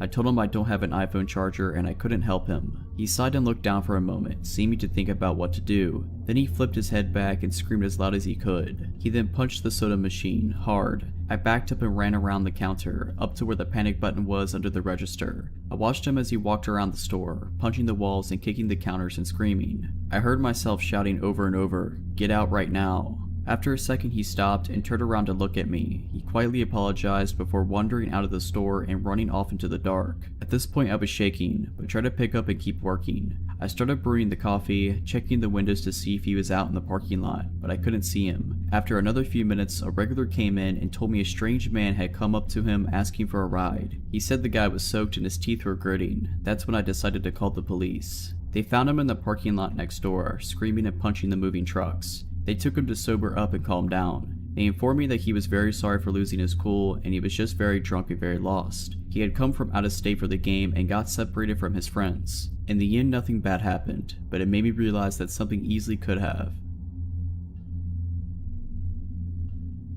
My skin still crawls thinking about this guy. He saw me shopping for school supplies and things for my new apartment one evening during my first week of grad school and decided I was his mark. I had just moved to my new college town, didn't even have a cell phone yet after leaving the one my folks paid for during undergrad behind. As I left the parking lot with my purchases, I noticed this truck pull up behind me at the exit. It was late and there weren't too many people out. I pulled out and so did he. It was a few miles down a long retail street with lots of stoplights before my turn. As I drove, I realized the guy in the truck was trying to get my attention. Over the next few miles, he kept trying to get me to look at him. Some red lights he would end up ahead of me, some behind or beside. At every light he positioned himself so he could stare at me, either directly or in one of his mirrors. His gaze was unwavering and my anxiety rose. He was driving oddly, speeding up close to my bumper, hitting his brakes when he was in front of me, swerving close to my car a couple of times. Finally, at a red light where he was beside me, I glanced over and absolutely started to panic when I was met with an unbelievably empty, unwavering stare. He saw that I was terrified and he was following me, and he was trying to force me to pull over. At one point I scooted through an intersection on a hard yellow a couple of cars ahead of him thinking I could shake him. Nope. He went around the cars at the light and ran the red and got back in front of me. A freeway entrance ramp came up and I tried to fake him out by putting on my signal and getting into the merge lane for it. He took the bait and started up the ramp. I quickly got out of the merge lane and continued straight. Again, I'd hoped to lose him, but he drove his truck down the embankment to keep following. At another light where he was beside me, I pulled through the light and then he turned at the last possible second. He made a U-turn and ran another red to follow me. My panic really ramped up at that point. With no cell phone, no sense of direction, in a new city, I really didn't know what to do, so I turned on some music and forced myself to sing along and forced myself to go to the speed limit so I wouldn't crash out of terrified stupidity. I decided to drive to the supermarket across town because I remembered it had a police station in it. He followed me all the way there. He burned out of the lot as soon as he saw all the cop cruisers parked out front. I filed a report and asked for a police escort home. I insisted because something told me this creep was waiting for me to leave the police station. He was. As soon as I pulled out, I saw him. I pulled over and told the officer following me and he went after him, but the truck had taken off and the cop couldn't catch him. The police got the surveillance video from the first store. It turned out this jerk had been dodging me the entire time I was shopping. I saw my surveillance footage following me through the store. I saw him follow me out, close enough to grab my elbow. I saw footage of him circling the lot in his truck, waiting for me to pull out when I took too long to unload my cart. My heart sank. I was able to remember 6 of 7 digits of his plate and the make and model of his truck. In the end, the cops did nothing. They said it was a he said she said since the surveillance video didn't catch him doing anything particular unlawful and was a losing case to try to charge him with anything. I ended up trading vehicles with a friend for a couple of months to try to feel safer and went on with my life. I had no idea what this guy did just a handful of months later until almost 15 years had passed. I was watching a Discovery ID show about the kidnapping and murder of Sandy Jeffers. I almost fell out of my seat when I saw the mugshot of her killer, Aaron Lee Skeen. It was him. I was so disgusted the law enforcement did nothing in my case that I tracked down the investigator in the murder case and, after verifying some things about his vehicle that were changed in the TV reenactment to weed out people making stuff up, she took my contact info and official statement. She could neither confirm nor deny that my run-in was with Skeen, but qualified her statement by saying at least you don't have to worry about him anymore because he got life without parole. I only wish something could have been done when he terrorized me. Perhaps things would have been different for Sandy. So yeah, creepy murderous stalker crazy dude, let's not ever meet again. I go for a short run every night, right after sundown, when it's finally cool out. I always take the exact same route, a loop through a quiet and sparsely populated neighborhood, and now I realize how easy of a target that's made me. A short section of the route passes by an unlit park. A couple of weeks ago, I'd seen a guy hanging out behind a truck that was parked next to the entrance, and it was so unusual to see someone else up there that I decided to be extra cautious, turn around, and head back home. I didn't get close enough to get a good look at his face. A few days later, I saw what looked like the same guy by the park again. I figured I was probably just being paranoid, but I decided to turn around again just in case. I hadn't noticed any activity by the park in the last several days, so I resumed my normal route and didn't even think about the guy I'd seen up there. Then last night, as I was passing by the park, I had this inexplicable feeling that I was being watched. I couldn't spot anyone nearby, but the park extends into pitch black darkness, so someone could easily hide there unseen. I decided to just keep running, look confident, and try to hurry past the park as quickly as I could. Suddenly, I smelled a strong wave of cologne in the air that immediately put me on edge, and I'm pretty grateful he was wearing it so it tipped me off.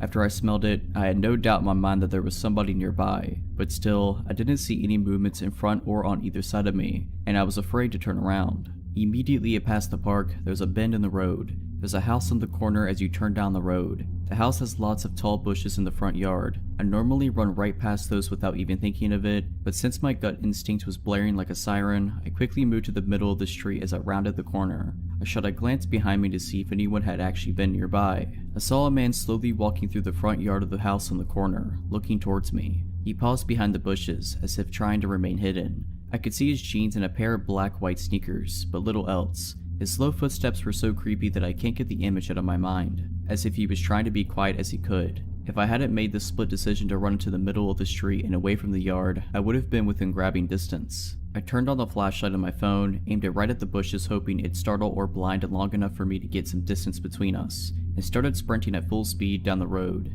It was probably the fastest I've run in my life. At the end of each block, I glanced behind me to check if the man was there. Fortunately, I lost sight of him. If he decided to sprint after me, I'm not sure what I would have done. From what I could make out, this guy was at least a foot taller than me. By the time I got home, the adrenaline had dissipated and I was shaking with fear. I couldn't sleep at all that night. What scares me most about the whole thing is that I'm 99% sure this was the same guy I'd seen hanging out in front of the park recently. And now I can't shake the idea that he'd been watching me and calculating the right time and path to try to sneak up behind me. He knew that I always ran past there around the same time. The thought that he was probably watching me from the darkness in the park last night before quietly moving out of it and starting to follow me makes me sick. Needless to say, I won't be running past the park at night anymore, or running alone at night, period. The terror I felt when I turned around and saw the guy's shoes slowly moving behind the bushes and his head facing me is like nothing else I've felt before. I live in a small town, the kind where almost everyone knows each other, and it also really creeps me out to think that this might have been someone I've seen around town in the past. Part of me wishes I could have gotten a better look at his face for the police report. So this encounter took place approximately 10 years ago when I was 15. I was from a suburban area where my part of town was divided into a grid, approximately 8 blocks long and 8 blocks wide. Me and my friend Jesse were walking home from another friend's house who lives on almost the exact opposite of corner of the development from me. We were on the way home and as usual I walked him to his house and then walked to mine. We noticed a blue Ford Bronco was circling the blocks throughout our walk, but didn't really think anything of it. We got to his house and we hadn't seen the truck for a few blocks. I assumed I had nothing to worry about. I get another 2 blocks or so and I see the truck again. He was parked on the side of the road, but you could hear that his truck was still running. He followed me all the way home, but was sure to not take the exact same route. I got to my front porch and could see he's parked just a few houses down on the same side of the street. I mentioned it to my dad, an absolute mammoth of a man, and he went out to see the truck. He saw it and started walking down to it when it took off. 2 weeks go by and I haven't seen the Bronco since. This walk home was almost a daily routine at this point.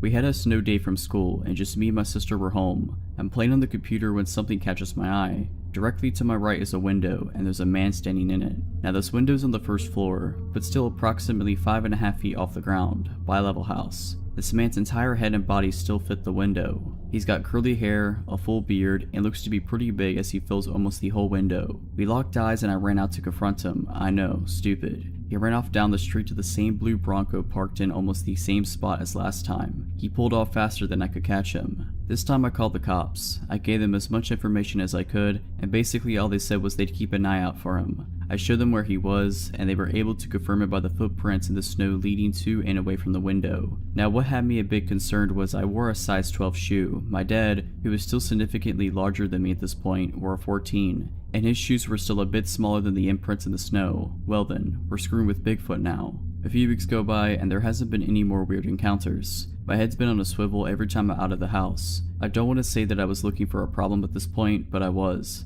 I was kinda hoping that this dude would show up and try something. I was ready for it. I wasn't ready. Me and Jesse were walking home from the same friend's house one night and we saw this Bronco again. Screw it. We're young and stupid dudes, so we figured we're gonna trap him. We went completely out of our way to go to the only dead end in the development to try to get to him once we confirmed he was following us. You never know it was a dead end unless you knew the area because there were never and still aren't any dead end or no outlet signs. I guess he had an idea to what we were doing because he knew where we both lived. He didn't follow us down. We thought it was the perfect plan because of how many moves he'd have to make to turn around. Several cars parked on the street, and it's not a cul-de-sac, just a road with no outlet, and thought we could run up on him when he tried to back out. He outsmarted us that day. The next day on the same trip, from the same friend's house, on the same road we see him again. I walk my friend home and figure screw it, I'm fine. I dare this dude to come out at me, and he didn't. This happened several more times over the next week or two, until the guy decided to make his move. I was on my way home after just leaving Jesse at his house. I got another block before I saw the truck. I'm walking perpendicular to his truck when as soon as I'm in his path, he turns on his lights.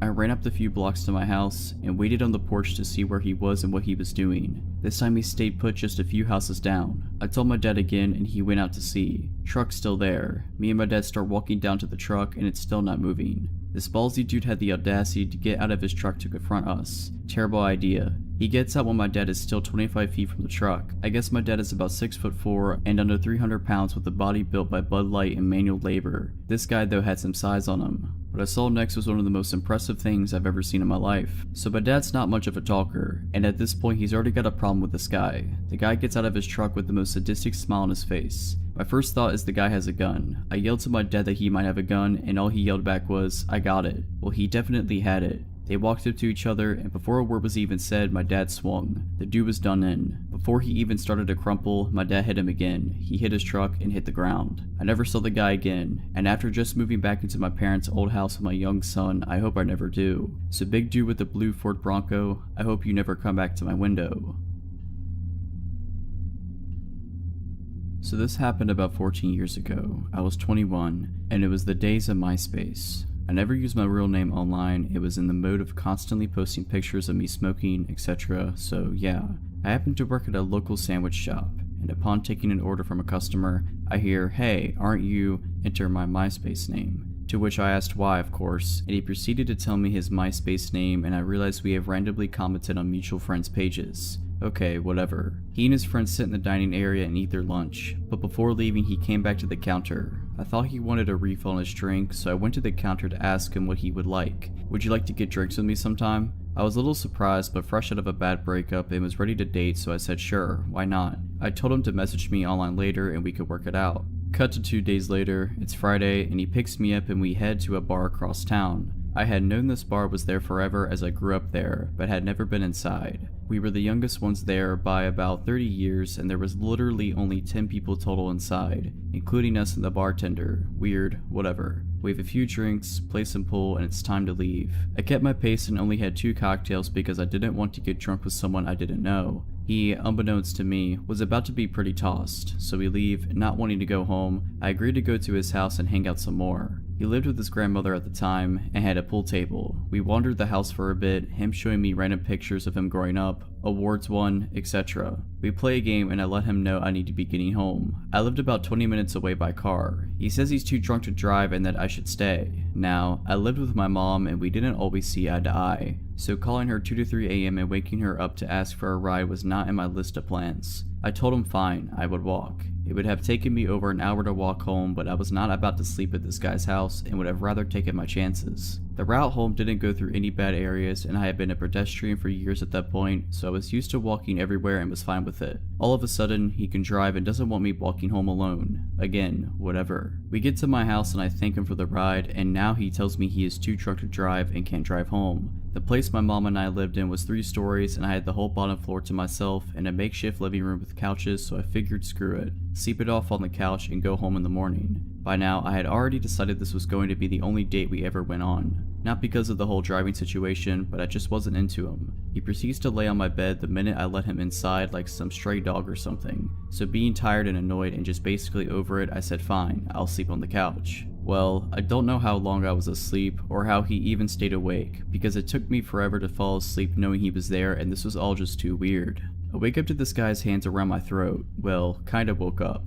I remember laying there with my eyes closed and my mind thinking, what's going on? So I pretended to roll over to basically let him know I wasn't unconscious, and he stopped. 20 minutes later, same thing. This time I sat up, pushed him away, and started yelling at him. What are you doing? Get out, now. And the strangest thing was, it was like he wasn't even fully there. His eyes were open, but it's like he was in a trance and wasn't even fully aware of what was happening. I grabbed his keys and wallet off the table, opened the door, shoved him outside, threw his keys and wallet at him, and slammed the door. He never knocked or anything, and I kept the lights off so he couldn't see me watching him through the window, phone in hand ready to call 911. My mom was 2 floors above asleep. He kind of staggered off where I couldn't see him, so I just sat on my bed listening. 30 minutes later, I heard his car start and drive off. I logged onto MySpace right away, blocked him, and blocked his number in my phone. I showed my boss his picture the next day, explained the situation, and just let him know that if I ever saw him walking again, that I was walking to the back until he left, and to just tell him I quit. Never heard from him again.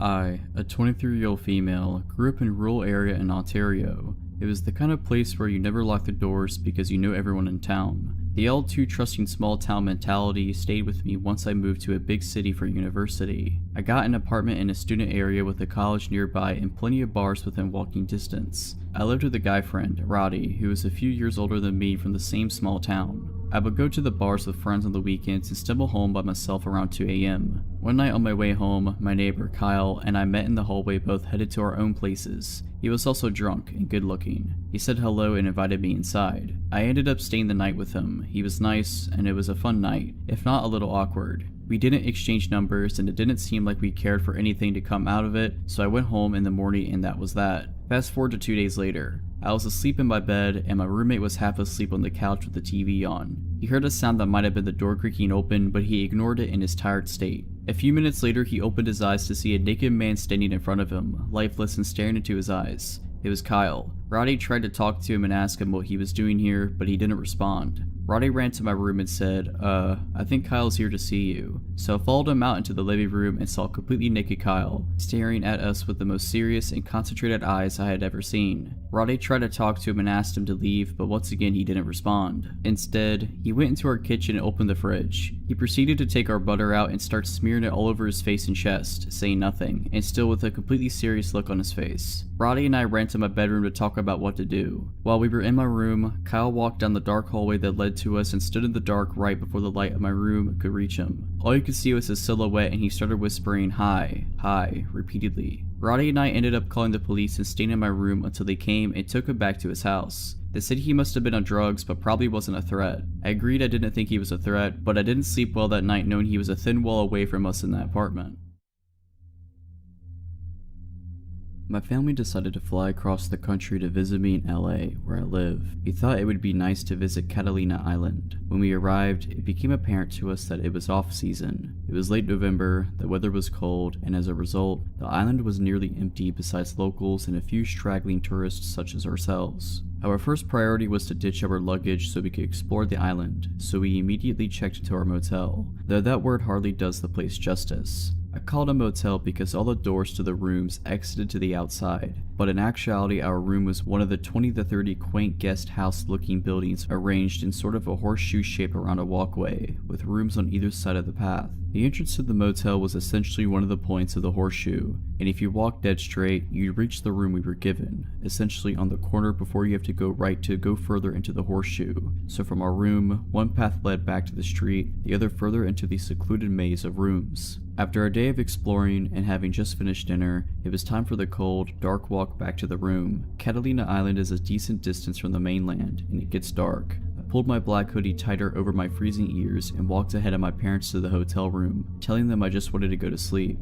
and I did immediately. I was already losing consciousness as they entered after me, drifting off without so much as a good night. I then woke up to my mom saying my name, a harsh whisper. The room had 2 beds, my parents' bed closer to the door and mine further in the room. My mom's voice cut through the silence again. She sounded concerned for me. I didn't blame her, considering my mental state at the time. Groggy, I rolled over. "What?" I asked. As my eyes adjusted to the dim moonlight coming in through the curtains, I saw her turn to face me. She was surprised to see me in my bed. Her eyes got wide. If I'm in my bed, who was she talking to? We both looked back to where she was previously looking to see a hooded figure in all black standing over their bed. This was horrifically startling as it was on an island in the middle of the ocean and wake up to see a hooded stranger looming over you. This moment seemed to last forever. My mom's words became low and severe as she said my dad's name in a dire voice I've never heard her use before. Then the hooded figure did something so bizarre and unsettling. It didn't advance towards us, but instead crouched in the corner near where it stood. The way it crouched was so absolutely unexpected, even in regards to this already unexpected situation, that it terrified me. It seemed animalistic. I knew 2 things. The hooded figure had been standing over us sleeping, and it's not acting in any sort of way that I could understand. As opposed to the infinite moment of this figure standing over us mere seconds ago, the series of events that unfolded when my hulking ex-military dad woke up happened in an instant. Suddenly, we were out the door, not knowing which way the intruder went. My mom was screaming, "Get him, get him." My dad was running down one path of the horseshoe, further into the hotel, shouting through sheer adrenaline. I ran down the other path, towards the street. When I got there, not a sign of the intruder, but it became suspiciously quiet behind me. I ran back to the room to find my dad quietly walking back, his head low. He gets really close to me and I hear him say, "It's a kid." The explanation: some young teen, tall and lanky as I am in my 20s, wearing all black including a black hoodie, went into the wrong room, our room. The one time my parents just so happened to forget to lock the door. My mom woke up when he entered and seeing a tall person in a black hoodie, thought he was me, assumingly leaving the room. And when the hooded figure crouched, that was him when he realized his mistake and panicked. He was scared of us. As I got back to the room, my mom walked out and hugs this kid, who was now crying his eyes out. I would be too if a massive ex-soldier was sprinting after me with murder in his eyes. So, to the now traumatized kid from Catalina Island, sorry for the misunderstanding.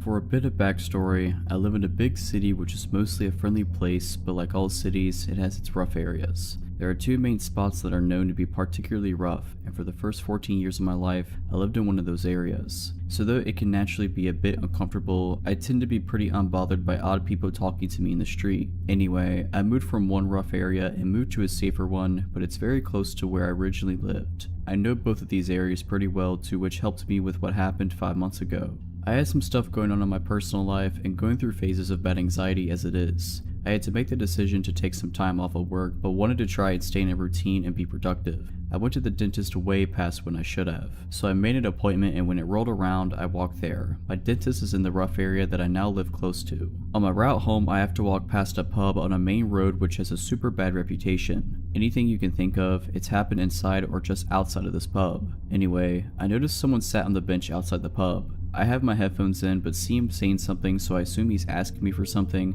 and take an earplug out. He asked me if I want to join him for a drink. This was around 11:30 a.m. by the way. I just said no thanks. Now as soon as I got a few steps away, I had this bad feeling like something was just not right. As I mentioned though, I was going through a phase of bad anxiety, so I chalked it up to just being that. After about 2 minutes, I go to turn left and see the man walking in my direction in the corner of my eye. I told myself it was nothing, but took my headphones out anyway just in case. As I was about to walk through a narrow road that leads to a car park and is always very empty. All of a sudden I hear him shouting at me, "Hey miss, I'm talking to you, wait." He catches up to me and tells me, "I'm not a creep, but you're too beautiful to let go." I try and stay polite but also make it clear I'm not interested. He asked if I was single. I said yes. When he asked what I was doing that night, I said I had no plans. I 100% know I should have lied, and as the truth came out I was really annoyed with myself, but whatever. He seems to get the message and I say I really have to go, so I carry on walking thinking that it's the end of it. So I make my way across this big car park. At the end of the car park is a cycle/pedestrian lane that has a massive wall on one side with 2 lots of steps that lead to a car park to a retail park,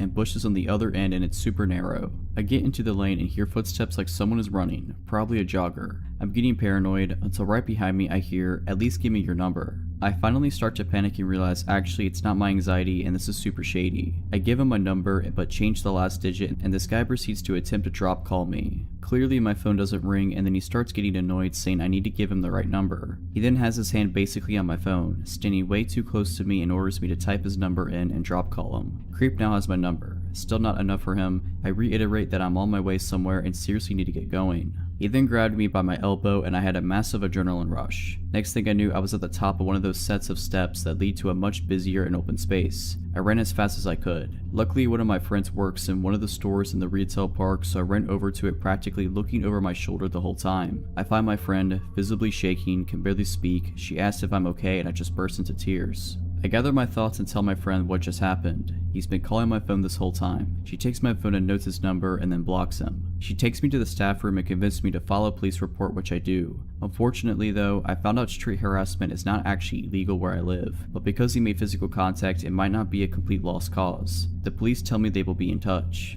Now fast forward until around 2 weeks later. A mom's friend who knew about what happened sent her an article and asked her to show me. I genuinely couldn't believe my eyes. It was about a man who had followed a girl and then assaulted her in the same rough area. At the end of the article is a picture. It's him. I haven't heard anything from the police, and since he had already been charged, I figured there wasn't any need for me to contact them again. My heart goes out to the girl, and although currently in jail, I really hope neither of us ever have to face him again. His charge was pretty serious, so he will be there for a long time, thankfully. The following experience happened to me a few years ago when I was on the train home from school. It was around 10 p.m. at night as I had stayed back in a public library to study. One thing you should know is that my train line is particularly dodgy, and you can meet some truly weird people on the train when it's late. When I got into my carriage that night, it was particularly empty apart from 3 women sitting on the opposite end of the carriage. I sat down and plugged my earphones in to watch YouTube.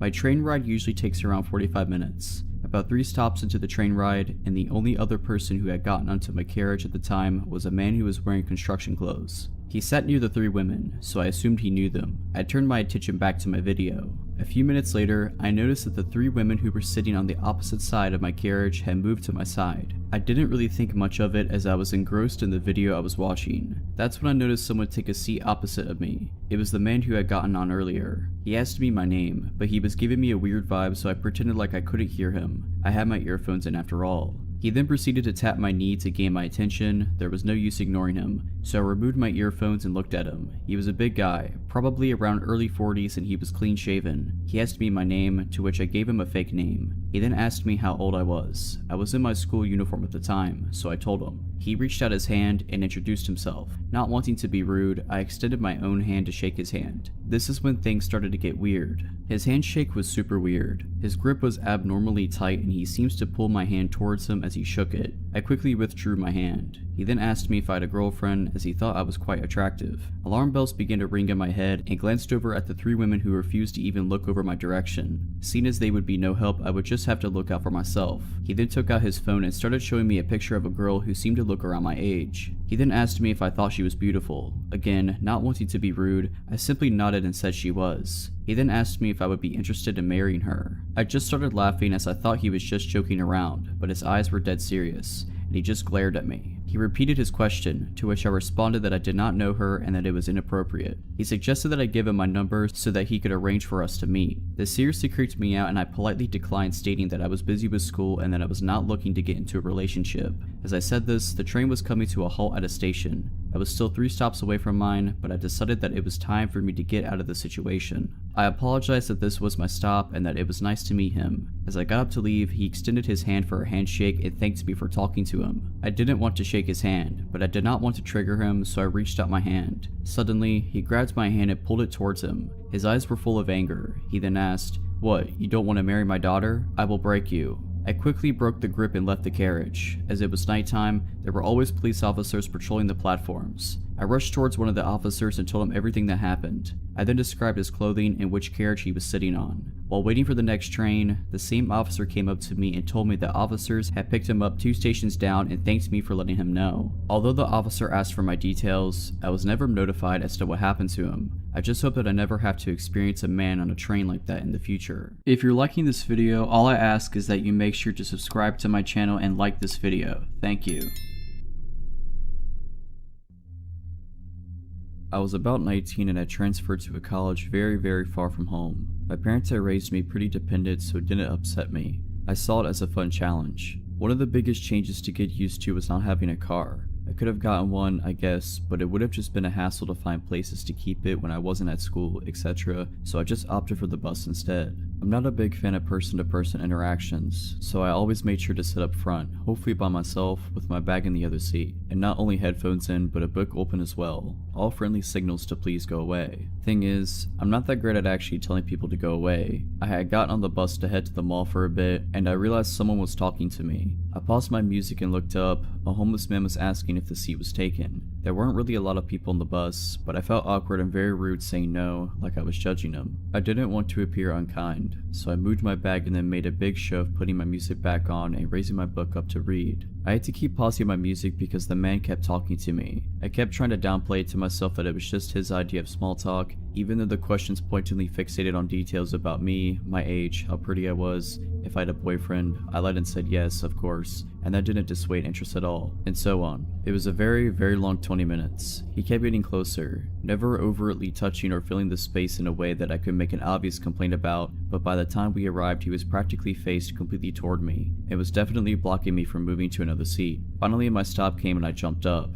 He was perfectly nice about moving so that I could get by, or so I thought. Turns out he was actually just getting up himself to get out of the same spot, not pausing for a moment and talking to me. Great. It was the middle of the day on a crowded street, so I didn't feel like I was in imminent danger, and therefore felt that anything other than open welcoming would be the height of rudeness for me. I smiled awkwardly and moved on toward the mall, only for him to fall in step with me, continuing to ask for details about myself and my boyfriend. Being naive, I tried to cut him off with, "Oh, I'm headed to the mall," but of course that only gave him the chance to say, "Me too," and well, we headed there together. He started talking to me about how good of friends we were now and how close he felt to me and so on. Honestly, I checked out a good while ago and was trying to find ways to ditch this guy. I ducked into the first store I saw when I got to the mall and he followed me in. I was at this point not even making full sentences, just mumbling things about, "Oh sorry, I need to," and then I tried to lose him down another aisle. It didn't work. I finally made a turn he couldn't follow quick enough and literally hid behind some shelves waiting for him to go by. I dashed out of the store and he saw me and yelled at me to wait and ran after. I ran down the strip and dashed into a random store and went straight to the back to the dressing rooms.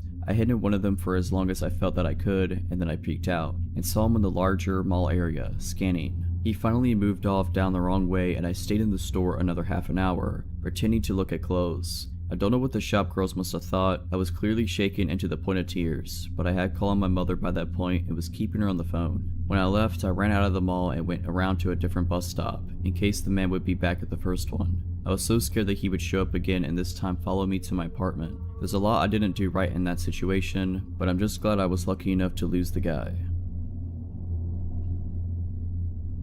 I can't say what my job was, because what I did was literally the name of the company, but it had something to do with law in a small basement office. This office had 2 main rooms and a bathroom. The boss worked in the room in the back, while the rest of us, 3 in total, worked in the front. This wasn't a place where clients came and met with us. It was just where we got work done on computers and packages sent before leaving. Oftentimes I worked alone the last 3 hours, which in reality was great. I got to listen to whatever music I want, sing and get stuff done on the computer. On occasion my boss would come to pick something up or just get a bit more work done. And on this day he did, but he came in with an older gentleman that I didn't recognize. My boss explained that the man was a customer from one of the companies on the top floor and he left only to realize he really needed to go to the bathroom and asked to use ours. My boss stuck around near my desk until the man left and then got to work. As I continued to work, I began to cough and wheeze a bit. Breathing became painful and, at first, I didn't know why until I gradually got a whiff of smoke, cigarette smoke. None of my coworkers smoked and I don't know if I'm allergic or intolerant to cigarette smoke, but I instantly feel ill whenever I begin breathing it in. I shrugged it off and watched my breathing, being sure nothing bad was happening to me, and not soon after my boss grabbed his coat and began to leave. He said, "Your coworker will be coming in a bit just to pick some stuff up," and as he opened the door, the scent of smoke burst through and on the ground were cigarette butts from what he said. Thus, he continued with, "And let's have you lock the door behind me too." I couldn't agree more. That was creepy. But if it was the man who used our bathroom, it wasn't too strange to assume he'd hunkered at the bottom of the stairs to take in some smoke before leaving. When my boss left, I made extra sure that the door was locked before continuing with my work. Another hour had passed by, about an hour and a half remaining of work when I began to smell smoke again. My heart sank as I turned my eyes to the door and quietly got up from my chair. I usually took off my shoes at work. Like I said, we didn't have clients come there. We were pretty chill when it came to wardrobe, but even with them off, I tiptoed over to the door and pressed my ear against it. I didn't hear anything at first, however, the scent of smoke was prominent there. For one reason or another, I decided just to go back to my desk and wait until my coworker got there. Not 10 minutes more in though, I heard this click, click, click sound. It was subtle and I had to look around to spot where it was coming from. It was the doorknob of our office. From where I sat, I could see it just slightly jerk back and forth. The person was doing it slowly as I was sure they were trying to be quiet. By this point, I called up my coworker to come sooner. In some ways, I felt safe. I was in a locked area after all, but who knows, right? After calling him though, the scent began to diminish and the doorknob stopped moving. I tried to listen for someone going up the stairs. I didn't hear anything for a long while until I heard someone coming down them. It was my coworker. He came in and said, "There are like 10 cigarette butts out here." I explained further what had happened as he came in and locked the door himself. I also explained the man who'd come in to use our bathroom prior. Like I said, I couldn't be sure if they were the same person. There wasn't much to take from the offices. The computers were fairly old, wouldn't at all get a good chunk of money from them, and everything else was paper. We weren't at all at a place that kept money around. So if it was him, I can't fathom what he saw that he'd feel the need to come back in to steal. My coworker somewhat brushed it off. He figured that the person was gone, all was fine, and went to pick up what he needed to. He ended up staying for a while, I'm not sure why, perhaps he felt like he needed to, because as I began finally finishing up my work, the smell of smoke came back. My coworker and I looked at each other, almost as a way to confirm that we both smelled it. The click-clacking of our computer stopped and we just waited and waited and waited. We didn't take our eyes off each other as the click, click, click came back. I just didn't want to deal with this and go home as soon as possible, but I shirked the thought of walking out there. My coworker was far more fed up. He stood, stomped to the door, unlocked it, and opened it. There was a man there. I didn't get a good look at him. I saw him raise his arm, freeze, and then he disappeared and sprinted up the stairs. My coworker walked me to my car soon after, told our boss about it, and we made it a rule that we always lock the door from that point on. Especially me, because after that day, every now and then, I'd smell smoke and hear the doorknob attempt to twist. Whenever I did, I either called up my boss or waited every now and then I heard the steps leave. Frankly, we should have put a camera up or called the police, something at least. When my coworker described him to my boss, it seemed like he was the same man who used our bathroom, but that is just speculation. We have no idea what he wanted or if there was a purpose. Be careful letting people use bathrooms. They could have ulterior motives. When I was about 8 or 9, my family took a trip skiing to a small resort a couple of hours from where we lived in Spain. The resort itself was a sleepy little town of about 400 to 500 people max, with a few small supermarkets and hotels and not much else. Typically, we picked the worst time possible to embark on the trip, which we had been planning for a good few years. The night after we arrived there was a blizzard, and so we spent the first half of the week locked in the hotel. Although we were able to go outside for the remaining few days, we had little to do given that the slopes were shut. The story I want to tell comes from those first few days locked in the hotel. Despite my parents' annoyance at the timing of the trip being a nightmare, myself and my sister, who was 11 months older, were having a fantastic time. Locked up in the mountains with nothing to do, we were able to spend our days running around the hotel, eating sweets and watching the TV in the lobby. I should probably mention at this point that the hotel was somewhat of a maze. The large bar restaurant area where my parents sat each day reading was at the center of the hotel. The myriad of smaller rooms then connected to the bar area at random points, shooting off in different directions. These rooms often had no discernible function. Each one had the same mahogany interior, and they were full of couches, fireplaces, and antiques that allowed for great games of hide and seek. The rooms would often have offshoots themselves, connecting to new rooms which would then connect to yet more useless wooden caves. As such, it was possible to be 4 or 5 rooms away from the main hotel area at any one time, without knowing exactly where you were or how to get back. Anyway, at some point along the weekend, myself and my sister decided to play hide and seek. Bearing in mind the above, it was almost an impossible challenge to find the hider. At one point in the game, I was just about to give up on searching for my sister until I heard her voice from what sounded like a few rooms away. After successfully navigating the web of rooms, I emerged to find her sitting on a couch alongside a German man with gray hair, probably in his 60s if I had to guess. As soon as I emerged into the room, the man turned to me and told me he was taking my sister to the swimming pool and asked if I wanted to come. I remember immediately thinking it was odd that there was a swimming pool that we hadn't heard of. My parents had been complaining that morning about how much TV we were watching, and so I was sure they would have taken us there if they had known about it. And besides, the hotel did not seem of the size to be able to host one. I told the man that I have to ask my parents first, and told my sister to come back with me to find them. He immediately replied that I should go and that he should take my sister on ahead. I told my sister that she absolutely had to come with me, but excited at the thought of the swimming pool, she said she didn't want to.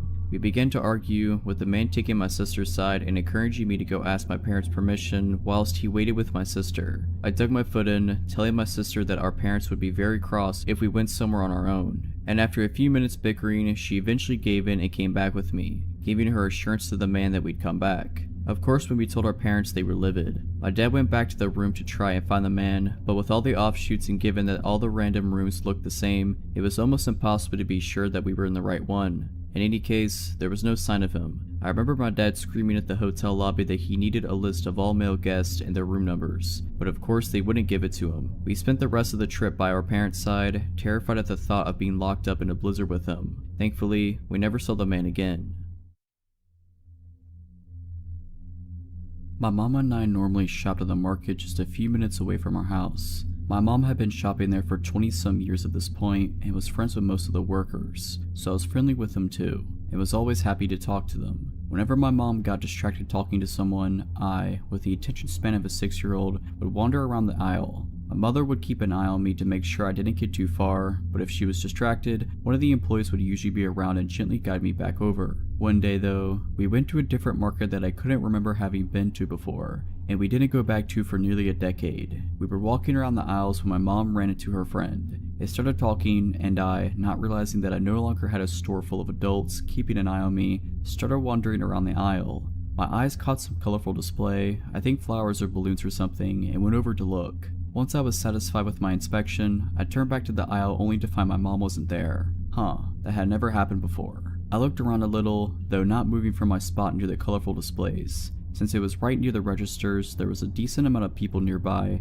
which I'm thankful for now. As I was looking around, an employee came up to me. He was older than my sister, she was 12 or 13 at the time, and younger than my dad, in his mid-40s, which was about the only way I could gauge age. Now, I would say he was probably in his early to mid-20s if I remember right. "Hi there," he said sweetly, in that tone you normally speak to kids in. I cheerfully said hello, actually stepping a little closer. "Are you looking for mommy?" I say yes, happily explaining that I had last seen her talking to her friend and that I could normally find her easily when I wandered away, so I wasn't sure where she could have gone. "Does she leave you alone often?" "Not really. My older sister was normally with me if my mom wasn't. She was 12 or 13 and she was super mature, so if my mom had to leave her for a little bit, she knew I'd be okay. But she never left us alone in public, just at home if she needed to run somewhere, never for very long, and my dad was at work a lot and didn't come back until late usually." "Where do you live?" "Well, you wouldn't know it, I just learned my address. We just learned how to mail a letter in school, even took a little class trip to the mailbox in our school corner to send them out. I knew how to write my address now, and I knew how to say it." "Where do you go to school? Who picks you up?" "Well, I go to the local elementary school. I don't know the address though, sorry, but I know which street it's on because I wait on the sidewalk for my mom or daycare sitter, depending on the day, so I see the street sign a lot since I'm usually waiting for a while to be grabbed." It had only been a few minutes since I last saw my mom. Even with how much information I was dumping, I was a very fast talker, but I was starting to get a little antsy. Not because I was uncomfortable talking to a stranger, but because I had skipped lunch that day specifically to calm my mom into letting me get a bagel from the store next door, which is why we were at the market in the first place. My mom was holding onto the bagel to make sure I didn't try to eat it too fast and choke, which I had done several times in the past. I wanted my bagel, and while I liked talking to this grown man who made me feel smart and was oh so interested in my life, I liked bagels more. Plus, if I caught my mom when we were near the bakery section, I might be able to use my charm and get a cookie. So I gotta find my mom now. "Oh well, I'll walk around with you and help you find her. You wouldn't lead me through the market you work at where you can easily bring me to the back room, meat locker, or any number of places?" "Yeah, sounds good." "Ozzy." I look around to see my mom, the relieved look on her face slowly changing into something more anxious. I smile happily and wave her over. She immediately grabs my hand and I could tell she wants to chide me, probably for leaving the aisle, but she seems more occupied on the man in front of me. Before I can even open my mouth to introduce him, or remember that I never got his name, he quickly says that he's glad I found my mom and he needs to get back to work, and practically runs to the back of the store. My mom puts her hands on my shoulders and looks me in the eye, her expression a lot more worried now. "What was he talking to you about?" she asked, her voice more serious than I'd ever heard her. "Can I have my bagel?" My mom opens her mouth, pauses, and goes into her purse to hand me my bagel. Between bites, I happily tell her about the conversation and everything I remembered. My age and grade, pickup schedule, likes and dislikes, my literal address. My mom gradually became paler, then became red with anger. She brought me over to the manager, and I don't remember much about the conversation. The police weren't called. We went home, and my mom told me I wasn't allowed to walk around the store anymore. No more talking to any stranger, even if they worked at the store we were at, unless she was with me. If I ever saw that man ever again, I was to run away, find someone I know, and ask for help. If all else fails, scream at the top of my lungs. If my mom hadn't found me, something bad might have happened. If not in the store, then in front of my school, and if not in front of my school, then my house. A little over a decade later, I've never seen the guy again. Let's keep it that way. I had started hanging out with a very nasty crowd.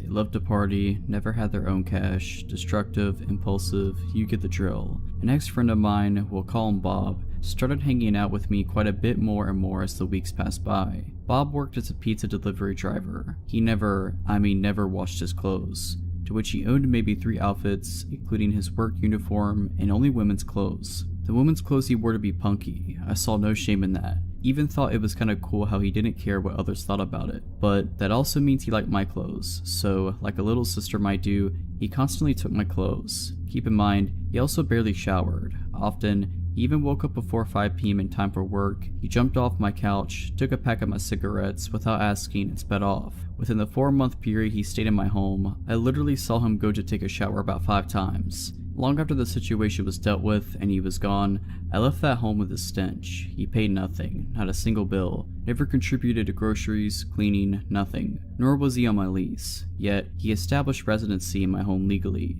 It didn't bother me so much at the time. I was at my rock bottom and was basically just happy to have someone be there with me. I considered him to be my goofy and annoying best friend, until that wasn't enough for him. He began to become obsessed with me. Very quickly he went from basically having everything he needed in life for free, while he kept any money or tips he made, but decided on his own accord that we were to be together. If I'd return home from work, friend's house, etc., he'd cry and follow me room to room, asking repeatedly why we can't just be together. That we were best friends already, we should date. I was not attracted to him. Going through a divorce at the time, I did not want to ruin our friendship. It got to the point where I avoided going home. I'd stay with my mother or friends because he'd cry and follow me, desperately trying to convince me to be with him. I'd almost often find him in my bed at this point, and he quit his job to have a better chance of seeing me. I had told him if this continued, I would no longer allow him to crash there. At one point, after avoiding him for a few days, Bob really started to come out of his shell. He cornered me screaming, "I'm sick and tired of being rejected by you. It's not happening anymore." Now I was scared. I never saw him as a threatening individual before, just a goofy character. I asked him to leave and he was no longer welcome. He refused. He said by law, he was required a 30 days notice to be evicted. When I spoke with the police, they understood my situation, but explained he'd either have to be evicted or I'd have to get a restraining order. I filed the restraining order, which they immediately granted me, but he chose to ignore it. Once he left my home, I locked all doors and windows. When he returned, I showed him the order, to which he replied, "I'm not leaving." I tried calling the police every time he showed up, but by the time they'd get there, he was gone. There were shoe prints on that door and cracks from all the attempts he made to force it open. It never shut correctly after those attempts, and they were never able to officially serve him because they supposedly couldn't find him. I honestly believe they tried once, then gave up. I provided them with his plates, friends' addresses where he'd stayed, previous employment, everything needed. I'd stay up late, here in his vehicle, it was very loud and easily identified, slowly drive by my home, staring at me, day and night. At one time, he even hid behind my front door, had a mutual friend knock, then jumped out, shoved the door open, and entered. Even went as far to message my young, underage nephew who he met maybe one time on Facebook to try and gain sympathy and convince him to get me to change my mind, crossing even more obvious boundaries. It was a living nightmare. Eventually, he moved on to his next obsession, and I was somewhat at peace. Several months later, he was on our local news for attempting to slit his ex-girlfriend's throat, and beating her until she was unconscious, until a neighbor brushed over and he fled. All I could think was how that could have been me.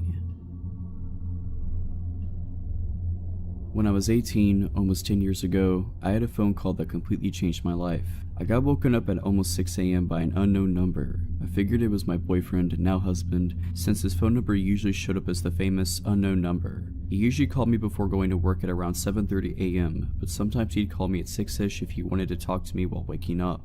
I answer, he says what's up, and I'm still half asleep but start talking. He tells me he has a little problem and that he wants to see me. Being 18 and the fact that I started dating him recently, I also was down for this. He tells me how he absolutely loved seeing me last weekend and how good I looked. He basically described what we had done during the weekend. If I remember properly, his parents weren't home for the weekend and we had the house and the car to drive around. And we had lots of fun obviously, and how much he loved some of the things I did to him. I replied and I was more and more awake and we were having a really good time. Then I noticed it was almost 7 AM, time where he usually takes a shower, eats, and gets ready to go out the door. And I basically ask him, so this is fun and all, but aren't you going to get ready for work? He replied with, no, I think I'll skip work today. How about I come over? Now the thing is, by then I was pretty awake, and although the voice that was talking to me was very similar to my boyfriend's, something threw me off. My boyfriend doesn't say, no, like this guy does. Besides, I knew that unless he was sick, my boyfriend would never skip work because he was scheduled on his shifts and missing his shift was a big deal that could get him fired. I kind of froze. He noticed it, so he said, oh babe, you're right,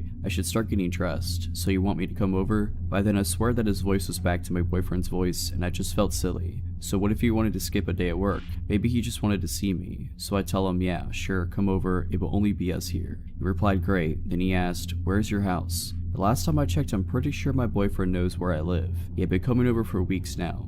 I laugh it off and tell him, ha, you know where it is. That's when he laughed, and his laugh was absolutely not my boyfriend's laugh.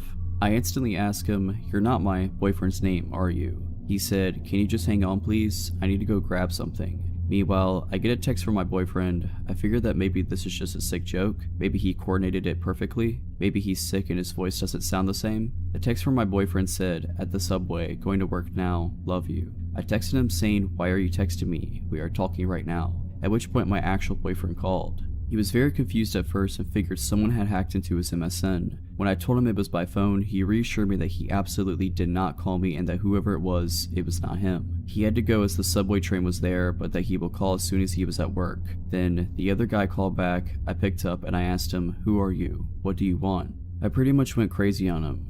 He said that his name was Mike, that we had met a long time ago, which was impossible because my phone number was fairly recent, and that he just wanted to have fun, that he didn't know I had a boyfriend. I asked him how did he know that I was wearing and what did we do and how he got my phone number. He just said, where are you? Why don't we meet? At which point I hung up. He called again, I didn't answer. Within minutes, I had called my mom to tell her what happened. She told me to change my phone number and not to stay home alone. I changed my phone number right away. I also alerted local police. They opened a file, but nothing ever came out of it. I still wonder how he knew what we did and what I was wearing. My boyfriend swore at the time he would never let any of his friends know all that, but his parents' house did have lots of windows and we weren't exactly careful. So Mike, let's never meet again. This happened while I was in college 5 years ago. I was a transfer student and was 21 at the time. I was set up to be living in a building that was for students 21 or older and moved in a week and a half before classes began. This school was in northern Michigan, so when I first arrived, campus was dead. I mostly kept to myself, but was friendly with a few people in my building, namely one guy named Khalil, an exchange student from Lebanon. He seemed nice enough, though there was a distinct language barrier, so things were easily lost in translation. Our RD and RA, resident director, resident assistant, made everyone who had moved in have a meeting to go over basic rules and whatnot. At the end of the meeting, as I'm leaving the rec room, Khalil suddenly puts his arm up on the wall in front of me, almost clotheslining me. Caught off guard, I am peeved and creeped out about this. He begins explaining that he would like to be my friend and would like to go out for dinner to get to know me. He worded it oddly, so I wasn't sure if it was just a date or just a friendly invitation, but I attributed it to his bad English. Like an idiot, I felt cornered physically and socially. I am awful with confrontation and could be too nice, so I agreed. He meant right then and there, however, and said, I will get us a taxi and we'll go now. 10 minutes later, we're getting into this taxi, and as I'm entering, I feel this sense of dread. I think, I barely know this guy, and Hudson's, the restaurant, is a couple miles away and we will be stranded out there with this stranger if it gets weird. As we drive, my guard rises higher and higher. He wants to know everything about me, and is throwing questions rapid fire. My age, dating history, physical preferences in men, religion, family, everything. I am thinking, this is going to be really awkward, and wanted the night to be over before we even get to the restaurant. At the restaurant, we both look at the menu for a bit. The waiter comes and takes my order, salad. loud, small and quick to eat, and then the waiter asks what Khalil wants. He says, "Oh no, I'm not hungry, I just want to watch her eat." "What? Why would you ask me for dinner if you weren't hungry? And why did you just want me to eat?" I was horrified. All of my family was in the lower peninsula of Michigan, 8 hours away. I had no friends up here. The only local numbers I had were of my RA and RD. I speed eat all of my salad as Khalil watches me, now talking about himself. He tells me about how he has anger problems and is looking for a woman to help calm him, but still be a submissive traditional wife. I am trying to hide the horror and uneasiness as I nod and eat. He continues explaining how he was known for his temper back home, and how his brothers have stopped him from doing awful things. At this point, red flags blinding my vision. It's time to end this. I finish my food and tell him to get a taxi back to campus. I intentionally sat in front of the taxi. I wasn't allowing the possibility of physical contact. When we get to the campus, we get in the building and I say a quick thank you and haul back to my room. Door locked, I get into my sweats and try to chalk it up to a weird experience and vow to avoid Khalil from then on. Around 12:30 a.m., I hear a knock on my door. I was watching Netflix and took out my earbuds to make sure I was hearing right. The knocking continues. Not a courteous knock knock knock, but a closed fist pounding. I am petrified and making as little noise as possible. Get to the door and look at the peephole. I see Khalil. My room is at the very end of a long hallway. All rooms around me empty at this point, with the door outside of my room leading to a parking lot surrounded by woods. Knowing how isolated I was, I slink away from the door, making zero noise just waiting for the knocking to stop. About a minute later, it stops. He growls, "I know you're in there. I will wait." My eyes widen in horror. I felt a mixture of rage and panic, but decided that confronting him then wouldn't be smart. So I quietly watched Netflix until I fall asleep. I have no idea how long he waited out there. The next morning, when I finally emerged from my room, I found a couple of pages taped to my door. 3 handwritten pages from Khalil, explaining his feelings for me and his intentions of making me his wife. I went straight to my RA and explained everything that happened. She agreed to meet with Khalil herself, to explain to him how inappropriate he was being, and to tell him to leave me alone. He didn't. Notes kept coming. He came to my door dozens of times a day, and I became pretty much trapped in my room hiding from this psycho. It lasted for 8 days, but classes began and Khalil disappeared. I was told he dropped out and moved back to Lebanon. I found it eerie how he just vanished. Had he come here solely to find a wife, I'll never know. But Khalil, let's not ever meet again.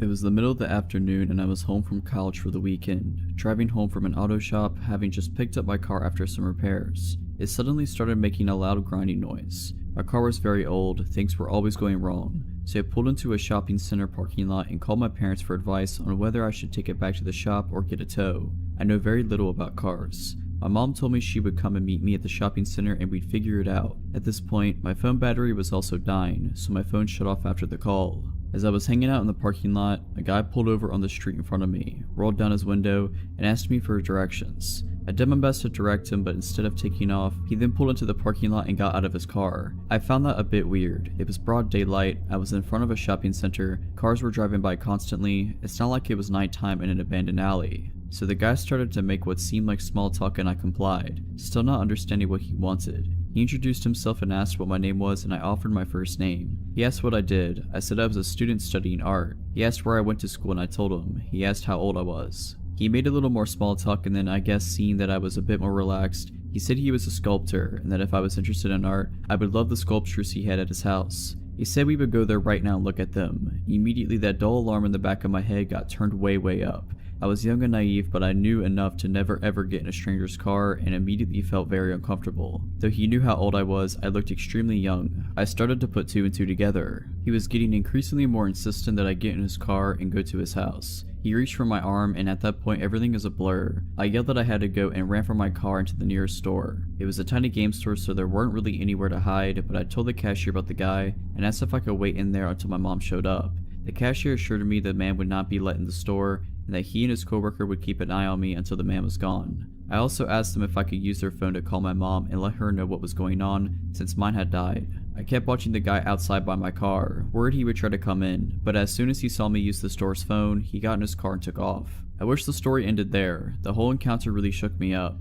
but as I reflected on it, I realized, through the questions the man had asked, he had my first name and exact birth date by asking how old I was and getting my birthday. He also knew where I went to school, though thankfully it was several hours away from my hometown where I encountered the man. I asked a friend of mine what kind of info he could get based on what he had, and much to my distress, my friend showed me he was able to find out my full name, my phone number, and my home address with the info I had given the man. I felt like such an idiot. I had always been taught to be wary of strangers and not give them personal info, and I was baffled by how easily this guy had gotten personal info out of me just by pretending to have a casual conversation. Nothing happened for a few weeks and I started to stress less, and stopped thinking about the encounter, and stopped worrying about running into the man again. Then one early morning my cell phone rang. The number was restricted. I answered. There was heavy breathing on the phone, but no reply. I hung up.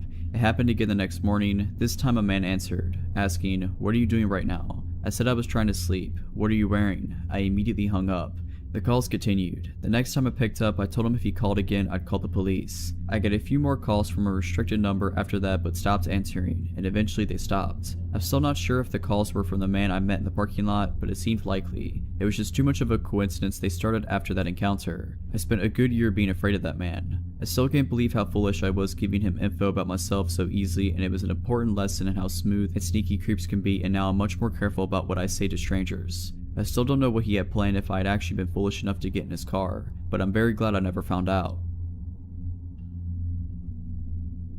When I was 18, I worked in my college's residence building at the front desk, and I think I almost got assaulted or murdered. You be the judge. During the summer, the building operated as a hotel, so 2.5 floors were hotel rooms and half of the 3rd floor were student rooms. The whole building operated with the hotel swipe key system that was pretty outdated, and all the doors were powered by 4 AA batteries. If the batteries died, there was a decently lengthy process to replace them and reprogram the door. A dark-haired guy came to the front desk from inside the building while I was working an overnight shift at around 1 or 2 a.m. and said he left his key card in his room. I made him a new one and made my first error of the night. Hotel guests could have as many room keys remade as they wanted, hypothetically. Students, however, were supposed to be given a temporary key card and charged $2 to be returned when theirs is located. I gave him a new key for his room and asked if he was a student or hotel guest, and he replied student. At this point, I should have checked our system to charge his account, but I was caught up doing administrative duties and forgot. I used to trust people way too easily at this job, but quickly learned not.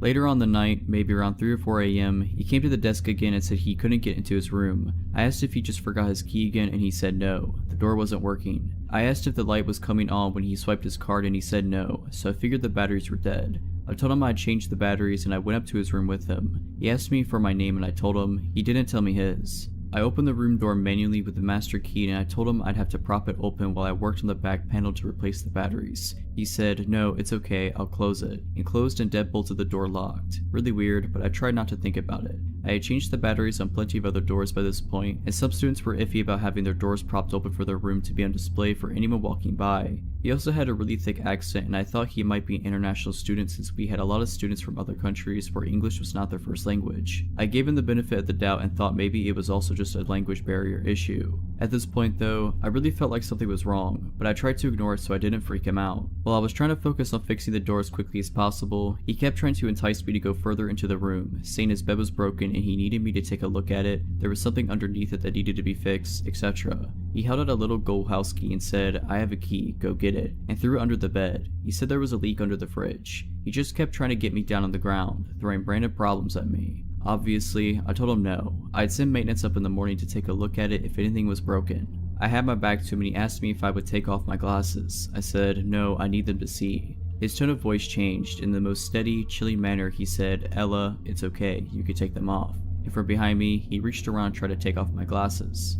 I swatted his hand away and, trying to remain composure, said, "No thanks, I need to keep them on," even though he was creeping me out. I didn't want to be rude to him. I didn't want to get in trouble if he complained about me, or risk upsetting him and having him yell at me. I got up to grab something from the door repair kit and undid the door deadbolt and opened it up in the process. He jumped toward the door to close it again and told me to keep it closed. I told him no, I had to open it to start reprogramming it from the front. While I held the door open with my foot and grabbed something from the door repair kit, he started playing with the little wispy hairs at the top of my forehead and tried to touch my shoulder. I swatted him away again and asked him not to touch me and focus on getting out of there. He once again tried getting me to follow him into the bedroom, saying the bed was broken, and I went as far as the door frame to see if I could spot any actual problem with his bed. This is when I realized that he had nothing in his room. No dishes in the kitchen, no shower curtain in the bathroom, no sheets in the bed, nothing. This wasn't his room. My brain once again went back to the international student theory, thinking he had just arrived today and hadn't got a chance to buy anything yet. But in the pit of my stomach, I knew something was wrong. I fiddled around with the door for a few more seconds before announcing that it was fixed,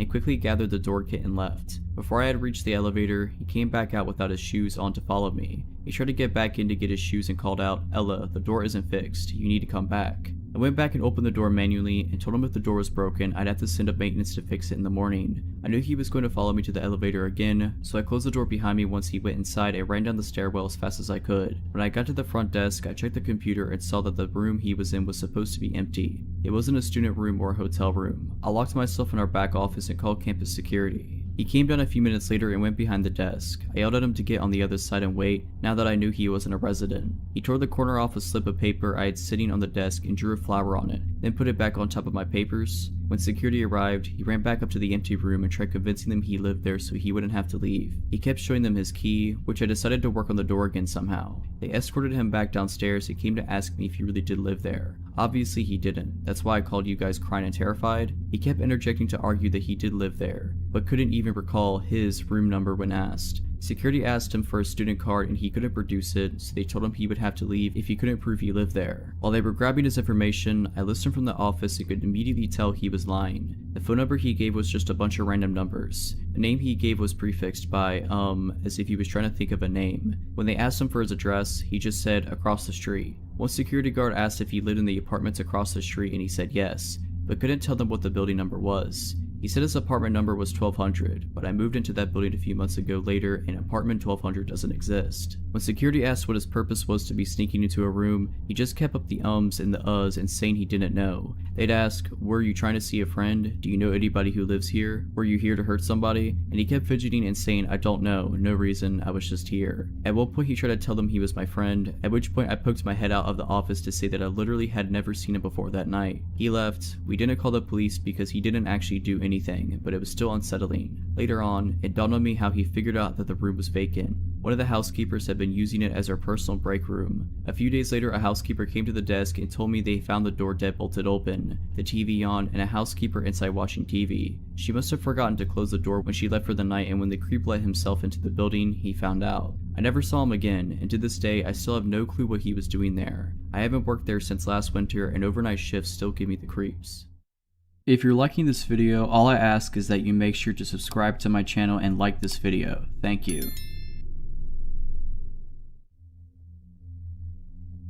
The lesson I took from the story was always read through your lease/rental agreement fully before signing. This takes place 4 years ago in Kansas City, Missouri. I'm originally from California, so trading up city life for a less urban life was very challenging for me. Making friends was hard, but I made the move to be with my dad, who lived in an apartment complex with a roommate. My dad was a trucker, so he was gone for weeks at a time, while I was left alone to work and come home to a foreign place that I was slowly being accustomed to. My roommate was gone most of the time because he had a girlfriend, and he would leave his dog with me, so I never truly felt alone. I had an old lady for a neighbor that would come up and check on me too. That's how people were in that area, and I found it kinda nice how people knew their neighbors. I got to know everyone in my building's name after about 6 months of living there, except one. There was a man, I'd say in his early to mid-50s, who lived directly below my apartment. He looked, for lack of a better description, like a creep.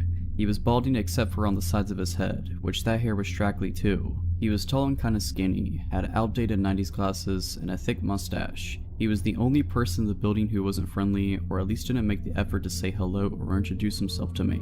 He also happened to be the maintenance man for all 5 buildings. I didn't think much of this at first. I honestly don't care if you're overly friendly to me. I enjoy having space of my own, and sometimes being too friendly is suspicious to me. That's just a personal problem, but I'm explaining why I didn't send up any red flags at first. One day when I was pulling out of the driveway to go to work in the morning, I noticed across the large lawn that led to the door to our buildings, the maintenance man was standing in the center, staring directly at me. Stare is the wrong word, more like glare. At first, I looked around confused, thinking perhaps he was looking at someone or something behind me. I was the only one there. Although a bit creeped out, I shrugged it off and continued with my day, forgetting all about it. The next day I was over at my neighbor Claire's apartment, the elder lady, and she happened to bring up a maintenance issue she had, but she mentioned that she would never ask the maintenance man for anything, and neither should I. I tried to ask her more about what she meant by that, but she ended up being very broad and said something along the lines of, he's just a known creep around here. Fast forward to the first incident. It was around 2 AM and I was still awake, but only barely, sitting on the couch watching TV alone in the apartment.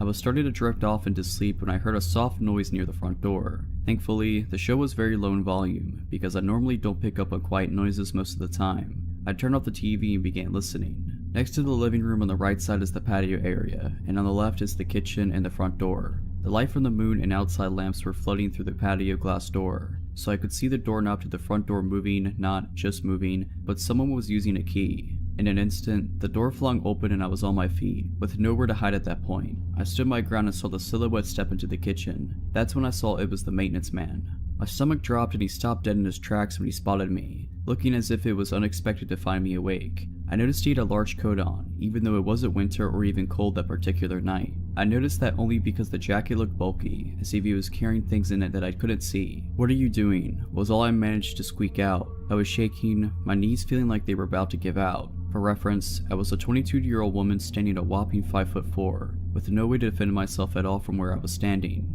He looked shocked, which made me feel like I had gained a little power from the situation. He retorted confusedly and angrily with, "Your toilet is making a loud noise that I could hear from my bedroom." I was angry and terrified, and only reacted with more anger when I saw him scrambling for excuses. "So you just let yourself into my apartment at 2 in the morning? I'm reporting this to management first thing in the morning." He stepped closer to me then. I backed up a few steps but still stood my ground, quickly turning on the light closest to me so he could see my fury. "The toilet is rumbling. I need to check it, now." Now I was trembling so hard I could barely stand. I had adrenaline and anger and fear all coursing heavily through my body. "Get out." He started to take the liberty to look around the kitchen where he was standing. My head immediately thought, what if he goes for a knife? And that's when he said it. "I can come in whenever I want." The sentence makes me shiver to this day. I didn't know what to do, and felt the power over the situation quickly dwindling down to a bad feeling that something bad was about to happen. "If you don't get out of my apartment now, I'm gonna start screaming as loud as I can." My voice was crackling and shaky, which made my heart drop into my stomach. I immediately felt like I was gonna be sick when he took yet another step forward towards me. "Check the lease. I could come in whenever I want. I'll see you later." He winked at me, creating a wave of nausea, and I felt faint. He slowly turned around and walked out, closing the door behind him and even going far enough as to lock it from the outside with his extra key. The next day, I contacted management as soon as their office opened.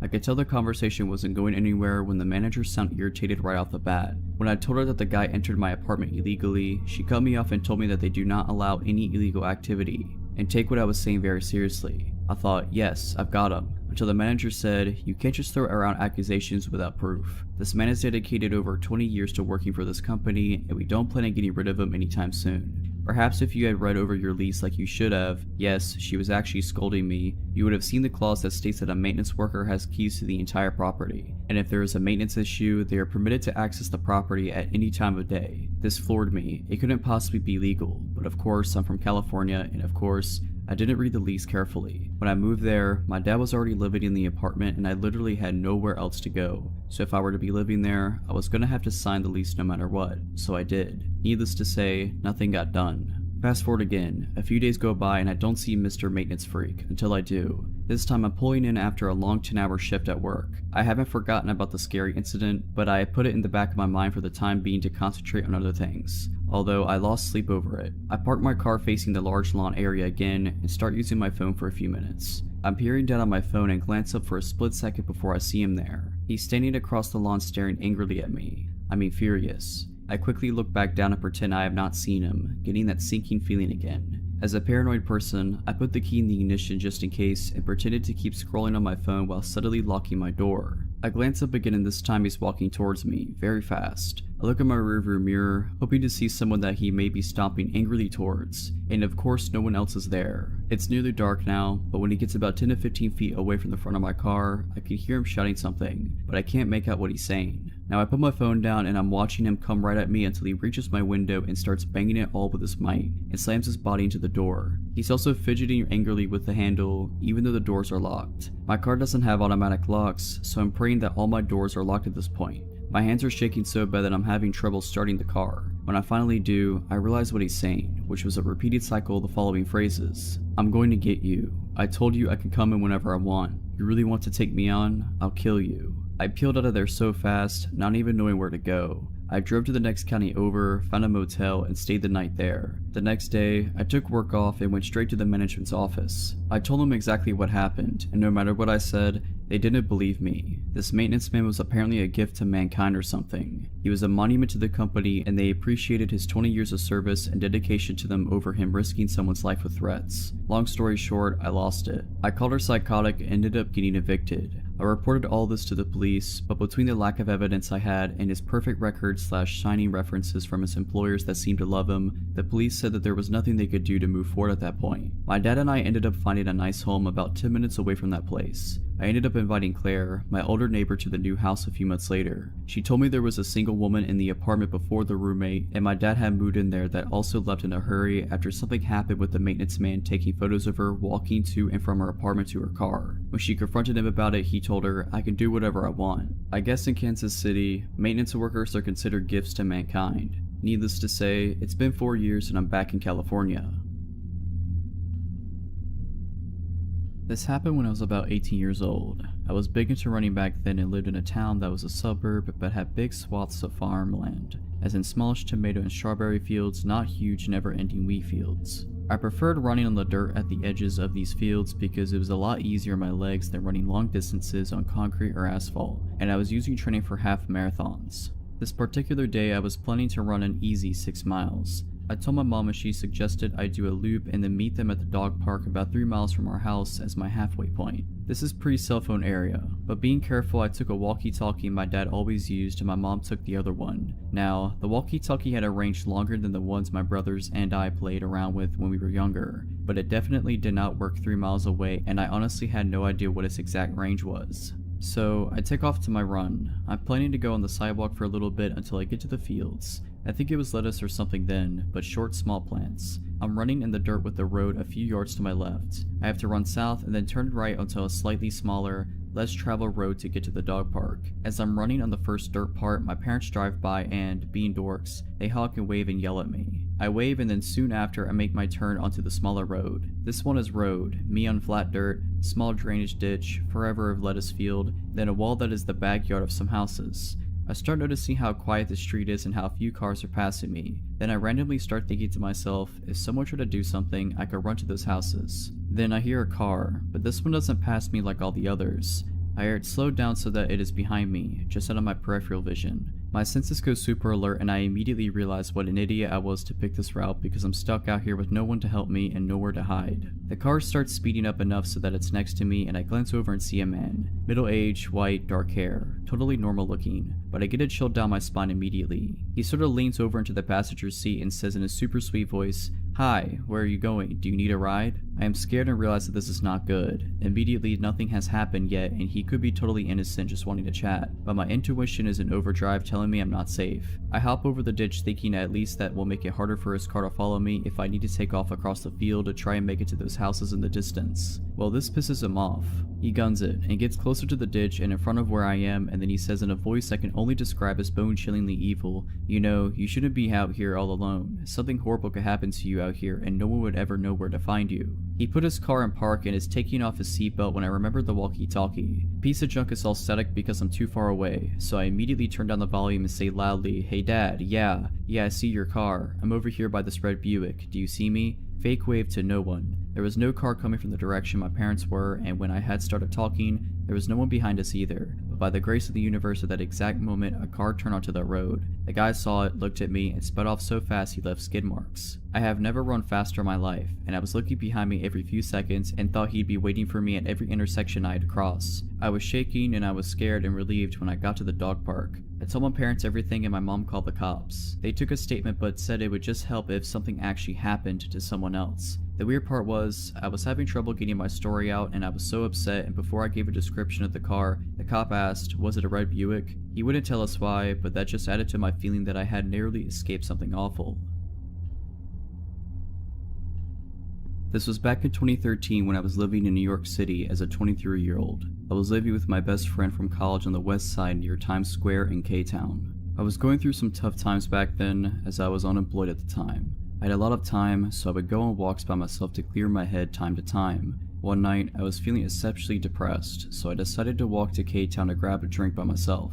I walked into a Korean bar and I got some weird looks from the waiter as I asked for a table by myself. After ordering a couple of soju bottles, I was feeling pretty drunk, so I decided to walk back home. However, as I was exiting out of the bar, this Korean guy followed me. He looked very normal, just like a nice Korean guy. He told me that he saw me drinking at the bar by myself and that he would love to walk me home to make sure I got home safe. I politely declined. After all, my apartment was pretty close. but he insisted and he looked so harmless that I decided to take him up on his offer. We walked like 10 minutes I think, and it was quite pleasant. We were both a little drunk, but I remember talking about all sorts of things, nothing personal. When we finally arrived at my apartment, I thanked him and wished him farewell. Now, my apartment was a 5-story walk-up, and there was a main door where we needed a key to open to get into the building. No doorman. I didn't think much of it and inserted the key to open the door and went in. The door takes a while to close shut, and it was my mistake for not checking before I went up the stairs. While I was approaching the 2nd floor, I heard someone grab the door from closing, and I heard footsteps coming up the stairs. I literally got goosebumps all over my body, and I felt like I was in danger.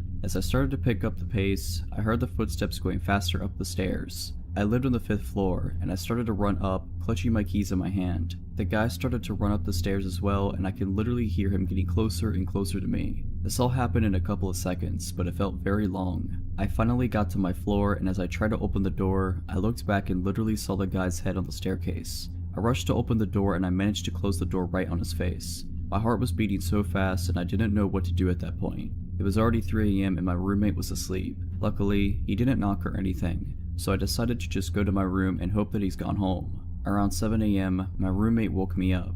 She said that there is a man standing in front of our apartment door. My heart sank and I explained the whole situation to her. She and I went to the door and screamed that we were going to call the police if he doesn't go home. I looked at the people and he told me that he will only go home if I gave him my number. We then called the police and saw him being escorted out. My roommate had to go to work, so she left the apartment and called me a few minutes later. She told me that she saw the guy speaking to the police downstairs. Apparently, he tried to lie to the officers that I'm his girlfriend and that we got into a fight. My roommate went up to them and explained to the officers that I do not have a boyfriend and that she doesn't know him at all. The police let him off with a warning. About 2 hours later, I heard a buzz from the main door downstairs. Maybe it's the police? Surely it can't be him again, right? I answered the intercom and I was shook. It was him again. "Just give me your number and I'll go away," he said. I warned him that I'm going to call the police again if he doesn't leave. A couple of minutes later, I heard ferocious knocks on my door. He must have gotten in when someone was entering the building. I was so scared at that point, so I immediately called the police.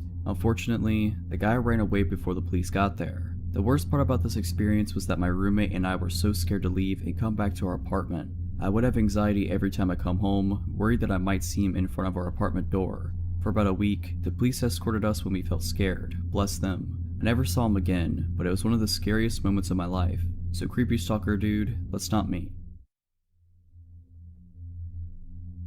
I live with my girlfriend as expats in a pretty foreigner-friendly Asian country. Most of the time we get by just fine despite only knowing a little bit of the language, because most people we interact with on a day-to-day basis speak fluent English. We started out in a tiny apartment which we quickly outgrew. We found a gorgeous condo with nice amenities and decided to move in. This condo is owned and managed by a local owner, rather than by an association or company. The building is a little bit older, which means that instead of key card access to our door, it came with a traditional key lock inside and bar latch, which is nice because it's more durable than a chain. Of note, our original building also had key card access to our floor, meaning that we could only ever access our own floor. Even the emergency exit stairwells did not allow entry to floors other than our own. This new place did not include this measure, and I routinely enjoyed a walk up the 15 flights of stairs to the room as a bit of a warm-up before going swimming. The quaint feeling of all of this changed about 2 months after we moved in. We were both starting new jobs and dragged our feet on some of the final touches of moving into a place. That is the last time we ever do that. My girlfriend nudged me awake at about 3 in the morning. I wake up extra groggy and unsure of my surroundings, but I snapped to full attention when she whispered with wide eyes, "Someone is trying to open the door." Now, the condo is 100 square meters, and the main door and the bedroom are at opposite ends. The bedroom itself has a rather sturdy door that was closed, and the aircon runs at night, so this had to have been some sort of commotion for her to wake up. I sprung out of bed and made it to the door in seconds. There was some guy outside our door, studying very intently at our lock. He was about my height, though probably 15 kilos heavier, and he was not a foreigner like us. "Wrong room," I had to yell, because the door is pretty thick. There was a pause and then a thud, then a smaller tock tock tock as he was knocking. From experience, I know that it's hard to hear through the door, and if English was not his first language, then understanding me through the door was going to be a real challenge anyway. Looking through the people as he kept up steady knocking, I noticed he swayed back and forth slightly, so I figured he maybe had a couple drinks and had the wrong room. I turned to my girlfriend and told her so, and that I was going to open just the key lock but not the bar latch and tell him he had the wrong room. She didn't love the idea, but what was a good alternative? I took a deep breath and undid the key lock. My hand shook as I turned the handle, and one hand braced against the door while the other opened it slightly. He must have been leaning close because I saw his face right at the opening, and I could smell beer on his breath. "You've got the wrong," was what I got out before he pushed against the door as hard as he could. The bar latch held, but it was enough that my girlfriend threw herself against the door, and with our combined force we shut it again. "No," I yelled, "go away, wrong room." Then he muttered something that sent chills through me. The door muddled the noise, having just woken up played tricks on my ears, and the language barrier filled in the gaps. But I could swear I heard him laugh a little and say, "Stupid boy." I froze. My girlfriend turned the key lock as he slammed his body into the door once, twice, 3 times, I lost count. Every time I pressed against it harder, but I could still swear the 4 screws that held the bar latch in place wiggled slightly. The thuds returned, and looking through the peephole, I could see that he was punching the door. His stoic face looked patient and annoyed as he swung his arm back over and over each time it hit my girlfriend, and I could feel the vibration through our entire bodies. After what felt like an eternity, the pounding stopped and I looked through the peephole. He wasn't there any longer. I listened closely and I could hear the long ding of the elevator down the hall. He might be leaving. My girlfriend had both our phones, texting the condo owner on hers and shoving mine at me. She was calling the owner, but at 3 AM there was no answer. Frantic text of "someone is trying to break in" spammed the other end when no one was picking up.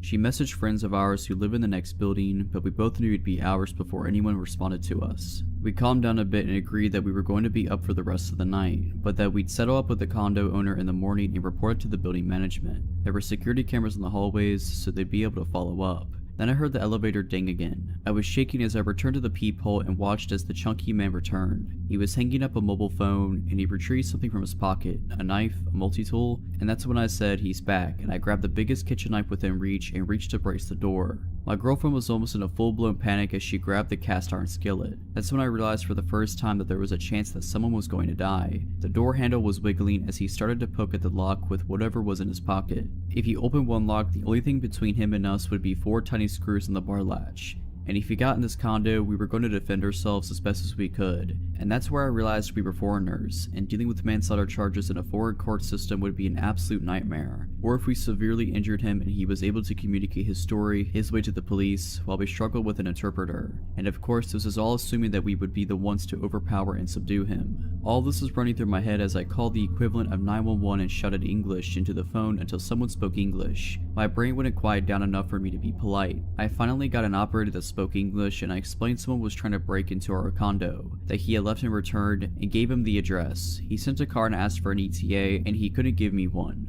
He wandered off again, but my spider sense was in full alert mode. It wasn't until half an hour later when several people wearing police uniforms and building management jumpsuits knocked on the door that I calmed down even a little. Still, I wasn't sure what to expect. One of the groups spoke English while the rest stood back. I explained everything in detail and pointed at the camera in our hallway, saying I wanted whoever it was found. One of the cops pointed at the nearby knife and raised an eyebrow, and I just confidently said, "Yeah, I would have if I needed to." After assurances and apologies and promises of follow-up, we received what we should have collected weeks ago: direct phone numbers to our building security room where cameras are monitored, as well as the local police station and the personal mobile number of our building security director. The sun was coming up and our condo owner called my girlfriend to comprehend what was going on. She promised us that she'd sent locksmiths there that day to install another deadbolt as well as a second bar lock if it helped us feel safe. The follow-up of everything was that the guy was indeed someone who got drunk and mistook the room. It was on the wrong floor. His wife had to come collect him more than once, and he would be fined for the cost of installing the extra locks. So while it is a bit comforting to know that he's a random drunk instead of a burglar,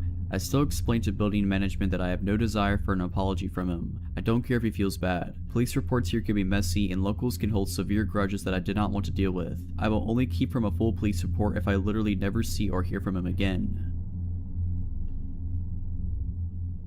So just as some background, I am male and currently 25 and still living within 15 miles of my old house. This happened when I was about 8 or 9, making my sister at the time 5 or 6. We lived in a quiet neighborhood that, once I grew up, I found out was actually a lower income part of town. However, we had some wonderful neighbors, and it was thanks to these neighbors that a lot of potentially negative situations were avoided.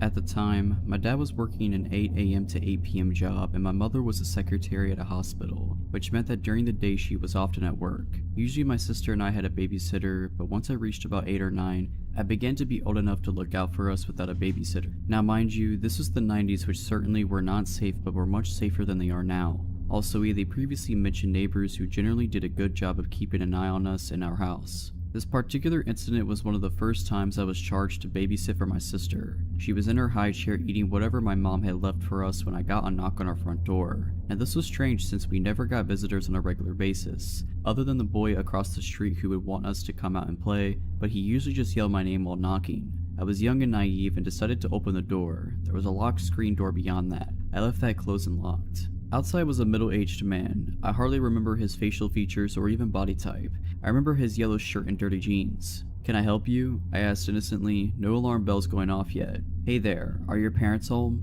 Alright, first alarm bell. My parents teaching me not to trust strangers rushed through my head, but I still didn't quite fully grasp the potential danger here. My mom went to the store, she'll be back any minute. Weird half lie. I could have said she was here but in the shower or that she was laying down upstairs. I'm glad I didn't tell him that she wouldn't be back for quite a few hours, but looking back it's scary how naive I was. "Well, that's no problem. Hey, so look, my dog went missing and I think it went into your backyard. Do you mind if I can come in and we can go check it out?" Okay, so I might have been dumb, but I wasn't that dumb. There was no way I was letting this stranger into my house, especially with my sister there. She was my first thought. Sure, I didn't want to have any harm follow me, but she was my sister and it was my job to keep her safe. I should have closed the door right then and there, but once again I went with the less safe but still not totally stupid route. "Well, the gate should be unlocked. If you want to go check the backyard, you can." And promptly closed the door. Now, of course I was very curious if there was a stray dog in my backyard. Dogs are great. Even with the weird guy being around, I was pretty interested to see how his search in the backyard went.